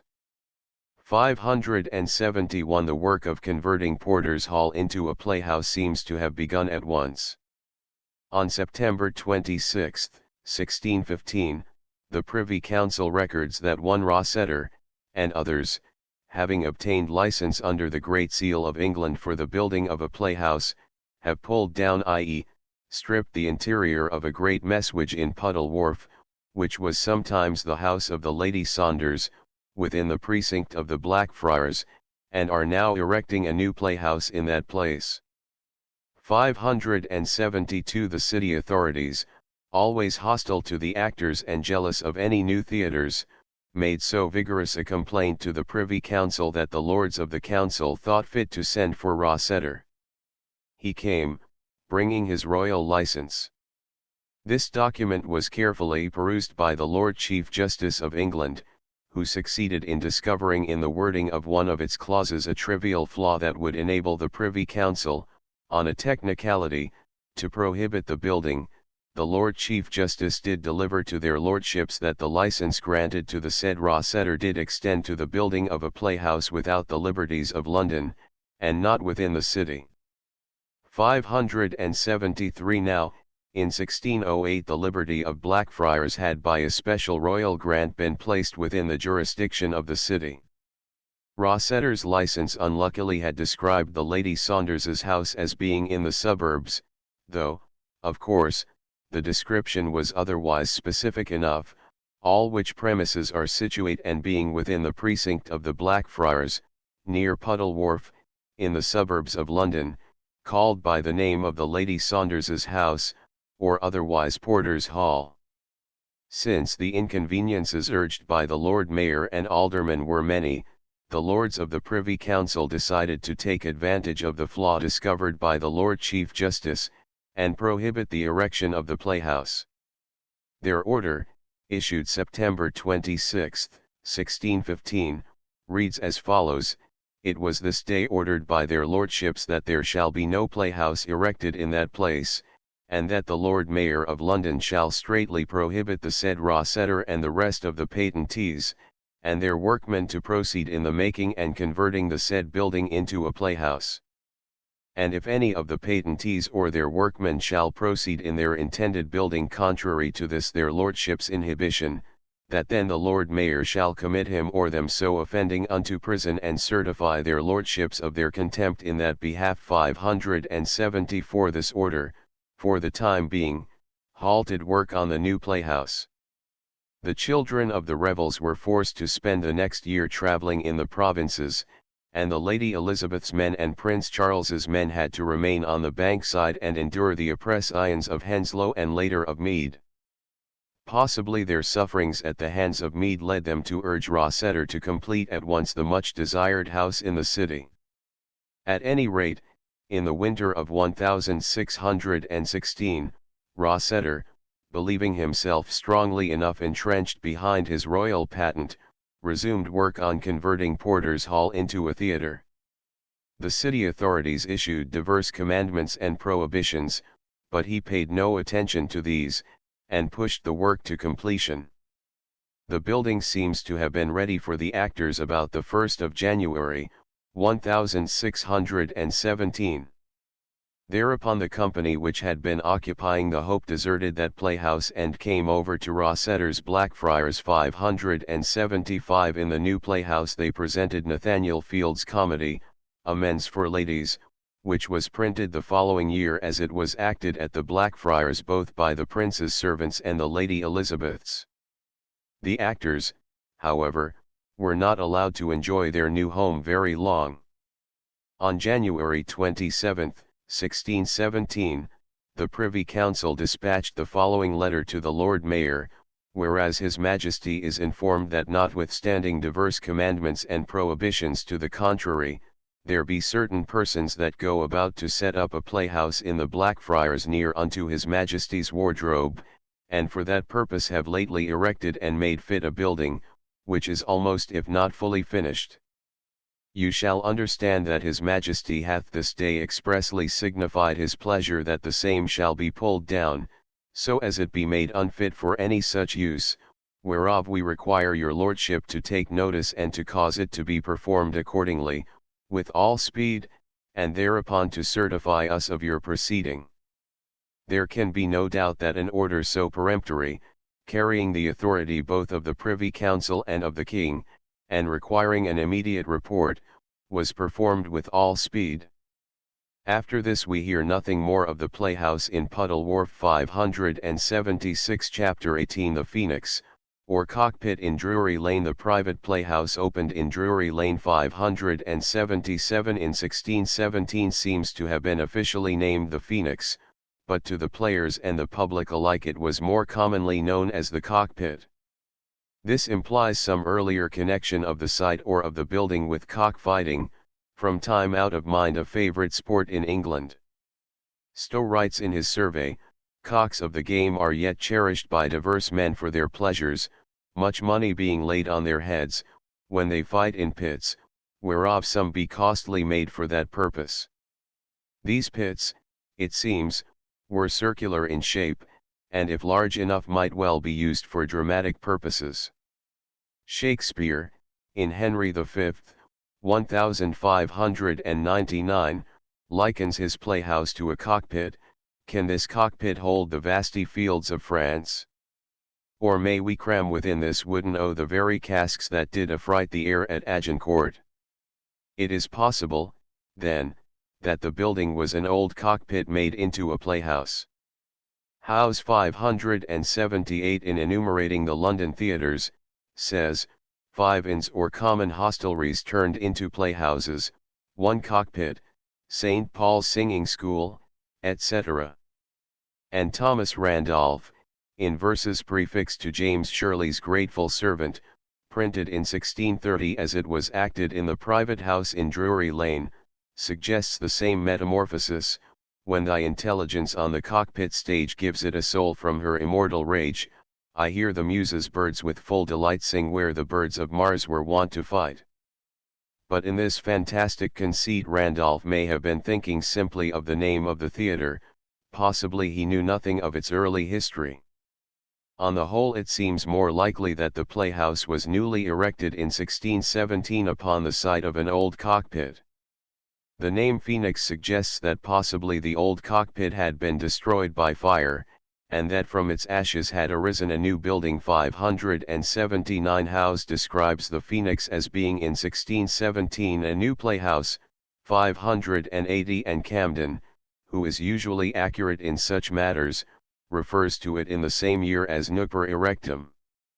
581 Of its size and shape all our information comes from James Wright, who in his Historia Histrionica 582 tells us that the cockpit differed in no essential feature from Blackfriars and Salisbury Court, for they were all three built almost exactly alike for form and bigness.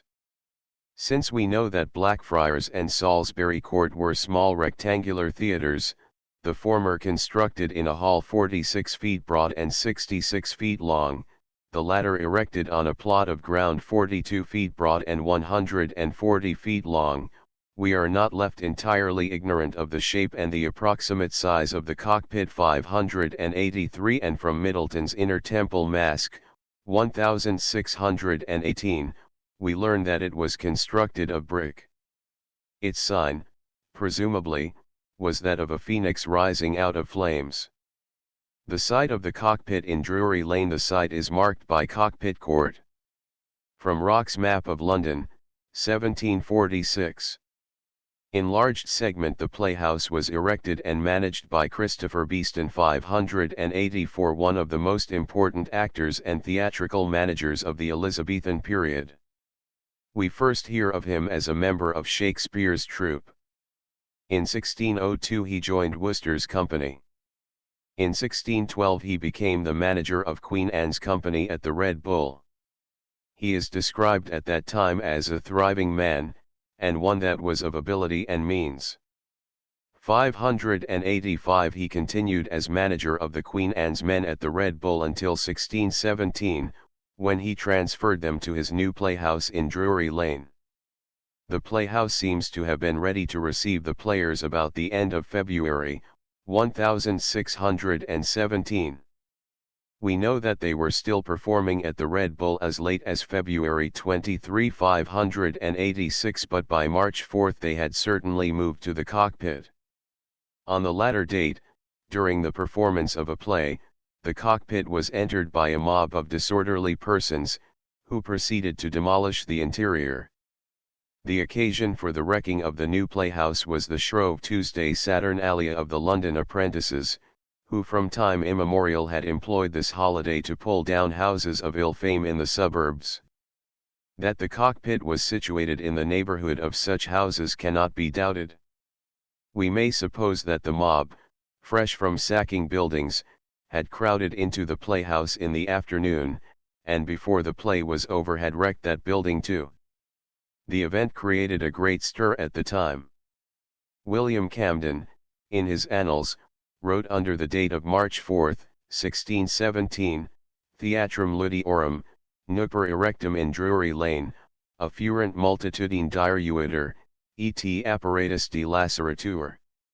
Howes, in his continuation of Stowe's Annals, writes, Shrove Tuesday, the 4th of March, many disordered persons of sundry kinds, amongst whom were very many young boys and lads, that assembled themselves in Lincoln's Inn Field, Finsbury Field, in Ratcliffe, and Stepney Field, where in riotous manner they did beat down the walls and windows of many victualling houses and of all other houses which they suspected to be bawdy houses. And that afternoon they spoiled a new playhouse, and did likewise more hurt in divers other places 587 that several persons were killed, and many injured, is disclosed by a letter from the Privy Council to the Lord Mayor, dated March 5, 1617, It is not unknown unto you what tumultuous outrages were yesterday committed near unto the city of London in divers places by a rote of lewd and loose persons, apprentices and others, especially in Lincoln's Inn Fields and Drury Lane, wherein, attempting to pull down a playhouse belonging to the Queen's Majesty's servants, there were divers persons slain, and others hurt and wounded, the multitude there assembled being to the number of many thousands. As we are credibly informed 588 the Queen's men returned to the Red Bull and acted there until their ruined playhouse could be repaired. 3 months later, on June 3, they again occupied the Cockpit 589 and continued there until the death of Queen Anne on March 2, 1619 590. This event led to the dissolution of the company. For a year or more its members had been falling at variance and strife amongst themselves, and when the death of the Queen deprived them of a service, they separated and divided themselves into other companies. 591 As a result of the quarrels, certain members of the company made charges against their former manager, Beeston, the said Beeston having from the beginning a greater care for his own private gain, and not respecting the good of these defendants and the rest of his fellows and companions, hath in the place and trust aforesaid much enriched himself, and hath of late given over his coat and condition 592 and separated and divided himself from these defendants, carrying away not only all the furniture and apparel, etc. 593 The charges against Beeston's honesty may be dismissed, but it seems clear that he had withdrawn from his former companions, and was preparing to entertain a new troupe of actors at his playhouse. And Beeston himself tells us, on November 23, 1619, that after Her Majesty's decease, he entered into the service of the most noble Prince Charles. 594 Thus Prince Charles's men, after their unfortunate experiences at the Hope and at Rossetter's Blackfriars, came to Beeston's playhouse, where they remained until 1622. In the spring of that year, however, they moved to the Curtain, and the Princess Elizabeth's men occupied the Cockpit 595 under their tenancy. The playhouse seems to have attained an enviable reputation. Hemmings and Condell, in the Epistle to the Readers, prefixed to the folio of Shakespeare, 1623, bear testimony to this in the following terms: and though you be a magistrate of wit, and sit on the stage at Blackfriars, or the Cockpit, to arraign plays daily. A further indication of their prosperity is to be found in the records of St. Giles's Church, for when in 1623 the parish undertook the erection of a new church building, the players of the Cockpit, we are informed, contributed the large sum of £20, and the proprietors, represented by Christopher Beeston, gave £19 ones. 5d 596 The Princess Elizabeth's men continued to act at the Cockpit until May, 1625, when all theatres were closed on account of the plague. Beeston made this the occasion to organize a new company called Queen Henrietta's Men, and when the theatres were allowed to reopen, about December, 1625 597 this new company was in possession of the Cockpit. But the reputation of the playhouse seems not to have been enhanced by the performances of this troupe. In 1629, Lenton, in the Young Gallant's Whirligig, writes sneeringly, "The Cockpit heretofore would serve his wit, but now upon the friar's stage he'll sit." And in the following year, 1630, Thomas Carew in verses prefixed to Davenport's Just Italian, attacks the Red Bull and the Cockpit as adulterate stages where noise prevails, and not a tongue of th untund kennel can a line repeat of serious sense. Queen Henrietta's Men probably continued to occupy the building until May 12, 1636, when the theatres were again closed on account of a serious outbreak of the plague. The plague continued for nearly a year and a half, and during this time the company was dissolved 598 before the plague had ceased. Early in 1637, Mr. Beeston was commanded to make a company of boys. 599 in the office book of the Lord Chamberlain we find, under the date of February 21, 1637, warrant to swear Mr. Christopher Beeston His Majesty's servant in the place of Governor of the new company of the King's and Queen's Boys. 600 The first recorded performance by this new company was at court on February 7, 1637. 601 on February 23, the number of deaths from the plague having diminished, acting was again permitted, but at the expiration of 1 week, on March 2, the number of deaths having increased, all playhouses were again closed. During this single week the King's and Queen's Boys, we may suppose, acted at the Cockpit. 602 On May 12, Beeston was arrested and brought before the Privy Council for having allowed his boys to act a play at the Cockpit during the inhibition. 603 In his apology he explains this as follows: petitioner being commanded to erect and prepare a company of young actors for their Majesties' service, and being desirous to know how they profited by his instructions, invited some noblemen and gentlemen to see them act at his house, the Cockpit. For which, since he perceives it is imputed as a fault, he is very sorry, and craves pardon.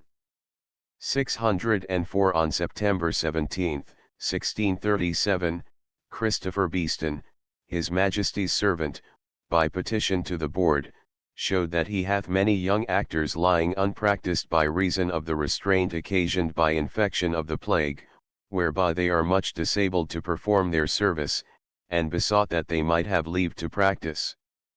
It was ordered that Beeston should be at liberty to practice his actors at Michaelmas next September 29, if there be no considerable increase of the sickness, nor that there die more than died last week. 605 On October 2, 1637, the plague having abated, all playhouses were opened, and the King's and Queen's Boys, Herbert tells us, began to play at the Cockpit the same day. 606 Here, under the popular name of Beeston's Boys, they enjoyed a long and successful career, which ended only with the prohibition of acting in 1642.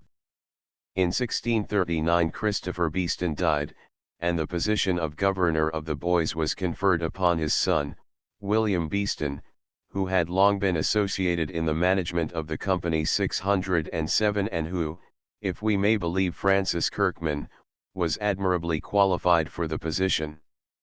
In dedicating to him the Loves and Adventures of Clerico and Logia, Kirkman says, "Divers times in my hearing, to the admiration of the whole company, you have most judiciously discoursed of poesy, which is the cause I presume to choose you for my patron and protector, who are the happiest interpreter and judge of our English stage plays this nation ever produced, which the poets and actors of these times cannot, without ingratitude, deny, for I have heard the chief and most ingenious acknowledge their fames and profits essentially sprung from your instruction, judgment, and fancy. But in spite of all this, William Beeston's career as governor was of short duration. About the 1st of May, 1640, he allowed the boys to act without license a play that gave great offense to the king. Herbert, the master of the revels, writes of this play that it had relation to the passages of the king's journey into the north, and was complained of by his majesty to me, with command to punish the offenders. 608 in the office book of the Lord Chamberlain, under the date of May 3, 1640, we read, whereas William Beeston and the company of the players of the Cockpit, in Drury Lane, have lately acted a new play without any license from the master of his Majesty's revels, and being commanded to forbear playing or acting of the same play by the said master of the revels, and commanded likewise to forbear all manner of playing, have notwithstanding, in contempt of the authority of the said master of the revels, and the power granted unto him under the Great Seal of England, acted the said play, and others, to the prejudice of his Majesty's service, and in contempt of the office of the revels, whereby he and they and all other companies ever have been and ought to be governed and regulated, these are therefore in his Majesty's name, and signification of his royal pleasure, to command the said William Beeston and the rest of that company of the Cockpit players from henceforth and upon sight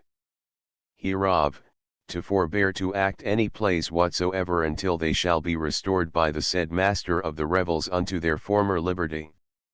Whereof all parties concernable are to take notice, and conform accordingly, as they and every one of them will answer it at their peril. 609 Herbert records in his office book, on Monday the May 4th, 1640, William Beeston was taken by a messenger and committed to the Marshalsea by my Lord Chamberlain's warrant, for playing a play without license.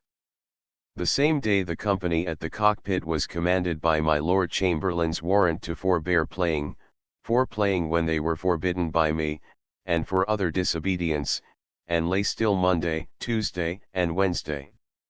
On Thursday, at my Lord Chamberlain's entreaty, I gave them their liberty, and upon their petition of submission subscribed by the players, I restored them to their liberty on Thursday. 610 To this period of Beeston's imprisonment I should refer the puzzling epilogue of Brome's The Court Beggar, there's wit in that now. But this small poet vents none but his own, and his by whose care and directions the stage is governed, who has for many years, both in his father's days, and since, directed poets to write and players to speak, till he trained up these youths here to what they are now. Some of 'em from before they were able to say a grace of 2 lines long to have more parts in their pates than would fill so many dry vats. And to be serious with you, if after all this, by the venomous practice of some, who study nothing more than his destruction, he should fail us, both poets and players would be at loss in reputation. His destruction was wrought, nevertheless, for as a result of his indiscretion he was deposed from his position as governor of the King's and Queen's Company, and William Davenant was appointed in his place. In the office book of the Lord Chamberlain under the date of June 27, 1640 611 appears the following entry with the heading, Mr. Davenant Governor of the Cockpit Players, whereas in the playhouse or theatre commonly called the Cockpit, in Drury Lane, there are a company of players authorized by me, as Lord Chamberlain to His Majesty, to play or act under the title of the King's and Queen's servants, and that by reason of some disorders lately amongst them committed they are disabled in their service and quality.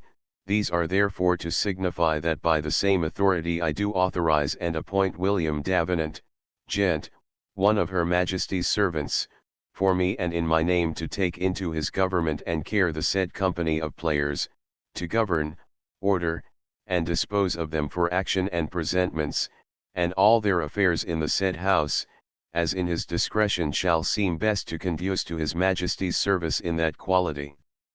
And I do hereby enjoin and command them, all and every of them, that are so authorized to play in the said house under the privilege of his or Her Majesty's servants, and every one belonging as prentices or servants to those actors to play under the same privilege, that they obey the said Mr. Davenant and follow his orders and directions, as they will answer the contrary, which power and privilege he is to continue and enjoy during that lease which Mrs. Elizabeth Beeston, alias Hutcheson, hath or doth hold in the said playhouse, provided he be still accountable to me for his care and well ordering the said company 612 under the direction of Davenant. The company acted at the Cockpit until the closing of the theatres 2 years later. The history of the playhouse during the troubled years that followed is varied. In the churchwarden's account of St. Giles's parish is found the entry, 1646. Paid and given to the teacher at the Cockpit of the children, 60. 613. Apparently the old playhouse was then being temporarily used as a school. Wright, in his Historia Histrionica, tells us that at the outbreak of the Civil War most of the actors had joined the Royal Army and served His Majesty, though in a different, yet more honourable capacity.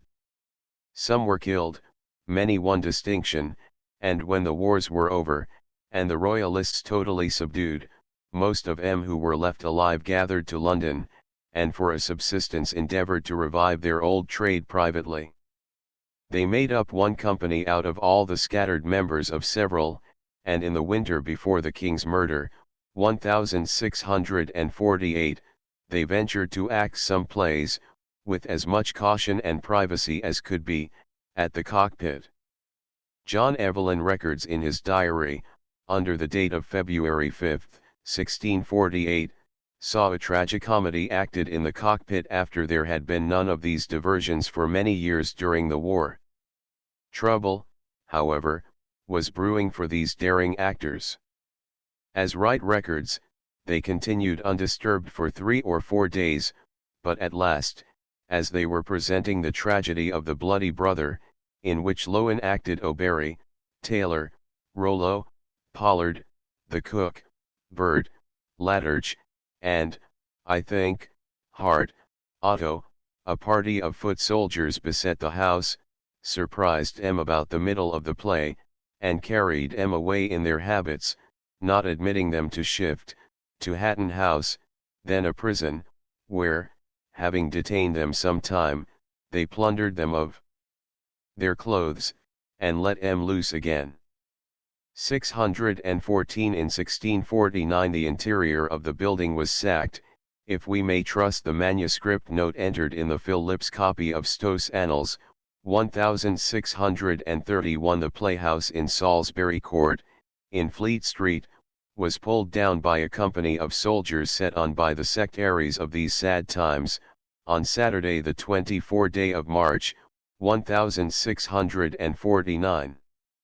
The Phoenix, in Drury Lane, was pulled down also this day, being Saturday the 24th day of March, 1649, by the same soldiers.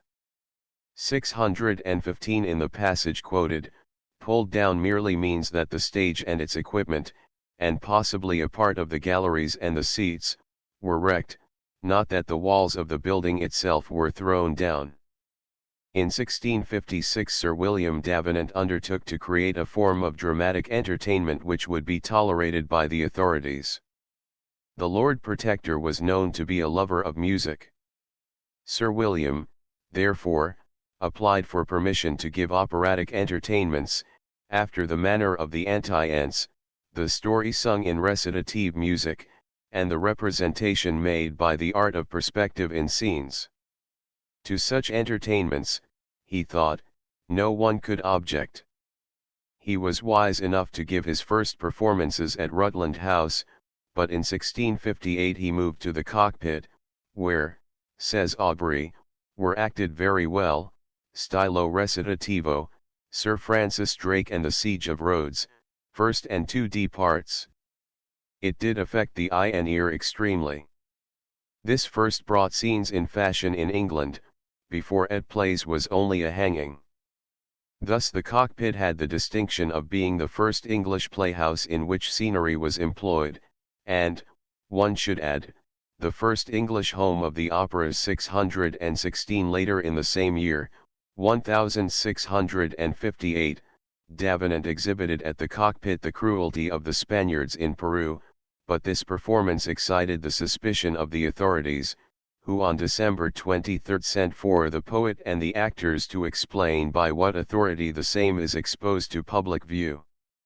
617. In the year 1659, writes John Downes in his Rossius Anglicanus, General Monk marching then his army out of Scotland to London, Mr. Rhodes, a bookseller, being wardrobe keeper formerly, as I am informed, to King Charles I's company of comedians in Blackfriars, getting a license from the then governing state 618 fitted up a house then for acting, called the Cockpit, in Drury Lane, and in a short time completed his company.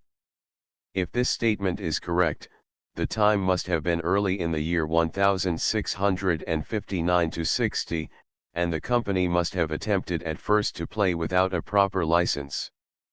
From the Middlesex County Records, 282, we learn that one of their important actors, Thomas Lileston, was held under bond for having performed a public stage play this present 4th of February 1659–60 in the Cockpit in Drury Lane in the parish of St. Giles in the Fields, contrary to the law in that case made, and in the parish book 619 of St. Giles we find the entry, 1659. Received of Isaac Smith, which he received at the Cockpit Playhouse of several offenders, by order of the justices, £3 8s. 60. Shortly after this, it is to be presumed, the company under Rhodes's management secured the license of the then governing state mentioned by Downes, and continued thereafter without interruption. The star of this company was Betterton, whose splendid acting at once captivated London. Pepys went often to the theatre, and has left us some interesting notes of his experiences there. On August 18, 1660, he writes, Captain Ferrers, my lord's cornet, comes to us, who after dinner took me and Creed to the Cockpit play, the first that I have had time to see since my coming from sea, the loyal subject, where one Keeneston, a boy, acted the Duke's sister, but made the loveliest lady that ever I saw in my life, only her voice not very good. Again on October 11, 1660, he writes, here in the park we met with Mr. Salisbury, who took Mr. Creed and me to the Cockpit to see the Moor of Venice, which was well done. Bert acted the Moor, by the same token a very pretty lady that sat by me called out to see Desdemona smothered. The subsequent history of the Cockpit falls outside the scope of the present treatise. The reader who desires to trace the part the building played in the Restoration would do well to consult the numerous documents printed by Malone from the Herbert manuscript 620 chapter 19 Salisbury Court. The Salisbury Court Playhouse 621 was projected and built by two men whose very names are unfamiliar to most students of the drama, Richard Gunnell and William Blagrove. Yet Gunnell was a distinguished actor, and was associated with the ownership and management of at least two theaters. Even so early as 1613 his reputation as a player was sufficient to warrant his inclusion as a full sharer in the Palsgrave's company, then acting at the Fortune. When the Fortune was rebuilt after its destruction by fire in 1621, he purchased one of the 12 shares in the new building, and rose to be manager of the company 622. In addition to managing the company, he also, as we learn from the Herbert manuscript, supplied the actors with plays. In 1623 he composed The Hungarian Lion, obviously a comedy, and in the following year The Way to Content All Women, or How a Man May Please His Wife 623 of William Blagrove. I can learn little more than that he was deputy to the Master of the Revels. In this capacity he signed the license for Glapthorne's Lady Mother, October 15, 1635, and his name appears several times in the Herbert manuscript in connection with the payments of various companies. 624 Possibly he was related to Thomas Blagrove, who during the reign of Elizabeth was an important member of the Revels office, and who for a time served as master of the revels. What threw these two men together in a theatrical partnership we do not know. But in the summer of 1629 they decided to build a private playhouse to compete with the successful Blackfriars and Cockpit, and for this purpose they leased from the Earl of Dorset a plot of ground situated to the east of the precinct of Whitefriars. The ground thus leased opened on Salisbury Court, hence the name, the Salisbury Court Playhouse. In the words of the legal document, the Earl of Dorset, in consideration that Richard Gunnell and William Blagrove should at their costs and charges erect a playhouse and other buildings at the lower end of Salisbury Court, in the parish of St. Bridges, in the ward of Farringdon without, did demise to the said Gunnell and Blagrove a piece of ground at the same lower end of Salisbury Court, containing 140 foot in length and 42 in breadth, for 41 years and a half. The lease was signed on July 6, 1629. 9 days later, on July 15, the Earl of Dorset, in consideration of £950 paid to the said late Earl by John Hearn, of Lincoln's Inn, Esquire, did demise to hire the said piece of ground and the building, i.e., the playhouse thereupon to be erected, and the rent reserved upon the said lease made to Gunnell and Blagrove. Hearn's lease was for a term of 61 years. The effect of this second lease was merely to make Hearn, instead of the Earl of Dorset, the landlord of the players. A plan of the Salisbury Court property to illustrate the lease. Drawn by the author. The plot of ground selected for the playhouse is described with exactness in the lease printed below. The letters inserted in brackets refer to the accompanying diagram. See page 371. All that soil and ground whereupon the barn A, at the lower end of the great back court, or yard of Salisbury Court, now stands, and so much of the soil whereupon the whole south end of the great stable in the said court or yard stands, or contains, from that end of that stable towards the north end thereof 16 foot of assize, and the whole breadth of the said stable B, and all the ground and soil on the east and west side of that stable lying directly against the said 16 foot of ground at the south end thereof between the wall of the great garden belonging to the mansion called Dorset House and the wall that severs the said court from the lane called Water Lane C and D, and all the ground and soil being between the said walls on the east and west part thereof, and the said barn, stable, and ground on both side the same on the south and north parts thereof which said several parcels of soil and ground, contain, in the whole length, 140 foot of assize, and in breadth, 42 foot of assize, and lies together at the lower end of the said court. This plot, 140 feet in length by 42 in breadth, was small for its purpose, and the playhouse must have covered all the breadth and most of the length of the leased ground 625. There was no actual need of leaving any part of the plot vacant, for the theatre adjoined the court, and free ingress, egress, and regress to the building were stipulated in the lease by, through, and on any part of the court called Salisbury Court. At once Gunnell and Blagrove set about the erection of their playhouse. They may have utilized in some way the great barn which occupied most of their property. One of the legal documents printed by Cunningham contains the phrase, and the great barn, which was afterwards the playhouse. 626. If this be true, I think it very doubtful the reconstruction must have been thorough, for Howes, in his continuation of Stowe's Annals, 1631, speaks of Salisbury Court as a new, fair playhouse 627, and in all respects it seems to have ranked with the best. We know very little of the building. But Wright, in his Historia Histrionica, informs us that it was almost exactly like the two other private houses, the Blackfriars and the Cockpit. True. The Blackfriars, Cockpit, and Salisbury Court were called private houses, and were very small to what we see now. The Cockpit was standing since the Restoration, and Rhodes Company acted there for some time. Love. I have seen that. True.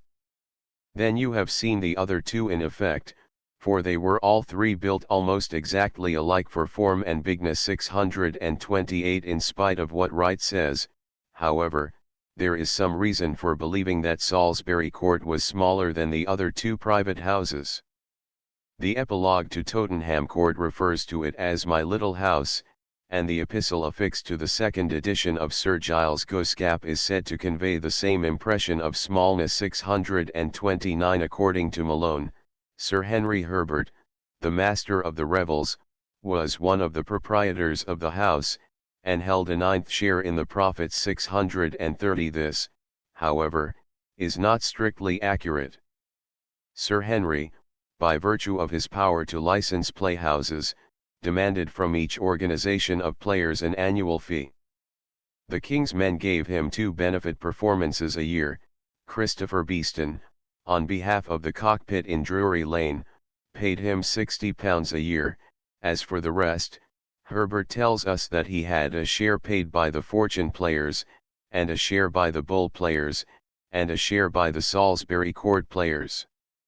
631. It seems, therefore, that the Salisbury Court organization was divided into 8 shares, and that of the profits an extra, or 9th, share was set aside as a fee for the master of the revels.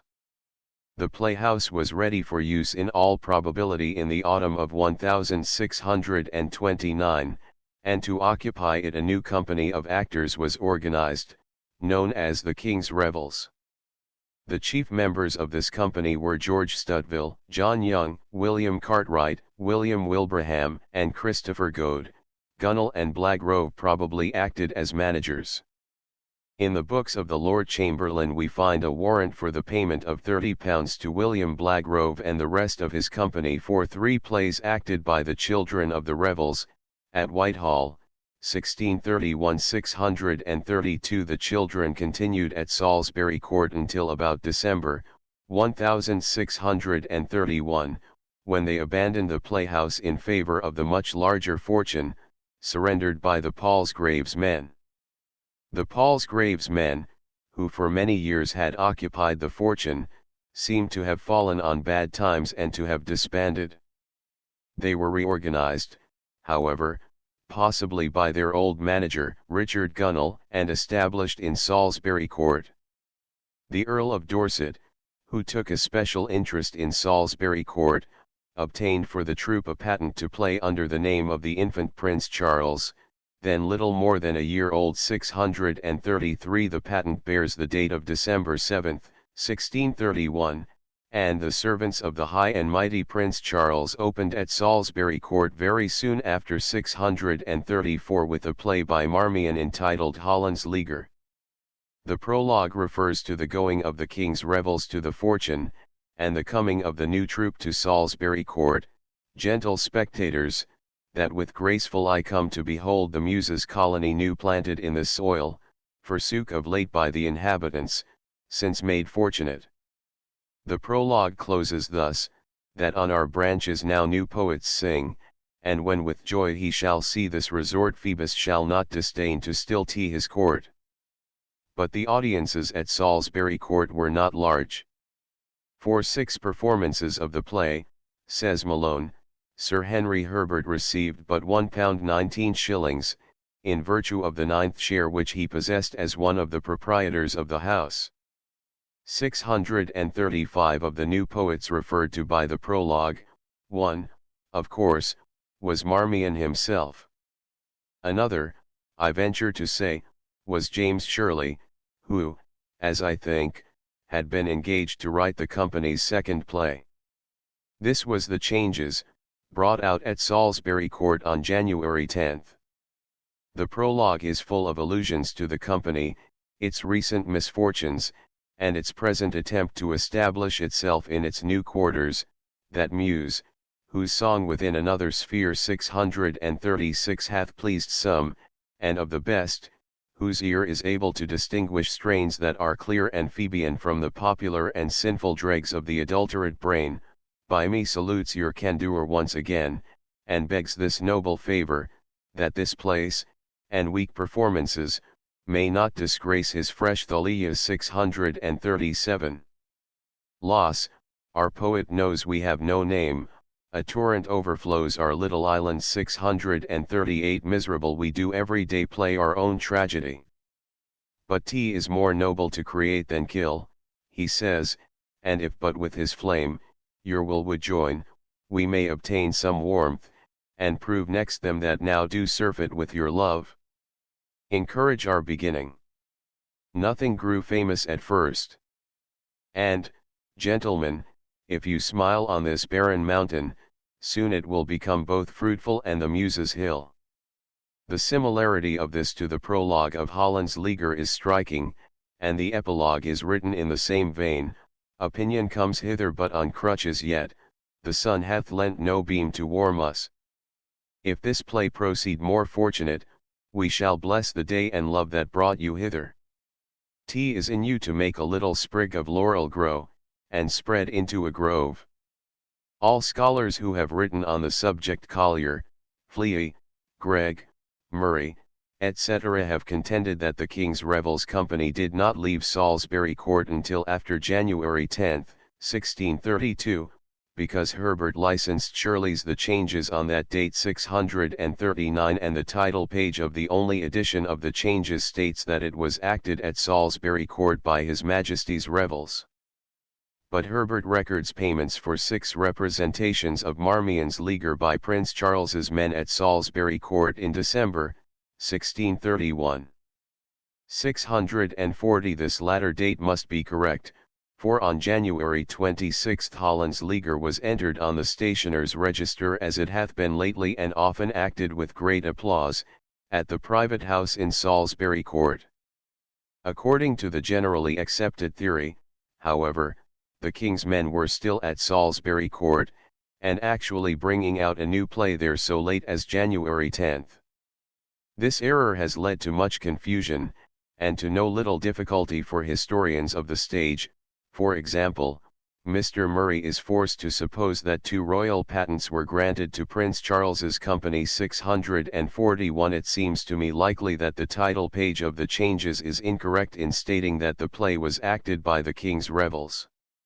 The play must have been acted by the new and as yet unpopular Prince Charles's men, who had occupied Salisbury Court as early as December, and, as Herbert tells us, with poor success.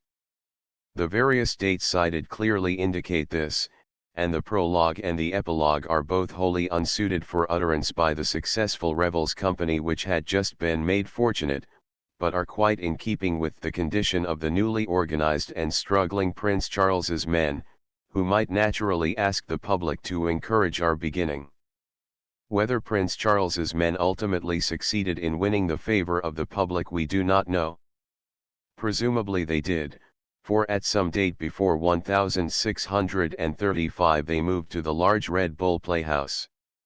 Richard Hitton wrote, and whereas my Lord of Dorset had gotten for a former company at Salisbury Court the Prince's service, they, being left at liberty, took their opportunity of another house, and left the house in Salisbury Court destitute both of a service and company. 642. This person, Richard Hitton, who describes himself as one of the sewers of Her Majesty's Chamber Extraordinary, had now obtained control of Salisbury Court, and had become manager of its affairs. 643. He apparently induced the company of His Majesty's Revels to leave the fortune and return to Salisbury Court, for in 1635 they acted their Richard Brome's The Sparagus Garden. But their career at Salisbury Court was short. On May 12 of the following year all playhouses were closed by the plague, and acting was not allowed again for nearly a year and a half. During this long period of inactivity, the company of His Majesty's Revels was largely dispersed. When at last, on October 2, 1637, the playhouses were allowed to open, Hitton found himself with a crippled troupe of actors. Again the Earl of Dorset interested himself in the theatre. Queen Henrietta's company, which had been at the Cockpit since 1625, having dispersed themselves, Dorset took care to make up a new company for the Queen 644, and he placed this new company under Hitton at Salisbury Court. Hitton writes, "How much I have done for the upbuilding of this company, I gave you some particulars of in a petition to my Lord of Dorset." This reorganization of the Queen's men explains, perhaps, the puzzling entry in Herbert's office book, October 2, 1637, "I disposed of Perkins, Sumner, Sherlock, and Turner, to Salisbury Court, and joined them with the best of that company." 645. Doubtless Herbert, like Dorset, was anxious for the Queen to have a good troupe of players. This new organization of the Queen's men continued at Salisbury Court without interruption, it seems, until the closing of the Playhouses in 1642. 646. In 1649 John Hearn, son of the John Hearn who in 1629 had secured a lease on the property for 61 years, made out a deed of sale of the playhouse to William Beeston 647 for the sum of £600. But the document was not signed. The reason for this is probably revealed in the following passage: "The playhouse in Salisbury Court, in Fleet Street, was pulled down 648 by a company of soldiers set on by the sectaries of these sad times, on Saturday, the 24th day of March, 1649. 649. 3 years later, however, Beeston, through his agent Theophilus Bird, secured the property from Hearn at the reduced price of £408. John Hearn, by indenture dated the 25th day of May, 1652, for £408, to him paid by Theophilus Bird, did assign the premises and all his estate therein in trust for the said William Beeston."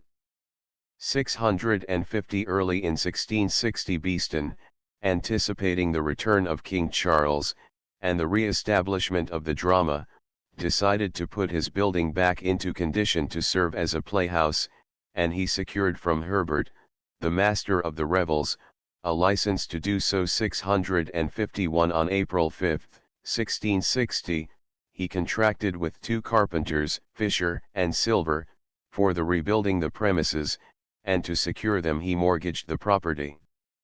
The carpenters later swore that they expended in the same work £329 nines.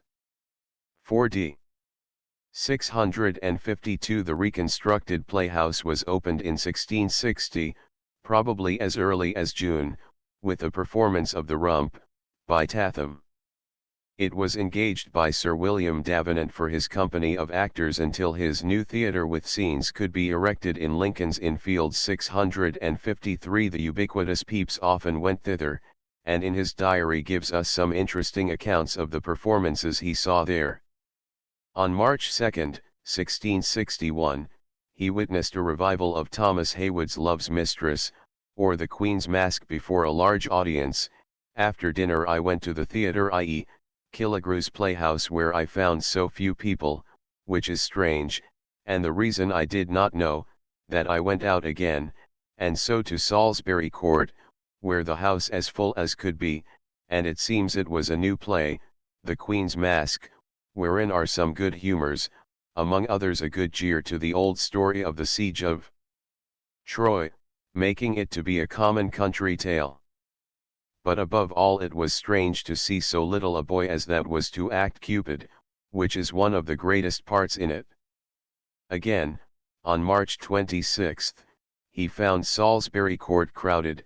After dinner Mrs. Pierce and her husband, and I and my wife, to Salisbury Court, where coming late, he and she light of Colonel Boone, that made room for them, and I and my wife sat in the pit, and there met with Mr. Lewis and Tom Whitton, and saw the bondman 654 done to admiration.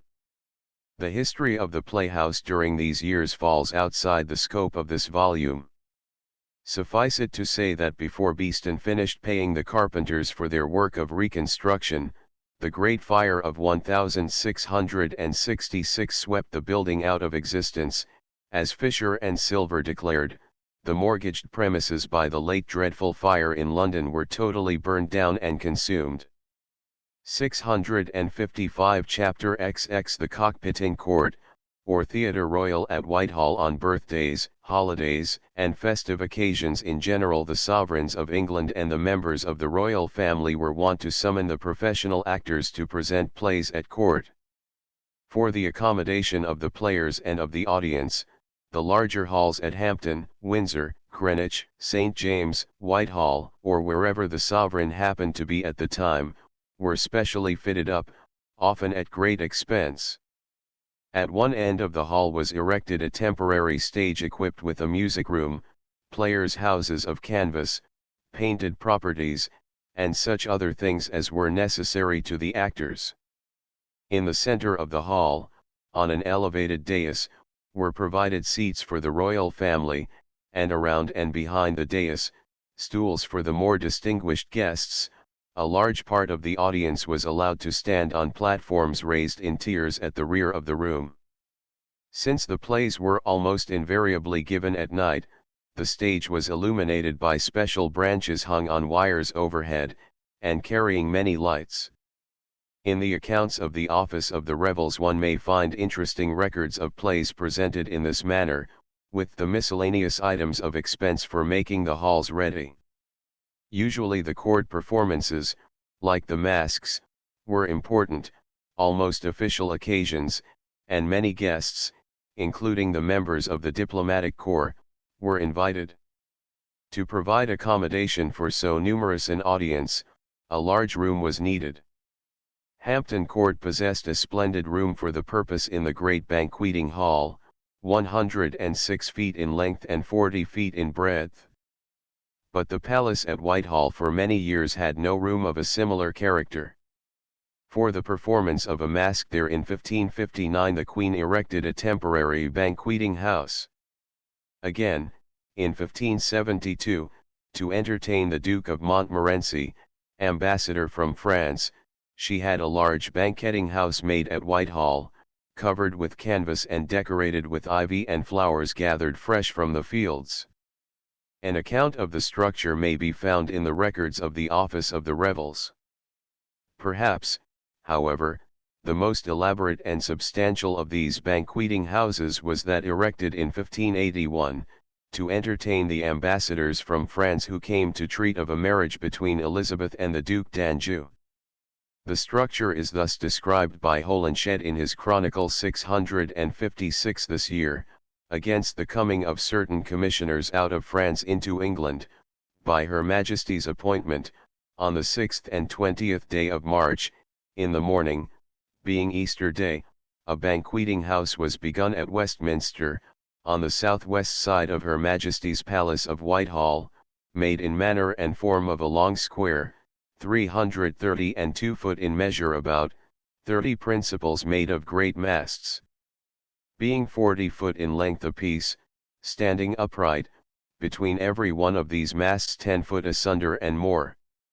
The walls of this house were closed with canvas, and painted all the outsides of the same most artificially, with a work called rustic, much like stone. This house had 292 lights of glass.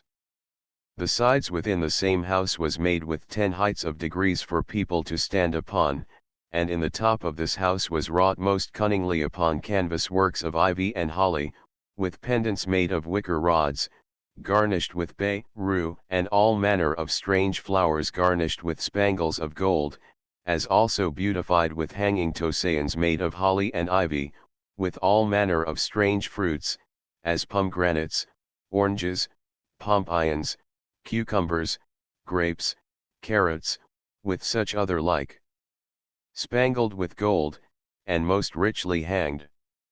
Betwixt these works of bays and ivy were great spaces of canvas, which was most cunningly painted, the clouds with stars, the sun and sunbeams, with divers other coats of sundry sorts belonging to the Queen's Majesty, most richly garnished with gold.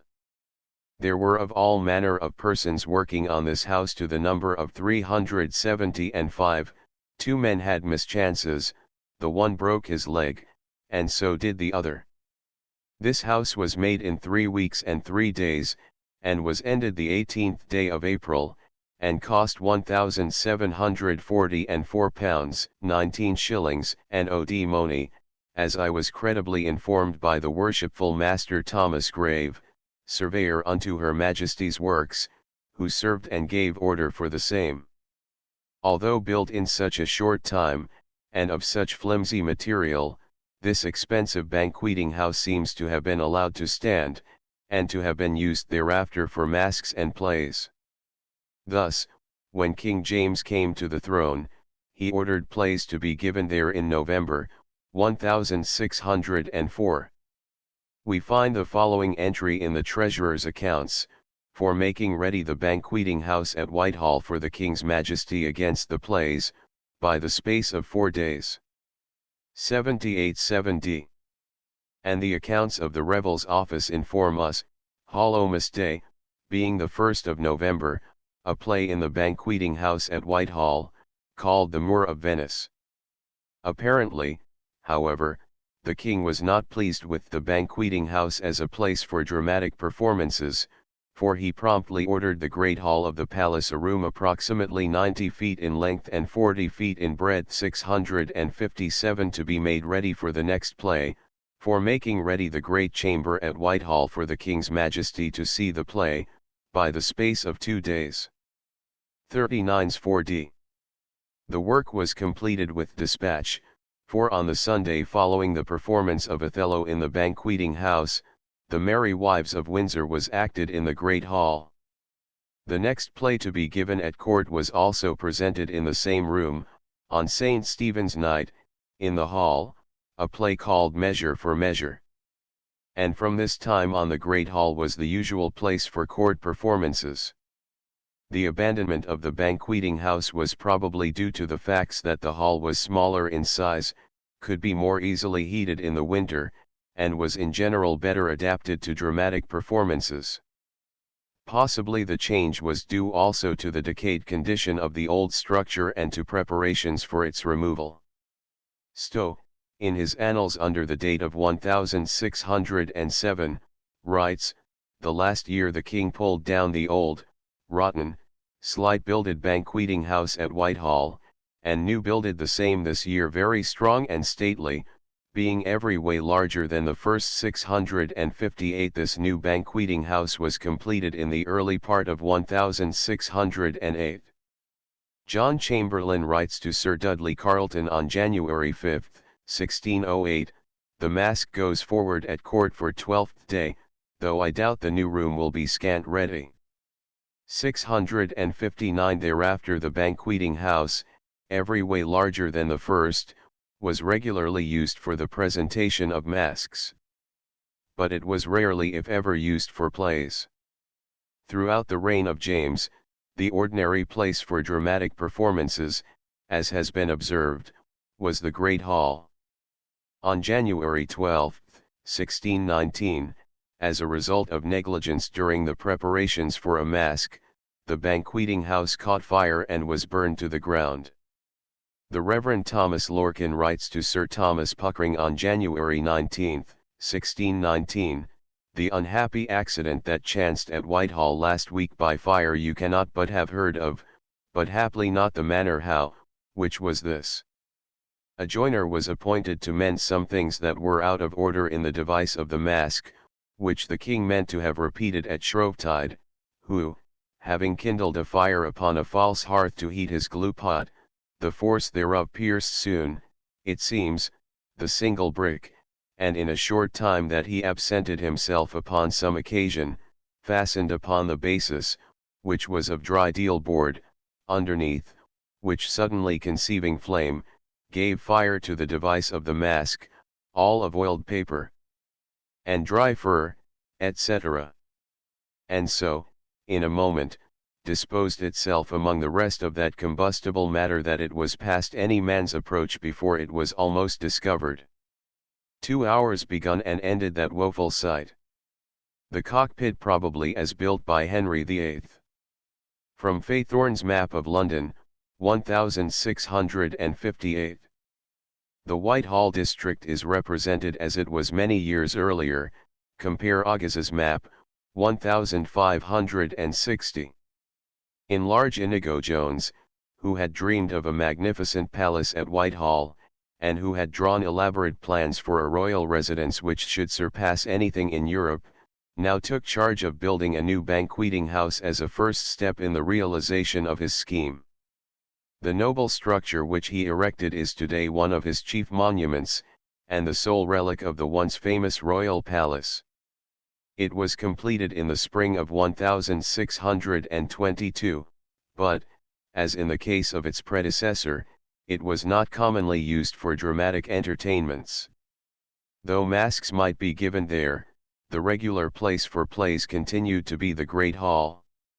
In the meanwhile, however, there had been developed at court the custom of having small private performances in the cockpit, in addition to the more elaborate performances in the Great Hall. Since this ultimately led to the establishment of a theatre royal, known as the cockpit in court, it will be necessary to trace in some detail the history of that structure. The Palace of Whitehall, anciently called York House, and the home of 30 successive archbishops of York, was seized by King Henry VIII at the fall of Wolsey and converted into a royal residence 660. The new proprietor at once made improvements after his own taste, among which were tennis courts, bowling alleys, and an amphitheatre for the royal sport of cockfighting. In Stowe's description of the palace we read, on the right hand be diverse fair tennis courts, bowling alleys, and a cockpit, all built by King Henry VIII. Strupy, in his edition of Stowe's Survey, 1720, adds the information that the cockpit was made out of certain old tenements. 661. It is pictured in Augus's Map of London, 1570, and more clearly in Faithorne's map, see page 390, printed in 1658, but apparently representing the city at an earlier date. During the reign of Elizabeth the cockpit, so far as I can ascertain, was never used for plays. In the voluminous documents relating to the office of the revels there is only one reference to the building. In 1572 flowers were temporarily stored there that were to be used for decking the banqueting house. It was during the reign of King James that the cockpit began to be used for dramatic representations. John Chamberlain writes from London to Sir Ralph Winwood, December 18, 1604, "Here is great provision for cockpit to entertain him the King at home, and of masques and revels against the marriage of Sir Herbert and Lady Susan Vere." 662. Since, however, King James was very fond of cockfighting, it may be that Chamberlain was referring to that royal entertainment rather than to plays. The small cockpit was certainly a very unusual place for the formal presentation of plays before His Majesty and the court. But the young Prince Henry, whose official residence was in St. James's Palace, often had private or semi-private performances of plays in the cockpit. In the rolls of the expenses of the prince we find the following record: 663 for making ready the cockpit for several times for plays, by the space of 4 days, in the month of December, 1610, £2 10s. 8d for making ready the cockpit for plays 2 several times, by the space of 4 days, in the months of January and February, 1611, 70s. 8d for making ready the cockpit for a play, by the space of 2 days, in the month of December, 1611, 30s. 4d the building obviously, was devoted for the most part to other purposes, and had to be made ready for plays at a considerable expense. Nor was the prince the only one who took advantage of its small amphitheatre. John Chamberlain, in a letter to Sir Dudley Carleton on September 22, 1612, describing the reception accorded to the Count Palatine by the Lady Elizabeth, writes, "On Tuesday she sent to invite him as he sat at supper to a play of her own servants in the cockpit." 664. It is clear, then, that at times throughout the reign of James dramatic performances were given in the cockpit, but the auditorium was small, and the performances must have been of a semi-private nature. The important court performances, to which many guests were invited, were held in the Great Hall. In the reign of the next sovereign, however, a change came about. In the year 1632 or 1633, as well as I am able to judge with the evidence at command, King Charles reconstructed the old cockpit into a new theatre at Whitehall, which from henceforth was almost exclusively used for court performances. The opening of this new Theatre Royal is celebrated by a speech from the pen of Thomas Heywood, a speech spoken to their two excellent majesties at the first play played by the Queen's servants in the new theatre at Whitehall.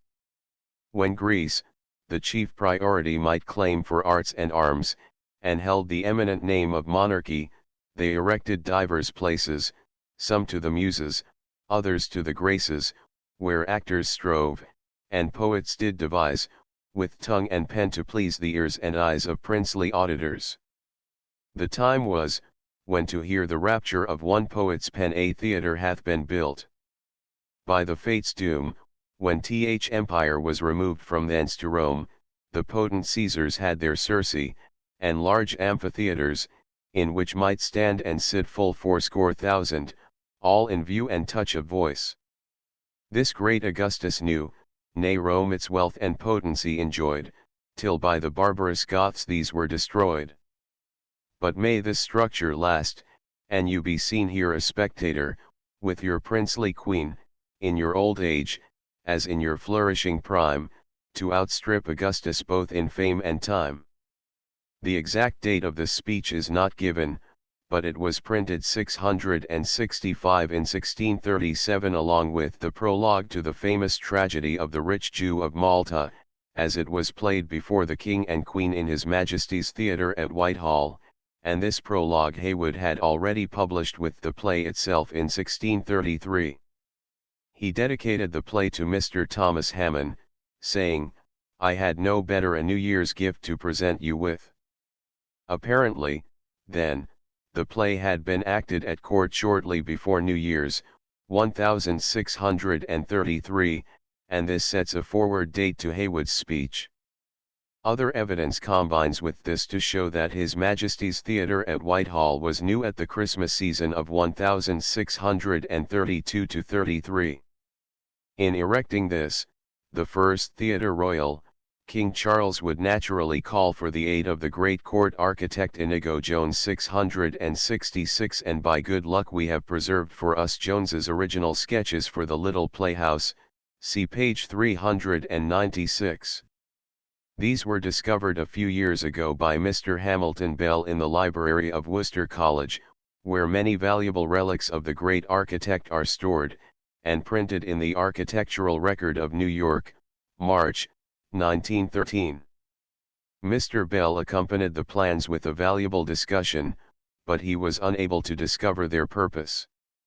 He writes, "We have still no clue as to what purpose this curiously anomalous and most interesting structure was to serve, whether the plan was ever carried out, or whether it remained part of a lordly pleasure house which its prolific designer planned for the delectation of his own soul.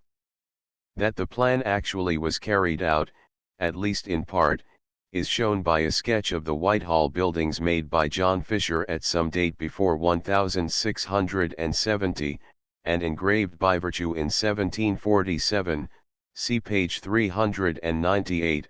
667. Here, in the northeast corner of the palace, we find a little theatre, labeled the Cockpit.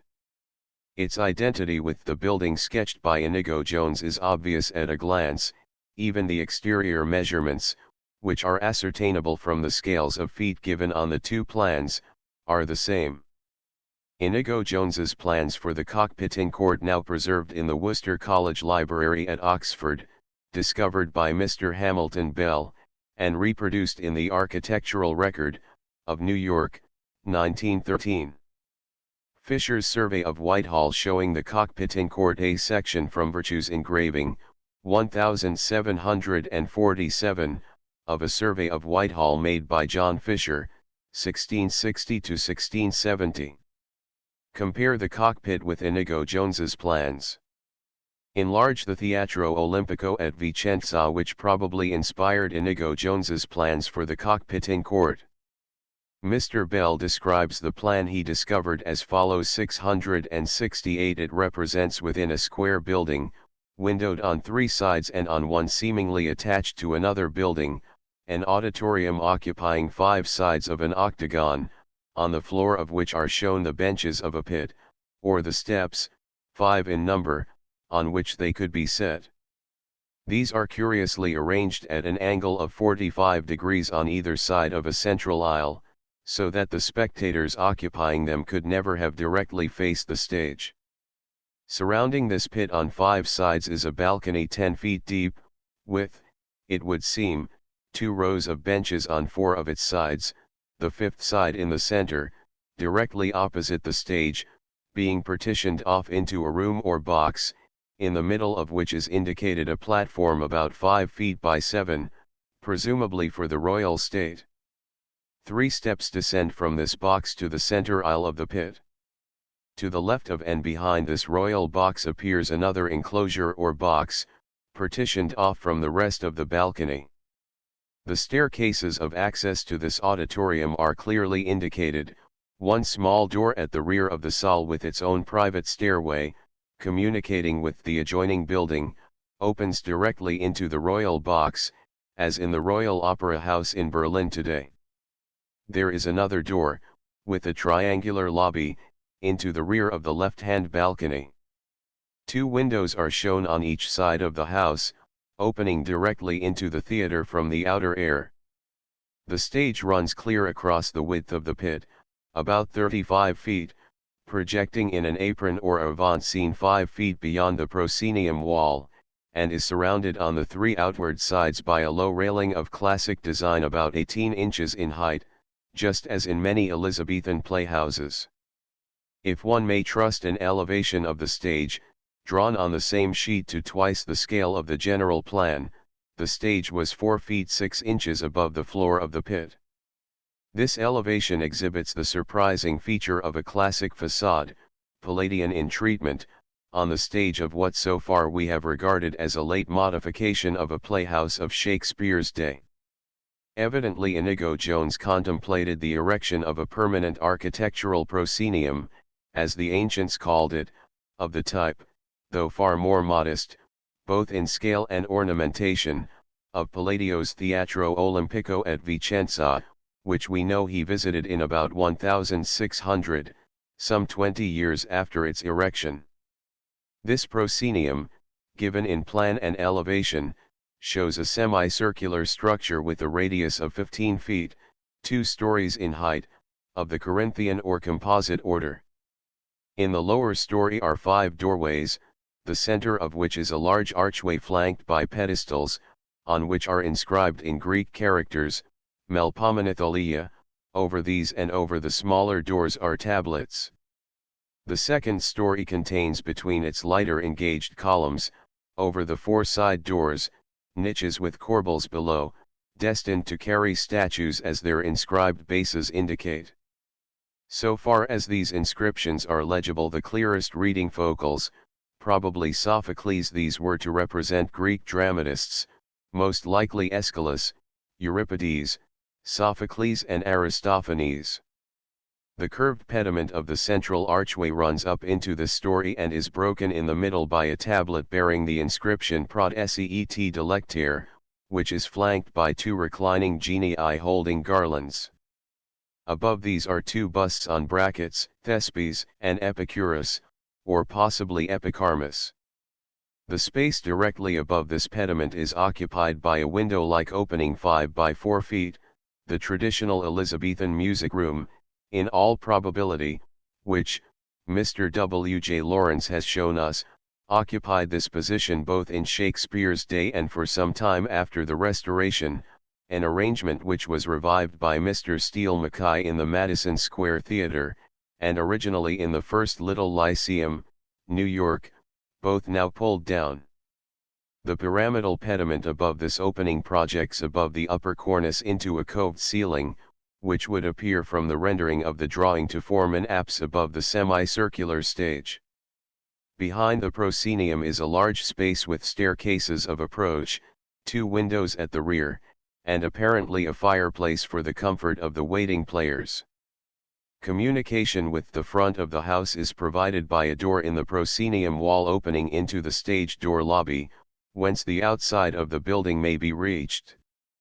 There is no indication of galleries, unless some marks on the angles of the front wall of the balcony may be interpreted without too much license into the footings of piers or posts to carry one.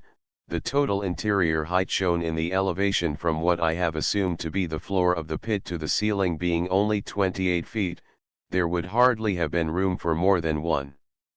The only staircases which could have served it are at the rear of the building in the corners behind the stage wall. The general dimensions would appear to be, total width of the auditorium 58 feet, total width of the pit 36 feet, total width of the front stage or apron 35 feet, total depth of the stage from the railing to the center of the proscenium 16 feet. The entire building is 58 feet square inside, cut to an octagon of 28 feet each side. Height from floor to ceiling 28 feet, height from stage to ceiling about 23 feet 6 inches. The lower order of the proscenium 10 feet 6 inches. The upper order of the proscenium 9 feet 6 inches.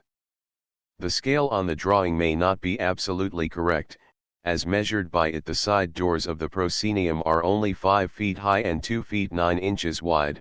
This, however, may be an error in the drawing, since we have it on very good authority that Inigo Jones designed without the use of a scale, proportioning his various members by his exquisitely critical eye alone, subsequently adding the dimensions in writing. I record below some of the references to the cockpit which I have gathered from the Herbert manuscript and the office books of the Lord Chamberlain.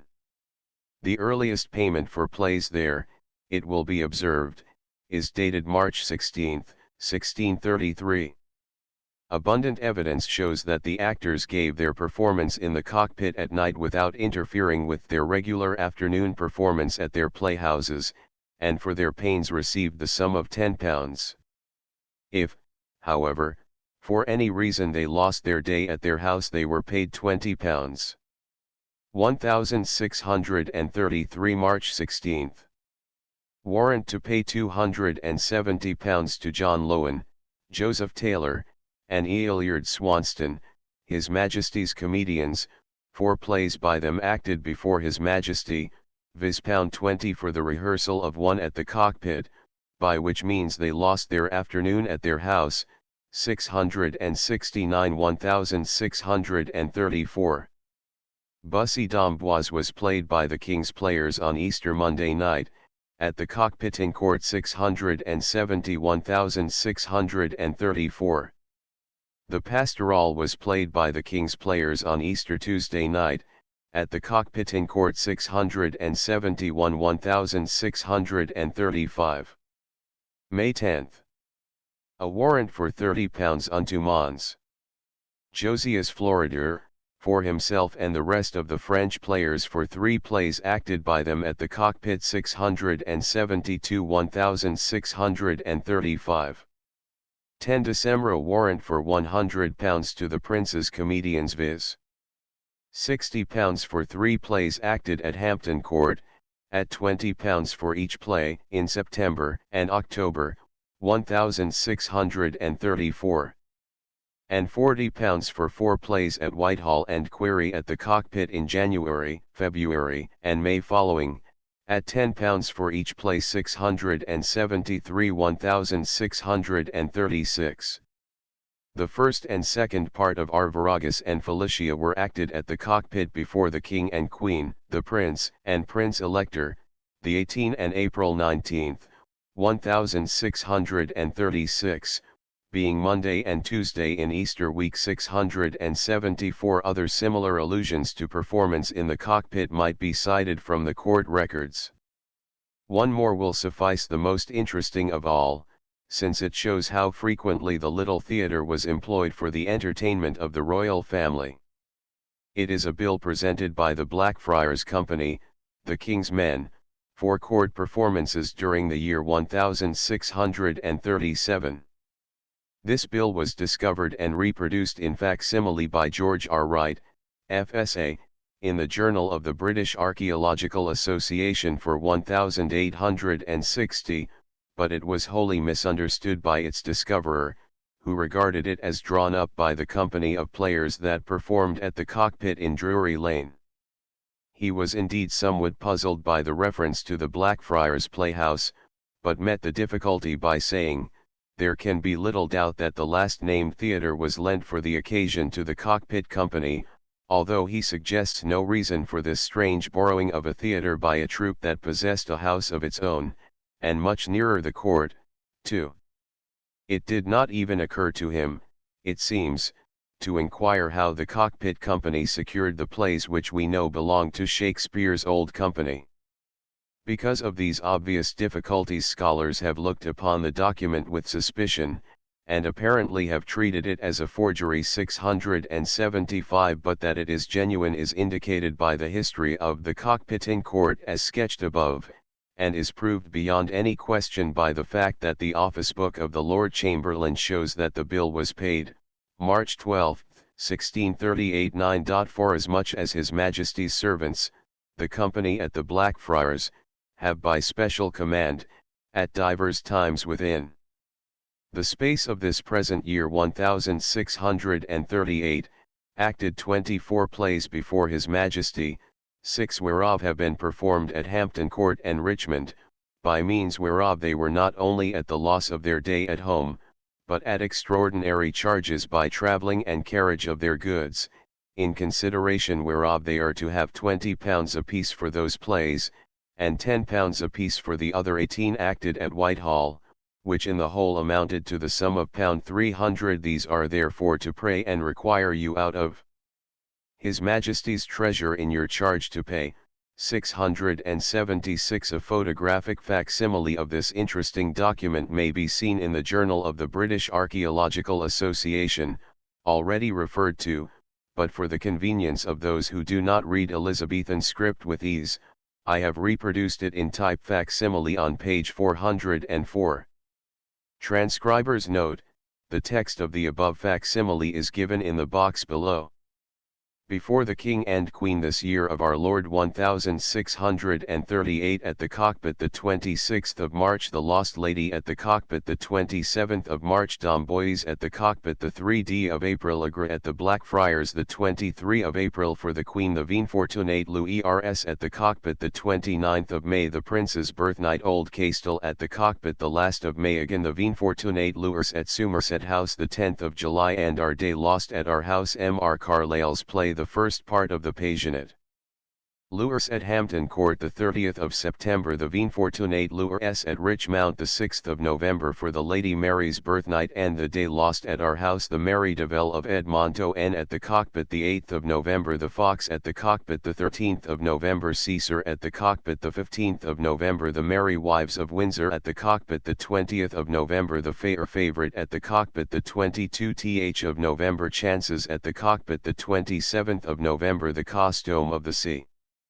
Boundary at the cockpit the 29th of November, the Northern Loss at the cockpit the 6th of December, the Spanish Curate at the cockpit the 11th of December, again the Fair Favorite at the cockpit the 18th of December. M. Carlyle's play, again the first part of the Passionate Louis at the cockpit the 20th of December, the 2d part of the Passionate Louis at the cockpit the 27th of December, the 2d part again of the Passionate Louis at Richmount the 28th of December, the Lady Elizabeth's birthnight and Our Day Lost at Our House, the Northern Loss at Richmount on New Year's Day and Our Day Lost at Our House, Beggar's Bush at Richmount the 7th of January and Our Day Lost at Our House, the Spanish Curate. The check marks at the left were probably made by the clerk in the Chamberlain's office to ascertain how many times the players lost their day at their house, and hence were entitled to £20 in payment.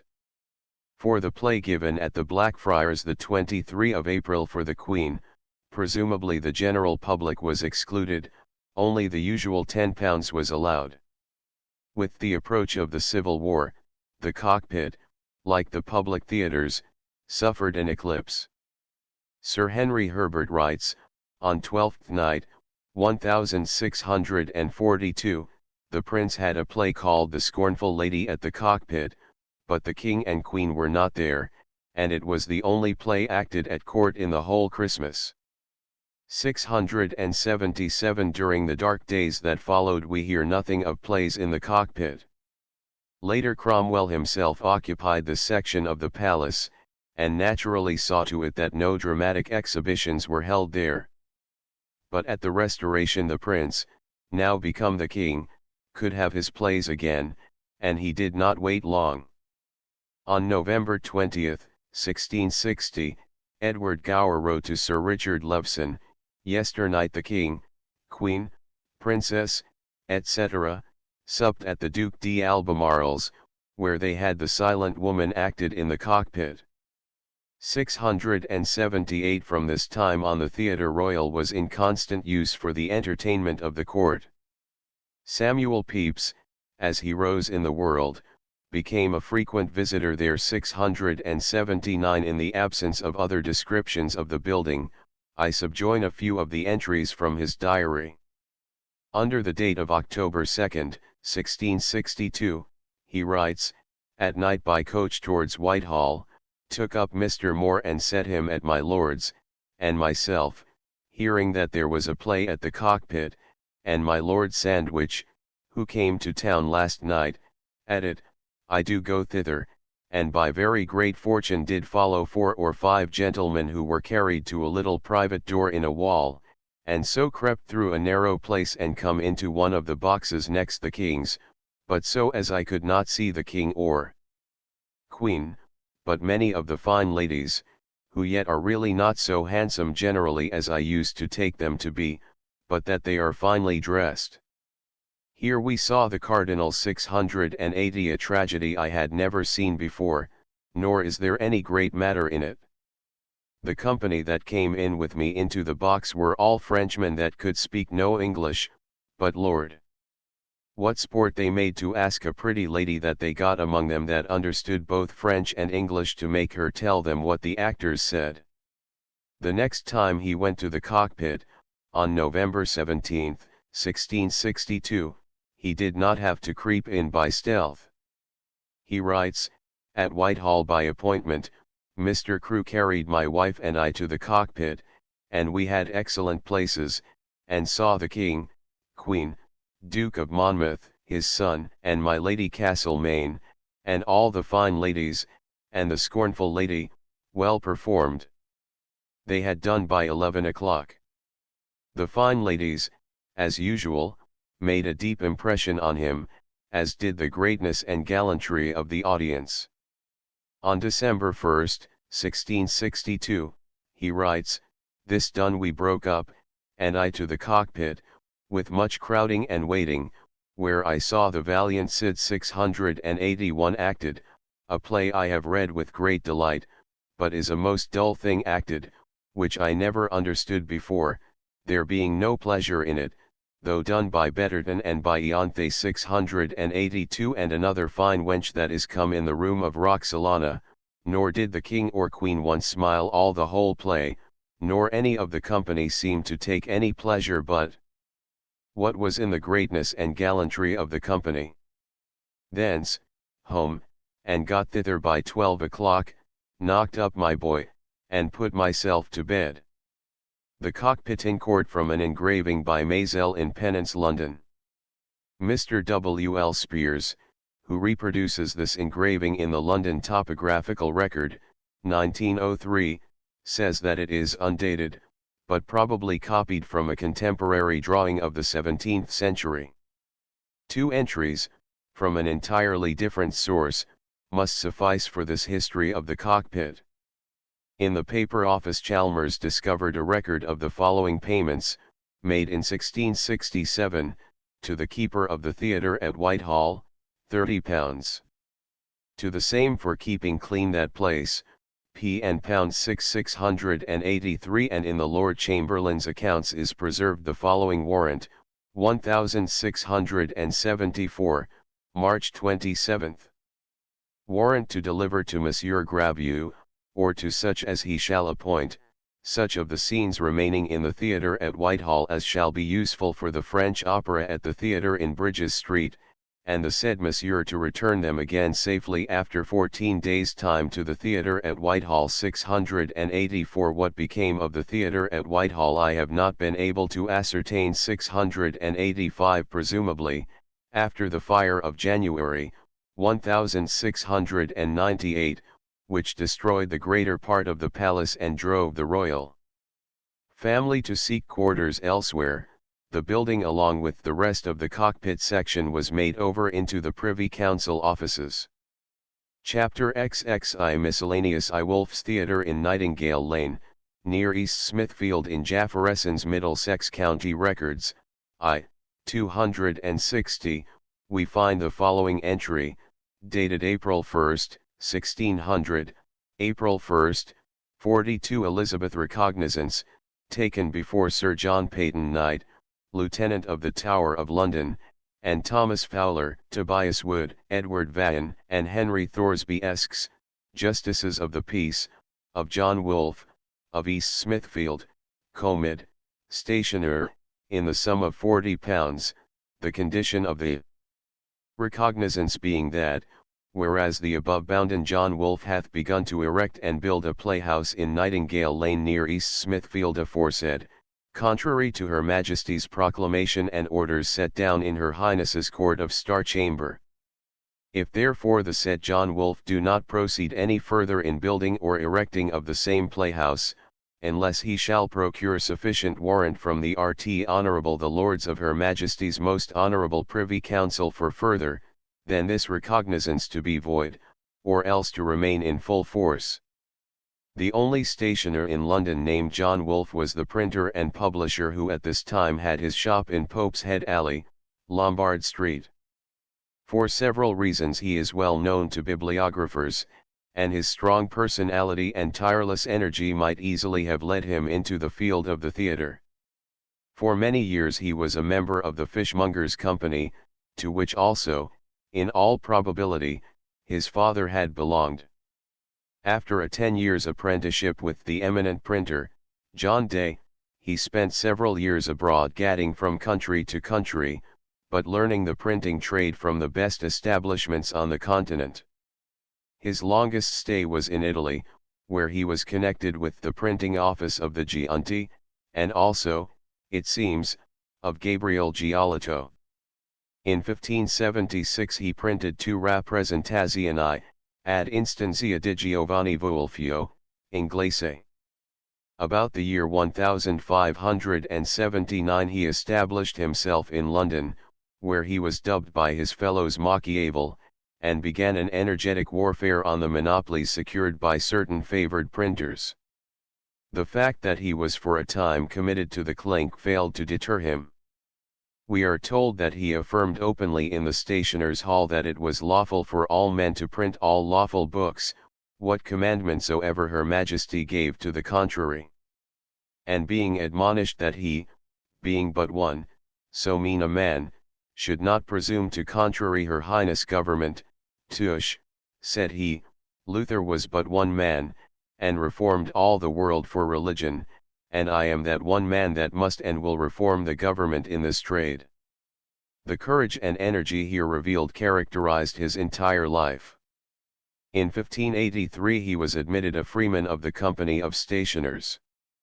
In 1593 he was elected printer to the city. In the spring of 1600 he was in serious difficulties with the authorities over the printing of John Hayward's Life and Reign of King Henry IV, and was forced to spend 2 weeks in jail. He died in 1601. 686. If this John Wolfe, stationer, be the man who started to erect a playhouse in East Smithfield, it is to be regretted that we do not know more about the causes which led him into the undertaking. To the projected amphitheatre in 1620 John Cotton, John Williams, and Thomas Dixon 687 secured from King James a license to build an amphitheatre 688 intended principally for martial exercises, and extraordinary shows and solemnities for ambassadors, and persons of honor and quality, with the power granted to the owners to order a cessation from other shows and sports, for 1 day in a month only, upon 14 days' warning. But for some reason the king suddenly changed his mind, and on September 29, 1620, he addressed a letter to the Privy Council directing them to cancel the license 689. Right trusty and right well-beloved cousins and Count Sellers, and right trusty and well-beloved Count Sellers, we greet you well. Whereas at the humble suit of our servants John Cotton, John Williams, and Thomas Dixon, and in recompense of their services, we have been pleased to license them to build an amphitheatre, which hath passed our signet and is stayed at our privy seal, and finding therein contains some such words and clauses, as may, in some constructions, seem to give them greater liberty both in point of building and using of exercises than is any way to be permitted, or was ever by us intended, we have thought fit to command and give authority unto you, or any four of you, to cause that already past to be cancelled, and to give order unto our Solicitor General for the drawing up of a new warrant for our signature to the same parties, according to such directions and reservations as herewith we send you. Wherein we are more particular, both in the affirmative and the negative, to the end that, as on one side we would have nothing pass us to remain upon record which either for the form might not become us or for the substance might cross our many proclamations, pursued with good success, for buildings, or, on the other side, might give them cause to importune us after they had been at charges, to which end we wish that you call them before you and let them know our pleasure and resolution therein. Accordingly the license was cancelled, and no new license was issued. In 1626, however, John Williams and Thomas Dixon, what had become of John Cotton we do not know, made an attempt to secure a license from King Charles, then newly come to the throne, to erect an amphitheatre in Lincoln's Inn Fields.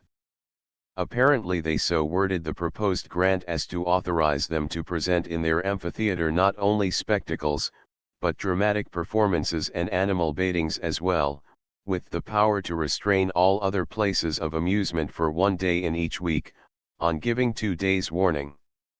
A bill to this effect was drawn up and submitted to Thomas Coventry, the Lord Keeper, who examined it hastily, and dispatched it to Lord Conway with the following letter 690. My very good Lord, I have perused this bill, and do call to mind that about 3 or 4 years past when I was Attorney General, a patent for an amphitheatre was in hand to have passed, but upon this sudden, without search of my papers, I cannot give your lordship any account of the true cause wherefore it did not pass. Nor whether that and this do vary in substance, neither am I apt upon a sudden to take impertinent exceptions to anything that is to pass, much less to a thing that is recommended by so good a friend. But if upon perusal of my papers which I had while I was attorney, or upon more serious thoughts, I shall observe anything worthy to be represented to his Majesty, or to the Council, I shall then acquaint your lordship, and in the meantime I would be loath to be the author of a motion to his Majesty to stay it, but if you find his Majesty at fitting leisure, to move him that he will give leave to think of it in the sort as I have written, it may do well, and I assure your lordship, unless I find matter of more consequence than I observe on this sudden, it is not like to be stayed. And so I rest your lordships very assured to do you service, though. Coventry, Ch. Canberry, August 12, 1626. Apparently some very influential person was urging the passage of the bill. But the scheme soon evoked the bitter opposition of the various troops of players, and of the owners of the various theatres and other places of amusement. An echo of the quarrel is found in Marmion's Holland's Leaguer, 2, 3. 'Twill dead all my device in making matches, my plots of architecture, and erecting new amphitheatres to draw custom from playhouses once a week, and so pull a curse upon my head from the poor scoundrels. 691 The poor scoundrels, i.e., the players, seem to have caused the authorities to examine the bill more closely, and on September 28, 1626, the Lord Keeper sent to Lord Conway a second letter in which he condemned the measure in strong terms. 692 My Lord, according to His Majesty's good pleasure, which I received from your Lordship, I have considered of the grant desired by John Williams and Thomas Dixon for building an amphitheatre in Lincoln's Inn Fields, and comparing it with that which was propounded in King James his time, do find much difference between them, for that former was intended principally for martial exercises, and extraordinary shows, and solemnities for ambassadors and persons of honor and quality, with a cessation from other shows and sports for 1 day in a month only, upon 14 days' warning, whereas by this new grant I see little probability of anything to be used but common plays, or ordinary sports now used or showed at the Bear Garden or the common playhouses about London, for all sorts of beholders, with a restraint to all other plays and shows for 1 day in the week upon 2 days' warning, with liberty to erect their buildings in Lincoln's Inn Fields, where there are too many buildings already, and which place in the late King's time, upon a petition exhibited by the Prince's comedians for setting up a playhouse there, was certified by 11 justices of peace under their hands to be very inconvenient. And therefore, not holding this new grant fit to pass, as being no other in effect but to translate the playhouses and Bear Garden from the Bankside to a place much more unfit, I thought fit to give your Lordship these reasons for it, wherewithal you may please to acquaint His Majesty, if there shall be cause. And so remain your Lordship's very assured friend to do you service, though. Coventry. Canberry, 28 September, 1626. Lo. Conway. On the letter Lord Conway has written the endorsement, that it is unfit the grant for the amphitheatre should pass. And such, no doubt, was the ultimate decision of the Privy Council, for we hear nothing more of the project. 3. Ogilby's Dublin Theatre. In 1635 a playhouse was opened in Dublin by John Ogilby, dancing master, theatrical manager, playwright, scholar, translator, poet, now best known, perhaps, for the ridicule he inspired in Dryden's Macflechno and Pope's Dunciad. At the beginning of his versatile career he was a successful London dancing master, popular with the nobility and gentry. When Thomas Earl of Strafford was appointed Lord Lieutenant of Ireland, he took Ogilby with him to Dublin, to teach his wife and children the art of dancing, and also to help with the secretarial duties. Under Strafford's patronage, Ogilby was appointed to the post of Master of the Revels for Ireland, and in this capacity he built a small playhouse in Dublin and began to cultivate dramatic representations after the manner of London. Anthony Awood in Atheni Oxonienses, says, he built a little theatre to act plays in St. Warburg Street in Dublin, and was then and there valued by all ingenious men for his great industry in promoting morality and ingenuity. 693 Aubrey writes, he had a warrant from the Lord Lieutenant to be master of the ceremonies for that kingdom, and built a pretty 694 little theatre in St. Warburg Street in Dublin. The history of this little theatre is not known in detail. For its actors Ogilby himself wrote at least one play, entitled The Merchant of Dublin 695, and Henry Burnell a tragi-comedy entitled Landgertha, printed in 1641 as it was presented in the new theatre in Dublin with good applause. But its chief playwright was James Shirley, who came to Dublin in 1636 under the patronage of the Earl of Kildare.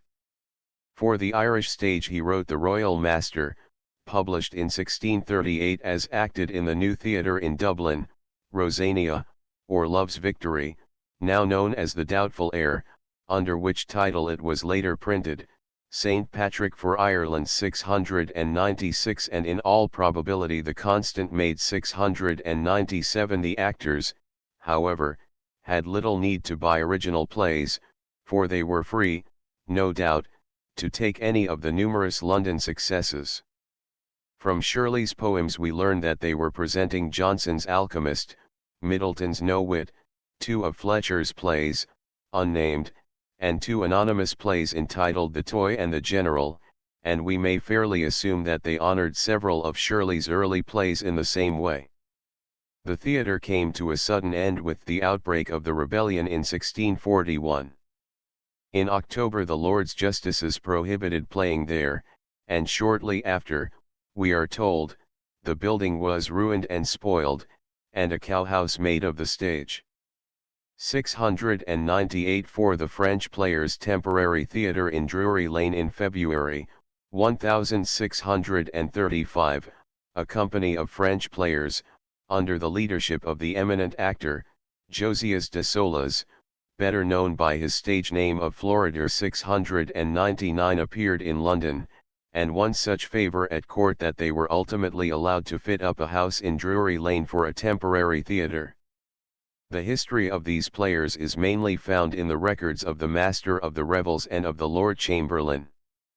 From the former, Malone has preserved the following entries by Herbert: on Tuesday night the 17th of February, 1634, i.e., 1635, a French company of players, being approved of by the Queen at her house 2 nights before, and commended by Her Majesty to the King, were admitted to the cockpit in Whitehall, and there presented the King and Queen with a French comedy called Malay 700 with good approbation, for which play the King gave them £10.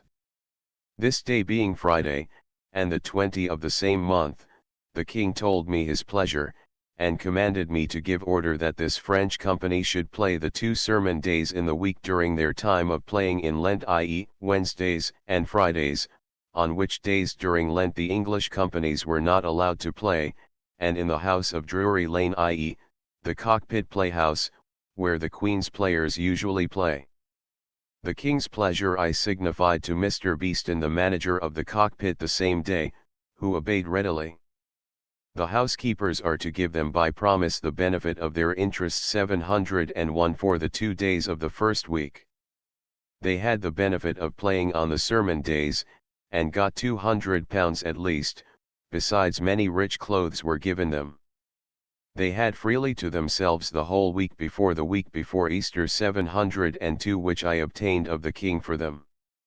The use of the cockpit in Drury Lane came to an end at Easter, for the Queen's own troop, under Beeston's management, regularly occupied that building.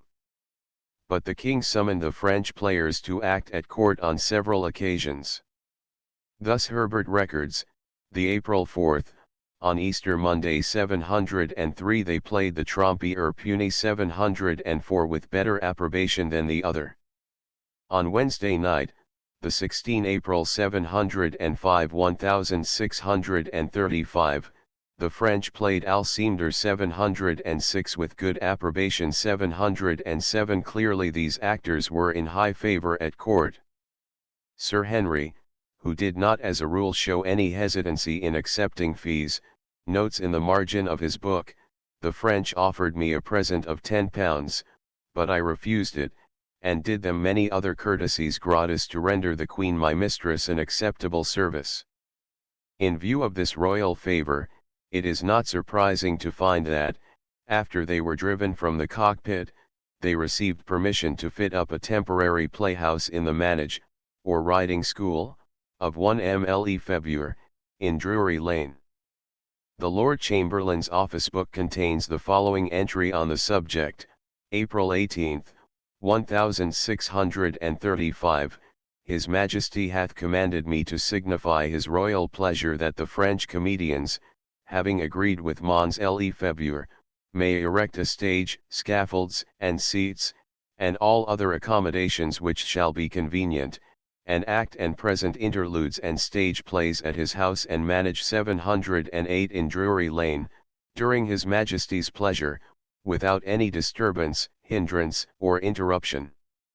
And this shall be to them, and Mr. Lefebvre, and to all others, a sufficient discharge.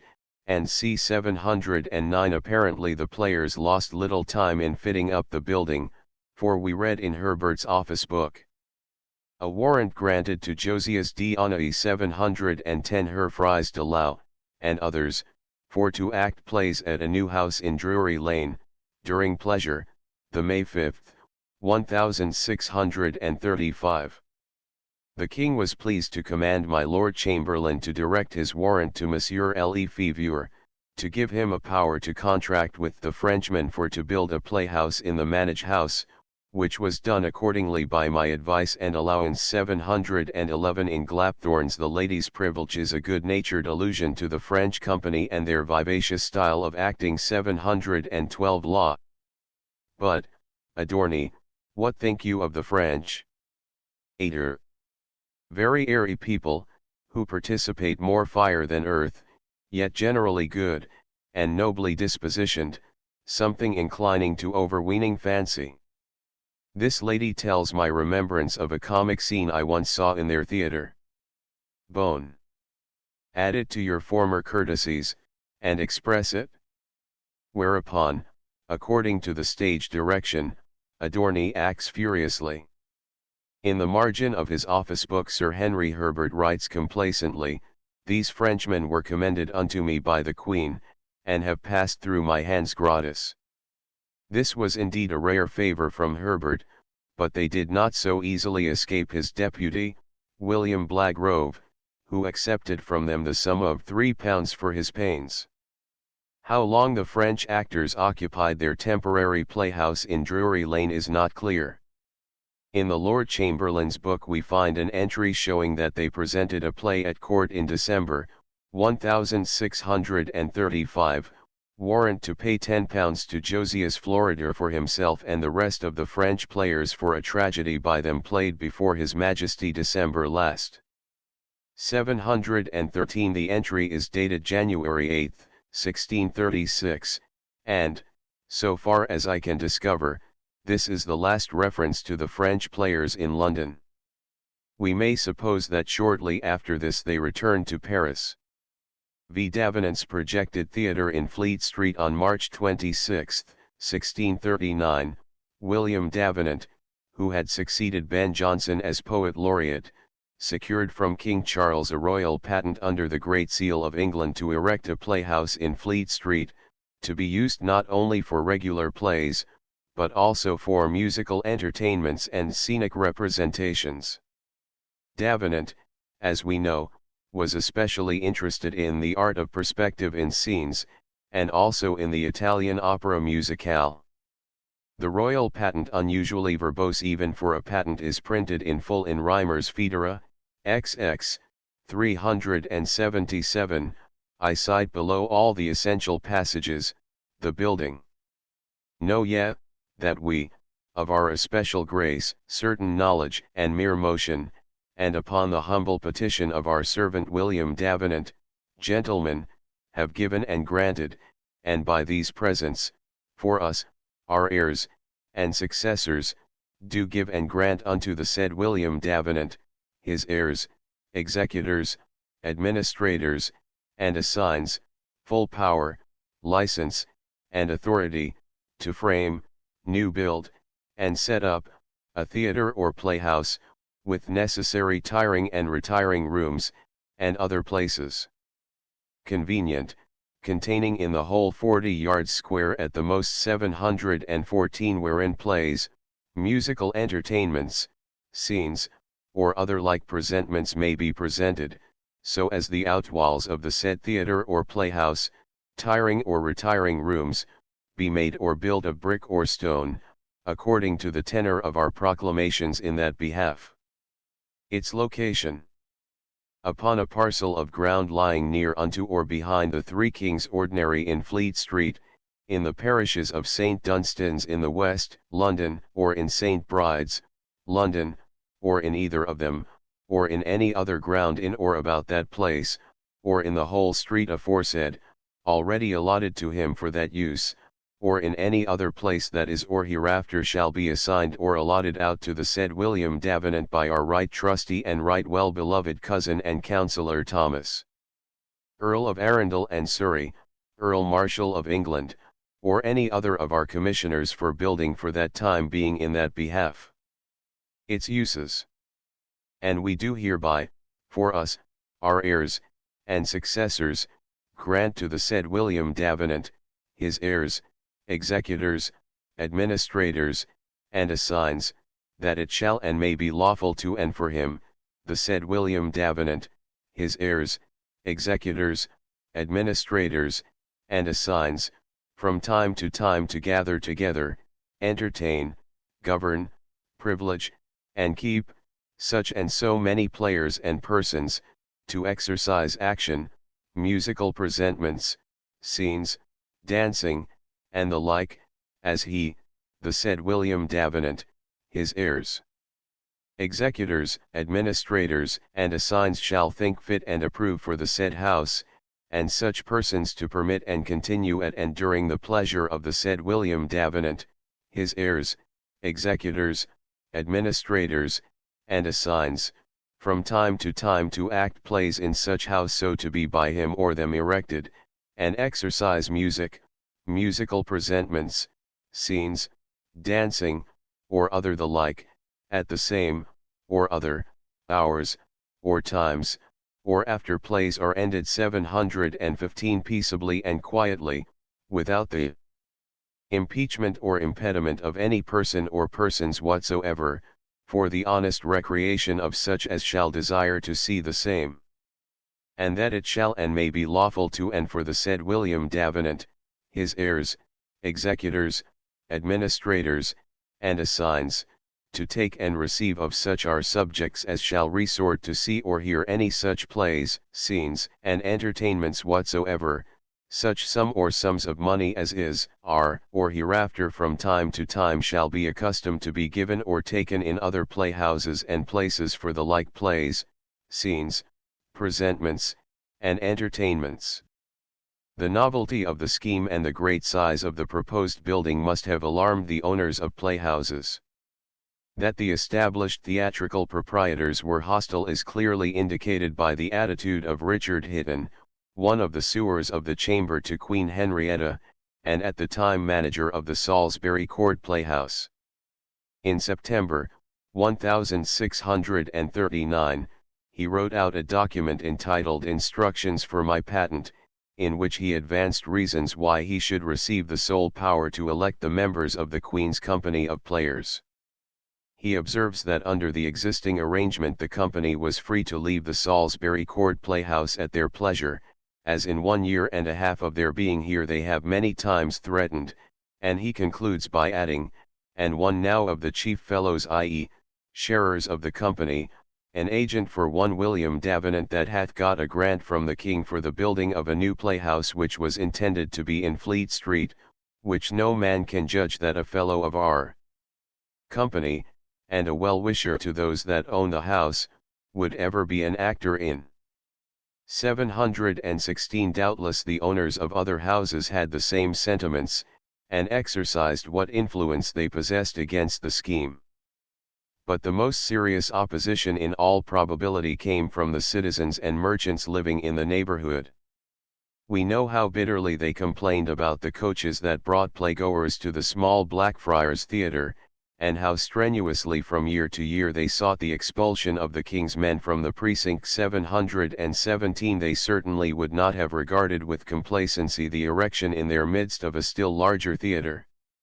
Whatever the opposition, it was so powerful that on October 2 Davenant was compelled to make an indenture by which he virtually renounced 718 for himself and his heirs forever the right to build a theatre in Fleet Street, or in any other place in or near the cities, or suburbs of the cities, of London or Westminster, without further and special permission granted.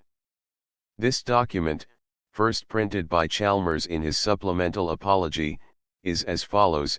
This indenture made the 2nd day of October, in the 15th year of the reign of our Sovereign Lord Charles, by the grace of God, of England, Scotland, France, and Ireland King, Defender of the Faith, and c. Anno Domini 1639. Between the said King's Most Excellent Majesty of the first part, and William Davenant of London, Gent, of the other part.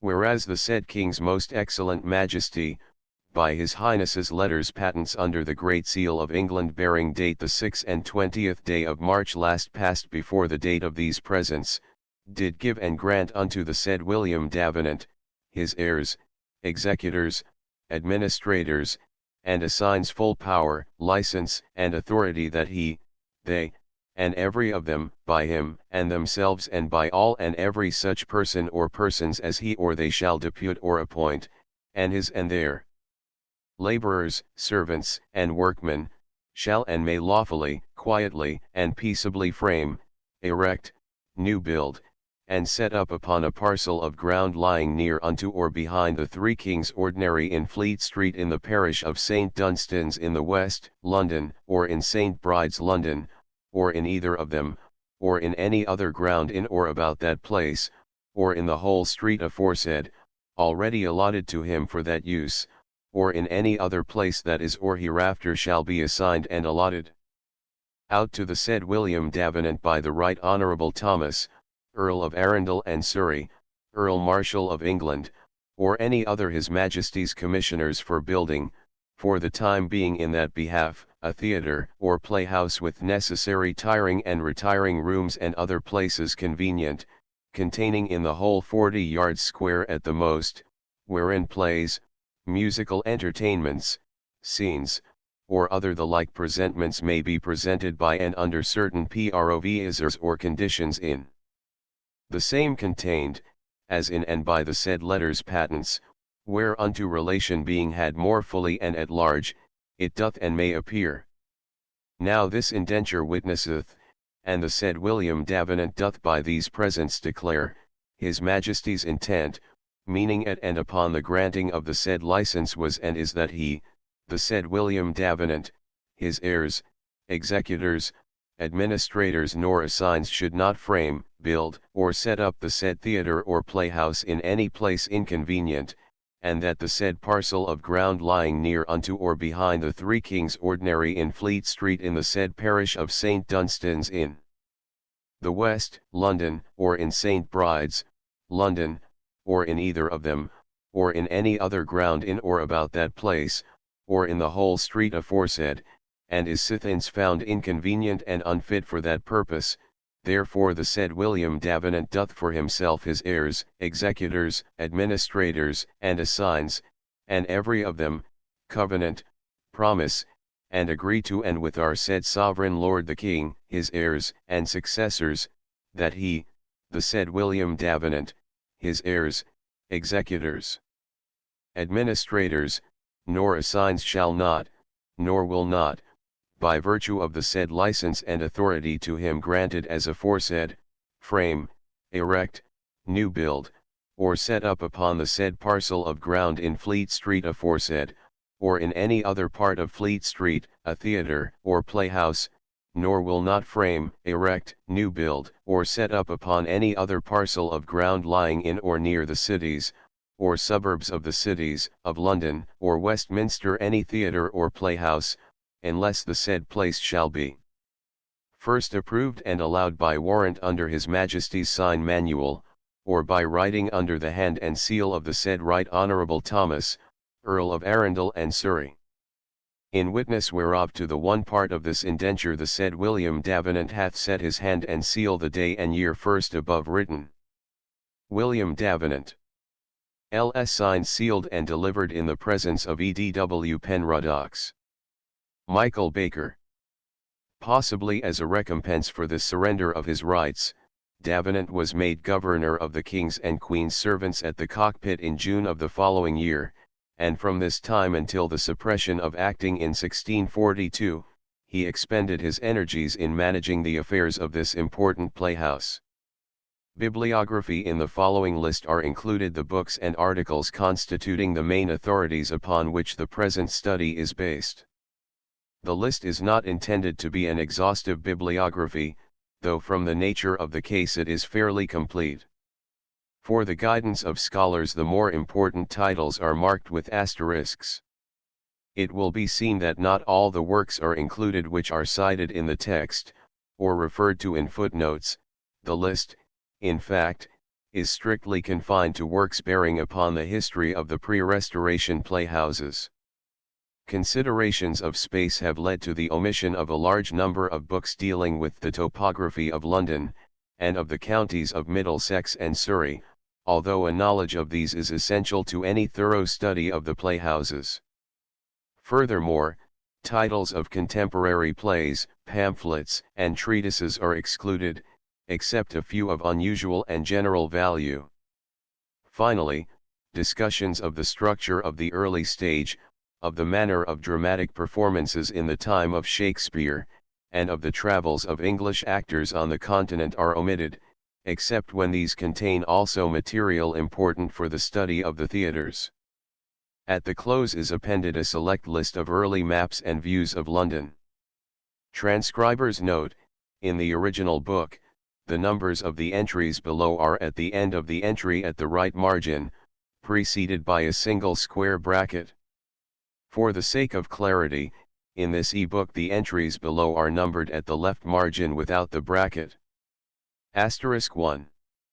Actors' remonstrance, or complaint for the silencing of their profession.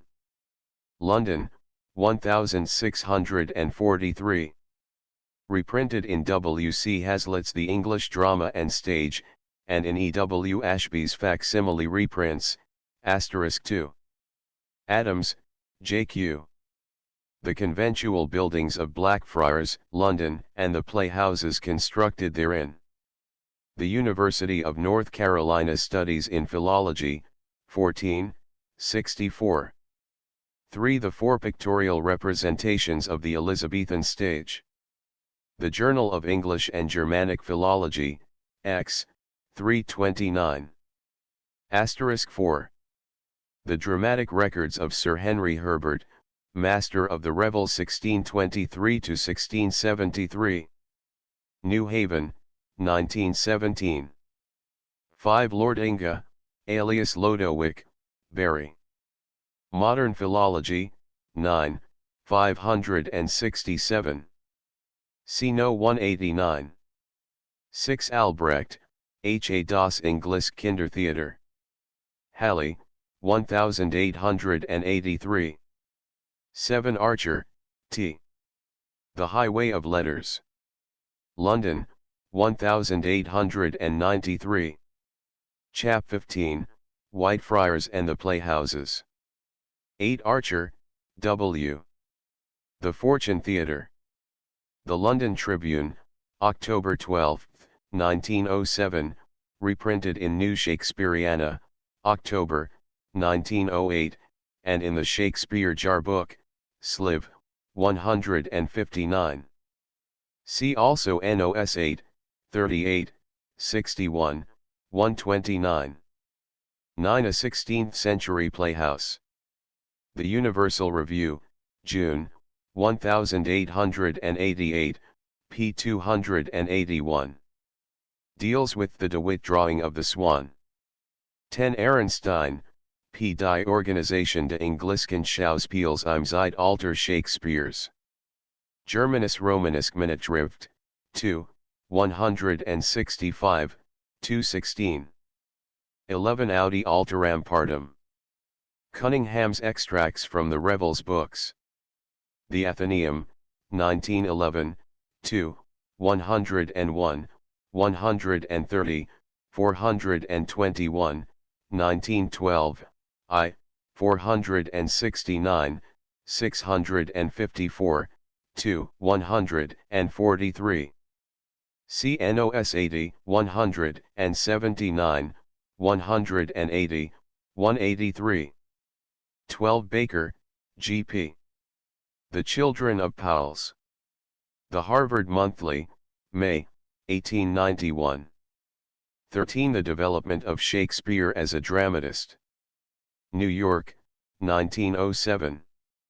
14. Baker, H.B. History of the London Stage and its Famous Players. London and New York, 1904.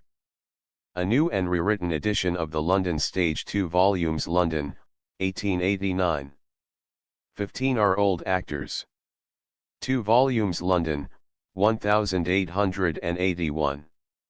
There was an earlier edition, London, 1878, printed in New York, 1879, with the title, English Actors from Shakespeare to Macready.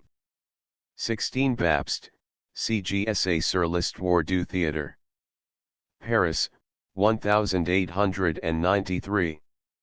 17 Barrett, CRB. The History of the Society of Apothecaries of London. London, 1905. Bear Garden and Hope. CNOS 27, 72, 99, 119, 143, 144, 147, 152, 157, 198, 221, 222, 223, 228, 236, 238, 239, 240, 241, 274, 281, 303, 304, 316. Asterisk 18. Bell, H. Contributions to the History of the English Playhouse. The Architectural Record, March and April, 1913. 19 Bell, W. G. Fleet Street in 7 Centuries. London, 1912. Chap 14, The Whitefriars Playhouses. 20 Besant, Sir W. Medieval London. London in the Time of the Tudors. London in the Time of the Stuarts. 4 volumes London, 1903-06. 21 Benz, G. Deutsche Besucher im Shakespearesken London. Billage zur Allgemeinen Zeitung. München, August, 1902. 22 Londoner Theatre und Schauspiel im Jahr 1599. Anglia, XXII, 456. Asterisk 23. Birch, T. and R. F. Williams. The Court and Times of James I. 2 volumes London, 1849. Blackfriars, 1st and 2nd.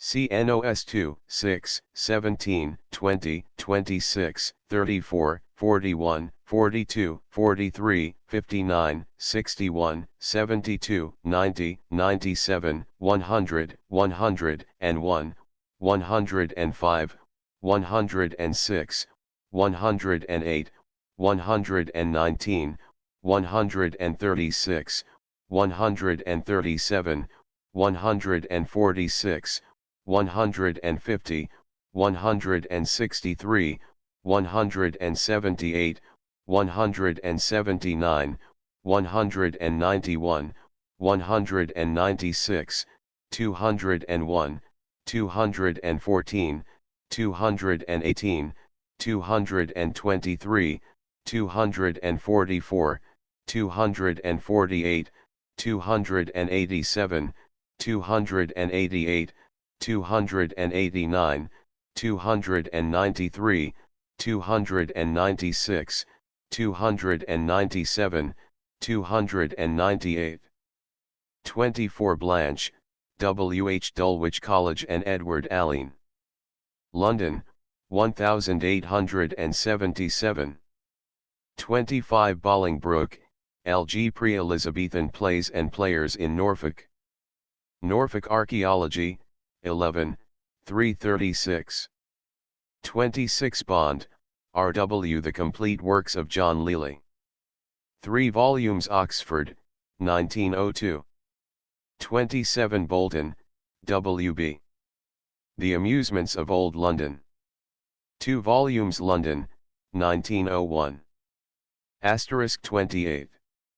Brains, WW Holywell Priory and the site of the theatre, Shoreditch. London, 1915.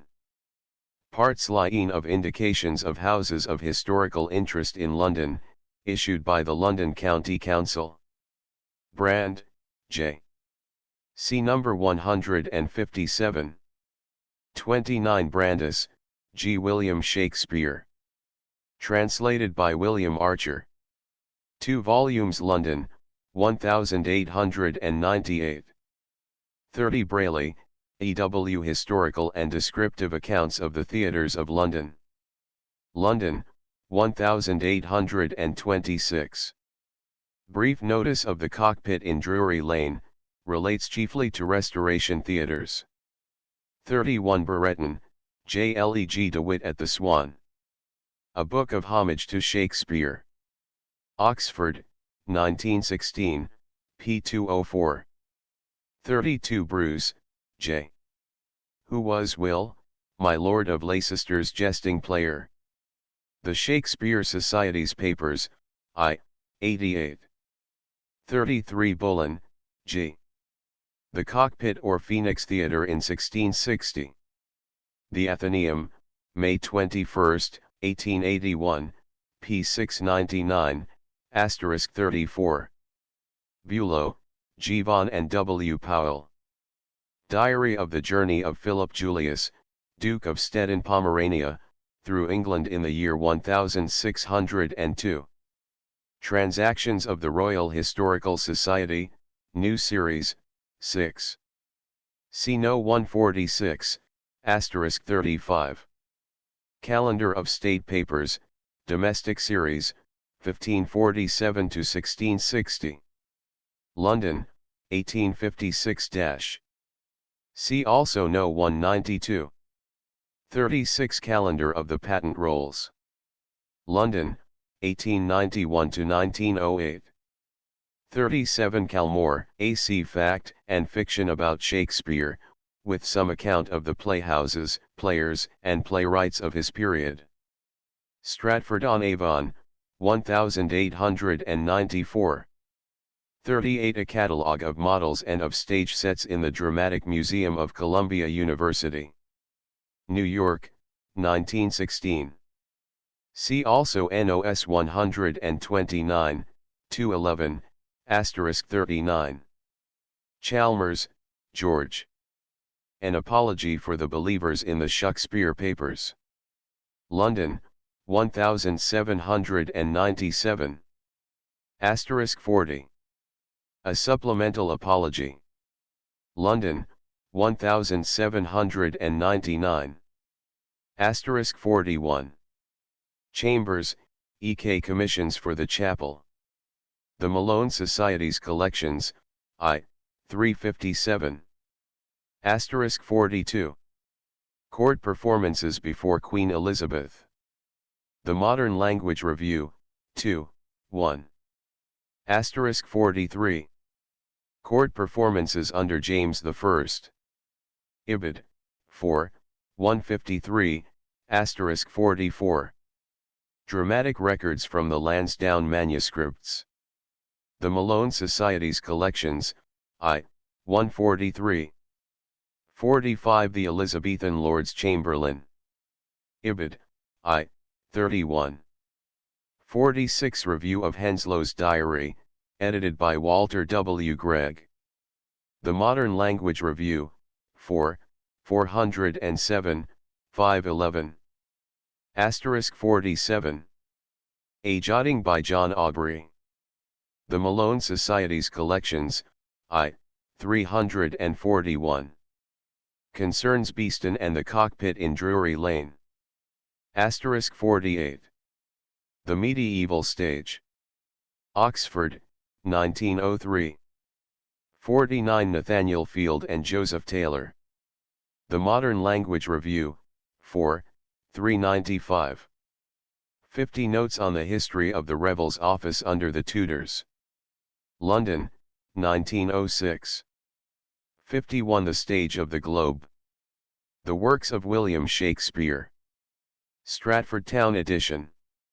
Stratford-on-Avon, 1904-07, x. 351.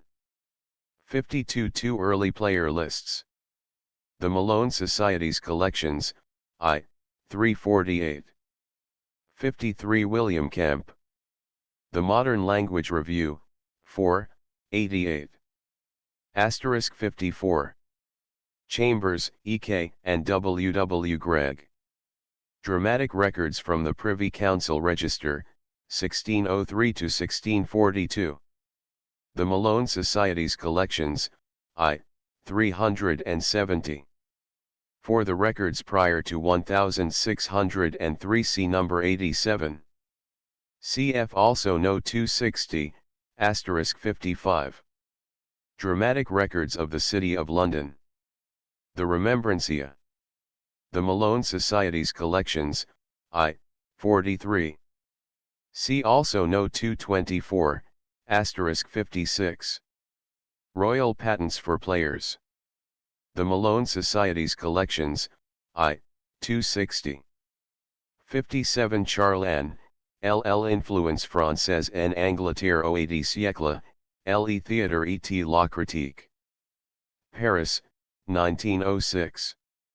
Asterisk 58. Child, H. The Elizabethan Theatre. The Cambridge History of English Literature, Volume 6, Chapter X. 59 Clapham, A.W. On the Topography of the Dominican Priory of London. Archaeologia, Lz. 57.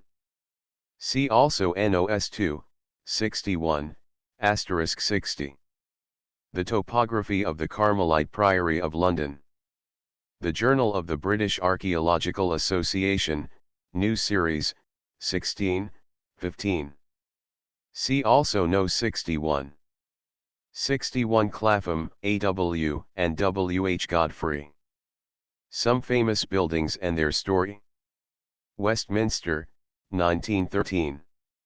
Contains Godfrey's study of the fortune contract, and, in abbreviated form, the two articles by Clapham noted above, NOS 59, 60. See also NOS 8, 38, 116, 129. 62 Clark, A Players or Companies on Tour 1548-1630. Notes and Queries, X Series, 12, 41. Cockpit in Court.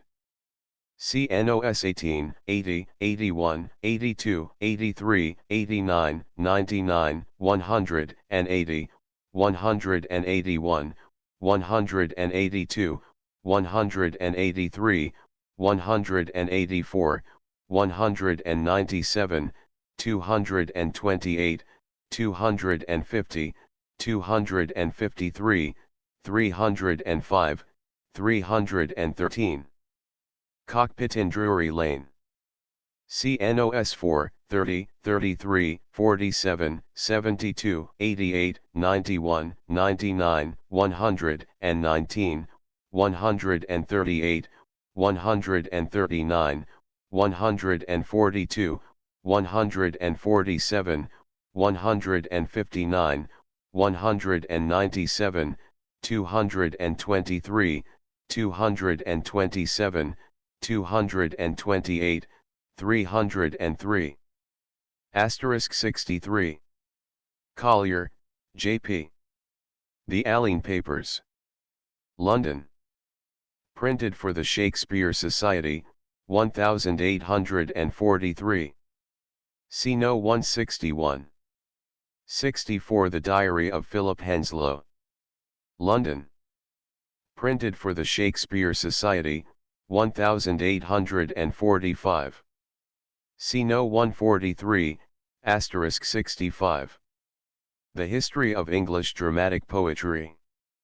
3 volumes 1831. Second edition, London, 1879. 66 Lives of the Original Actors.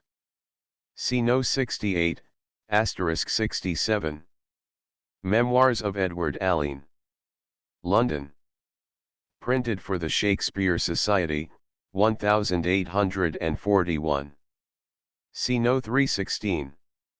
68 Memoirs of the Principal Actors in the Plays of Shakespeare. London. Printed for the Shakespeare Society, 1846. Reprinted with some corrections in No. 65. 69 On Players and Dramatic Performances in the Reign of Edward IV. The Shakespeare Society's Papers, 2, 87. * 70. Original History of the Theatre in Shoreditch, and Connection of the Burbage Family with it. Ibid. 4, 63. 71 Richard Field, Nathaniel Field, Anthony Munday, and Henry Chettle. Ibid. 4, 36, * 72. The Works of Shakespeare, London, 1844. Volume I, Peaksley, reprints a record of the end of certain early playhouses from some manuscript notes to a copy of Stowe's Annals, by Howes, folio, 1631, in the possession of Mr. Pickering. See No. 119. 73 Conrad, H. Robert Greene als Dramatiker. The Shakespeare Jar Book, XXIXXX, 210. 74 Corbin, J. Shakespeare His Own Stage Manager. The Century Magazine, LSCETH, 260. 75 Creighton, C. A History of Epidemics in Britain. 2 volumes Cambridge, 1891-94. 76 Kreisenack, W. Geschichten waren Dramas. Volume 4, Part I, Book 8. Halley, 1909. English translation by Cecile Hugeon, London, 1916. 77 Die Schauspiel Englischen Komödianten. Deutsche Nationalliteratur, XXIII. 78 Cullen, See Puritanism and the Stage. Proceedings of the Royal Philosophical Society of Glasgow, Slane, 153. 79 Cunningham. P. Did General Harrison kill Dick Robinson the player? The Shakespeare Society's Papers, 2, 11. * 80. Extracts from the accounts of the revels at the court in the reigns of Queen Elizabeth and King James I, London. Printed for the Shakespeare Society, 1842. See NOS 11, 180, 181, 184. 81 A Handbook of London. 2 volumes London, 1849. A new edition, corrected and enlarged, London, 1850. See also No. 305. 82 Inigo Jones. A Life of the Architect. London. Printed for the Shakespeare Society, 1848. 83 Inigo Jones, and His Office Under the Crown. The Shakespeare Society's Papers, I, 103. 84 Plays at Court, Anno 1613. Ibid, 2, 123. 85 Sir George Buck and the Office of the Revels. Ibid, 4, 143, *86. The Whitefriars Theatre, the Salisbury Court Theatre, and the Duke's Theatre in Dorset Gardens. Ibid, 4, 89. Curtain. See NOS 96, 150, 151, 222, 223, 284. *87. Dawsant, J.R. Acts of the Privy Council of England. New Series. London, 1890-. This contains the acts to the end of Elizabeth's reign, for those acts relating to the drama from 1603 to 1642, see number 54. Cf. Note 260. 88 Description of the Great Machines of the Descent of Orpheus into Hell. Presented by the French comedians at the Cockpit in Drury Lane, London, 1661. 89 Diaries and Dispatches of the Venetian Embassy at the Court of King James I, in the years 1617-1618. Translated by Rawdon Brown. The Quarterly Review, CII, 398. Diary, of the Duke of Stettin Pomerania. CNOS 34, 146. 90 Dobell, B. Newly discovered documents. The Athenaeum, March 30, 1901, p. 403. Of value for Blackfriars. * 91. Downes, J. Rossius Anglicanus. London, 1708. 92 Dramaticus. On the Profits of Old Actors. The Shakespeare Society's Papers, I. 21. 93 The Players Who Acted in the Shoemaker's Holiday, 1600. Ibid. 4, 110. 94 Durand, W.Y. Notes on Richard Edwards. The Journal of Germanic Philology, 4, 348. 95 Palaemon and Arcite, Progny, Marcus Geminus, and the theatre in which they were acted, 1566. Publications of the Modern Language Association of America, XX, 502. 96 Ellis, H. The History and Antiquities of the Parish of St. Leonard, Shoreditch. London, 1798. 97 Elton, C.I. William Shakespeare, His Family and Friends. London, 1904. Chap 4 deals with Blackfriars and the Globe. 98 Evans, M.B. An early type of stage. Modern Philology, 9, 421. 99 Evelyn, J. Diary and Correspondence. Edited by William Bray and H. B. Wheatley. 4 volumes London, 1906. * 100. Furiarat, A. Blackfriars Records. The Malone Society's Collections, 2, 1. 101 John Lely. Cambridge, 1910. 102 Le Bureau de Menus Plaisirs, Office of the Revels, et la mise en scène à la cour d'Elizabeth. Louvat, 1910. * 103. Documents relating to the office of the revels in the time of Queen Elizabeth. Louvat, 1908. 104 Documents relating to the revels at court in the time of King Edward VI and Queen Mary. The Lauzuli Manuscripts. Louvat, 1914. * 105. The Origin of Shakespeare's Blackfriars Theatre.